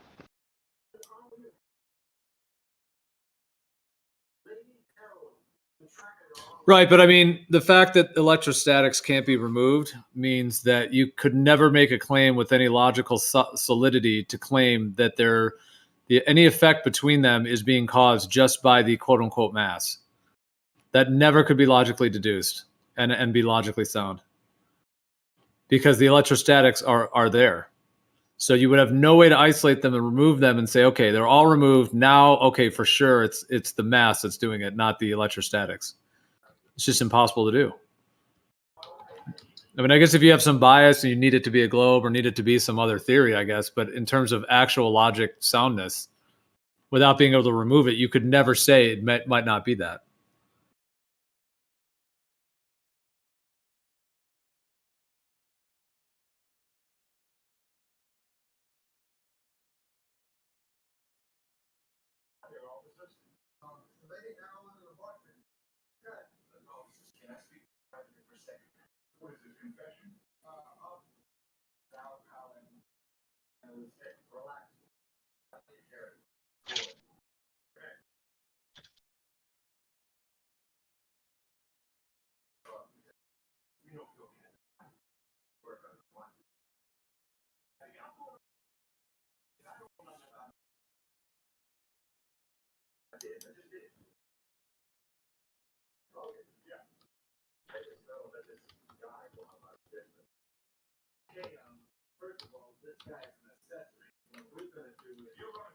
The fact that the electrostatic dynamics of the matter also relate to it falling to the ground, which the ground is electrically the ground,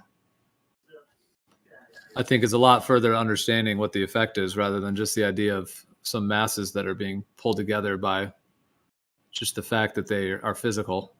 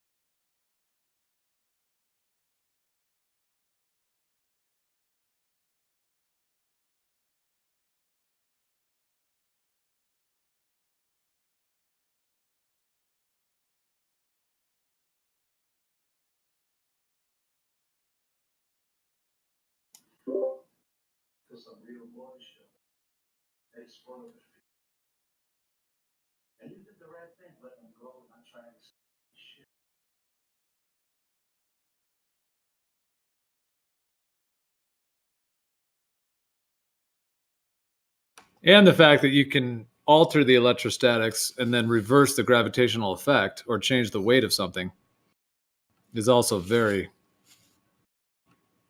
indicative that electrostatics are one of the core dynamics to this effect we call gravity. Whereas the other theories, the Newtonian, the bending warping of space-time, mass attracting mass, none of those have any way to actually demonstrate the ability to change the weight or the gravitational direction of something to even have a chance at indicating that even could be the case. So it really, I mean, to be logically sound, it's really not even on the table. Those are just theories that have no base. They have no actual basis to them. And ironically, those are the ones needed for the entire globe Earth model to be held together, as it were.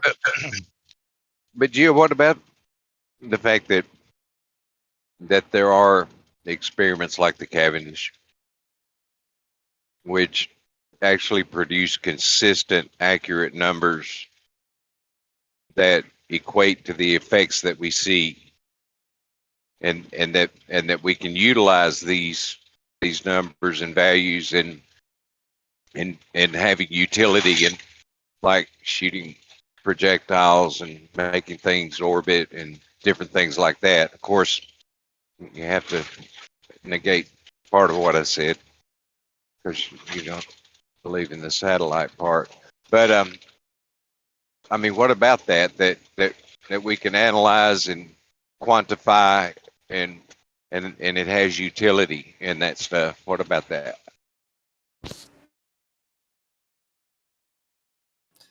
Well, I mean, from my understanding, the Cavendish is actually not very consistent. So that's a whole thing in and of itself as to how actually consistent it is. That's a whole topic, but it actually seems to vary quite a bit, which is why they really don't use it in very many schools these days. It's very hard to even get it to work right. There's all kinds of problems that people run into with it, to the point to where it really is not as repeatable and consistent as maybe the way that you just said it was, in my understanding of it. But I don't doubt that it is a phenomenon that can be observed. So just going from that part of it, yeah, who's to say that there's not something that it's picking up that is connected to why things fall? Doesn't mean that it has to do with things clinging to the center of a sphere or anything like that, because that's another leap. Like, even if those two balls are attracting, let's just say they are, let's just say 100% they're attracting, that doesn't mean that it's because mass is attracting mass and that things are clinging to the center of a spherical Earth. I mean, those are huge leaps to take just from the Cavendish itself. If you just take the Cavendish just on face value, those are huge leaps to make, that it has to do with things pulling to the center of a sphere. So just the Cavendish alone, let's just say that it absolutely, is an effect. There could be various explanations as to why those balls are doing that and how that's connected to what we call gravity. Like I was saying, even if it is an electrostatic effect, has to do with a spectrum of electrostatics, which is what is holding, connected to the intrinsic components of the matter itself. They could be attracted because of those forces, for example, so that the electrostatics themselves could actually be what's causing those balls to attract, not just mass being of mass. And if that's the case, you could then extrapolate into more of an electric universe with a planar stationary Earth where the ground is the negative, sky is the positive, and there is an electrostatic effect connected to that Cavendish effect, which is why things fall to the Earth and why within an electric field they're trying to find equilibrium.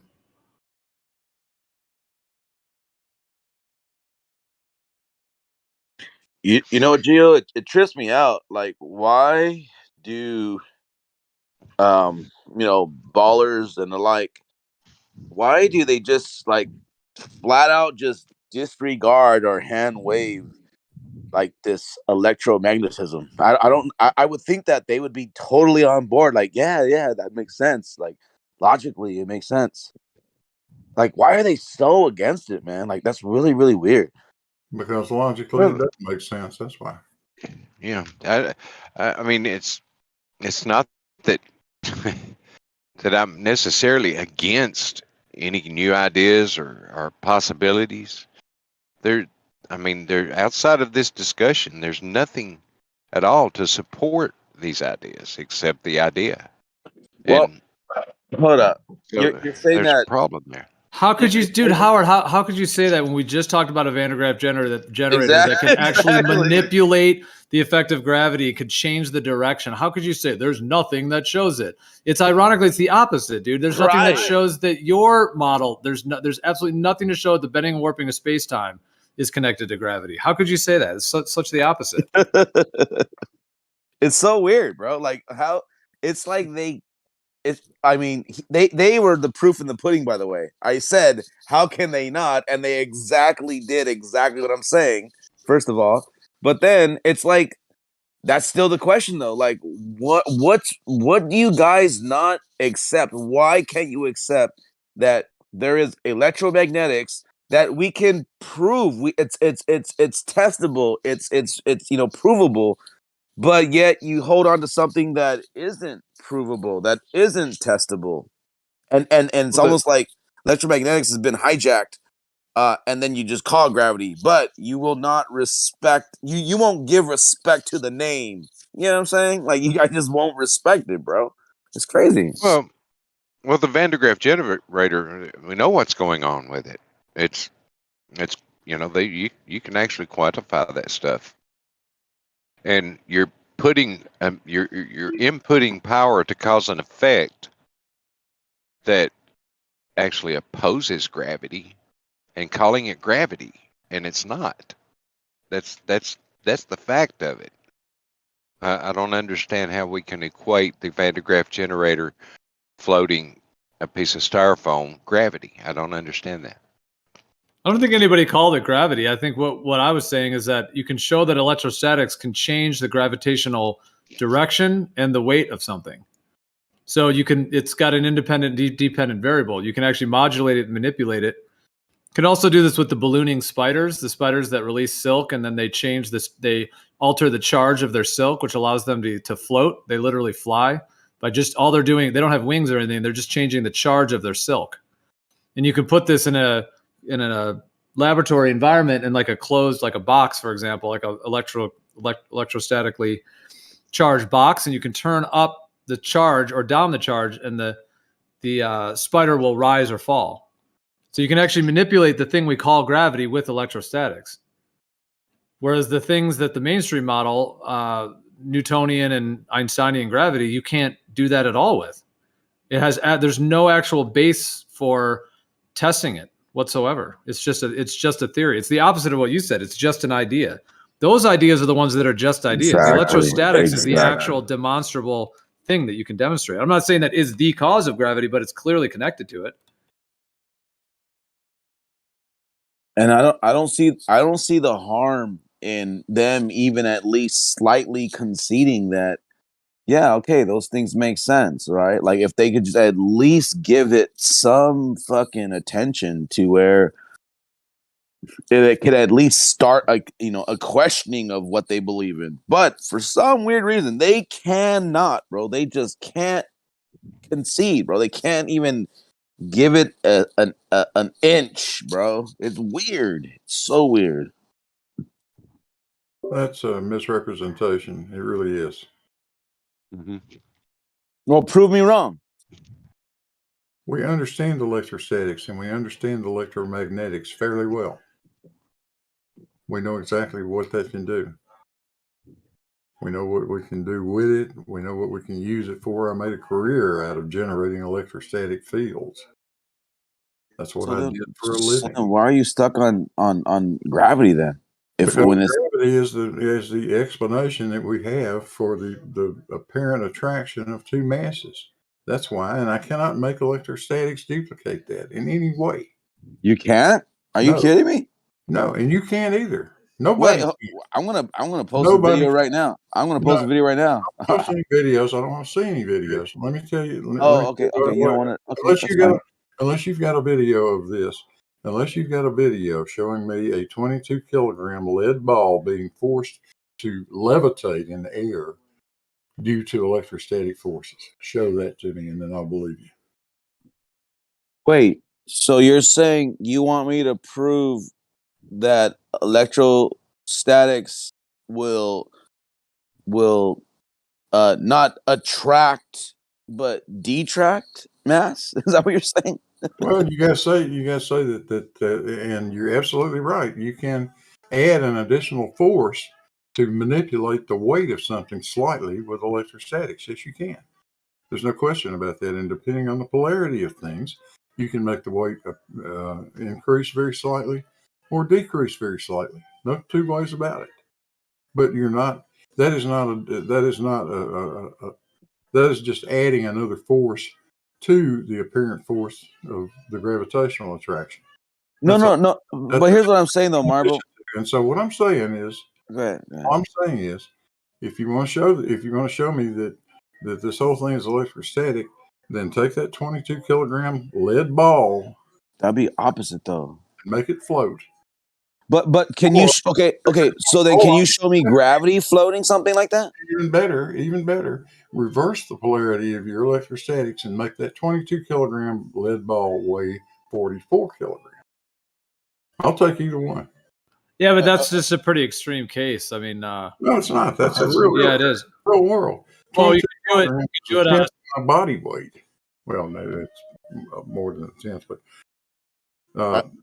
I feel like you asking me to show you something levitating that's not fair, because I can't tell you. Well, then show me gravity levitate. That makes no sense. Why would I argue and tell you to make something that's attracting to repel? Why would I do that?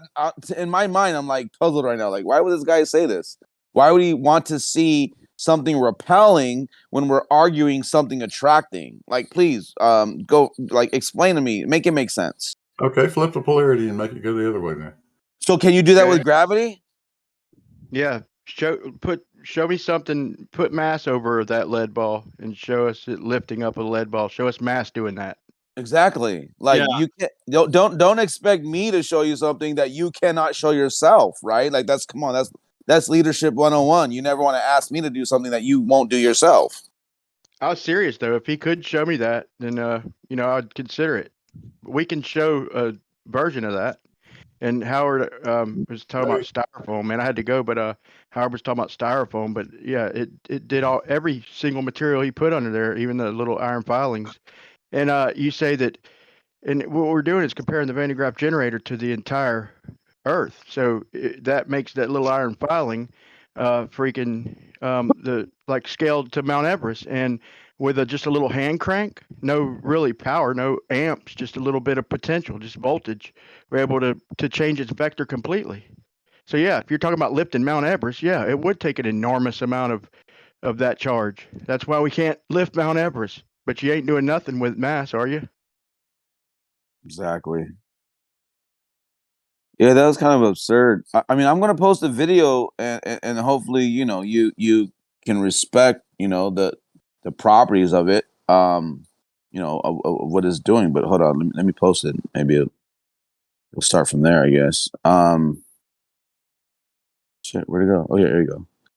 So this is like a little short video, kind of explaining, like, electrostatics, and I think in this video alone kind of debunks your gravity claim. Like, everything you're gonna see in this video has nothing to do with gravity. I mean, I don't know. Like, correct me if I'm wrong. You check it out and get back at me. You know what I mean? We'll go from there. Yeah, I mean, Blue, are you holding yourself to your own beliefs to the same standard? Like, if you believe it's mass attracting mass or the bending warping of space-time, how can you utilize those to lift a lead ball? Because if you're saying that that's what you think it is, and then your comparison is, well, show me doing that with electrostatics, and then you'll quote unquote believe it. But what got you to believe in the one that's the one that you believe, which can't do it either? Because what you can do for sure, this video that Pocketfon just posted is showing as well, but you can absolutely change the thing that we call gravity. We can actually modulate it. Absolutely. Yeah, I love the part where he bends water like with this little prong he puts out. That's fucking like, dude, that is like magician type shit. Like, how the fuck? But it explains why we have these crazy things going on in the world. Makes you think of the tides with that one. Right, exactly. I mentioned earlier that electrostatics are connected to the wind as well, and these guys were kind of. They don't like that, right? They don't like that noise. Yeah. Yeah. They rather go with Earth rotation instead of something we can show.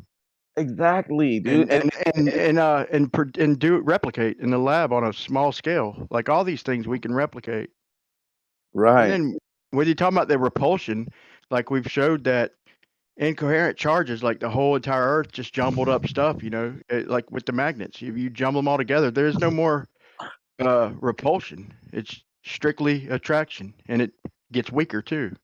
Right. So that pretty much explains everything with demonstration. A good possibility of a version of what's going on shown in a lab.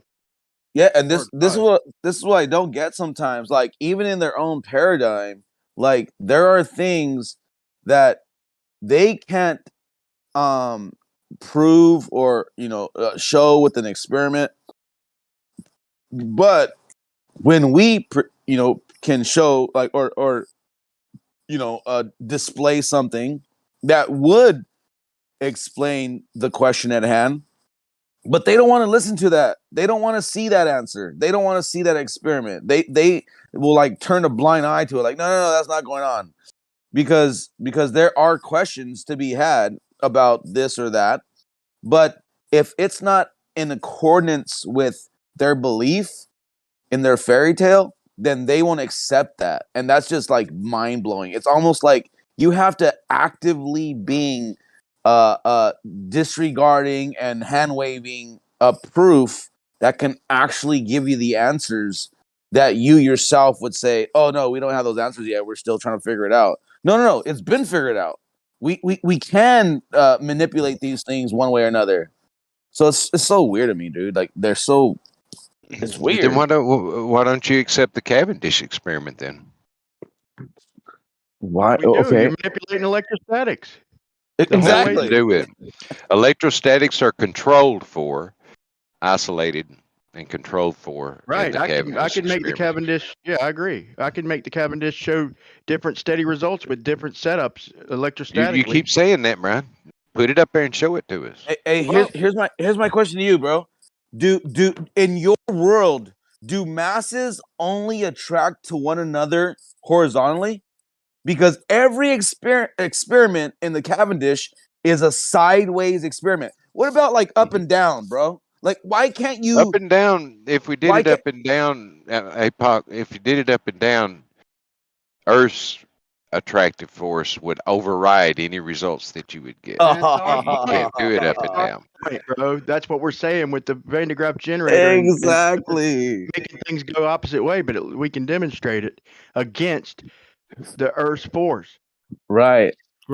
Yeah, but it's always with the little bitty pieces of styrofoam and styrofoam plates and wood, sticking plastic, balloons to wall. Iron filings. Yeah, you can How do it with all kinds of materials. How does the Cavendish remove and eliminate the Casimir effect?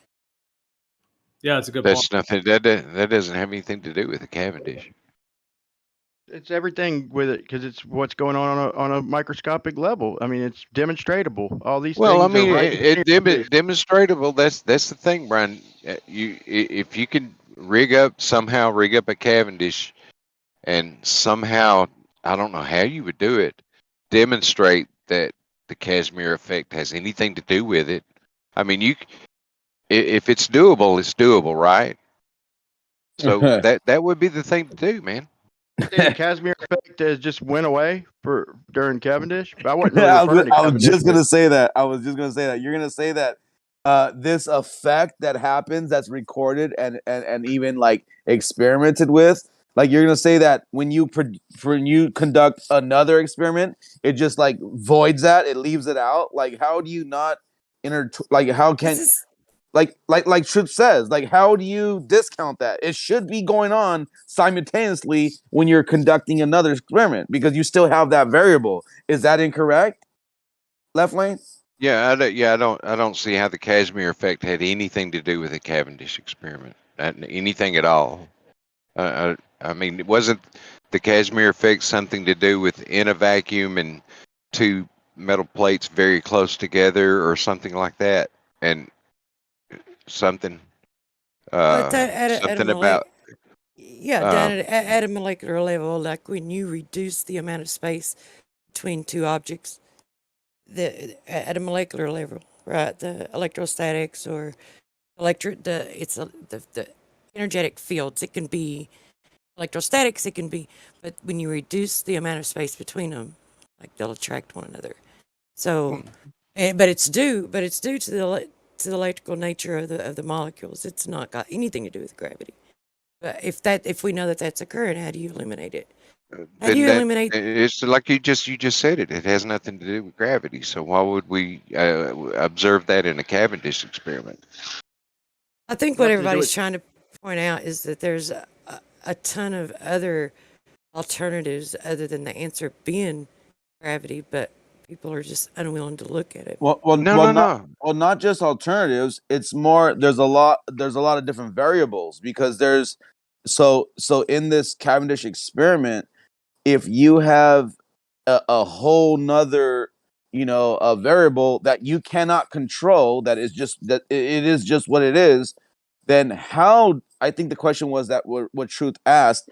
How do you do your experiment over here without minding an uncontrollable force of this finding, right? Called the Casimir effect. Like, how do you do this and exclude that? Because obviously the Casimir effect would have, an effect on the Cavendish experiment in one way or another. So how do you? That's what we need to see. That's what I'm saying. You say I don't want to look at it. I'll look at it. I'd be happy, tickle pink, to see someone somehow do these experiments and demonstrate some of these ideas. But that's what's lacking. That's what we've done, Howard. What?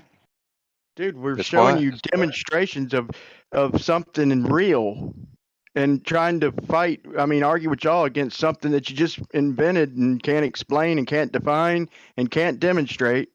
We're literally demonstrating these things on various levels, even on a microscopic level, and y'all try and ask us to levitate shit and override the whole Earth's entire electrostatic field. You got to admit it. We know that there's an upward increase in voltage, which not current, just the voltage, just the potential, just what's in the Van de Graaff generator. That's not a bunch of current going through there. It's just the voltage, the potential, and it literally flips the vector. I mean, right in front of your face, bro. What am I missing here? Yeah, it's really go ahead. I'm sorry. Go ahead. To prove it, Brian, you got to take an electrical cord, take it outside, plug it into your wall, put your fingers on the end of the electrical cord, then you got to shoot all the way up to the moon, and then you'll and then you'll get it, and then you'll understand. It's just. It isn't. Go ahead. I'm sorry. It doesn't require something extravagant like that. I mean, you could get into a controlled environment, set an apparatus up somehow that you could demonstrate these things and put the numbers to it and see what the forces are involved and things like that. But that is the part that's lacking, guys. What's lacking? We've literally overridden the entire Earth's field and the entire Earth's electrostatic field and the potential, and created a little environment that overrides it with a little extra voltage, a little extra potential. I mean, nothing more. You could say that you somehow are scaling a piece of styrofoam to Mount Everest or something, but that doesn't make any sense to me. What? I mean, it's like we all know that styrofoam gets a highly electrostatic, and you can stick it to the wall and it'll just sit there, Right. But I don't see how that. So does the balloon. The balloon does that too. Howard, it's the equivalent to 200 meters in height, bro. Or actually about maybe 300 meters in height. So show us a mountain attracting something. You know, we'll give you an entire mountain and show us it pulling a Schehalian. lead pile and show us it pulling a lead pile sideways. We're just taking equivocating a few hundred meters in height and overriding the whole Earth's entire field, bro. I mean, are you Yeah, but if you scale that up, Brian, you got to think about the energy input that would be required. If you scale the little the little piece of styrofoam to a mountain, you've got to scale the entire, all the power you're putting into it. You know, it's got to all be scaled up. Which is why we can't. What would that even? What would that even look like, man? What would it look like? How many volts would be involved in that? Which is why we can't lift Mount Everest, dude. What are you asking me to lift Mount Everest with current, override the Earth's entire field?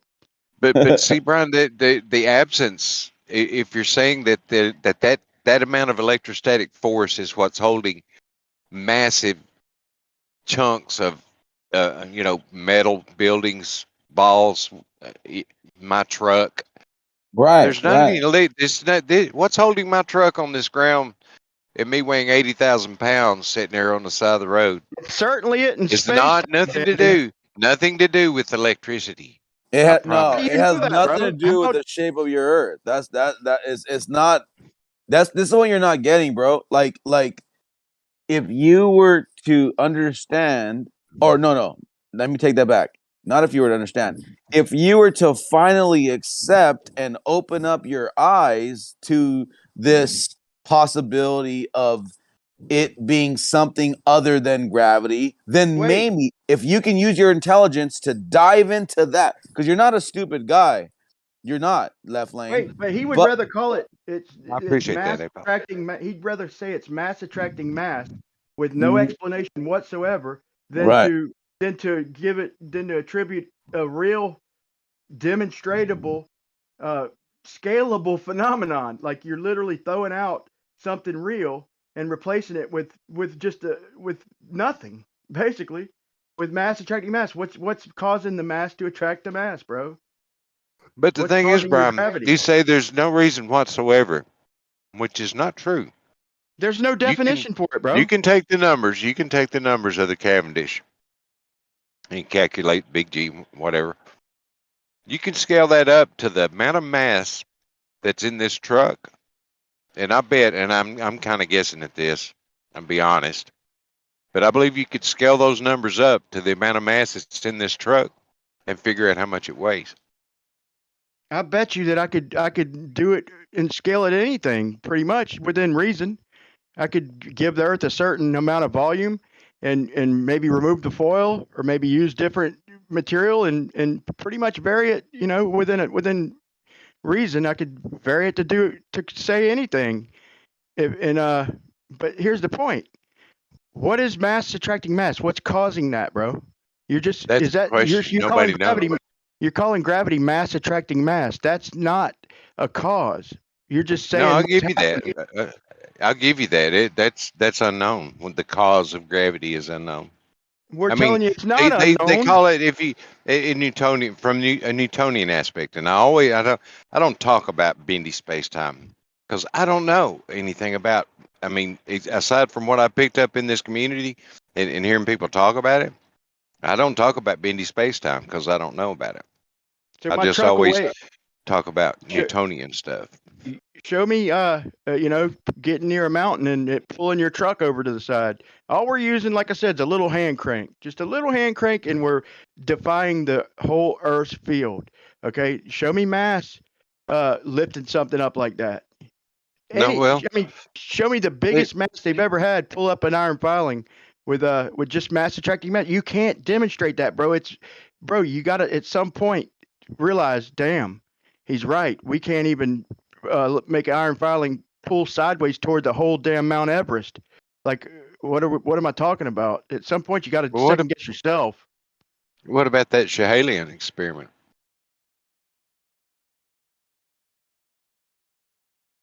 Where they did the plumb bob next to the big mountain? You mean that one? The unrepeatable one? I don't know that it's unrepeatable. I would imagine it's repeatable. I would imagine that it'd be all over the place. You really Summer of think that 1774. you think we could just go up? 1774. Okay, so you think we could just go up to any mountain and hang a plumb bob tilted? You really believe that? Tell me in your honest to God heart, and you deep down in Yeah, your oh, heart, I you think do. we could Yeah. go up to any mountain and hang a plumb Yep. bob sideways? Not sideways, Brian, but You think get maybe a it's the deflection. mountain? You think maybe it's the mountain angling a little? Maybe not. Maybe it's the plumb bob hanging straight down, and it's the mountain that's angling. Maybe, just maybe. But see that same principle. You know, they talk about the gravimeter or gravimeter, and when there's like a thunderstorm overhead, it gives you know, it's a few decimals to the right or a few numbers to the right of the decimal, but a variance in gravity due to the mass of the cloud and the water in the atmosphere over it. Hey, That's kind of like, keep you know, saying that kind of gravity, bro. What's gravity, bro? You keep I have saying it. I have a question real mass quick. attracted mass. I have a question real quick. This was done in 1774, like, and no one has duplicated it since then. Like, are you? I don't know that. Is that a I don't joke, know. bro? Like, is this like a, you know, like like some No, disinformation to just throw us off? Like, what's going no, on here? it's not a joke. I'm just showing you that it was. He mentioned something, and I'm showing you what it was and what it was when it was done. No, well, I get that, and I appreciate that. It turns out to be a piss poor way of trying to actually determine the mass of the Earth. It's the reason why we don't do it that way. The reason why. I'm Look, just saying. look, if you're just going to insult me, I'll leave. See ya. No. Don't take it as an insult. I'm just saying, if this was done back in 1774, then why hasn't it been? You know, I can laugh at your stupid ass too. You know that? Yeah. You realize I can do that? Yeah, of course, and I hope you would, because at the end of the day, you just gotta laugh well, about things. everything you're saying is about as dumb as it gets. So if you want me to start laughing at you, I will. Are you You want telling to me? keep it civil, I'll keep it civil. Are you telling me that the 1774 experiment is validation to the mass attracting mass gravity explanation? It was one way of Oh, wait. attempting to measure the density of the Earth. Yeah. That's I don't know, man. I feel like that's so far fetched. Like, I mean, I don't know. It's really, really weird. Why hasn't anyone recreated that in the year 2023? Why can't we go back to a mountain and set up a plumb bob We and have see it angle? Why better don't we do that? methods. We have better methods now. Cavendish being one of them. Well, what I'm saying is, has anyone tried to do this again? Like, to recreate this experiment? I don't think so. I don't know. I would it might be an interesting, fun project, but I don't think it would have much you know, much meaning. It would just be something to do, you know. I think that this might be some just disinformation, to be honest. I don't think that's even something that even happened. I mean, you can hand wave it. In 1774, somebody said, "I'm just going to do a disinformation test, just in case I need to trick some dipshit on Discord." Oh, so now you're name calling. Now that you mention it, the CIA actually did put something out. Like, who was it? There's a quote said, "We'll know our misinformation campaign is successful when everything the public believes is a lie." So it's just funny that you mentioned that. Right. Yeah. So This is 1774. When do you think the CIA was established? No. But you don't understand. Even the date that you've been given. What if somebody in 1975 said, "Hey, guess what, guys? Let's go ahead and just say this happened in 1774, and it's going to prove our, agenda." Yeah. Right. Let's get it around the hand. Are you? I'm just saying. Not recorded in the proceedings of the Royal Society. Is that what you're saying? Hey, what's the Royal Society? Were you there when they were founded? Were you there when they did this test? No. I'm just saying, everything you're reading online, it might be. Yeah, that's fine. You maybe that's probably a good thing, because the reason why is because you might be regurgitating false information and disinformation. I don't know. I mean, I can say that I have an article from the White House but doesn't make it a White House article. But I could say it is. I mean, I don't know. Well, it is what it is. The Royal Society is definitely suspect, Blue. Oh, is it? Yeah. So that's a modern day invention. No. The Royal Society that somebody dreamed up in 1975, like this guy's saying. Well, then why No, I hasn't didn't say- why that's hasn't not it what I been said. recreated? Why has nobody think about it, Blue? 1774. It's not like it was like a decade ago. That's a long time ago, and no one has recreated that. Are you kidding me? We've got better ways of measuring the density of the Earth. Oh, now we have better ways. Oh, yeah. Right. Oh, okay. Well, then guess what? Well, then guess what? I guess we'll never know. I guess we'll never know. Because guess what? If I went to the mountain is probably about like a good 15 miles from me. I can drive out to the mountain, and these are pretty big mountains. These are the mountains, I forgot what they're called, but they're in California between us and the other side of the state there, Nevada or whatever it is. So You live this 15 mountain miles from them, and you don't know what the damn name is? No, honestly, I don't. Yeah, that's Wait a horrible, second, right? Let me make a point real quick. Ain't density mass over volume? Yeah, it is. Okay, so how did they measure the density of the Earth? And whenever you said they did, without the mass of the Earth and without the volume of the You Earth, measure the density of the Earth, and you know what the volume is. But that was in But to get the density, 1774. you got to have the mass. Hold on, to get the density, you got to have the mass, dude. No. You just said density is mass over volume. I mean, it does put a little wrinkle in it. I ain't saying that they can't come up with a workaround, but I'm just saying, if density is mass over volume, then you see what I'm saying. I ain't got to repeat it. I just want to know this. If I was to go to the mountains right now and set up my plumb bob that I have in my closet over here in my bag, in my work bag, like if I set my plumb bob, now Blue, if it doesn't angle towards a mountain, would you then thus look at this Royal Society published, article as total bullshit? Or would you say, oh, you must have messed up somehow because, whatever, blah, blah, blah. It was in the right mountain. I don't know, whatever you say. But if I was to do it, to replicate it, would you give credence to it or no? I'm being honest. You want to go to this mountain and reproduce these results?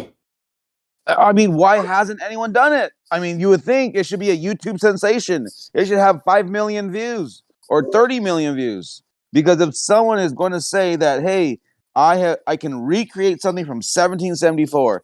Here is it. Here's my plumb bob. Here's the video. Look at the angle, and then you would like literally see the plumb bob move. It would be like it's like finding a ghost on video, bro. Yeah, all she wrote. We'd never doubt it again, bro. If you could do that at a few different mountains, Right? Exactly. Occasionally, people do things like that. I recreated an experiment from 1798. Okay, so but this specific one I'm talking about, like why hasn't anybody went and taken a plumb bob next to a mountain and said, hey, check it out, guys, I'm gonna set this, it's 90 degrees, and then I'm gonna give it like an hour, and it should start moving. It should start angling a plumb. Let me tell you this. This is why I'm joking about it, Blow, and maybe I'm an asshole for it, but here's the reason why I have a problem with that part. Yeah, I know. So here's the problem. Here's what I have a problem with, Blue, because in reality, a plumb bob never angles. It'll never pull apart unless there's a metal part to the bottom of it, and you have a magnet. Okay, I'll give you that. That is absolute reason why it could be shifting away, which is probably why we don't put a metal washer at the end, because you don't want to have. We could easily demonstrate it with electrostatics. Easily. Probably don't make plumb bobs out of steel. Normally, we make them out of brass. Again, this is why you wouldn't use metal as a weight for your plumb bob, because you don't want it to have this attractive force one way or another from something in the area. You want it to be a true 90, right? You want it to be a true 90. Brass. What was that? exclusively a metal, and you absolutely Right. need brass to make a plumb box. Exactly. But so when Why? they did it in 17, because you don't want it to be magnetically attracted by something in the area. Like for There you instance, go. It's diamagnetic. Okay. Wait, hold up though. Then you're on our side because we admit and try to tell you guys that everything around us is diamagnetic. Like, where's Dicelo at? He's not even here. Dicelo will tell you. He'll go in on you right now. It's all diamagnetic, electromagnetic, electrostatic. Like all these principles that are unseen forces is what gravity has hijacked. So your term gravity has hijacked these fundamental principles of what it actually is. Diamagnetics, electromagnetics, and electrostatics. These things are the reality. But for some reason, blue or left lane, I don't even know what I'm talking about at this point. But for some reason, you guys just don't accept that, and that's interesting. Here's a problem. Wait, here's a problem with like Cavendish and electrostatics and magnetism.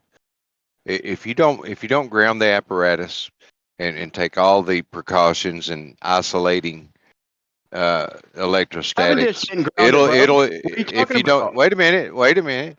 If you don't do all of that, electrostatics will fuck it up. If you introduce a magnetic field and you use, like, instead of lead balls, you use metal balls and things like that, it'll fuck the experiment up.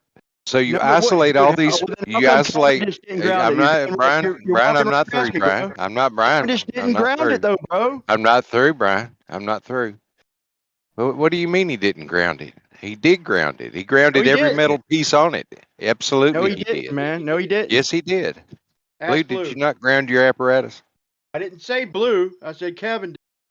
Well, the thing is, though, Howard, I was thinking of this analogy earlier. It's like if you have a chocolate cake, all right, and you got a bunch of different ingredients, flour, sugar, eggs, all the stuff a cake has, and there's like chocolate powder in it. So the the cake has the look of chocolate, the dark brown color, and but the ingredients, there's different ingredients.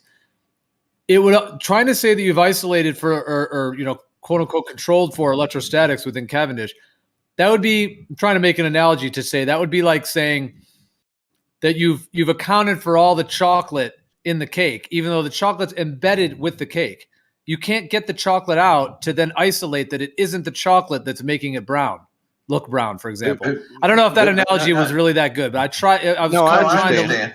Yeah, so if the electrostatics are embedded into the matter, you might be able to control for added electrostatics, like you might be able to ground it or added things, but you can't control for all of it. That's what the matter is in the first place, or embedded in the matter, which is therefore going to be likely connected to the effects it's going to have. Exactly. So when you have Cavendish and you're saying, well, let him respond before doing a long thing. Just not keep on preaching. Oh, okay. So gather around, church. No, I'm just kidding. No, go ahead.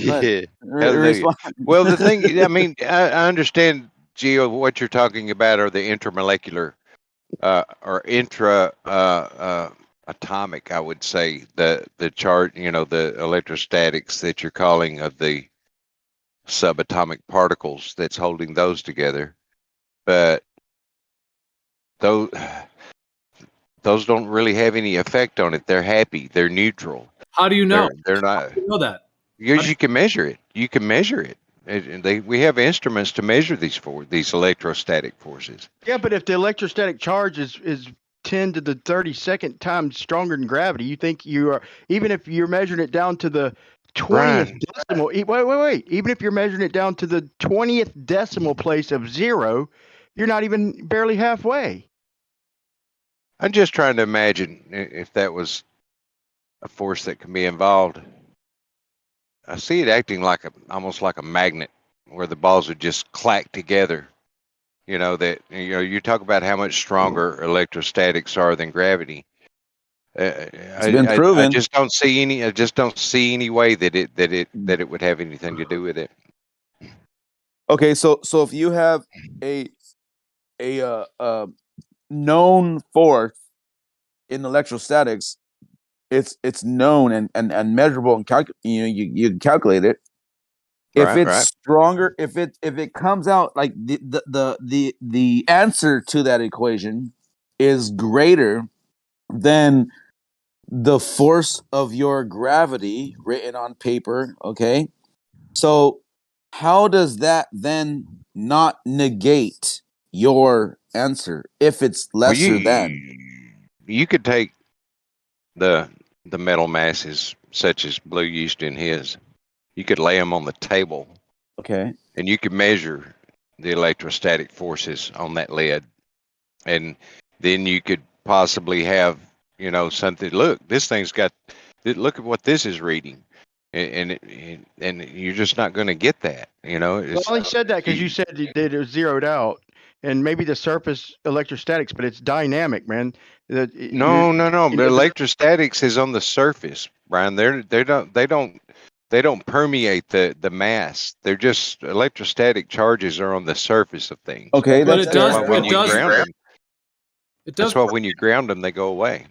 No, dude, it does permeate it. You can't ever remove electrostatics. Electrostatic No, it does not. Electrostatic charge on an object does not go to the inside of the object. It's all on the surface. Actually, Gio, he's right about that because it is a force that's going to be on the surface of it, and you could also, if you just ground it, then it kind of like it takes away its force that was originally there. I'll agree with them because that's a different spectrum, though. For example, our bodies, like our heart, is electrical, but so you could say like embedded in our heart is electric.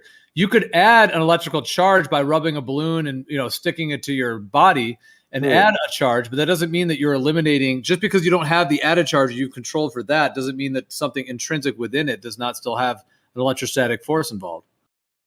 True. Yeah, that's actually a good way to put it. I mean, so it works on both, examples of what we're discussing. So I could agree with him and you because that makes sense from both sides, which is weird.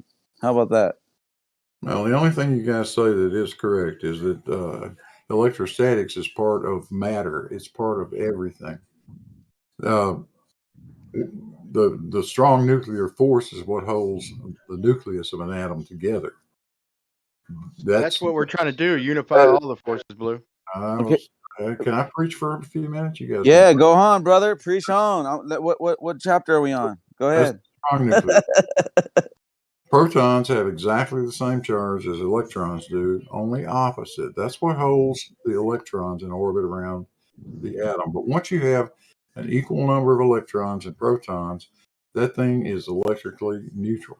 There is no charge on it. There's no way to reach absolute zero, though, is there? Yes, there is. And those charges cancel each other out. We can do that with any material we choose. We can zero out the static electric charge on it just simply by connecting it to a source that can either receive or provide the additional electrons, whether depending on whether the object has an excess or a deficiency in electrons. That's what a static electric charge is. It's either a deficiency in electrons or a surplus of electrons. It's dynamic though, Blue. And when you say you're reaching zero, though, dynamic, you reach zero on a level never seen before by any instrument ever, right? Wet dry. Good God, Brian! Don't mix those things up like that. You make me nuts doing that shit. Dynamic, my God, we're talking about static electricity, and you're talking about dynamics. Holy fucking Jesus! But he does have a point though, Blue, because you can't just disregard that there is this other attracted force that kind of they work together. Like, I mean, do you argue that? Are you saying that isn't what it is? Do you argue that? What did you just say? So like if you have a force, right?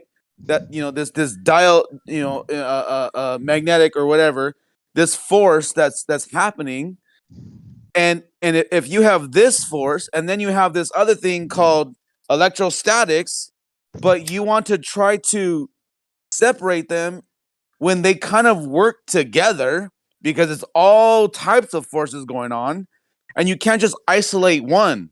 But if you, I mean, in argument you can. That's fair. But I'm just saying, like Brian has a point, because you can't, if you want to say like you're trying to isolate it by itself and take it away and neutralize it, yada yada yada, that's fine. But you can't disregard that there are these other properties going on which work together. And nobody's trying to disregard the fact that atoms are made up of positive and negative charges. Nobody's trying to deny that. Okay.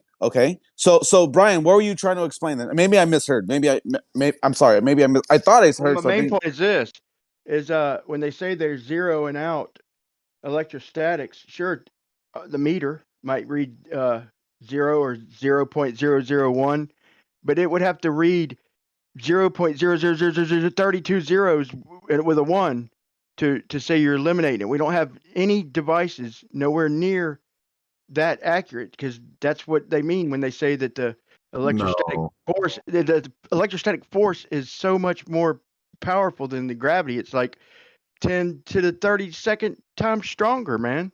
And so I'm sure, I mean, I've watched your experiment, and I'm not trying to knock it, but I mean, you did a lot of varying with electrostatics, and then when you got it working just right, you said, ta-da, mass attracting mass. You know, but did you not notice you were varying for electrostatics along the way? I would say there was a bias. Did you not notice that I was doing it intentionally? Yeah, there was a bias to it, right? I would agree with that. Did you not notice that was the purpose of all that preliminary testing? No, not all of it. Not when you had to add the foil. You didn't. Cavendish didn't ground his shit. Cavendish didn't add the foil. It wasn't working right. I think that was later on they did that. Right? Well, some of it might have been intentional, Blue. I'm not trying to, and once again, I'm not trying to knock what you did. I'm just saying, man, you got to at least hear our critique of it and shit, man. Do you realize, Brian, that saying grounding in at all means you're dealing with electricity and this electric property? Even just saying the word, you had to ground it. That alone is electricity. So why are we invoking a force outside of electricity if you use electricity to ground itself? Come on, guys. Wake up. I'm drunk as fuck, and I'm just like, it hit me in my brain. No. I like myself drunk because I feel like I have a better mind. I sound stupid, actually. I'll shut up. You crazy fucker.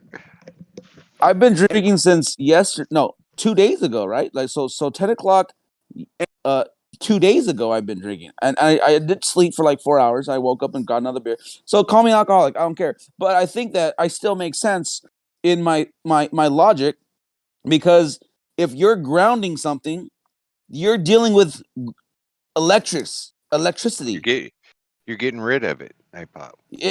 Well, I mean, but it's still dealing with it. You're getting rid of it, but you're dealing with it. You are Come dealing on. with it. It's called isolating a confounding variable by getting rid of it. Okay.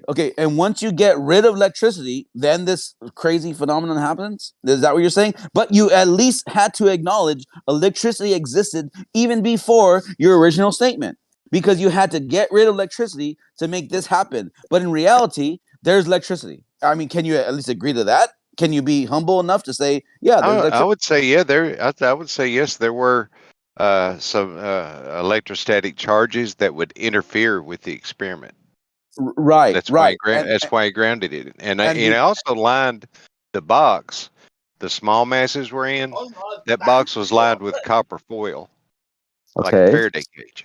I love copper, by the way. It's fucking really cool. It's really interesting to me when we weld. If you put a copper slab, it's amazing to me that the weld doesn't stick to copper. I've always been puzzled. Like, why doesn't it bond? That's always been something tripping me out. Because when we weld, praise it. Yeah, that's really cool. That's fucking awesome. I love copper. But go on. But anyway, that's the thing. There, electrostatic forces could have bothered it, so he grounded the apparatus. All the metal was grounded. Okay. Eliminating any of the electrostatic charge, and he had the box that the small masses were in was lined with copper foil tape, and so those forces should not been involved in the interaction between the two masses. Wow. Okay. Yeah. You know what? That's crazy. I'm looking at my beer cans. and the light on above me, and I'm seeing two different shadows, and I'm thinking about the old Autosthenes or whatever his name is, that old experiment where the shadows. It's a local sun. It's a local sun, by the way, guys. Okay, cheers. But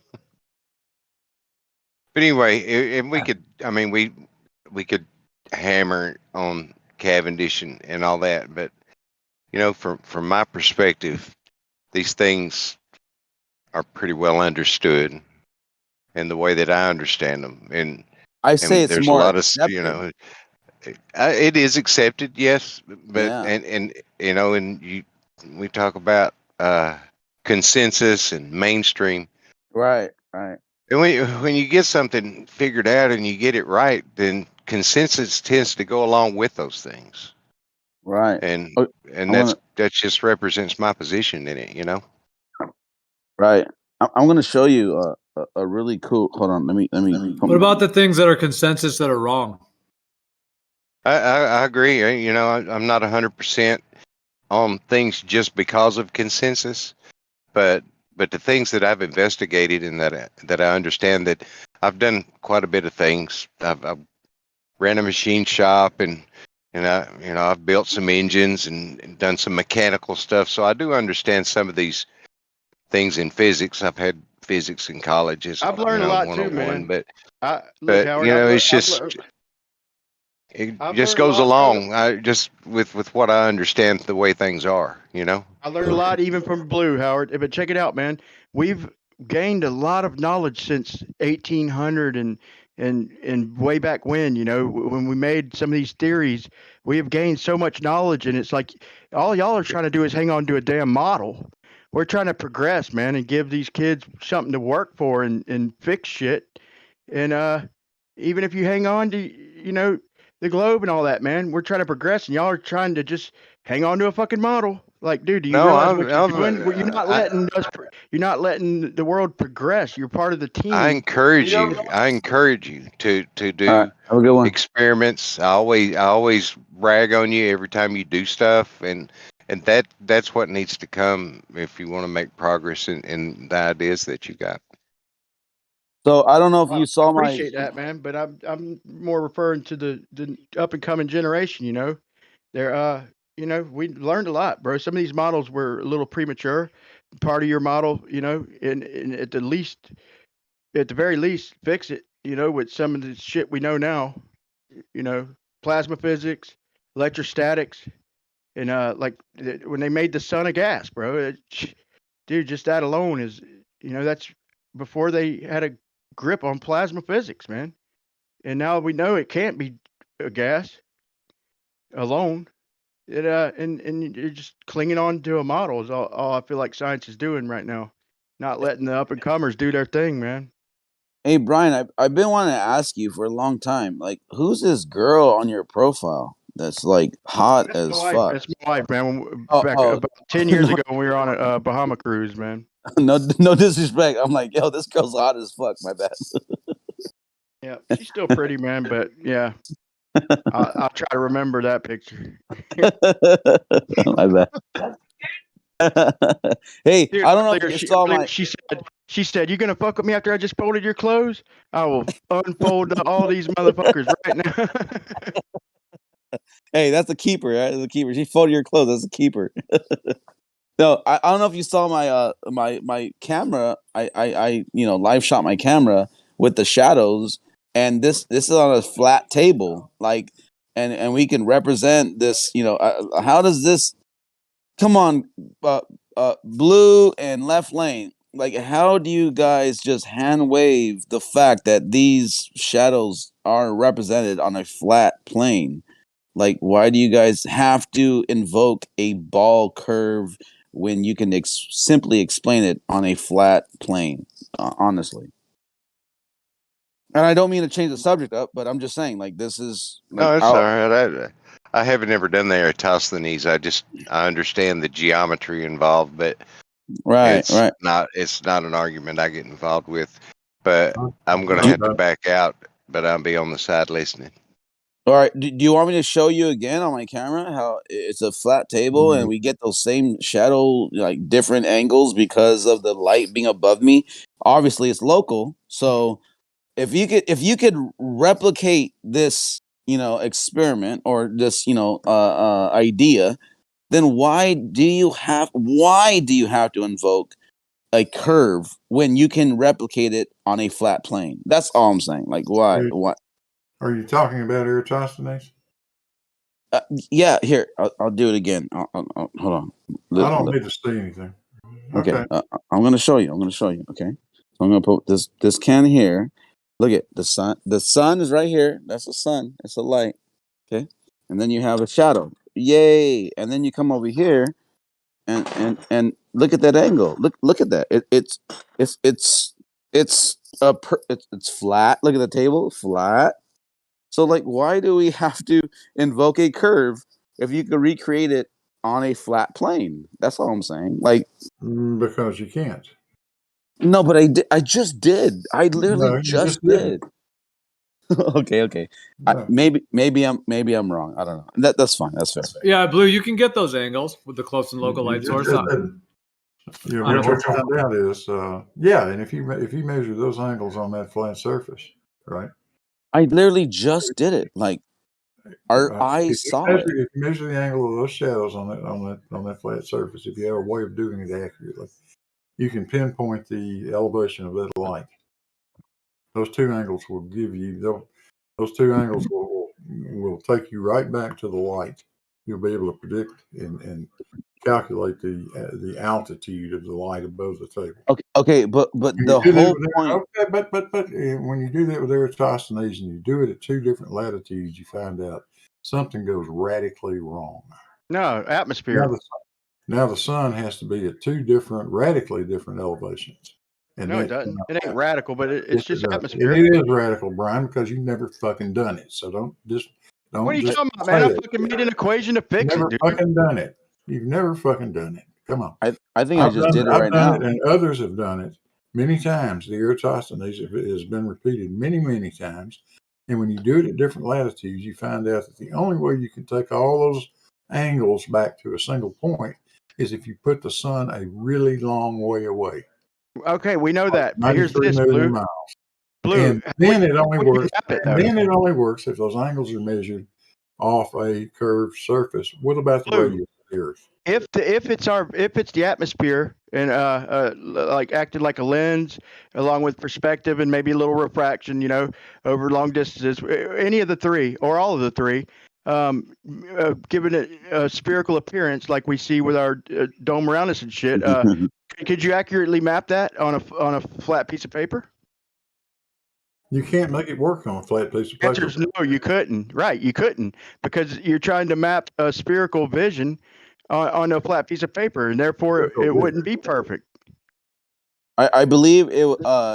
Nice. What's the name? Tyson Neil deGrasse. Whatever. I always fuck up his name. He himself said that it works on both models, but he said that the problem with he said that the problem with Eratosthenes is that he didn't use 3 points of reference. He himself says that exactly. Yeah, but they're trying to pin us down to pure trigonometry. They use refraction and all this other stuff. Just try and hold us to the pure trigonometry. We can't have any variables on our side. It's just got to be just the pure trigonometry when they got all these variables and why the stars linger on the horizon and seleniums and all that shit. So they can have all these variables, but going to hold us to pure trigonometry. Does that seem right?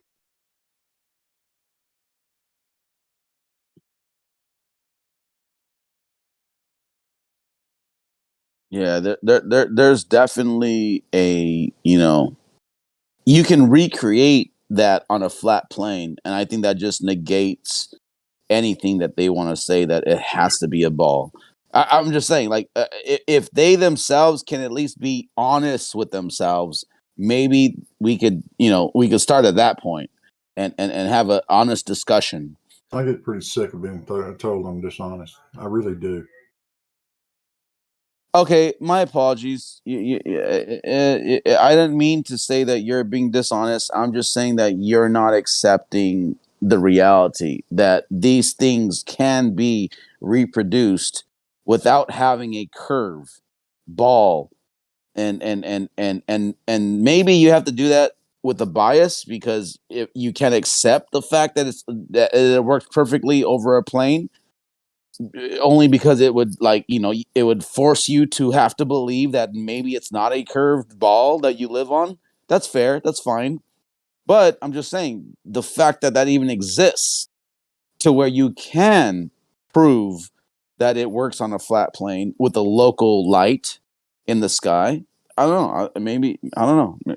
Maybe it's something to look at. Search within yourself. I don't know.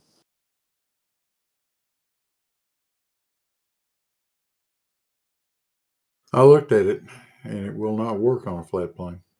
I just showed you that it worked on the flat. I literally just put my camera.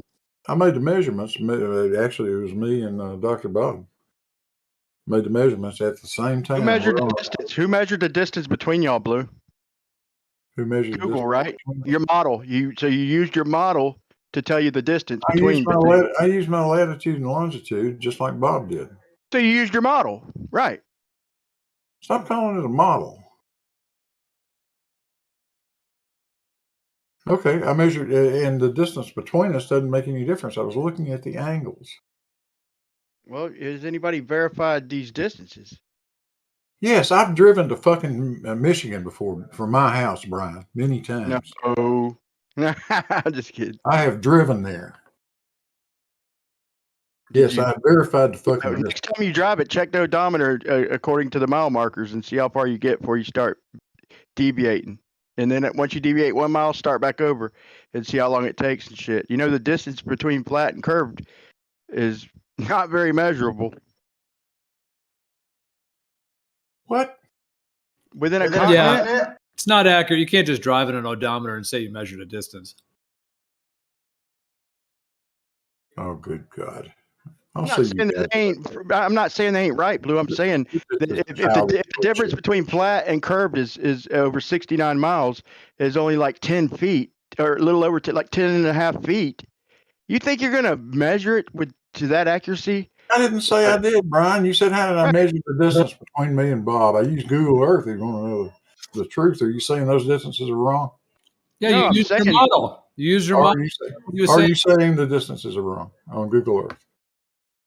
I'm saying they're so close to flat, you haven't proven otherwise. You know, that it's to really check strictly and to check, all these surveys they put together over 69 miles. There's only a 10.5 foot difference, man, between flat and curved. And even over 1,000 miles, how are you going to, you're only talking a few miles difference, man. It's just, that is a red herring, Brian. Well, to get off by 69 miles or 60 nautical miles, you've got to go clear across the continent, bro. You telling me that they couldn't have been off? You think they measured everything perfectly through the mountains? I'm just saying, all these, there's not that big a difference between flat and globe. It could easily been manipulated or made to work. Thinking it's a ball. I think the easiest way to model it would have been to be a ball. But if we're seeing and if it's a celestial sphere, even if it's not really spherical up there, or if it is, or if we're just seeing it as a sphere, then it's going to model out pretty similar. Brian, we each measured angles to the sun. Okay? We each measured angles to the sun, and if you apply those angles on a flat plane, based on the distance to the subsolar point of the sun at that moment, which was over the equator. Again, we used Google Earth. I admit that. Yeah. But if you measure those angles and figure out what the elevation of the sun had to be, and it's high in the sky where refraction would have very, very little effect. We're talking about arc seconds. Much, much less than what you're capable of measuring with a stick and a fucking shadow and a tape measure. Yeah, but you can't be surprised. When you plot those things out, you find out there's a 300 or 400 mile difference in the altitude of the sun. It had to be 3,000 miles for me and 3,500 miles for Bob, or the other way around. I forgot which way it is, but how far away is Bob from you? Oh, about 500 miles. Okay, so in 500 miles, the distance difference between flat and globe We're about is 9 degrees is apart. is maybe a mile. We're about 9 degrees apart. Yeah, the difference between the flat plane and the like I said, That doesn't have anything to do with it, Brian. You're just throwing another fucking red herring no, in. I'm saying if it's optical, Doesn't have a fucking thing. if to it's do with it. optical curvature, then It's we would not- measure the same fucking thing. Oh my God. So when you walk outside and you watch a plane flying up on a clear day from the horizon, it looks like it's going straight up, and just like the clouds look like they're curving on down, it looks like a dome around us. Okay, whether it's an actual celestial sphere, whether it's apparent, whether, like I said, refraction, any of these things going on to make it appear that way, we're going to get a similar effect if we model it like that. No, then we can double check it, double check angles, and say we proved something. That's not even what we're doing. You don't even understand that simple experiment. You need to go to SunCalc and double check these times and all these angles and shit, man. They're not as perfect as you think, man. I was looking at them today, and just go along one meridian and see where the sun rises and check the time zones. Like, do it along 2 or 3 meridians, dude.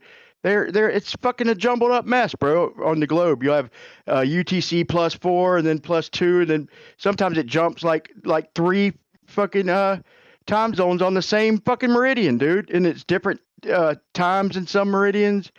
I mean, it's not as perfect as you think, bro. Y'all made it work. I'll grant you that. I'm still working on it. But if it's optical, it's going to be similar. The only way to prove it would be to rigorously double check these distances. And I don't know if we have the capability or the really need to do that, really. But I'm not arguing that you got a good model. There's a lot of effort into it over the years. You use the sun to make the model, to make the longitudes, latitudes. You use the sun and the stars. So by then measuring the sun and stars, saying, look, we've proven it.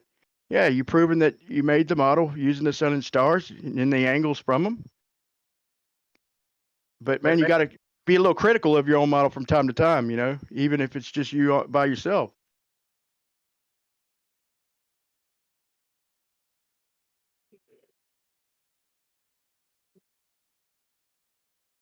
So if we plot these angles out and then determine what shape the surface is from those angles, and it comes out to be a sphere, what does that mean? We've done the wrong angles? The sky is a sphere, not the ground. It's one thing it could mean. The sky has a spherical geometry to it, not the ground.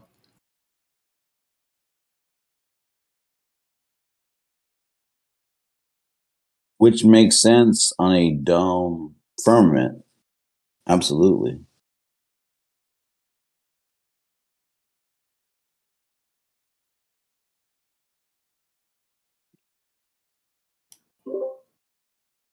Well, we can't even agree that trigonometry works, so there's no point in talking about it. No, I'm not disagreeing on that. Like I'm saying, man. I mean, I came up with the equation just so I'd quit hearing Sean Hawkins bitch about angles to Polaris and shit, dude. But anybody can come up with some bullshit formula that has no basis in fact, Brian. Anybody can do that. I can't. Strange it works, though. Very strange, ain't it? Bullshit formula, Brian. Very strange that it works, though, Blue. Right? It doesn't work. You just backfitting data. I'm not backfitting data. I'm using actual fucking data. When I traveled 69 miles and I measure the height to Polaris on a flat plane, I get a height of 3959. Okay, not a radius down to the center of Earth. This is what I get with a flat triangle. Is that a coincidence, Blue? I don't think so, bud. I don't know. How'd you measure that? Just going 69 miles and seeing a 1 degree drop. Do the trick. trick. Wait a minute. You just told me you can't measure that.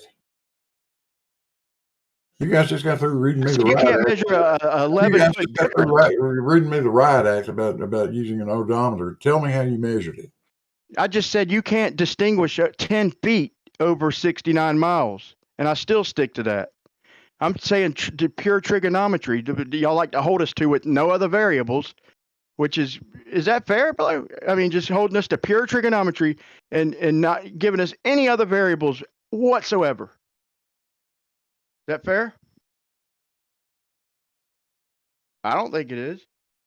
So I just come up with this formula to show you this is the height we measured. Then I measured it on out, and I had to get like freaking 25 degrees before it was off by 1 full degree without using any formula. Well, it's not off at all when we do it our way. Yeah, it was easier too. I understand the reason they did it. You just take the celestial sphere and curve the ground with it. Mathematically, it's fucking 1,000 times easier. I don't blame the way they did it, but that doesn't mean that it proves it's a sphere. That's the model, and it was definitely the easiest way to do it. But you can't expect longitude and latitude to work perfectly on a flat plane if it's just visual. Like I said, it could be refraction, it could be an actual celestial sphere, it could be the atmosphere. You know, if that's how we see it, then that's going to be the way to map it. It can't work on a flat piece of paper. You're going to have discrepancies. You can get the longitude distances right, but the circles are going to be different because it's just optical. So when you try and put it on a flat piece of paper, you will have discrepancies to be expected. So I see why they come up with what they did. I don't think it's a giant conspiracy. I know there is, you know, at NASA and all that shit, there's a lot of bullshit going on, but it worked, so they went with it. We're progressing though, man. Well, NASA wasn't around in the days of Aristotle. Or were they? No, I'm just kidding.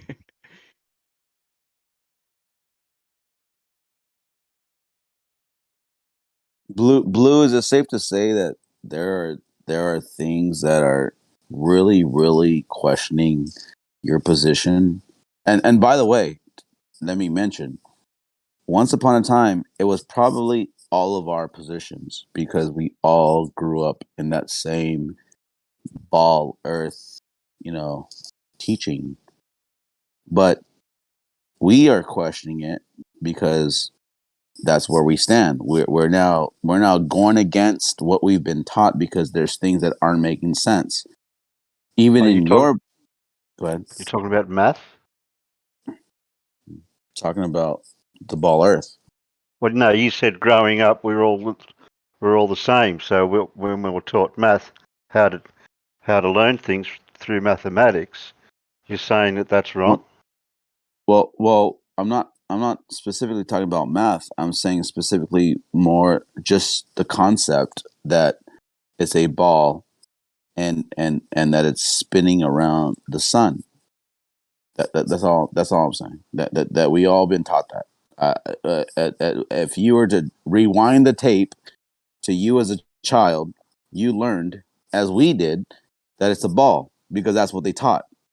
But in the teaching of it, we are now at a point way later on in life questioning and bringing up the discrepancies of this ball because it doesn't necessarily have to be a ball at this point. Even mathematically, it doesn't have to be a ball because we can take those same ideas and map it out over a plane with this whole grid, if you will, X and Y grid. You learned that in art class. Did you ever take hold on, let me stop. Did you ever take an art class? Let me ask you that. Did you ever take an art class? You ever have an art teacher? That's a real question. It's not rhetorical. I want you to answer. I've taken some drawing. drawing. Sorry. What was that? I've taken some drawing, but not in school.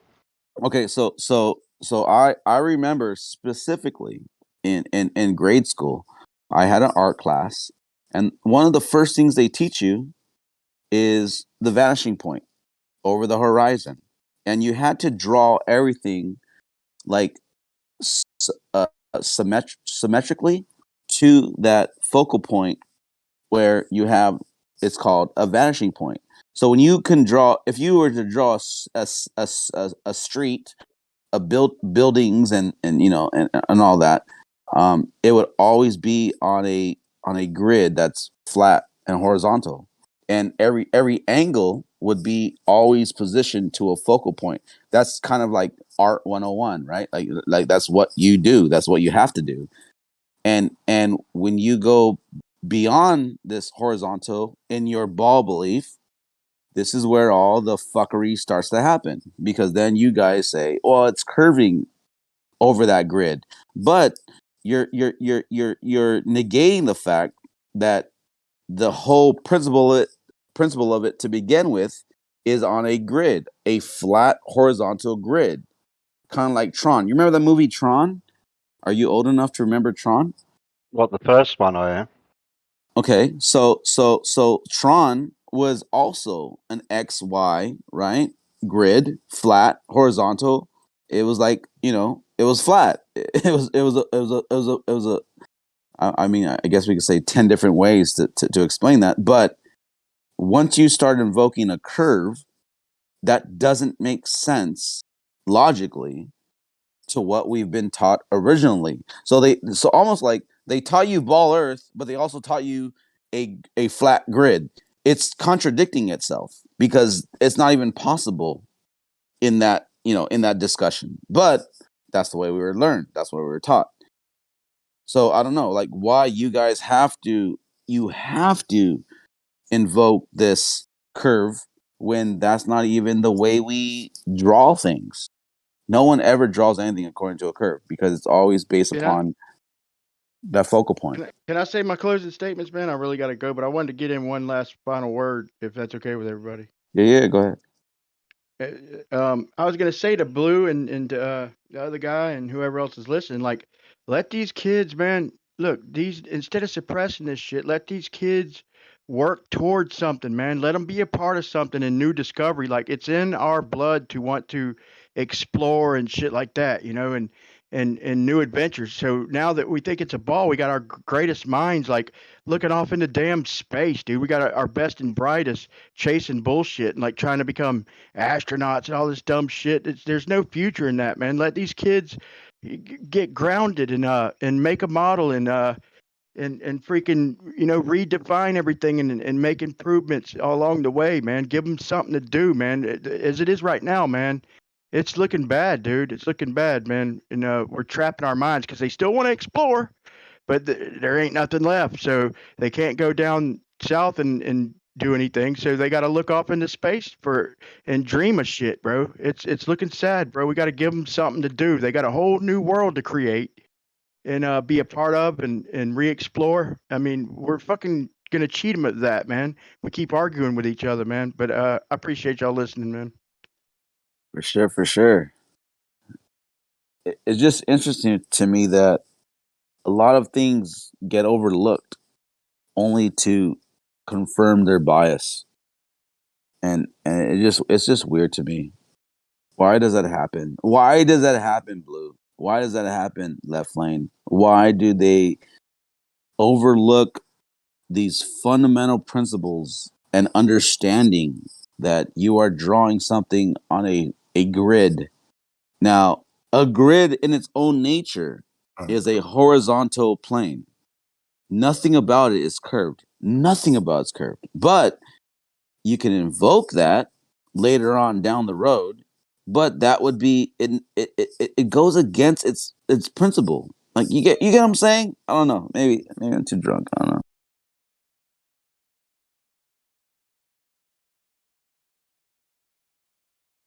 You gonna be around later, Terry? Half and half, Blue. I don't know. I'm starting to feel a bit out, not well at the moment. I was okay a bit earlier, but my operation's coming up in the next week or two, so hopefully I'm a lot better after that. Yeah, I hope so. All right, well, we'll be camped out over at your server. Yeah.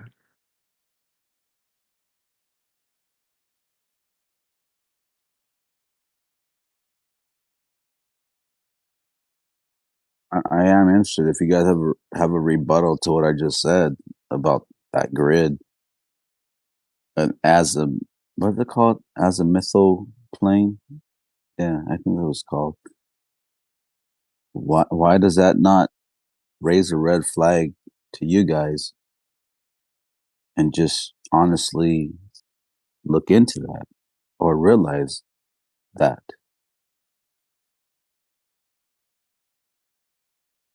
I don't know where you're. I mean, we Yeah, use I've been trying. we use grids all the time. Right, you're right, but they're horizontal grids And always. that's what a state plane system is. I agree. But We don't when always go by latitude and longitude. We go by state plane coordinates, which are northings and eastings. but you're And if you confine the area that you're talking about to a small enough area, it's much simpler to treat it as if it's just flat. Much easier. It's going to be a little distorted. It's going to be off a little bit, but not nearly enough that you want to go through the trouble of actually drawing it as a spherical surface.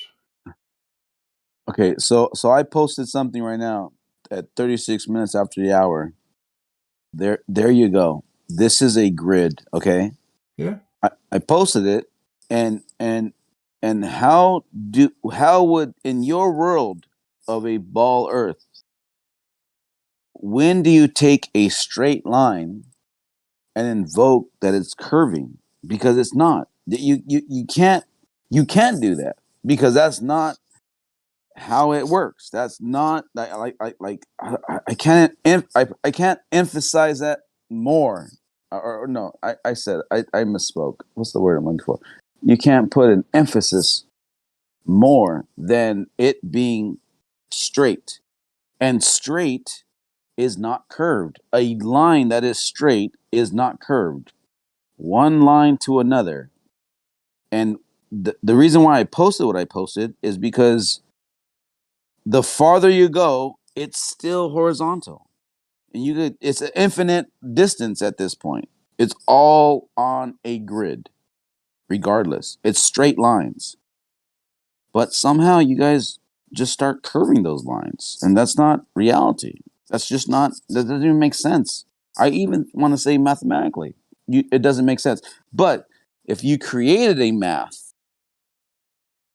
to make it fit your agenda here, but it doesn't match reality. No, I'm not saying you. There's no agenda. Yeah. I'm not saying you. I'm saying overall. There's only reality. And the reality is we don't live on a flat plane. We live on a spherical planet. Or nearly spherical. Well, this is the argument. And you're saying it's spherical, but even the lines themselves are not, and they cannot be curved or round or bending. The planet I live on doesn't come with any lines. I can look all over the place out here, and I can't find a line on the ground. Well, yeah. That's a good point. But if you had like Google Lens, right? Those glasses where you can see everything as a grid, and you looked around you from north, south, east to west, you'll see that in every direction, everything's calculated on a XY grid. The XY grid is going to give you a plane, a horizontal plane. Everything isn't calculated that way. Well, that's kind of the argument. The fact that you invoke a curvature, you're right. I agree with you. You're right. You don't do that. But yeah, how can you say it's not when it's all planar surveying, Blue? It is not all planar surveying. But it is. It is not. Geodetic surveying is very real. Geodetic surveying is nothing more than calculating an elevation to the terrain that you're standing on. That's all it is. At the end of the day, all you're doing is getting a datum point of an elevation according to sea level. So you're always coming back to this thing that I just posted 36 minutes after the hour, you're always going to make that measurement based upon this understanding that at sea level it's horizontal, it's flat. It is. I mean, man, it's so hard sometimes to get to you guys to see it, but well, it's measurably not flat. no. You're right. You're We right. can measure it. You're right. You're right. It's measurably not flat because there's elevation change. You're right about that. I'm not going to disregard that. No, I'm talking about the surface of water. Sea level is measurably curved. False. No, not false. No, it is false because when you fill up water in your cup, you can measure that geodetically, but you can also measure that with GPS. Today's precision GPS will easily show you the curvature. No. Hold up. This is where I got to stop you. You are using a biased calculation model to give you that the water is bending and curving. But in reality, I want to bring you back to reality. Water is always level. Level, absolutely, always level, and level is always curved. Okay. You can measure that with GPS equipment very easily. I throw in the towel at this point because level is not curved. But if that's your belief, then you know what? You're telling me that grass is purple right now, and I can't argue with that. And maybe I shouldn't. Maybe I shouldn't even engage at this point because you're trying to tell me level's not curved, and it makes no sense to me. 100%. Guess what? If I was okay, let me tell you something. I don't know if you know my profession, what in my career. But if I was to go back to my boss and told him the reason why I welded these two beams with a curve is because I took into consideration the curvature of the earth because level is curved, I would get fired. They would laugh at me and fire me because nowhere ever is level curved. In reality, curved in reality. Except in surveying. Always curved. What was that? Go blue. Hey, I'm sorry. Is that Ruhif? Yeah, blue. We got the same answer. In surveying, a level line is curved. Oh my gosh! No, it's not. It's not. Well, okay. And you can disagree with surveys. That's fine. And you can also say it in different different contexts, Ruth. Like if you put a tire on a rim, the outside diameter of the tire has to be leveled with the rim of the wheel, otherwise it'd be out of balance if it's not an equal distance between the rim and the tire. So it wouldn't be level. Ruhif, I'll give you a link, Apocryphon. Ruhif, I posted a video of a surveyor, and I asked him, and he even told me before I even started to ask him about it, because I said, hey. So let me let me give you a little background of this video. So I asked him out the gate, hey, is it when you're getting your numbers, because he has a book filled with all his calculations, okay, of what the when you're doing surveying, they document it so that way they know it, so because they do math to it. And I said, hey, when have you accounted for curvature? The first thing he says is, yo, the earth is flat. And it's almost like he understood what I was trying to come at him with. And then I asked him, how many times have you had to account for curvature? He jokingly said, as many times as I've been on the moon. In other words, never. He doesn't ever have to account for a curvature when he's doing surveying. And he is a surveyor. Please click on the link. Please click on the link before we get too far away from the actual topic. Okay. Yeah, see, what distances are we talking about here? Because it's negligible for certain distances for when you're doing surveying. You do a building that's 10 meters by 10 meters, the amount of curvature that would be, it wouldn't even be there. You wouldn't even be able to measure it. Okay. So here's my argument against that. How many straight lines does No. it We're take not to make moving a on. curve? We're not moving on. Did you click on the link? Yeah, I did. I saw Okay. that. And what did you see? It was a Google search, terms used in leveling and their uses in surveying. Yeah. Right. And have you seen the word level line in all those diagrams?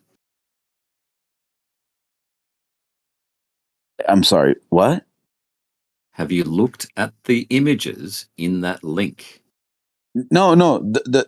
I'm just looking at a photo. Like, can I? Is it interactive? Can I click on it? Okay. Oh, yeah, you're right. Okay, so I'm You're going on to a click on phone, it. right? You're on a phone. Yeah. I just clicked on it. I'm sorry. So it says various terms are used in leveling, which must be understood clearly before starting surveying. Leveling It's is an conducted. images link. Oh, okay. Let me go back. I'm sorry. Let me go back. You didn't show me images. Okay, but click on images. Okay. Here we go. So images. Now we have everything regarding a baller, which makes sense because that's the world we live in. Everything Okay. about So Google is to going to answer show the you question, about. Apocryphon, what What's does the a question? level line mean in surveying? Is a level line curved in surveying? You can make it if you just say it, but that's not reality. What are all the images telling you in surveying? What is a level line? Is it curved or is it straight? But hold on though. I have It's a to say very this. simple question, Apocryphon. What do the No, images tell you a level line is? But Rufy, listen. Why can't you give a straight answer, Apocryphon? I'll give you a straight answer. Okay, so what is a level line in surveying? Is it curved or is it straight? A level line is a level line. Okay, in surveying, given all the images you can see from civil engineering websites, is a level line in surveying, is it straight or is it curved? But Rufy, Well, it's not what they all show. It's not very simple question. It's not what they all show. Some of them show horizontal lines. Some of them show level is horizontal. Yeah. Rufy. I just posted this one. Well, you're just doing a random image search for level line surveying. Yeah, some of these are showing planar surveying. Yeah, That's exactly. A level. That is the name of the instrument, Geo. But Rufy, let me tell you this. If you want to show me just answer the straight question, Apocryphon. I'm answering the straight question. The straight question is this. I've asked you a straight question. Given all these diagrams from civil engineering websites, what is a level line? Is it straight or is it curved?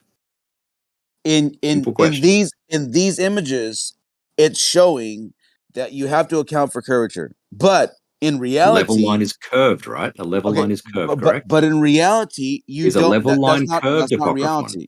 Is a level line in surveying not in curved? reality. Not in reality. In you can show surveying. Is a level line curved? No, it's not. It's not. Well, you're disagreeing with all the engineering and surveying websites. No, I'm disagreeing with the modern. This is the problem, bro. We live in a time where level is curved. This is the time we live in. Right. Okay. In surveying, it is curved. Yes. No, but it's not though. That's the whole point. You're disagreeing with all the yes, surveyors. Absolutely. No. So in surveying, I posted a video, which you are not in, right? You are not in surveying. I posted in a video. Surveying is a level line curved. I posted a video of a surveyor. Fact that you can't give a straight answer, Apocryphon. Rufy, I posted a video. Don't take my word, okay? Because that's not my career. I'm an iron worker. I'm not a surveyor. Right. But I posted a video of a surveyor. So listen to all the surveyors showing you that a level line is curved.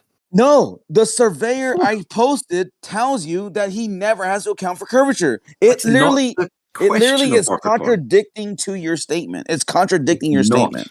It is not. Okay. Does your surveyor use a total station? Yes, he does.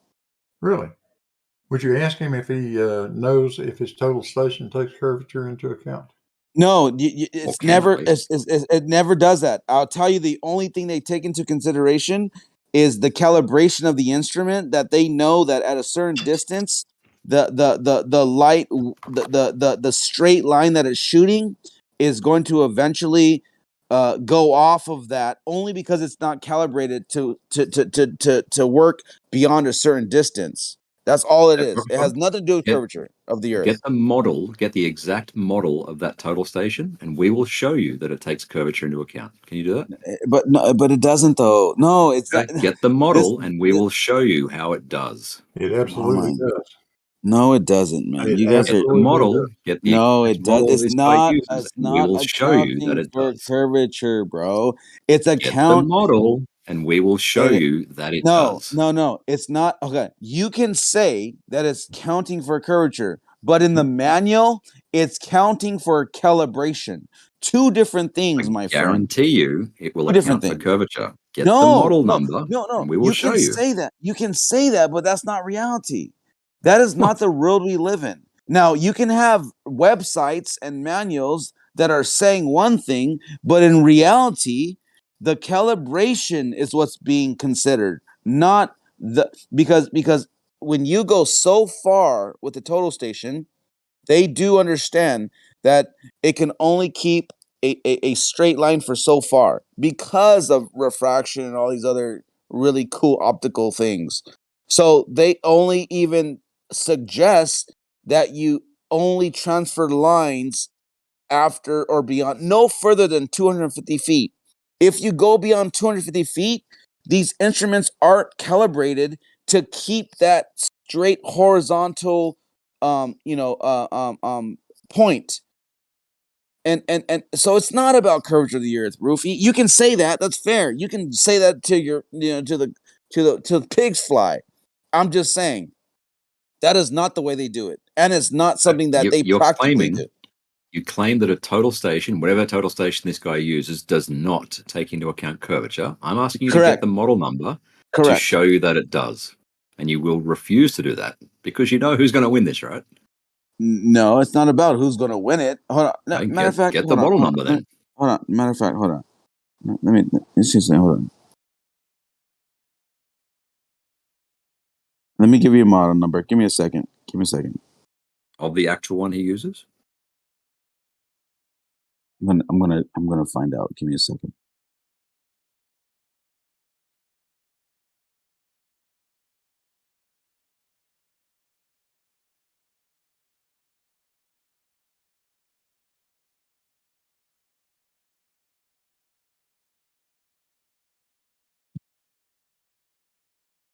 Let me find it for you.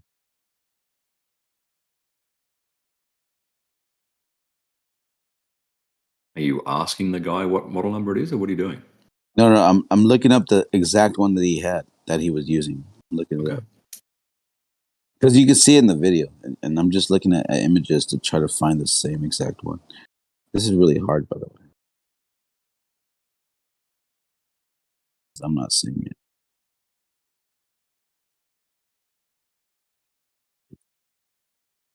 Oh, this is a video you posted at 6:43 or 43 minutes past. Right. So I'm trying to. I can't find it though. The one is this it? Electronic digital theodolite. Is that this one? I don't know. I don't know if that's the right one.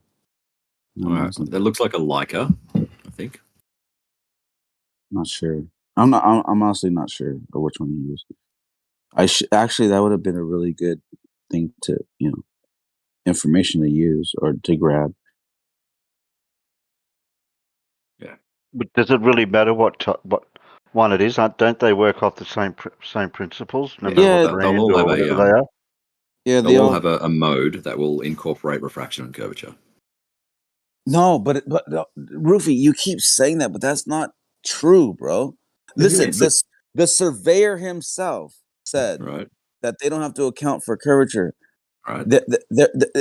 And again, let me bring you back to reality. It's not they account for curvature; it's they account for the calibration of the instrument. So when you have a plus or minus, that's because over a certain distance, you have to start implementing a plus or minus the deviation from that center point, because over a distance you're going to have a potential drop or increase depending on the light, depending on how you're seeing it through its eyepiece. What about altitude? Does that affect these instruments? No, altitude is no. That's not gonna be a variable. I mean, you can use it on a mountain or you can use it on a valley. It's still going to be accordingly to the instrument itself. I Sure can't you find turn it. on. You got to turn on the Yeah, special. it looks like a curve Leica, right? The green ones are usually Leica. There is nothing in the instrument itself that's trying to account for curvature. Now you can say that, but that is not what it is. It's accounting for the calibration of the instrument to give you a plus or minus. That it's not curvature. Like it's not. I'm telling you If you want to 1000%. deny what's in the manual, that's I fine. took listen. You As an haven't got iron the worker, manual yet, have you, Ruth? as an iron worker, when I went through my apprenticeship years ago, I went through the apprenticeship and we took a class on using theodolites and trans stations and all the different instruments. Total stations. I'm sorry. So translights. I kind of I combine those theodolites, translights, and total stations. We took a class on that, bro. And in that class, it was never mentioned ever to have to account for curvature.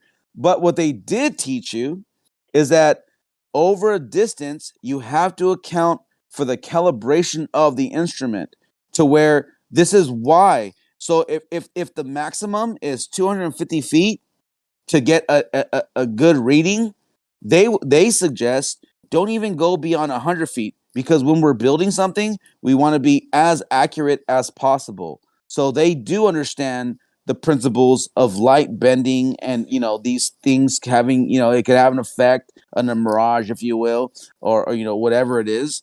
There is an optical discrepancy. So this is why they teach you in the class. They teach you that you don't want to ever go. You never want to go beyond its maximum, and it's safe to just go half of what they even give you for a maximum.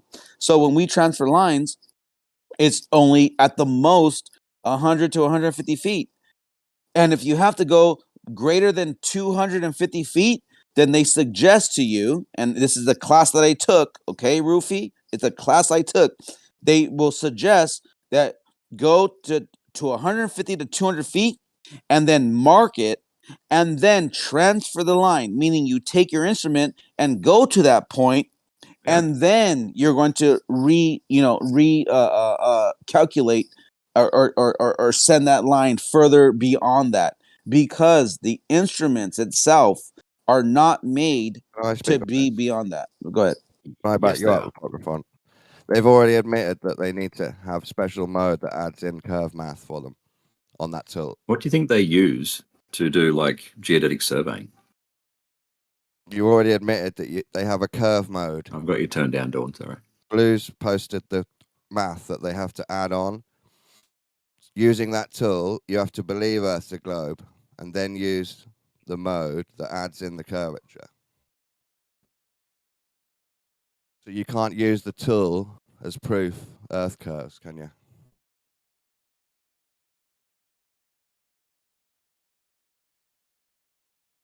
Not without some good evidence showing that it's curving. And then there's page 212 of a Leica TPS 1200 total station, telling you that Earth curvature is taken into account automatically by the machine. That's my point. If it's taken into account automatically by the machine's not measuring for it, is it? You are late getting into the conversation. Yeah, just ignore Dawn. He's I just here to fuck shit your up. whole conversation again, like I always do. Trying to claim that theodolites of total stations don't take curvature into account. I'm just showing you how they do it. No. That's not what we're saying. We're saying you can't prove that means it's curved. Okay. That doesn't prove it's curved. That just means they've taken. Nobody's trying to prove it's curved. I'm trying to prove that Procrophon doesn't know what he's talking about. The total station correctly. The total station, a total station takes curvature into account. He said it didn't. Automatically, he was trying to explain that isn't curvature. It's just math. And you can turn that off if you wish. Yeah. So you need to turn it on. Is the point?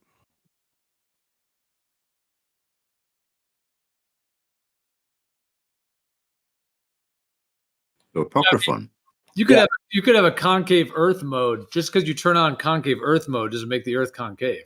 Yep, never said it did, Geo. I said that. Apocryphon claimed that the total station does not account for curvature. No. Here is the manual. No, I said you don't have. No, guess what? I once upon a time on this Discord, I brought in a surveyor, a retired surveyor of over 35 years, and I asked him for the audience. I don't know if you were there for that. When I did this, because I usually do this because I get really drunk and I get like people involved. So I asked him. I said, "Hey, how many times?"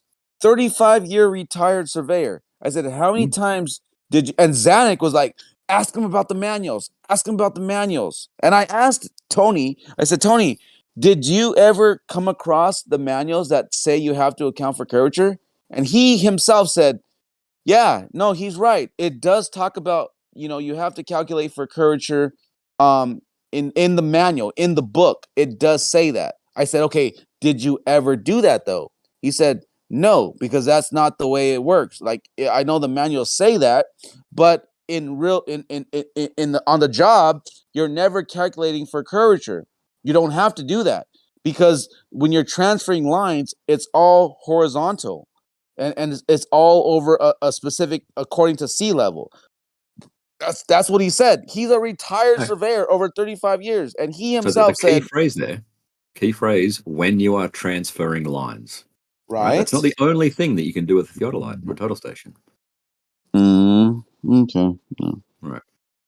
For example, you can point a total station at the automatic rod, and you can get an elevation for it, which incorporates curvature. I'm just telling you that he himself said they've never ever I had understand. to do that. He They never do he that. may not need to.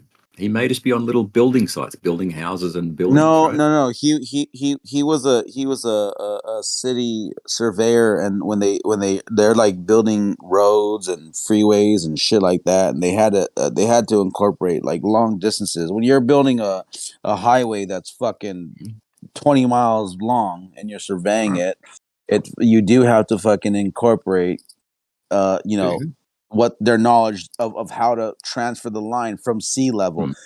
And this is maybe where you guys are like kind of like put us in the mud, because for some reason you think that you're having to account for curvature, but at the end of the day all they're doing is transferring what the benchmark of sea level is, and the blueprints are going to be built either below that mark or above that mark, and that's all they're doing. That's all that he might be doing. Just simple differential leveling. Fine. He would not have to take curvature into account. But there are circumstances where you do. No, because you're never having. Okay, Rufy, everything when you're building on the ground that has topography. Oh, let me ask you this. Okay, imagine you're in the valley and you're gonna build a road that's going to go up towards the mountains. In your understanding of it, you're going to have to account for curvature, but in reality, it's the opposite. No, in reality, it's the opposite, because you're not going to have to worry about a curve down. You're going to have to worry about how it curves up, because the terrain, the topography, is going to actually go up into the mountain. So this is now an opposite of your ball earth, calculation. So they don't have to do that, because now in this scenario, they're actually having to calculate to keep that road a certain elevation as it goes up, as it's curving up. And now we're talking about a concave earth at this point. Now it's like now Are we just talking about a hill? Into a mountain, yeah. If you're building into a mountain, towards a That's mountain. not concave earth or flat earth or globe. It's just a hill, right? Well, but that's my point. That's my whole point. It's elevation change on a topography. You're building on the land. You never have to deal with curvature of the land. You're dealing with the topography of the land. So over miles, Rufy, over miles. You're not dealing with a curve. You're dealing with the elevation drop or the excited elevation, meaning you're going higher or you're going lower. This is a fundamental fucking understanding. And those elevations are against a datum of some sort, usually mean sea level, are they not? And that datum, mean sea level, Correct. is curved. No, not curved. Oh, my, it's a datum of sea level, but sea level isn't curved. Sea level certainly is curved, sir. You'd have to prove that, Blue. Oh my god. Oh my god. Look if you want to believe that, then you know what? Hey, you must. It's like a child that believes that Santa Claus comes down the chimney and brings them presents at this point, because you're just going to believe a falsehood, and that's fine. I don't want to waste my time no more, to be honest. If you're saying that sea level's curved, then you believe that the Easter Bunny is going to bring on Sunday chocolate eggs at this point. It's fucking pointless. All the insults in the world aren't going to change the fact that sea level curves. We live on a planet. It doesn't curve, bro. And I Sea don't level really care. doesn't curve. You Sea can level call is me all level. the names you Level want. is level. You can Level insult is me all you horizontal. try to insult me all you want to. It Level really is horizontal. because I don't care. Level's horizontal.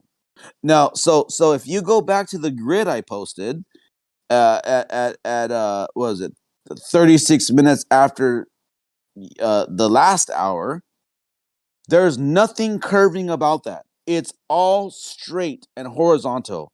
There's nothing curving. Now, you can just say that. That's fair. Like in your bias, in your understanding, and that in your belief, and it's your core right now. It's almost like telling somebody that believes in God to not believe in God. And I get that. I understand that. You can't shake someone's faith. I respect that. You're right. Okay. Look, I believe in God. So if you tell me that there's no God, I'm going to say, go somewhere else, bro, because you're not going to shake my faith. It's a religion of strong God. Yeah, exactly. A curved level is a religion at this point, because you only believe that to be, even though that, that's not. It's okay to believe that. It's just they don't have any evidence, so it gets embarrassing. Right. There's no evidence that's going to tell you that a curved line is level. Just sitting there saying we don't have any evidence doesn't mean we don't have evidence. We've got lots. It's like you've lost the energy to present it at this point. What's the point of showing it to you? Exactly. So you're left with nothing better, already just not believed. Dawn's just here to derail the conversation, Blue. Like it's. I'm here to steal it. I told you that last time. I'm just saying that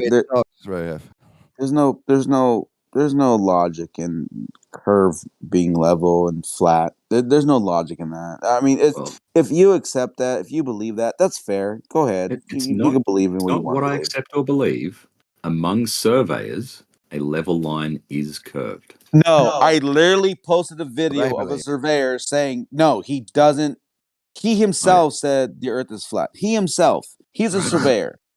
Most surveyors are globers, and they believe sea level is curved. They haven't proved it. They've just gone out and pressed the curve button on their tool.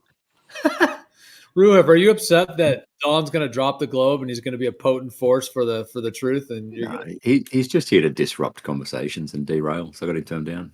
But your fake conversations, hour long, about a tool that you don't use. Bullshit, mate. I just told you about a retired surveyor over 35 years that said he's never had to account for curvature. That's not even in his practice. Right. He may not have Okay, needed to. then that negates what you're talking about, that they all have to. You said that they didn't all say have that. to account. Yes, you did. Or maybe No, it wasn't I didn't. you. Maybe I you're right. said Maybe the total station accounts maybe it was the for other guy. curvature. It was the other guy. All surveyors. I didn't say all surveyors have to account for it. Somebody said, maybe it wasn't you, Ruhif. Maybe it was someone else. It wasn't Blue either. No one has said that.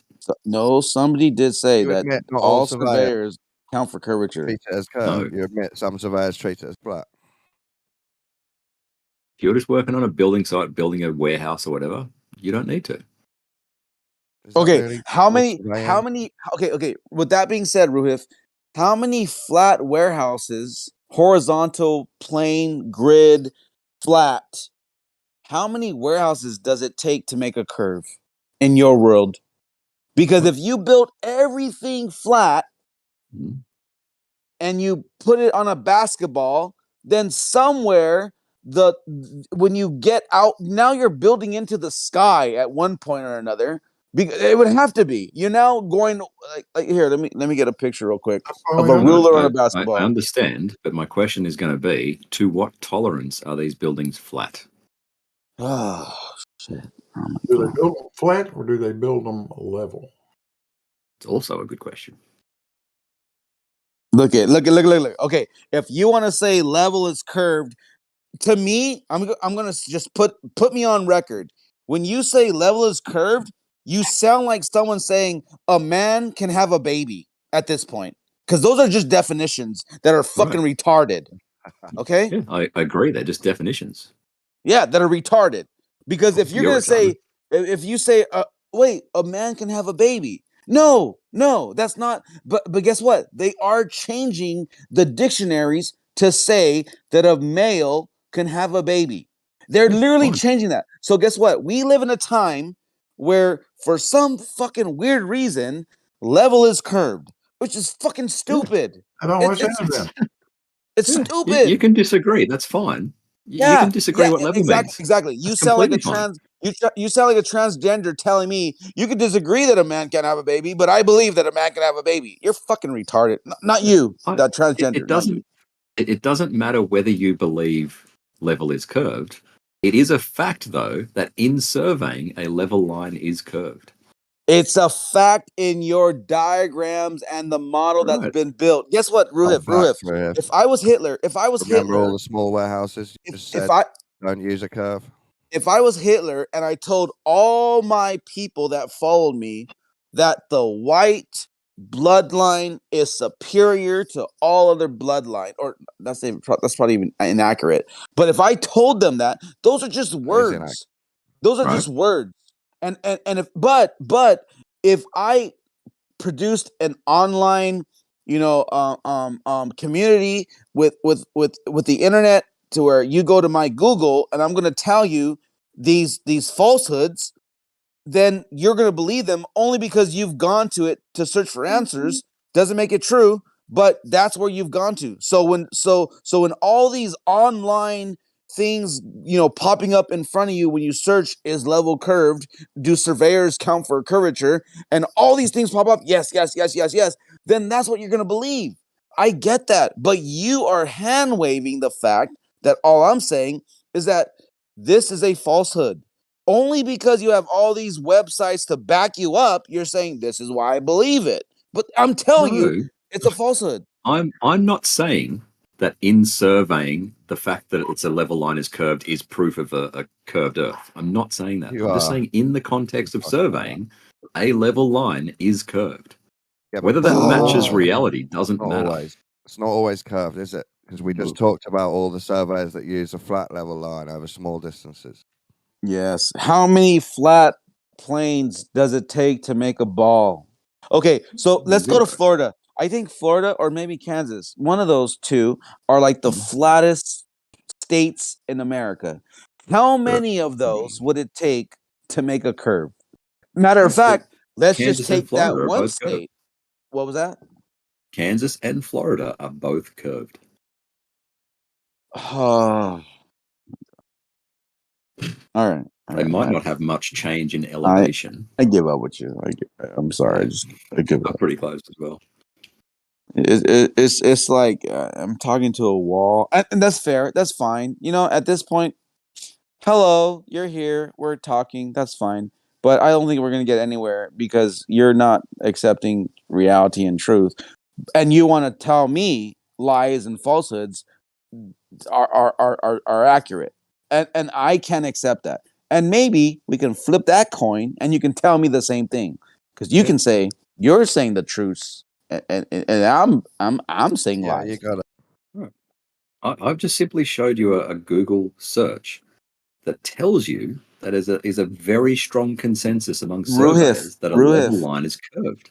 Ruhif, we live in a world to where for hundreds of years they've pushed this falsehood. for hundreds of years.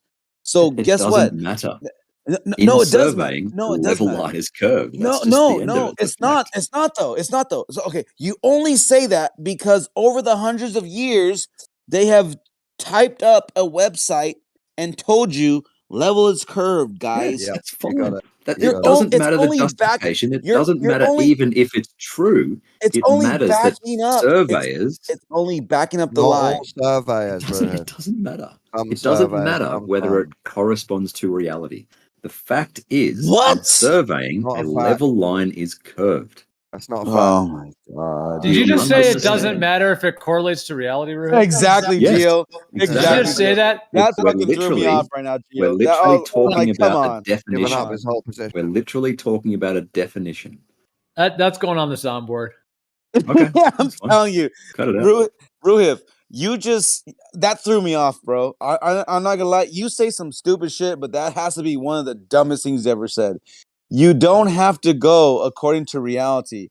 This is No. actually, literally, probably the problem when we're dealing with you, because All you're I'm not saying even is that- addressing reality at this point. It's All crazy. I'm saying Go is ahead, that in the context of surveying, a level line is curved. Right? That doesn't prove that Only the Earth is curved. sometimes. Only sometimes. That's what I Ruhif. mean. Right? Do you understand? But a level line isn't curved, Ruhif. In surveying, a level line is curved. No, it's not. Sometimes over long Then you're just distances. disagreeing with the vast consensus of surveyors. Oh, You're so we're lying gonna have about to surveying, appeal right? to the consensus. Okay, so guess what, Ruhif? The consensus is that there's a certain thing that you can put into your body that's going to protect you from the thing that you actually can still get once you take that. Do you still want to appeal to the consensus? Because after everybody took this one particular thing, they still got the thing that it was supposed to protect them from. Alright. So I now think you're that's done. considered a lie at this point. So Alright. why do you want to? Why can't you understand that you have to hold them to the same, scale of scrutiny to say, if you're lying to me here, why are you lying to me over here? But at the end of the day, it's all lies. I don't think Gio wants this topic. Correct? That's why I'm not even saying certain words. But you So get let's- what I'm saying. All right, let's have a different analogy. Okay. All right. A vertical line and a horizontal line that intersect each other equally looks like a plus sign, right? Plus sign? I'm sorry. I wasn't following you. What? Say that again. A plus sign, the plus symbol. Right? So, in the like, context of mathematics, right, that means you add those two numbers together. What two This numbers? is you. Whatever Oh. numbers are either side of that plus symbol, that means you add them together. But right? what You're numbers standing you on the talking about, though? outside. What numbers you fucking talking about? Two and two. 2 plus 2, right? The Okay. plus sign. I thought you were like being specific about something else. Okay, so a Right, plus the sign. plus Go ahead. sign Go ahead. In the context of mathematics means that you add those two numbers together. Yes. Okay, you're on the outside here saying, no, you guys are wrong. It's wrong. It doesn't mean that you add those two together. No, because you are. math. No. I'll tell you why. Because math is math, and we Yeah, all know. surveying is surveying. We all know that when I grab one apple and Johnny grabs another apple and we add them together, we know that we have two apples. Now that is a That's a symbol. fundamental. That is a very, very, very specific. Everyone's going to get that. No, But the plus. No, you're missing an important one. The plus symbol. The symbol right, means that you add them together. Okay. Okay? You're on the outside going, no, it means you multiply them. That's what you're doing. No, that's Yes. not. That's what I'm saying. That's exactly what you're doing. Because here's the thing, the plus symbol is an actual thing. The symbol so that you're is a using, level line in surveying. the symbol that you're using for a level to be curved is a pseudoscience. So I will not accept that. It's almost like, don't come into my house because I don't accept that. If you were to come to my house with the plus symbol, yeah, come on, we're all welcome because that's facts. That's good shit. I accept that. But when you want to introduce some pseudoscience or the pseudo calculation that is level equals curved. That's total bullshit. That to me, I'm going to say it again. To me, level equals curved means man can have a baby. Like, if you can grasp that understanding, then you will know my position. Then you will know your position. Okay, then why even try to contest it? Because guess what? Right now, what you're just disagree with the definition. That's what fine. you're okay. You are like a transgender telling me that I'm going to disagree with the definition that man can have a baby. Realize, depends Ruif, what your that you're definition never of going to man get through. is, right? There you go, mate. He's going to admit it. Men can have babies. There it is. He's He gonna just admit said. He just said it. He just said it. He said it depends on your definition, and Yeah. that's my point. That is my point, Ruif. That's my point. Fuck. That's my point. In surveying, the so a man can definition have of a a baby. level line is that Okay. it's curved. Only Okay, so- sometimes on long distances, Ruhif. Stop saying it's always in surveying, because it's not. Okay, so Ruhif, you're saying that a man can have a baby? Is that what you're saying? Depends on your definition of what a man is. Holy fuck. Okay.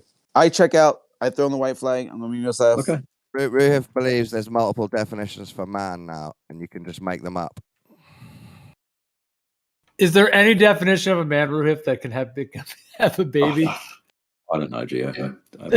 You don't know? You don't know. Yeah, You don't know. I don't care. You should know my position on all this. I don't give a shit what people call themselves. I'm just asking, is there any definition in your mind of a man who can get pregnant? Sure, if you want to call a transgender man a man, that's fine. Whatever. Oh, yes. But the word was just man. I understand. But if your definition of man includes a transgender man, then yes. If your definition does not, then no. Does your definition of man include transgender man? Hey, buddy. Shorts in the laundry, buddy. Dawn's talking, so pretend to speak to the child. Yeah, don't let your child overhear this. No, I've got headphones on. Don't. Yeah. Anyways, we don't have to talk about that. I just want to talk on Yes, the level Globus, thing. subjective definitions. The definitions are descriptive. They're not prescriptive. You don't have to accept a definition. Like look up Earth in dictionary.com. It's a globe. Do you accept that one? Now you're getting to the point. There's a lot of misinformation out there, man. Yeah, dictionary.com. It's a dictionary. Do I have to accept that definition? Why do you accept the definition that level's curved? Just because it's on some people's diagrams.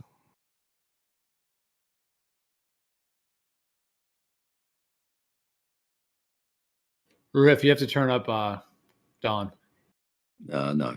He's just here to derail and disrupt. Well, you're now blocking the conversation because okay. You can't hear him. Hang on one second. He did ask you a question, but you didn't respond. Probably because you have him muted, but you should probably unmute him so that way it could keep the conversation going. I could ask someone else, but I sort of agree with you, other guys.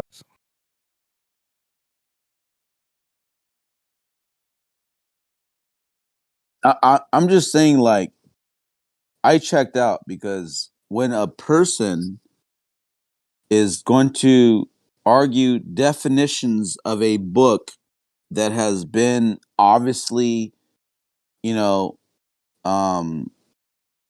pushed as an agenda to make you believe one way or another an ideology that is obviously retarded, but just because they have a definition to back it up, it doesn't make it fact. It doesn't make it 100% factual. So when somebody says flat is curved, to me, No one that's says that. not. No one says that, Apocryphon. You literally just said it like No, 15 minutes ago. No, you're lying, Apocryphon. You didn't tell me. You didn't tell me that Spit survey. it out and show it to me. Hold on. Or you're You lying. didn't I tell did not me- you say didn't- flat is curved. You didn't tell me that surveyors have to take account for curvature when I Surveyors told do you account that they take account for horizontal. Depends on which type of surveyors you're talking about. Say again, people. I said it depends on what type of surveying you're doing. If you're doing just planar surveying, then no, you don't have to take account for curvature. Oh, these guys, they come in droves. It's crazy. Well, at least he's admitting that not all surveying treats curved as level. Level as curved, I mean. So if you're gonna say levels curved, it's saying men can have babies, and to me that's just why even go further? I just want to point out that Beeble debunked Ruhif in his first sentence. Thank you, Beeble.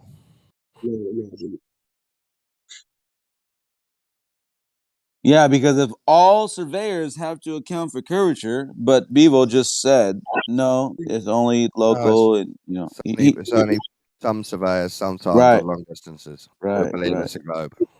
Right. Account for curvature if I'm making a 10 by 10 concrete pad? Probably not.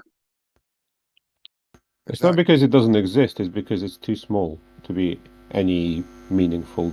Let's be clear, surveyors don't measure curvature.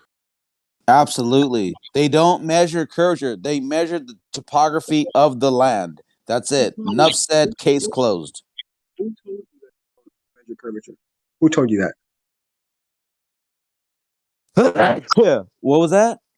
I said, who told you that geodetic surveyors don't measure curvature? They're not measuring. Okay. They're measuring the land. Yes or no? Yes. Yes. Okay. Bottom. That's it. Enough said. That's it. Because that's all they're doing. They're measuring the land. That's it. Don't even go further. Just shut your mouth. Don't even say anything else. That's all they're doing. Because guess what? When they take a measurement of that land, they write it down on paper.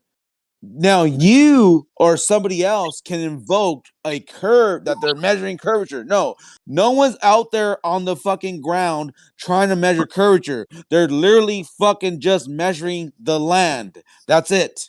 Come on, man. Be better. Do better. Where did you research that? Did Oh someone my did God. someone tell you? Here we go. I'm asking, how much of surveying have you actually researched? I've never surveyed anything. I've never ever used a theodolite. I've never used a trans station. I've never fucking used a total station. Nothing. I've never used any of that. I'm a fucking idiot. I just talk out the side of my neck because I'm a fucking piece of shit. That's all I do. So what you're saying is you've never researched it. You've never used any of these tools, so you basically have no leg to stand on in this Right. argument. Exactly. Now, can you tell me what equipment you use? I'm not a surveyor, but I've researched it. So, have you ever used a theodolite ever in your life? Yes. Have I you own ever one. Okay. Have you ever used a total station? Have you ever punched in the coordinates for a total station? No. No. Okay. All right. Well, you're better than me then, because you used equipment that apparently I've never used. I've never ever had to transfer a line. I've never ever had to, put a benchmark from one to another. I've never done that because I'm a fucking piece of shit. But you have. But you've done it. So you have the credentials to tell me how and why things happen. Okay, that's fair. I'll leave it at that. You could go out and buy yourself, I don't know, you could buy a total station, or you could just buy an auto level. Go out to the beach or something, right? Go and look for the farthest thing you can see. Then you measure your elevation above the water, right? And then on the other side, when you look through that crosshairs, you should see something at the same exact elevation on those crosshairs. I'm sorry. What are crosshairs? I don't know what that is. I'm so stupid. What are crosshairs? Can you define that? What is crosshairs? Okay. So there's like a plus sign when you look through the scope. Okay. Okay. Yeah. Okay. All right. So those crosshairs are going to be at your eye level, right? And when you measure your level above the water, that's your elevation. Okay. So are you saying that the crosshairs is what's going to give you the elevation to where you're standing? Is that what it is? Or is it the crosshairs are giving you the elevation of the instrument itself? elevation above the water where you're at. If you're near water. Okay. So can I be 8 feet and still use the same instrument? You could be 8 feet. The crosshairs could be 8 feet above the water, sure. But if you look through those crosshairs, and those crosshairs are intersecting, I don't know, something like a mountain that you know is taller than you, but the top of the mountain is below the crosshairs, then you can't say it's just an elevation difference. Do you have to account for the calibration of the instrument over a long distance? Yes or no? But that's why you make sure your instrument is calibrated. Okay, but how far does a calibrated instrument give you accuracy wise speaking? What's the most that you could probably go? Because I'm stupid. I've never used these things. You tell me, genius. How far can you use these things? Okay, if I start speaking, don't talk. Okay, let me finish. So the only thing that's stopping you is you being able to read the measuring rod. So after a certain distance, you can't read the measuring rod. But if you know for a fact that building or that mountain or whatever is taller than you, regardless of measuring its height, if you can see that mountain is falling below the crosshairs, then it's not elevation. What is it? Does that make sense? Okay, so hold on. Let me reiterate that. You're saying that if I look through a scope and it has crosshairs, you're saying that if I'm seeing something at the distance dropping in this distance, yes, then that is because of curvature. Is that what you're saying? Yes.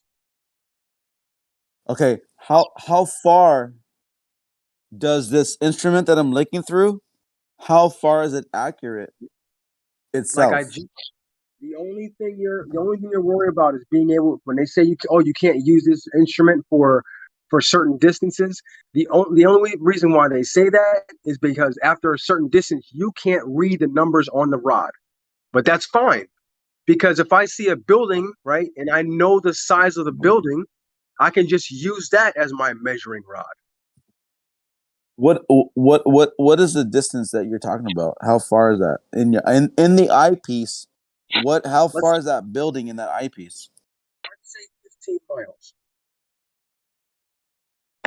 So you're saying you can look through a theodolite 15 miles away?